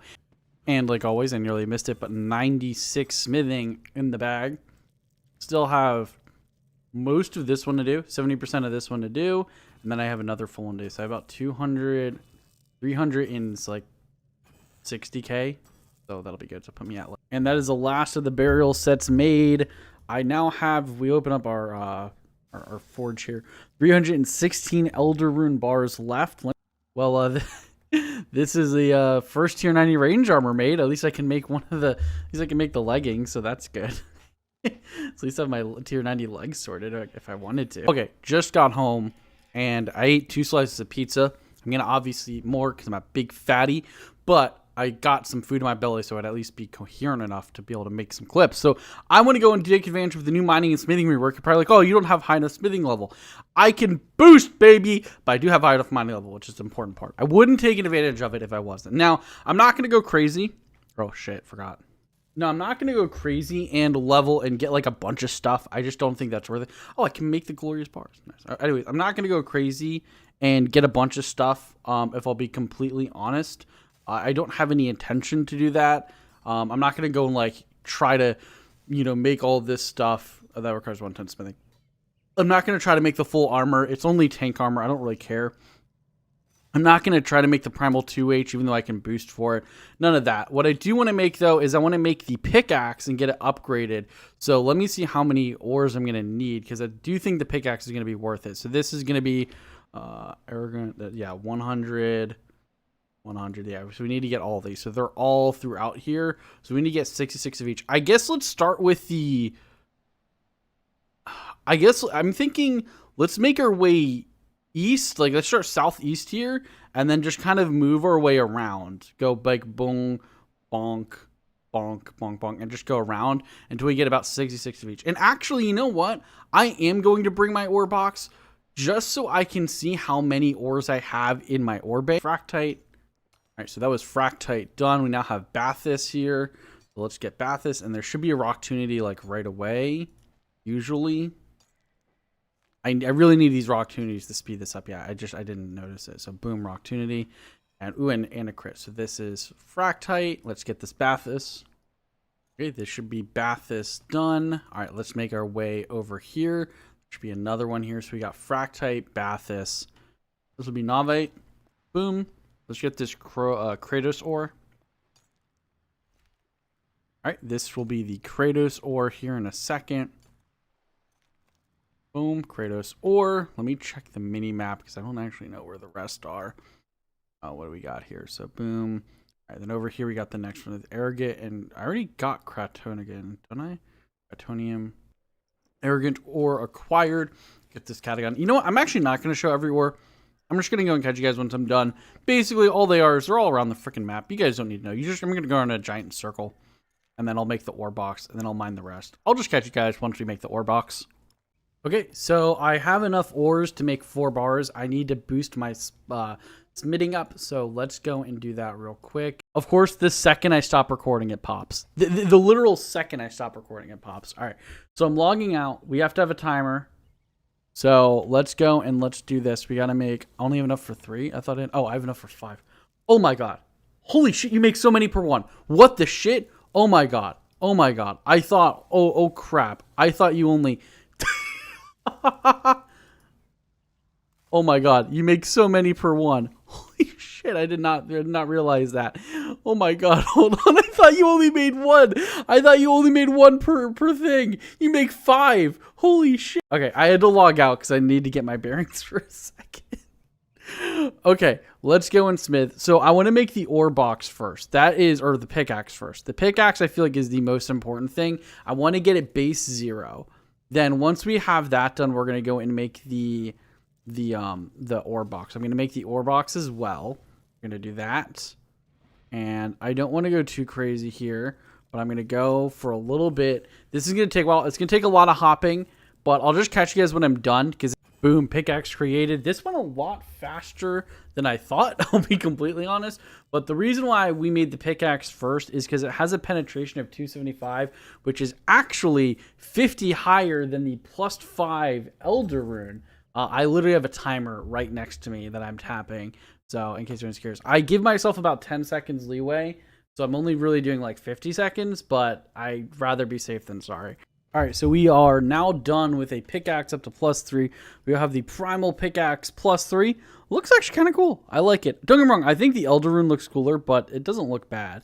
We also have our primal ore box, which is nice. Now, we want to make a +4, but we just don't have enough stuff for it. So I'm going to make a so I'm going to go and mine the ore for it. I need, 16. So I kind of went a little crazy, and for some reason I thought it was 2 ore per bar. I'm not even kidding you.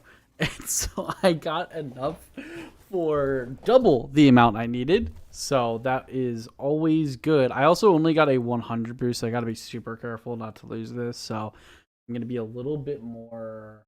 Okay, this is the +5 pickaxe made. We now have a +5 primal pickaxe.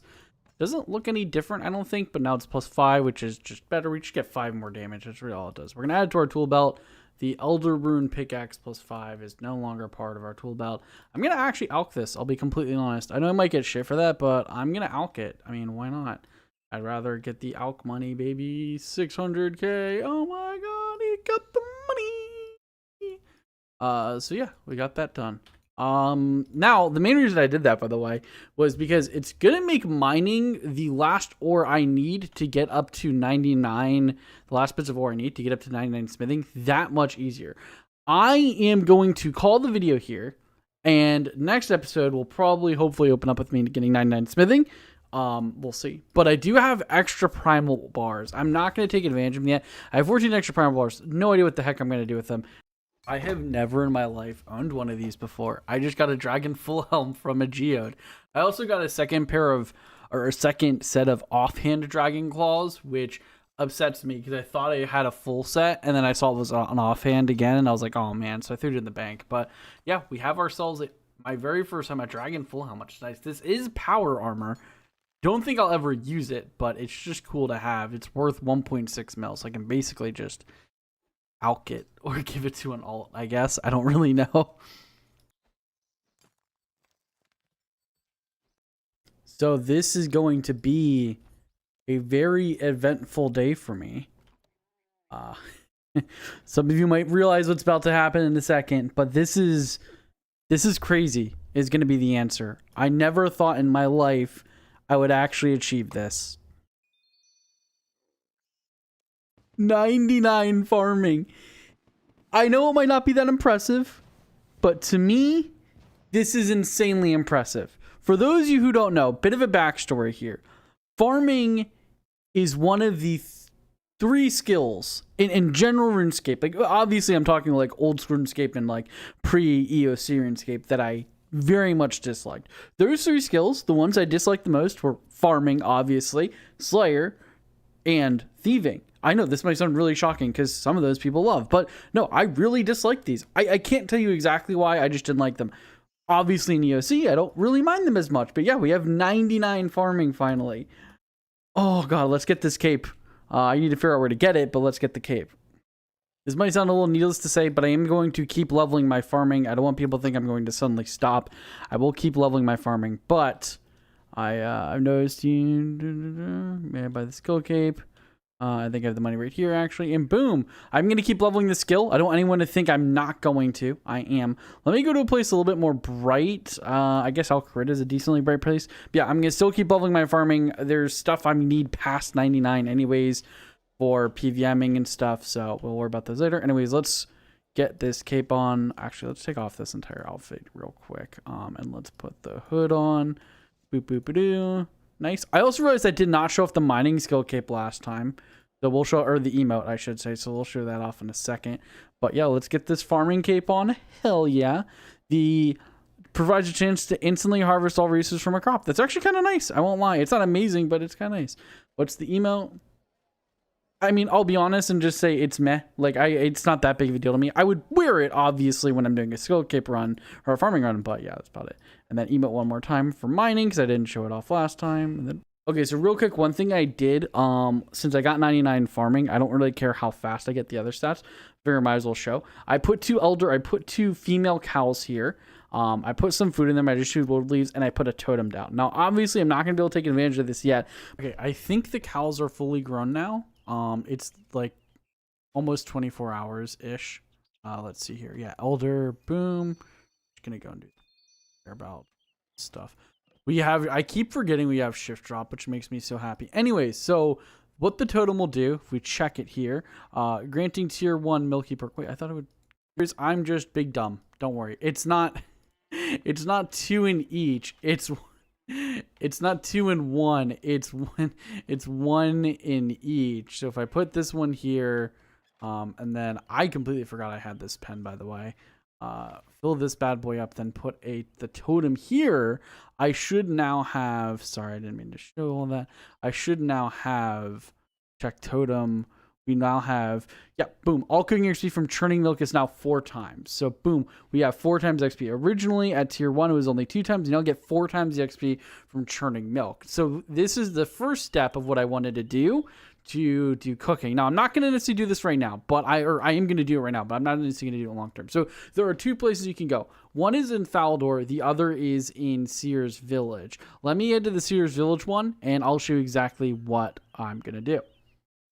Okay, so from Sears Village, if you come up here to the Sinclair Mansion, up here, you'll find that there is a milk merchant, which is super awesome. So if we come here, you can see here the milk seller. So if we trade her,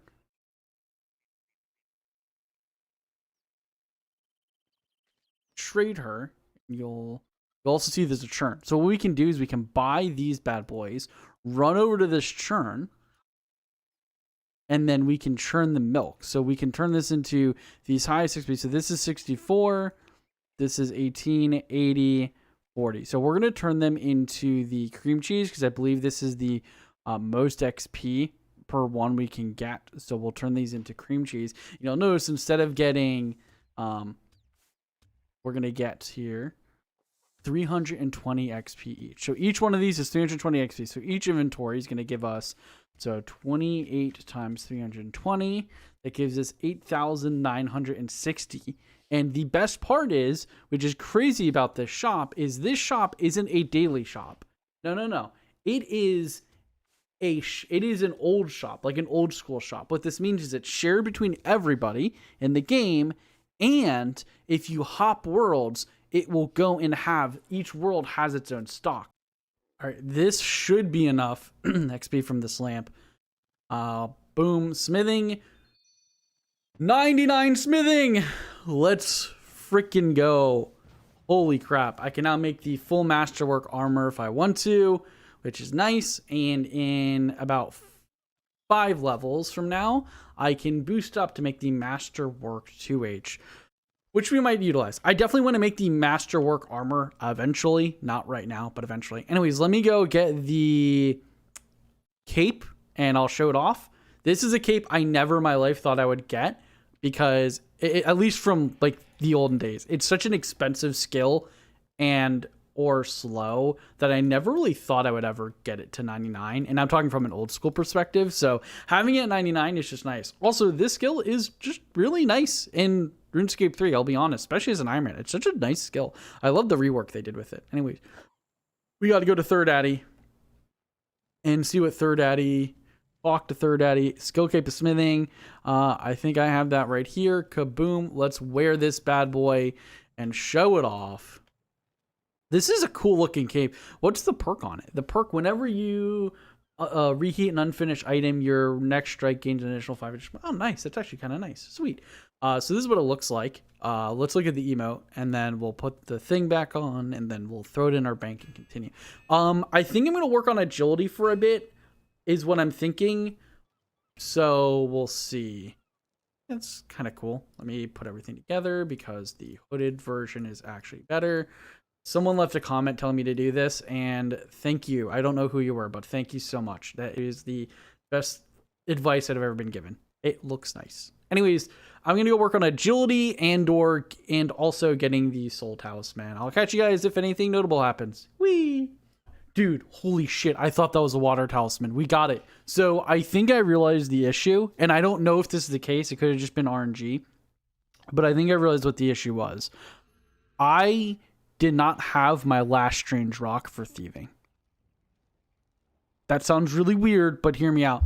And strange rocks are notorious for replacing items you were supposed to get with strange rocks. So my theory, and again, I'm probably wrong, but I'm just spitballing here. And whenever I get the thieving strange rock, I always delete it because I'm never near a bank. I'm like, screw this, I don't feel like taking inventory space. But when I saw it appear in my inventory a couple times while I was doing it today, I'm like, you know, let me just go and keep this thing and then see. And surely enough, after a while, I got it. Now, that's probably a coincidence. It's probably not linked, but it also could be the case. Maybe every time I was supposed to get the soul rune, it re-rolled to a strange rock. I'm not saying that's the case. I'm just spitballing. I could have just had bad RNG. I don't know. But regardless, I have my fucking soul talisman. Holy shit, I'm happy. Okay, I had to Google this just to be sure, but it looks like the Infinity Ethereal outfit acts like a Wicked Hood if you have it in your bank. So, okay, so I believe it's under here. I really hope I didn't mess up, but where do you find it? You just need to have the Wicked Hood. Okay, cool. So you just need to have the actual Wicked Hood on you, and then you'll be good. So now if I enter here, I can access the Soul Altar, and then I believe I can enter the Soul Runes like this. I feel like an idiot. There's literally a thing that says charge right here. Deposit charger. Deposit 30. Okay, so then I just do that, and then I can craft the rune here, and then I get a bunch of XP. Oh, nice. So, okay. I get it. So I just do this until it's capped out, and then you just, okay. I think I get it. I think I do. Now, let me check to see if I can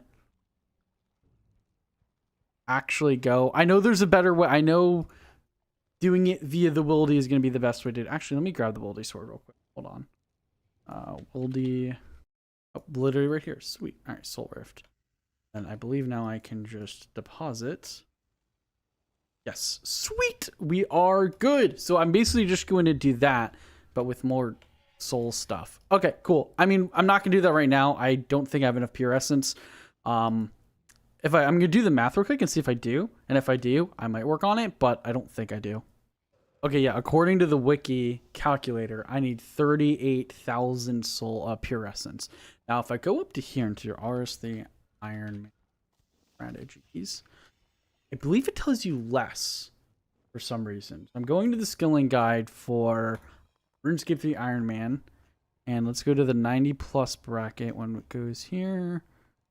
99 soul cards, the pure essence. Does it not tell you? Oh, it used to tell you. Does it not say the number anymore? Let me see here. 90 and 99. Charging soul runes. 30,000 pure essence. Yeah, it tells you 30,000, not 38,000.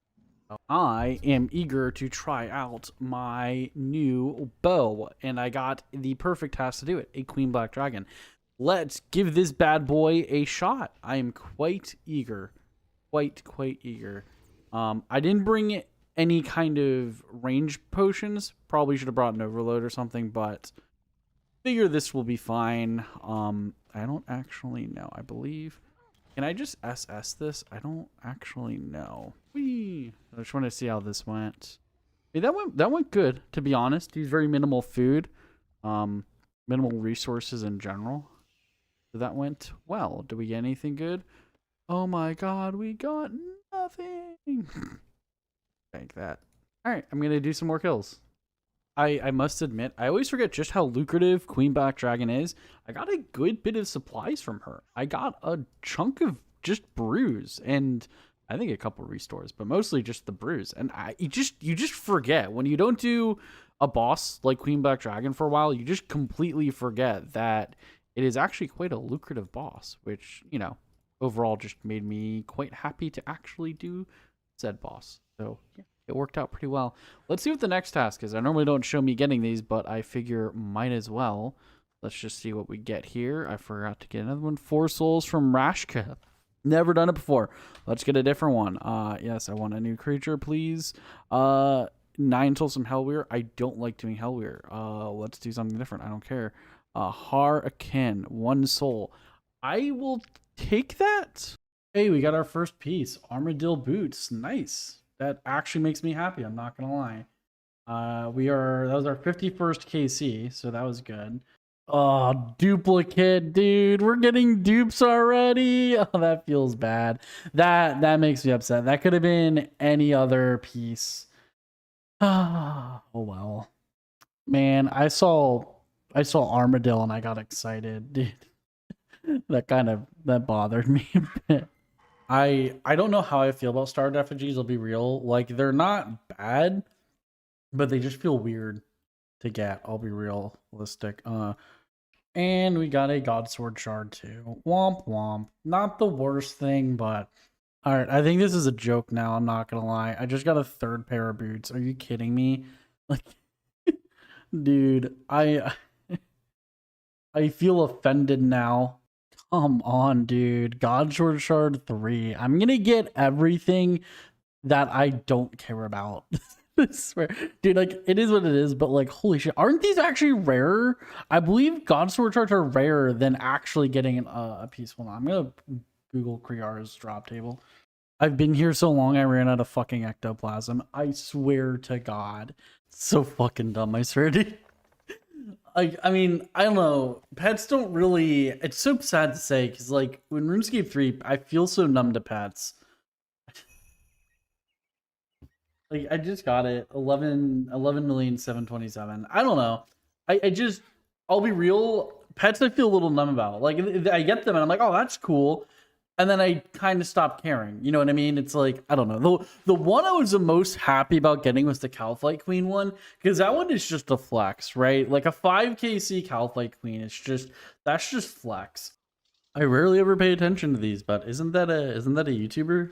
Did you just get 120 all? Pretty sure that's a YouTuber. Hold on, let me check the Discord. Hold on. Sorry, I had to be super quick. I gotta check the Discord.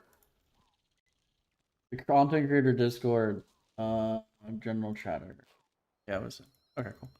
Yeah, it was a YouTuber. Nice. Congrats, dude. I don't know if you watch my videos, but don't worry. I've never seen one of yours.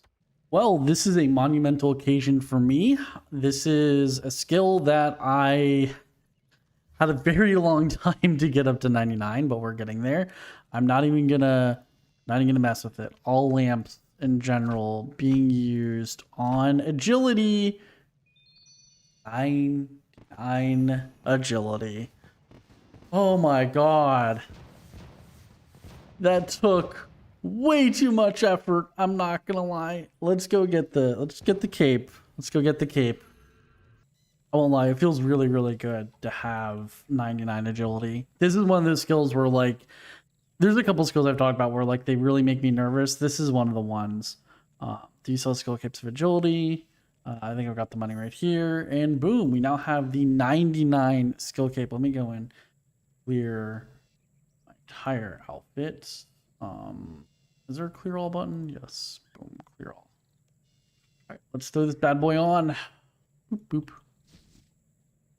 It's okay. I've never been a big fan of the agility skill cape. I think it looks okay.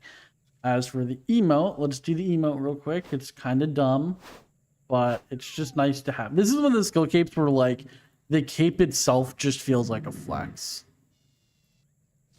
Honestly, this is just one of those capes where like the cape itself is a flex. I have gone up to. Sorry. I've now just gotten 92 cooking. I'm probably gonna do some other stuff today. It's already 9 o'clock, but I'll probably work on some other stuff. I do also want to finish getting all of the arrow unlocks for I forget what it's called for. So I have very quickly learned the bane of my existence is actually Hunter. I have grinded up to, as you can see here, 84 Hunter already. I hate it. I hate it with a burning passion inside my heart. I am mostly just holding out until I think it's level 88 to where I'll be able to go and do the, I forget what it's called, but it's like some method you can do at Phrasis. I think I'm just going to go and do contracts. I might as well get my construction up while I have the resources to. So I'm going to work on this for a bit. It's fairly AFK. If those of you who may have never done contracts, they're really simple. They work just like Mahogany Homes and Old RuneScape.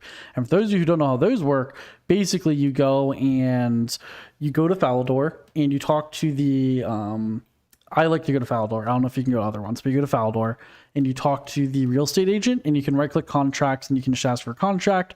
And when you go to repair, as you saw, you can actually choose which one you want to do, like which type of log you want to do.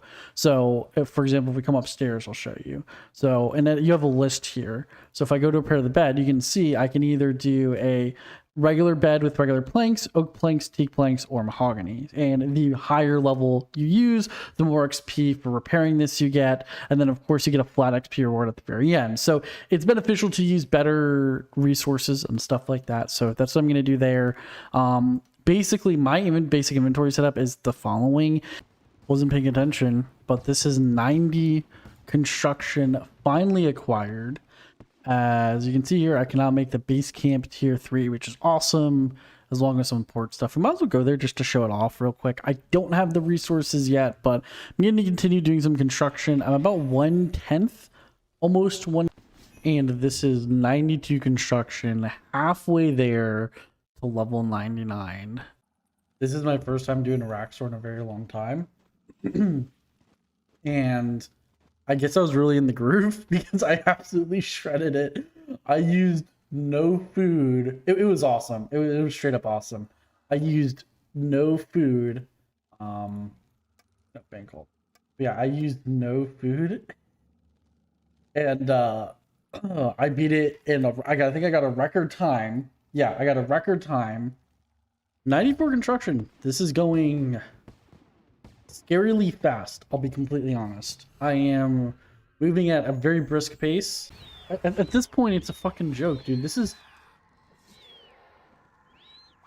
a fucking joke, isn't it? I'm being pranked right now, right? Jagex is pranking me.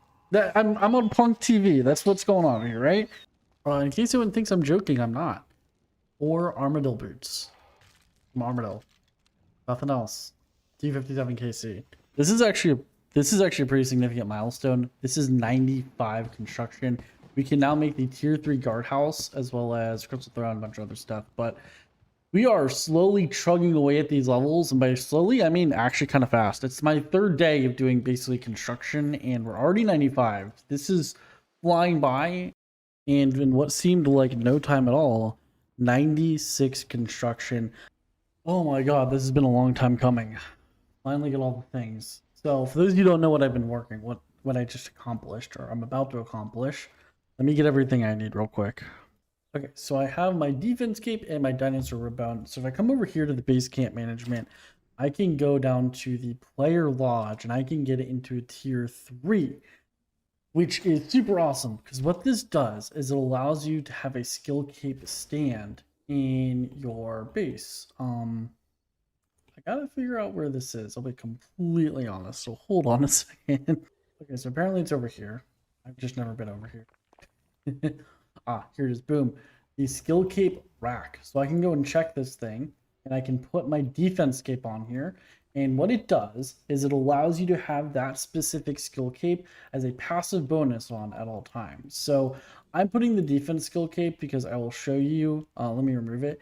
And its passive effect is provides the effects of a potent of life whilst it is not on cooldown. Wasn't paying attention, but this is 97 construction completed. This took a lot of effort. It is 10 o'clock at night, and I've been working on this for 5 hours now. I'm not even kidding. I realized today when I got home, I could get my EOF today. I spent, this isn't a joke, basically 5 hours straight doing easy clues. To put in perspective, let me get my clue thing out. I just want to show. I had an insane amount of clues in here. I had 20 something easy, 20 something mediums, 20 something hards, 44 elites. This is what I'm down to. Holy shit! And I did easies because I have them all set, and it's actually pretty good. Honestly, it's not as bad as it is. It's just I take my time. I don't want to mess this up, so I gotta look up how to make an alchemical fucking hydrix. I think I need to use my luck and get rid of it here. I think I need to disassemble this because I need to get a charge. Hold on, let me. All right, I need to get an alchemical hydra. In order to make alchemical hydra, I have everything here except for the rumbling component. Let me go to. How do I make this? All right, so I'm gonna need to boost my invention up. I'm assuming. Workbench. Okay, so I need to probably get an extreme invention potion. I'm assuming. I hope I have some. But I think I just use a regular. You have to cut the hydrix. Okay, cool. So we'll cut that. Yay. I have the crafting level. I hope. And I need an extreme. I also need. So what I need is rumbling components. Supposedly. Oh, thank God I have extreme invention. Oh my. Thank you, God. I was actually going to cry if I didn't have any. I'm not going to lie. I did not. All right. So there's. Hold on. Let me. I need to get. This is not obvious. I'm fucking. Analyze. Boom. I need to get rumbling components. Supposedly, you can only get them from like crazy high. Yeah. Supposedly, I will get a guaranteed 5 rumbling components from this. I'm never going to use the thing. Okay, cool. It worked. Thank fucking God. Holy shit.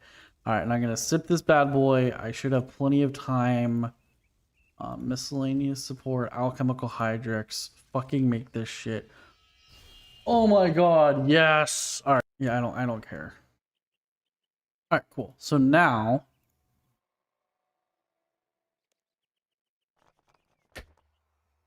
oh my God, let's go. Holy shit. EOF made. Oh my God, this is awesome. Holy shit, dude. Fucking 200. Oh my God. Holy shit, dude. I'm so happy. For those of you who don't know what this item is, this is an insane item. You can store special attacks in this thing. What this means is I can literally it's the best necklace in the game, period. Offensive wise, it's the best necklace in the game. Aside from that, it also has the special where you can go and attach a special ability onto this. So I can take, for example, just an example. I can take the dark bow, which I'm going to go farm for, put it on here in the necklace, and now my necklace has the dark bow spec in it. So this means when I'm wearing it and I'm using any other bow, I can use the dark bow spec. So, ironically, this is something I'm dry on. Yeah, I don't think I've gotten the dark bow. Let's see. Kindred? Yeah, I haven't gone yet, and I'm at 1,700 kills. Alright, so I figured the next step for my character, in terms of its progression, is actually cap farming. And you're probably scratching your head like, why would you cap farm? You have a Nox bow. Why would you go and get an Ascension crossbow, etc., etc.? I'm sure a lot of people are kind of having questions. And I'm going to answer that, but I figured this is my next step. So there's a couple reasons for this. First and foremost is if I get a Ascension crossbow, not two, just one, I can use that to make a masterwork longbow, which is obviously going to be better than my Noxious bow because I can break down my Noxious bow and the Ascension crossbow once I get 110 fletching and wood cutting, obviously. Yeah, if I get those levels, I can go and make that. So that's kind of my first thought process. The second thought process to all this is it's also a good way for me to get a tier 90 power armor. If it's not obvious, rocking the hell out of bind armor is definitely not going to be good for the future. So I figured this is just a good opportunity for me to get tier 90 power armor. I can get the top, head, and leggings, and at the very least, I have myself, as you can see here already, I have myself the Armadillo boots, which is really nice, and then I also have myself the what's it called? I also have myself the Barrow's gloves from the Calamantra chest. So I obviously need to upgrade these bad boys. I think there's Ascension grips I can get that are super rare. So if I happen to get those, obviously I'm gonna use those, but there's other gloves I can get. Okay, I just finished my first real day of doing caps, and it actually went pretty well. We have in total kills 2,400. I would say about 2,200 of them were done today. I did like a couple hundred yesterday, just kind of getting used to it. In the time, I got 4 souls, which is about on drop rate. Technically, I shouldn't be getting a 5th one yet, without it technically being a spoon. So we're on rate. I've gotten 2 ceramic scales, and I'll show you the total amount of keys we have in a second, but I've gotten total 220 crimson charms, 49 blue charms. The other charms, green and gold, I disassemble for XP, and I've gotten 8,929 pure essence, and like I said, I've gotten 2 ceramic scales. I'm going to be honest, these ceramic scales that I'm getting from caps are a complete bonus, because I'm banking on getting most of my skills from the actual like legions themselves or whatever, like the boss mobs, because there's like a 1 in 25 chance of getting a ceramic scale from each of them. So yeah, I should get hopefully a decent amount. But to kind of show you guys what we've acquired so far, I'll just show you all the keys we have. You can kind of notice a theme of the ones that we're getting the most stuff. But yeah, we have ourselves 3 second keys. I just realized there. 3 Primus, 3 Secondus, 6 Tetris, 6 Quartus, 3 Quintus, and 8 Sextus. I've also, like I should have at 31 ceramic skills, so I just need, I think it's 39 more in order to have, 39 more in order to make the top and bottom, so that's pretty good. And I also have 1,147 Ascension charge. I stopped getting them because I only need 100 for the crossbow, and I figured the other like 1,000 something I can use to make bolt, and then put them on the Hydrix bolt tips and then alchemy. So that's kind of everything where we're at. And like I said, we're at 8,900 pure essence acquired just from caps alone with the 10,000 I have. So we're about halfway done. Almost halfway done with the amount of pure essence. Actually, no, we are halfway done with the amount of pure essence I need. I completely forgot to show the clip, but I got 93 cooking, so that's pretty good, which means I can now start cooking my rocktail. I should, in theory, have enough to get me up to 94 and a good bit into 95. And I think I've gone over my cooking game plan, but I'm not sure if I kept it in, but quick TLDR on it. Rocktail from 94, almost 95, then going to use the range to get myself up to 95. Or use not the range, use the churn to get me up to 95. Once I'm 95, I can start cooking my blue bubblers. This should get me up to 96, fairly close to 97. I wouldn't say about halfway at most. Halfway to 96, or halfway to 97. Then I'm going to cook. I could cook my swordfish with my cooking boost, but I'm going to wait, and instead of I'm going to churn from 96 to 97, the little bit I have left. Then I'm going to go and use my cooking potions to boost up to cook all of my swordfish from 97 all the way up to 98, almost 99. Technically, I do have enough to go from 97 to 99, but that's assuming I burn none. And the chances of that happening are slim to none. So rather than relying on that, there's that. Anyways, little bit of a long clip. I'm sorry, but we're to that. That being said, we're now going to make freaking rockfish, which is awesome. So I don't know, or rocktail, which is awesome. I don't know if this is still like really good food or not, but I'm going to have good food to use. And I think it's better than, hold on, let me just check real quick. Sorry. Yeah, it is better than cave fish. So it is an upgrade for me. So that's pretty good. Did not show the clips, but I got myself 94 and now 95 cooking. Currently cooking all my bubblers. I did the math, and after cooking all of my blue bubblers, I'll be about 600k XP short from 97, so that'll be good. From there, I'm just going to go do some more churning, and then for the last 97 to 99, we'll just go and do the swordfish. So there you go. Small little update. All right, so I tried to do this clip a bunch of times. Each time it ends up being multiple minutes long, so we're gonna try to be quick here. But this is going to be a little bit of a longer video, first off. But before I talk about that, what I want to mention is that I've gotten 97 cooking, and I've got a couple hundred XP in. So doing my cooking method, not going to go over that. I think I went over it earlier, so I'm not going to bore you guys with details on that.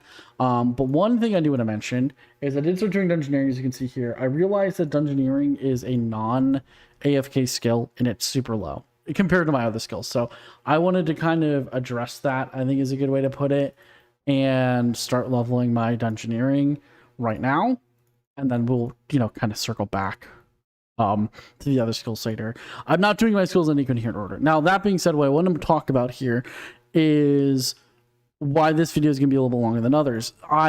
That's because the next video I plan on making on this series specifically is going to be the maxing video and kind of the end of this series. Not of the character, but of this series. Then after this, we're going to start a new series that I think is going to be a little bit of fun for everybody. Still probably going to be a while to make progress videos in general, but I think it'll be fun.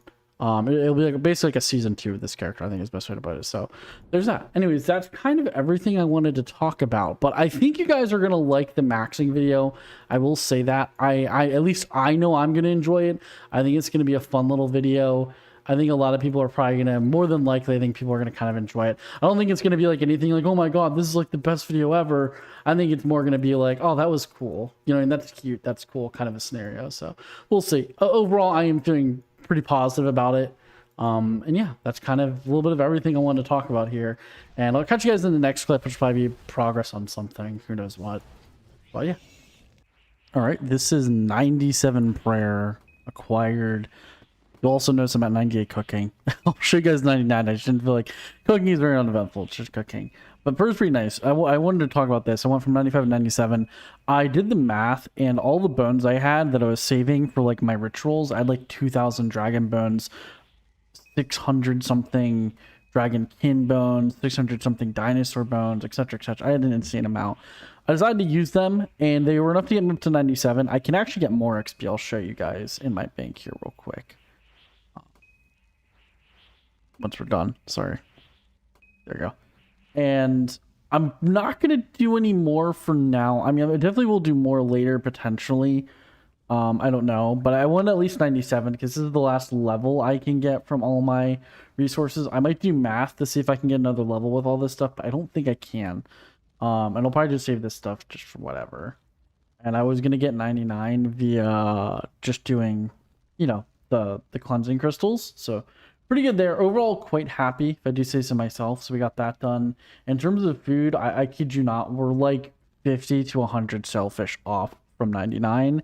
So alternatively, could cook my like sharks and stuff, but I'll probably just do, honestly, I want to save the raw sharks for Big Game Hunter.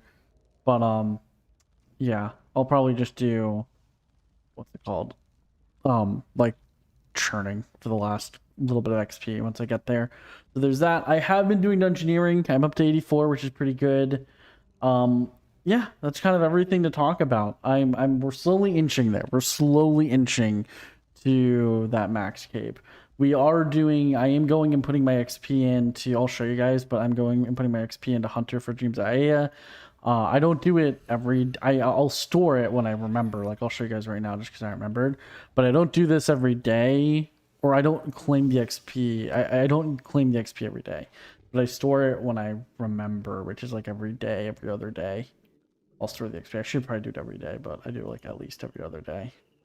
And I just contribute my resources like so, and boom, I get 47k XP, and I have 47k XP. I just claimed it all. I had like 300k XP. So that's what I'm doing there.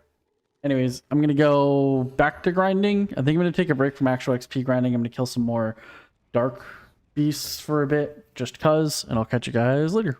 Okay, so I'm actually really glad I got this because I decided to give this a go with this setup, basically full tank armor and the Cyrodiil and God Sword. And between Soul Split and the Cyrodiil and God Sword, I have not needed to drink any prayer potions. I brought them anyways, or sip food for that matter. And it's super great. The only time I've eaten food was just to make inventory space for stuff. So this seems to be pretty go-to. I'll be honest. This is super nice. It's super good. It's very AFK. So it fits very well. So that's good. I don't know. Does this have... Okay, no. So this doesn't have any... I didn't know if this had any prayer restoration effects on it. So it doesn't. So my prayer restoring is literally all coming from the Cyrodiil and God Sword, which is good. So that's nice. So the good thing is this is super AFK. The downside is, though, if I were to switch to my attuned crystal halberd, which would be better XP and stuff, the problem is I would then have to start drinking potions. So by doing it this way, I can stay true AFK. So I think that's what I'm going to do for a while. Just do this for true AFK. And I think I'll get slightly worse XP per hour, but that's fine. To be honest, I could potentially swing putting on Turmoil. Let's give it a go and see if we go negative. I think we might end up going negative, but we'll see. I think I'll give it a go for a bit. And if I end up having to drink pots, we will. But yeah, no, this is going pretty well. Just figured I'd mention it, and I'm just doing this for a while. I figure I might as well start doing some melee training. That's just my thought process. So gonna do this for a while. This is about an hour, almost 2 hours, an hour and a half to 2 hours worth of aggro overload. So I'm just gonna do this for a while, and I'll catch you guys when I'm done. Boom, 94 strength, 5 more levels to go. Next level, we can actually use the best weapon in the game, so that's pretty good. Just chugging on through. This is my current XP per hour at around 370k. It goes up and down a little bit. This is actually more than I thought it would be. I think my original estimation was 300k XP per hour, so even if I'm only getting 350k, I'm actually quite happy. But we seem to be hovering around the 370k XP per hour mark, so that's good. I think what's making a big difference is I actually am using a proper AFK AoE rotation setup that was given to me and not like just some random one I created. So I think that's making a big difference. We haven't been doing this very long. We already have 2.4k pure essence.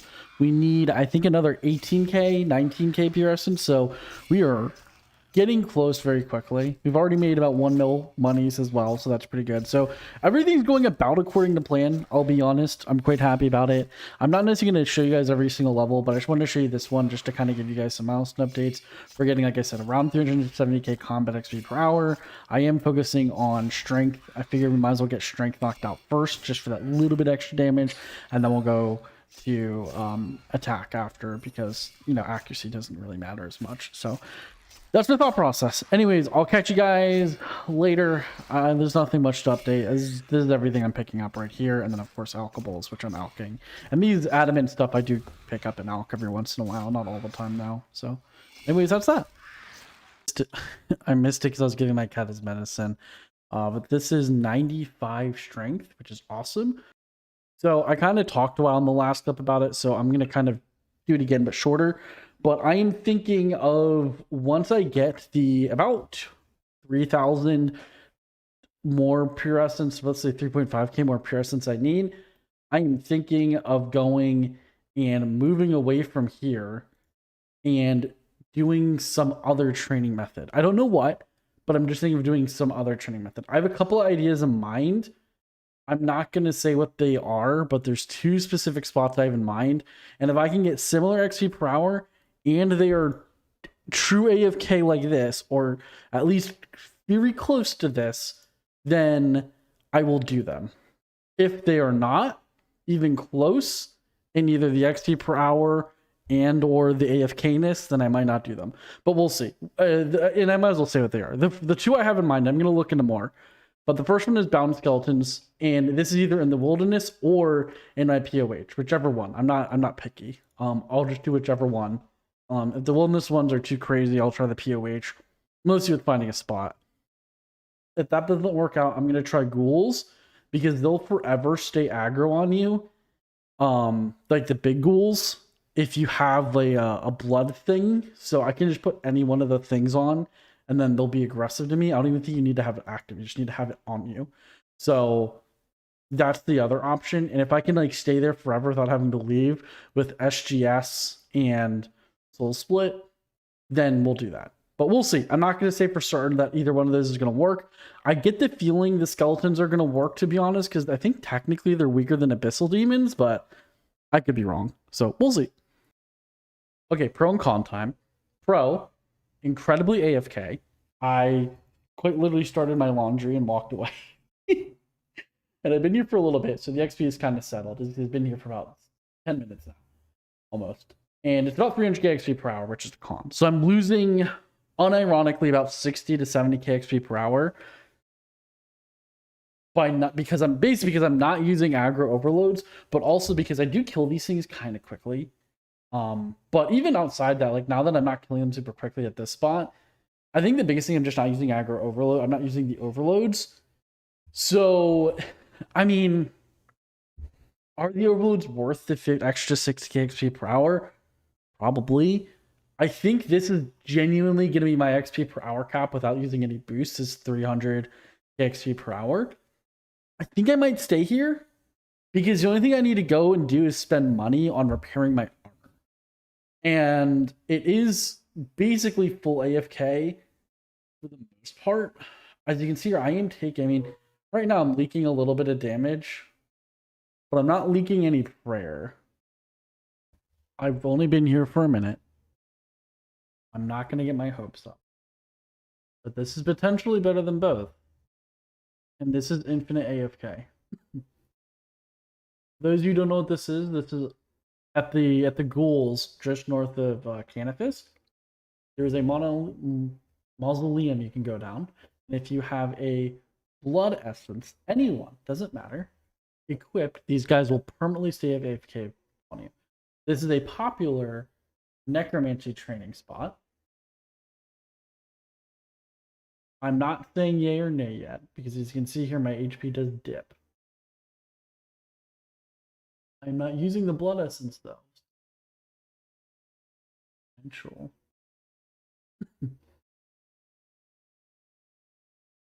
This might seem a little random, but I decided to make myself full primal armor. The reason being is my Elder Rune was like close to being broken, so I figured rather than spending money on repairing it, just make myself full primal and use that. It's better. It'll last a little longer than the +0 chest piece. You know what I mean? So it's just a little bit longer.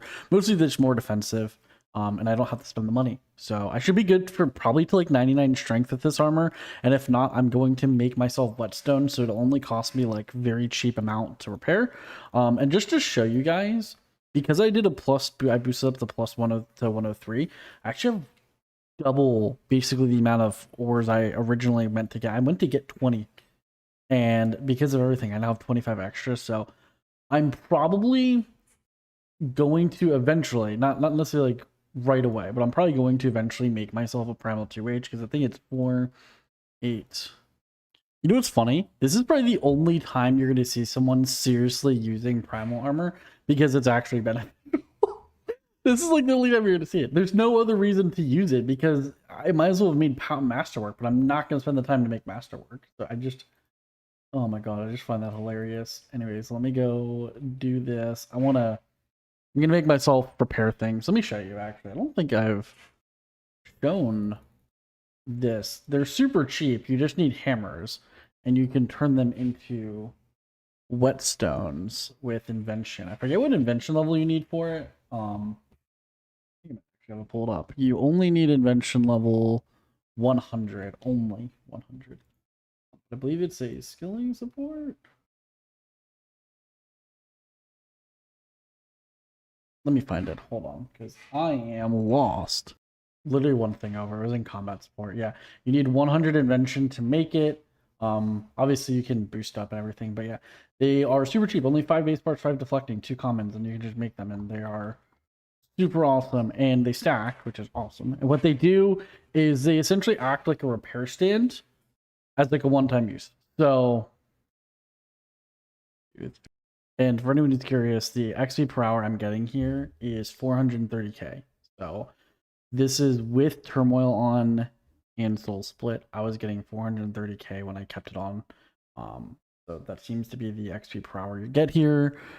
I'm able to keep up with my stats and gear, my prayer and HP with souls with the Zerdom God Sword and the Vampiric Blood Essence. Additionally, I seem to be, before I was netting positive on the Vampiric Blood Essence with the Congealed Blood. I haven't gotten any this time around, which does suck, but it's only been a short time. So I don't want to speak too soon. One thing I did learn though that I brought is my herb bag, so I can just pick up herbs that I want. Like I saw Lanthanum Quorum there, so I picked them up. So that is worth. Another thing you can do that I noticed that I'm not bothering to do, but I think it will increase your XP per hour slightly if you bother to, is picking up these supersets because they drop a full superset: super attack, defense, and strength. And I think those can make a huge difference if you bother to use those. I'm not using any supersets. Like I'm sure if I brought like an overload, I'd go crazy here, but it seems to be at a good spot here. I'm getting 430k XP per hour, which is awesome. And it's basically full AFK with the occasional having to pick up Congealed Blood. And that's basically it. So we'll see. I haven't got any Congealed Blood drops this time around, so maybe it's just unlucky. But with the ring, you have an okay chance at getting a 12 drop every once in a while. So yeah. Boom, 97 strength, 2 more levels to go. Nothing to note with these level ups, just kind of nice to get out of the way. Loving this spot, full AFK. I do need to repair my gear, so I think I'm actually going to take a second to repair it. I'll just show you guys how we do be repairing. I'll just go, it doesn't matter. Okay, so the way I repair primal armor, pretty simple. We have the whetstones. Just go here, use the whetstone on here to the deck, and then yes, it'll charge me very minimal amounts of money to repair. I saw those 240k for the entire set, so it's not that bad. Not that bad. It reduces the cost by 50%, and you use 1 whetstone per thing. So there you go. So yay. Anyways, gonna go back to doing what I was doing. Sorry, I did not have OBS up, so could not get up in time. Anyways, this is 98 strength. Only 1 more level to go. We have 99 strength. I'm actually kind of excited about this one. I've never had, outside of private servers, spoiler, I used to play a lot of private servers before, you know, old RuneScape came out. I don't think that's hidden knowledge. But before, outside of private servers, I've never had a melee 99. Ever. Period. So this is, to me, this is exciting because again, I've never had a melee 99, so this is exciting. So yeah, I'm quite excited for that one. Anyways, I need to repair my gear. It is getting late for me, so I think I'm gonna go to bed. I made an insane amount of progress today. I've grown 2 levels. I've gained almost 3 mil in combat XP today. I'm just realizing how much time I've spent playing. I'm gonna immediately get off. It's early in the morning, but we got it. 99 attack, dude. Let's go. Oh my god, I'm so happy. Why am I even here to get the cape? I have all of the, what's it called? Sorry, I'm forgetting what it's called.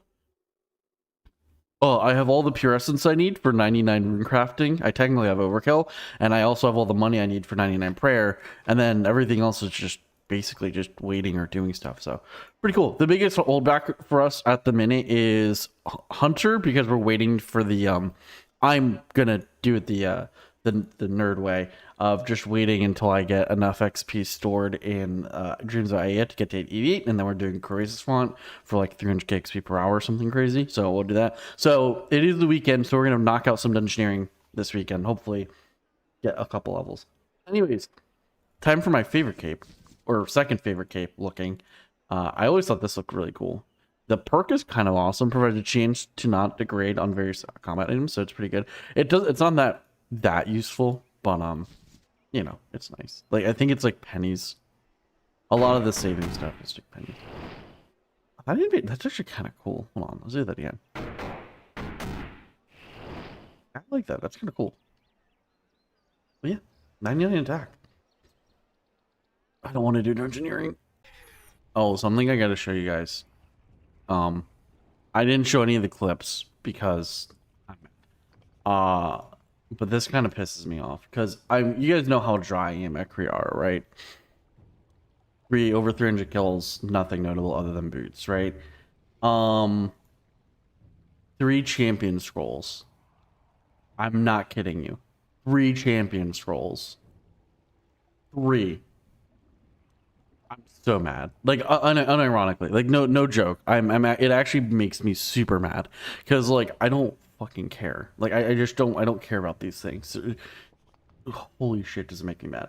But I've got to think what I want to do because I know the next step is of course going to be to do dungeoneering. But yeah. Oh my god, finally. Sorry, I wasn't prepared to. I didn't think I'd actually get anything. So all of my recording stuff was like my microphone was like turned all the way around. I have my cat next to me, so he was having cuddle time. I have OBS open. Oh my god, but we got something. We finally got an orbital piece that isn't fucking boots, dude. Hell yeah, dude. I am so happy. Okay, well, to my complete surprise, I got super lucky, and on KC 510 I finished my Armadillo set, so pretty excited. I don't have the KC for everything because I'll be honest, I stopped showing. Also, I can't exactly see my monitor at the moment because my cat is right in front of it, slapping it. That's not a joke, so I'm currently trying to find it using the OBS preview. Here we go. 510 KC, we're done. We have everything except the hilt and the buckler, and I guess these 2 things. I don't really care. But we have our full Armadillo, which is great. We had 5 pairs of boots, which is kind of hilarious. The reason why this is great is because now I have access to full augmentable tier 70 non-degradable power set. Okay, so small little update on something, probably weird. I am going to get the full ceremonial set. This is for the new series I'm going to be doing after this one. It's not integral, but it's really nice if I actually do bother to get it.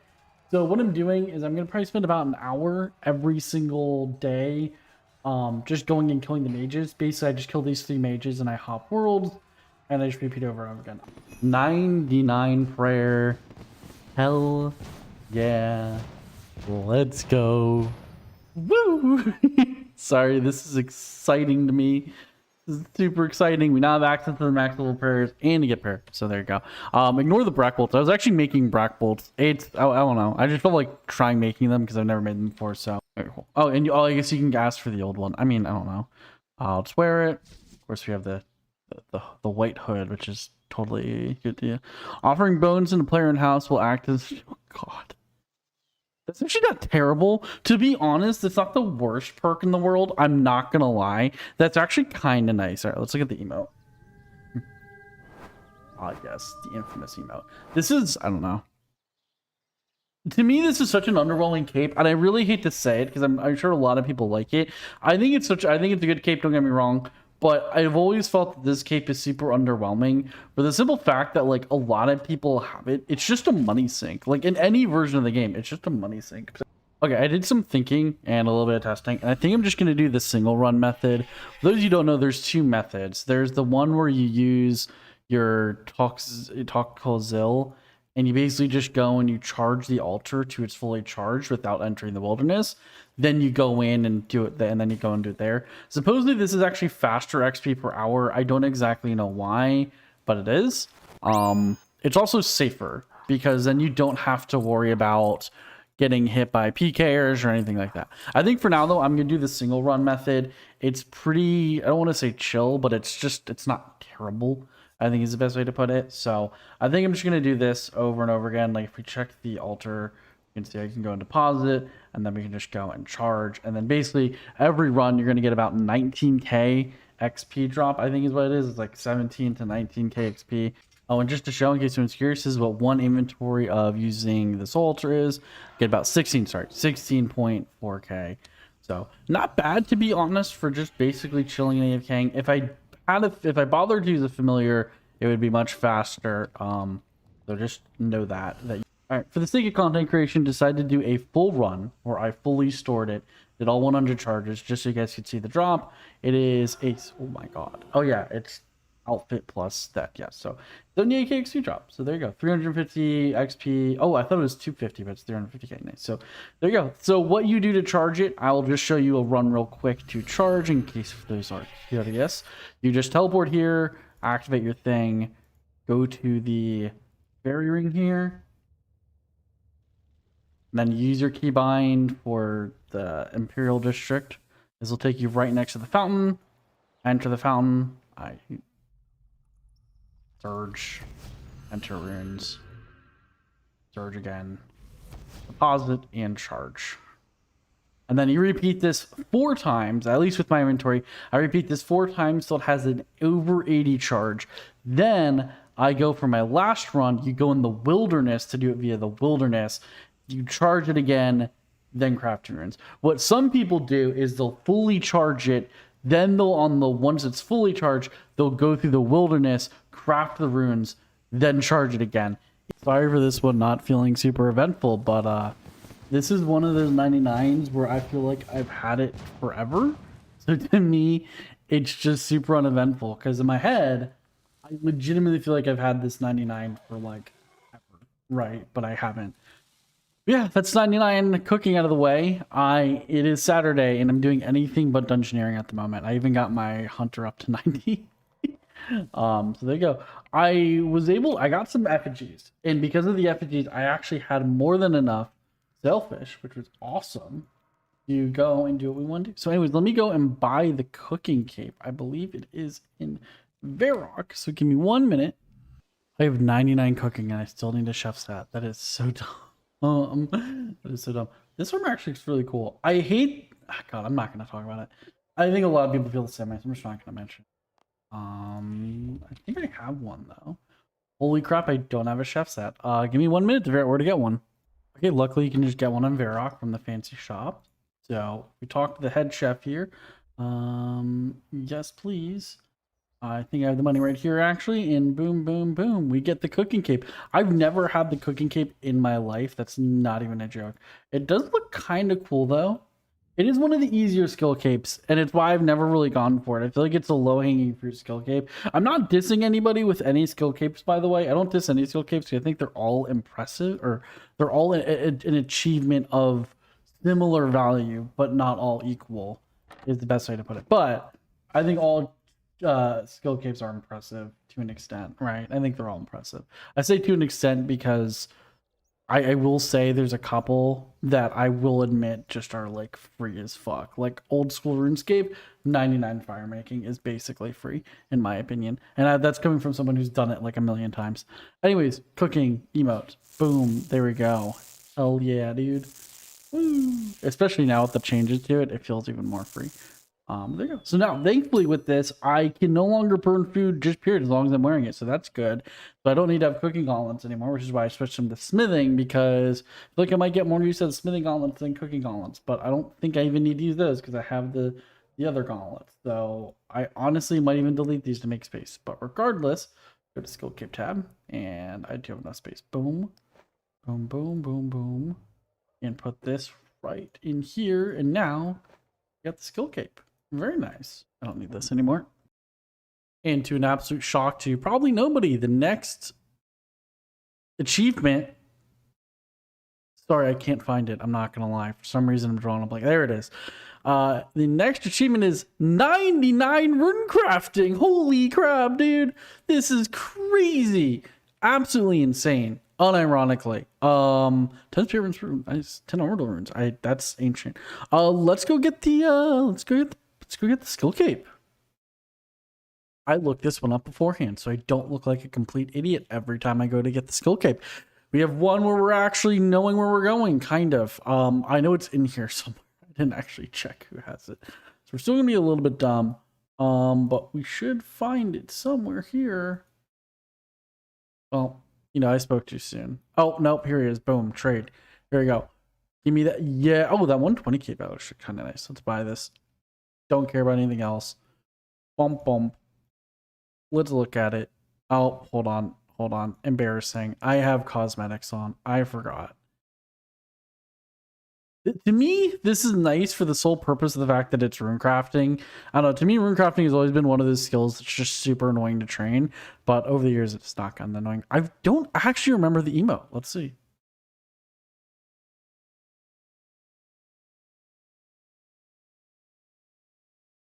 I actually was not paying attention. That's okay. Not complaining. Oops, hold on. Boom. Looks kind of nice. Can't complain. Can't complain. Anyways, rune crafting done. Now the next skill I'm going to work on is construction. Theoretically, should have it done by Friday. There you go. Friday. I'll just give you the date because it doesn't really matter. I should have it done by Friday the 23rd, I believe, because today's Wednesday. So 2 more days from now. It's currently 21st. So Thursday, I should get 98, probably a good portion in 99. And then I'm going to do a little bit of XP right now. And then, of course, on Friday, we'll finish off 99. After that, it'll be the weekend. So I'll do some more dungeoneering. Hopefully get that as close as I can. I'd like to get at least 97, potentially 98, because it is a long weekend, so fingers crossed. And then during the week, we'll work on Hunter, like Tuesday, Wednesday, Thursday, Friday, work on Hunter. But Hunter's going to be the longest. Luckily, this shouldn't be too bad, because it's super AFK, so we'll see. We'll see. Anyways, yeah, that's kind of the game plan. We're very close to finishing this second to last episode off. If it's not obvious, I want to try to get everything to 99 except for thieving. That's the game plan for the episode, is what I've decided. So that's kind of what we're doing. 99 construction. Let's go. Woo! Highest possible level. Now I can make everything without boosting if I cared. More importantly, let's just get the skill cape. Let's go do this. Hold on. Okay, I banked everything. I think it's just a shot. What is it? It should be any. Oh my god. Did I really go to like the only estate agent in the freaking world that doesn't have one? I swear to god. Hi, welcome to the. Can I have you? Ask about houses. Ask about houses, I guess. Next. Oh, I guess maybe she can sell it. She just doesn't have it on. Okay, anyways, regardless. Boop boop. Oh, I should hold on. Detach. Yeah, it doesn't matter, but there you go. So, woo, I already know what the CMOD is. I've seen it a million times. The perk is okay. You get a 5% chance of saving planks when building. I mean, it's like okay. Like, if you're going to like 120, I think you probably save like a shit ton of money in planks. So, not going to complain about that. But yeah, 120 or 99 construction, which is awesome. So now only have 3 more 99s to go. Oh, this is exciting. And in case anyone's curious, I'm a day ahead of time. It's Thursday night. I got my levels way ahead of time, which is awesome. So that's good. So I can spend tomorrow. I'm going to spend the day basically just doing after work. I'm just going to spend the day doing Hunter and chilling in RuneScape 3. And then in old school RuneScape, I'm going to be going and doing some moons on my Ironmans, on my GIM. So that's the game plan for tomorrow. So I am ahead of schedule, which is great. Because dungeoneering over the weekend is going to be rough. It is a 3-day weekend, so hopefully I can get 99 or very close to it. But yeah, so we'll see. Anyways, nice. Happy days. This is very reminiscent. I'm gonna be honest. I'm having nostalgia flashbacks. This was the very first 99 I've ever gotten in RuneScape 3. I think I mentioned years ago. Yeah, well, I did mention years ago, but when I first started playing, I mentioned I played RuneScape 3. I tried Ironman for the first time like years ago. I didn't stick with it. But the only thing I did was I went and I stuck out and I got 99 dungeoneering. And in a very similar vein, I'm going to do something that's going to piss a lot of people off because I honestly find it entertaining to make people mad about like things that I don't think are that big of a deal. I'm gonna spend all of my tokens to get this last little bit of XP. For anyone who's curious, this is a terrible idea. I'm just gonna straight right now. This is a really bad idea. I'm wasting time. What I should do is I should just keep doing dungeoneering, finish the last 655k XP off, call it a day, and save all my tokens. I should do that, but I'm not going to. I'll just do token farming later down the road because you can get like 80k tokens without much effort an hour. So I'm not too worried. Anyways, what we're gonna do. Dungeoneer XP by 655k. And boom, baby. 99 dungeoneering. Sorry, taking a screenshot. Feels good, man. Feels really good. We now have 99 dungeoneering. This is crazy to me because, like I said, I originally... Can I buy a skill cape? Like I said, I originally got dungeoneering on my very first character like years ago. I'm really sad I didn't stick with him. I might. Would you guys want me to pick him up again? Genuine question. Just as like a side project, if I keep on, I have to figure out the login information, which is an achievement of itself.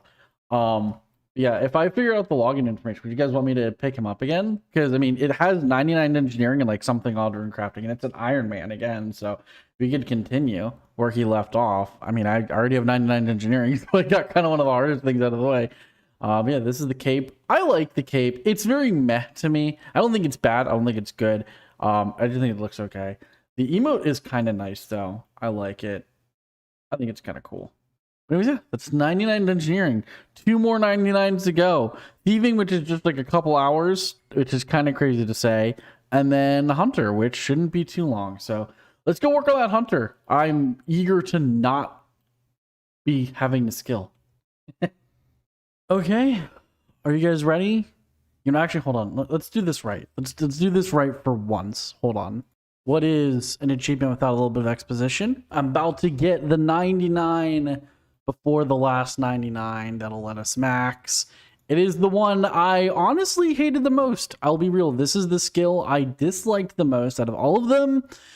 Getting them up to 99, I can say that with most confidence, and it's probably one of the main reasons I actually do not want to potentially max another character, but we'll see. I mean, I'm coming off the cusp of finishing stuff, but yes, it is what it is. You guys know what it is. 99 Hunter has been finally achieved. Only one more 99 to go. You know what's funny? Just to kind of show you guys, I don't have enough to make the outfit yet. I'm still like 10k off. Still like 10k off. But let's talk to this guy. Let's get our skill cape of Hunter. This is like, I feel like unironically, and I don't mean this in like an offensive way, but I've always viewed this cape, despite it being like my least favorite skill in the game, for some reason I notice a lot of people have this cape. I think it's because it makes you a shit ton of money, like in old school and stuff like that. People love this cape to get. It makes you like a bunch of money. It looks kind of nice too. I will contest that. It does look kind of nice. It is nice. Let's go and emote the heck out of it. Look at that. Super cool. That's totally awesome. And we have one more 99 to go and then we're maxed. Just have thieving to do. Ooh, luckily this should fly by. Apparently you can get like 900 KXP per hour. I do have to do one quest I'm not going to show you guys because it's literally like a it's like an intro quest that I just happen to have not done yet. So there you go. But yeah, this is every single skill cape we've gotten in order. Oh god, it's super nice. We are missing a single one though. One more skill cape to go. Will I get it this episode? No, I'm not going to get it this episode. Of course not. I am going to accomplish something today I never thought I would ever be able to do. And I'm going to do it as an Ironman. But before I do that, I think we should take a small trip back in time. I'll pause it until I get to the dig site. Alright, we're back, and I need to... Oh my god! Are you freaking kidding me? Oh my god! Yes! Oh my god! So bag me all the way out here. One portal will take you to RuneScape 3, and I think I'm just gonna go. the other portal will give you a free 500 rune crafting experience.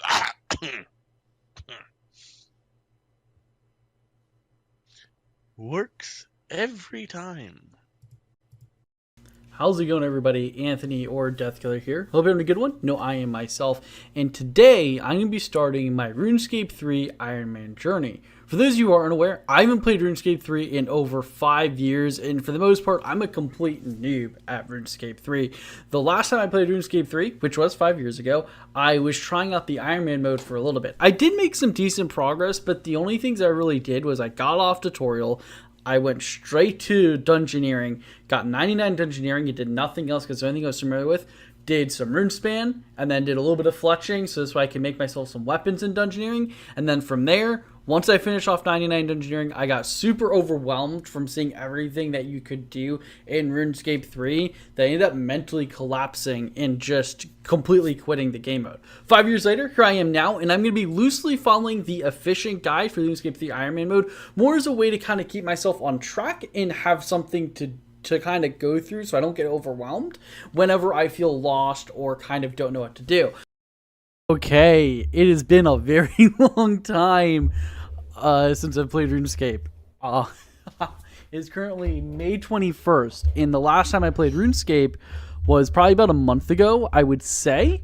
Regardless, though, monumental occasion.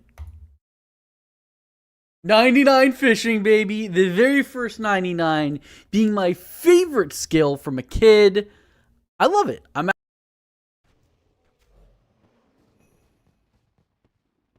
First combat 99. Sorry, a little loud. First combat 99. Oh my god, I'm so happy. Elite Tectonic. Oh my god, I'm so happy. 99 health points. Woo! To upgrade it so it's not like it's stuck. 99 Slayer. Let's go. Another 99 in the bag. A little bit over, but it's fine. 99 magic. We are done. And boom, 99 defense in the bag. I think it's in lump. Wait for it. 91 invention, dude. It's so awesome. Like, I'm actually really happy to have this. Oh, hey, look, 99 necromancy. I guess on my math. It's not perfect. It's not amazing, but I pride myself on my math. That's what I thought, boys. 99 summoning. We got 99 crafting. Yay, let's go and open up. We can now make everything. 99 invention, a 99 I legitimately did not think I was gonna get for a very iconic level. 99 archaeology. Oh my god, I cannot tell you how good this feels. 99 divination. Let's fucking go. Oh my god, I was I never pay attention, bro. 99 woodcutting. Let's go. Well, this took not that long, I'll be completely honest, but this is 99 fire making in the bag. We have, I slapped my microphone, 99 herb lore in the bag. Oh my god, this totally took so much effort. Holy crap. My very first 99 in old school runes, or I think in general, this was my first 99 in general. I now have, I've digitized results. Yay, 99 fletching has been acquired. Good God, I almost missed it. This is 99 mining. So I don't sound super excited. 99 farming. I know it might not be that impressive, but to me, this is insanely impressive. For those of you who don't know, lamp, boom, smithing, 99 smithing. Let's freaking go. 99 agility. Oh my god. Oh, baby. This is nice. This is 99 strength, baby. It's early in the morning, but we got it. 99 attack, dude. Let's go. 99 prayer. Hell yeah. Let's go. Sorry for this one not feeling super eventful, but this is one of those 99s where I feel like I've had it forever. So to me, it's just super uneventful because in my head, the next achievement is 99 rune crafting. Holy crap, dude. This is crazy. 99 construction. Let's go. And boom, baby. 99 dungeoneering. Sorry, taking a screenshot. Character, but we'll see. I mean, I'm coming off the cusp of finishing stuff, but yes, it is what it is. You guys know what it is. 99 hunter. Anyways, yeah. Well, I think they work from home or something. I don't know. Anyways, let's do this. Oh, no, I wanna just get this. All right, let's. All right, I'm moving to use all. Thieving.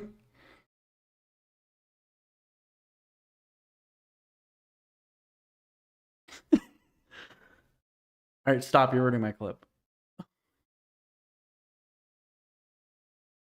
Oh my! Hey, some fucker got 200 mil crafting. Fuck you. He ruined my world announcement. Oh my god! Let's go, boys. Let's get the cape. Get the cape. Trade max. I want that cape. Oh wait, no talk.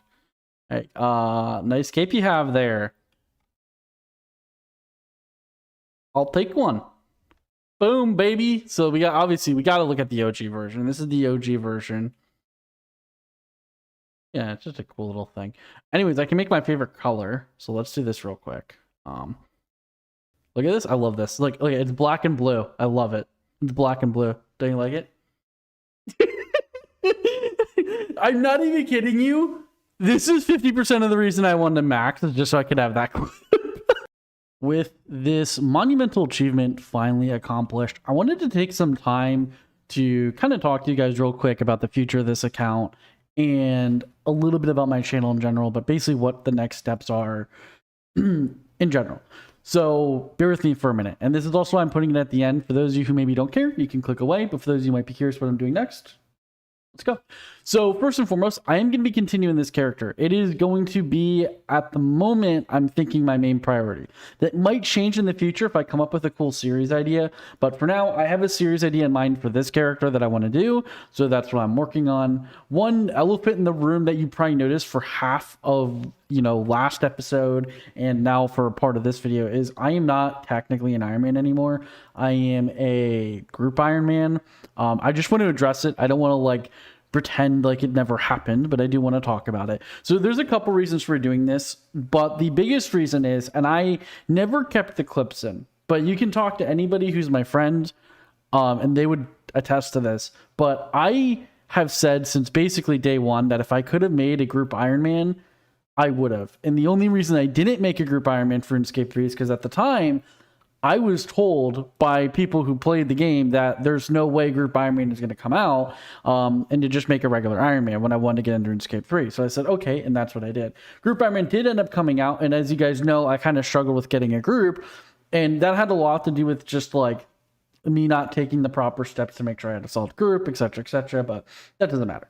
For now, though, what does matter is I did end up finding a group with two other people who are honestly amazing. They are two real cool people. They made fresh Ironmen just to play, and it's super cool. One of them is a full-on achieved everything in the game trim comp caper. Yeah, literally. Let me pull this up here. This thing, that the trim comp cape, master trim comp, whatever the most crazy thing is, is it this one? Whatever. He has all of those done, and it's crazy. So I'm really happy to have him in my group, mostly because he can teach me all the shit I don't know about the game without me having to Google everything. So it's gonna be nice to have someone on the end to play with. And the other person is actually in a very similar situation as me. They played RuneScape 3 before, but they just don't have a lot of PVM experience. So yeah, so we're all we're two of us in a very similar situation, and then one carry. Typical group, right? What can you say? But yeah, so those two made starting just like regular group Ironman, and at this point they're kind of caught up to me from a PVM standpoint, which is a little bit embarrassing to say, but it's also the truth, because I'm not very far in. And that goes and segues into what I wanted to talk about next, and that's the future, and that's the future of this character and the next series I'm going to do. I don't want to go into too much detail because I'm going to talk about it when the actual series goes live, which is I don't know when. I'm actually going to start working on it soon, and whatnot. I'm actively working on it, of course, but that's more just like the background details and everything else. But the actual recording should be starting soon. That being said, the next series is going to be more PVM focused. Like I said, I'll go into more detail later, but basically it's going to be more about me just kind of learning to PVM. I think is going to be the simplest way to put it. And I'm going to be learning with my group. I'm going to be doing stuff solo, so it's not just with my group. It's also going to still have me solo. So if you don't like seeing me in a group, don't worry. If you don't like watching me play with other men online, you can still watch me play with myself solo online. So don't worry. You still got all that content for you. So I can still do that. So that's what we got going for ourselves there. And I'm actually really looking forward to it. I've actually haven't been excited to start a new series in a long time, so I'm super happy about that. Additionally, despite me being maxed now, there are still some skilling goals I have in my back of my head. I am not going to promise going for any kind of trim comp cape or anything like that. The future will hold whatever the future holds. But I want you guys to know that there is a series planned to head past this character. This is not the end of it. I'm going to be doing more. And I don't want to go into too many details, but I do want you guys to know it is going to be more PVM focused. So if you want something more kind of generic of what I've been doing, like just general progress logs, I might go back to that with another thing. And that was kind of the other part of me wanting to make this video is, do you guys want me to start another account, like an Ironman regular account, finally actually continue playing a regular account, etc., stuff like that? Do you guys want me to do that? Because I can, if you guys really want to see it, but I'm leaving that up to you guys to see if you have any suggested series. Otherwise, like I said, the main series I have in mind that I am going to be doing is a PVM focused series with this character. Its primary function is just to kind of teach me, but it's for me to learn how to PVM and to get better at PVMing. But like I said, I'll go in more details once the video actually comes, or once the video comes out. It'll make more sense once you guys watch the actual video. So there's that. Anyways, I'm going to go back to doing what I'm doing, which is just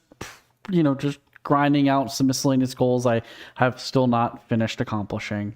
So we have that, and I will catch you guys in the next series. And I just want to give you guys one final thank you to everyone who's watched me since the beginning and everyone who may have just turned in for the first time for this video. Genuinely thank you for watching me. It's been a wonderful journey, and I said it, I edited up the clip, but I do want to say I have fallen in love with RuneScape 3. I can proudly say that RuneScape 3 Ironman is without a doubt the most peak version of RuneScape in general.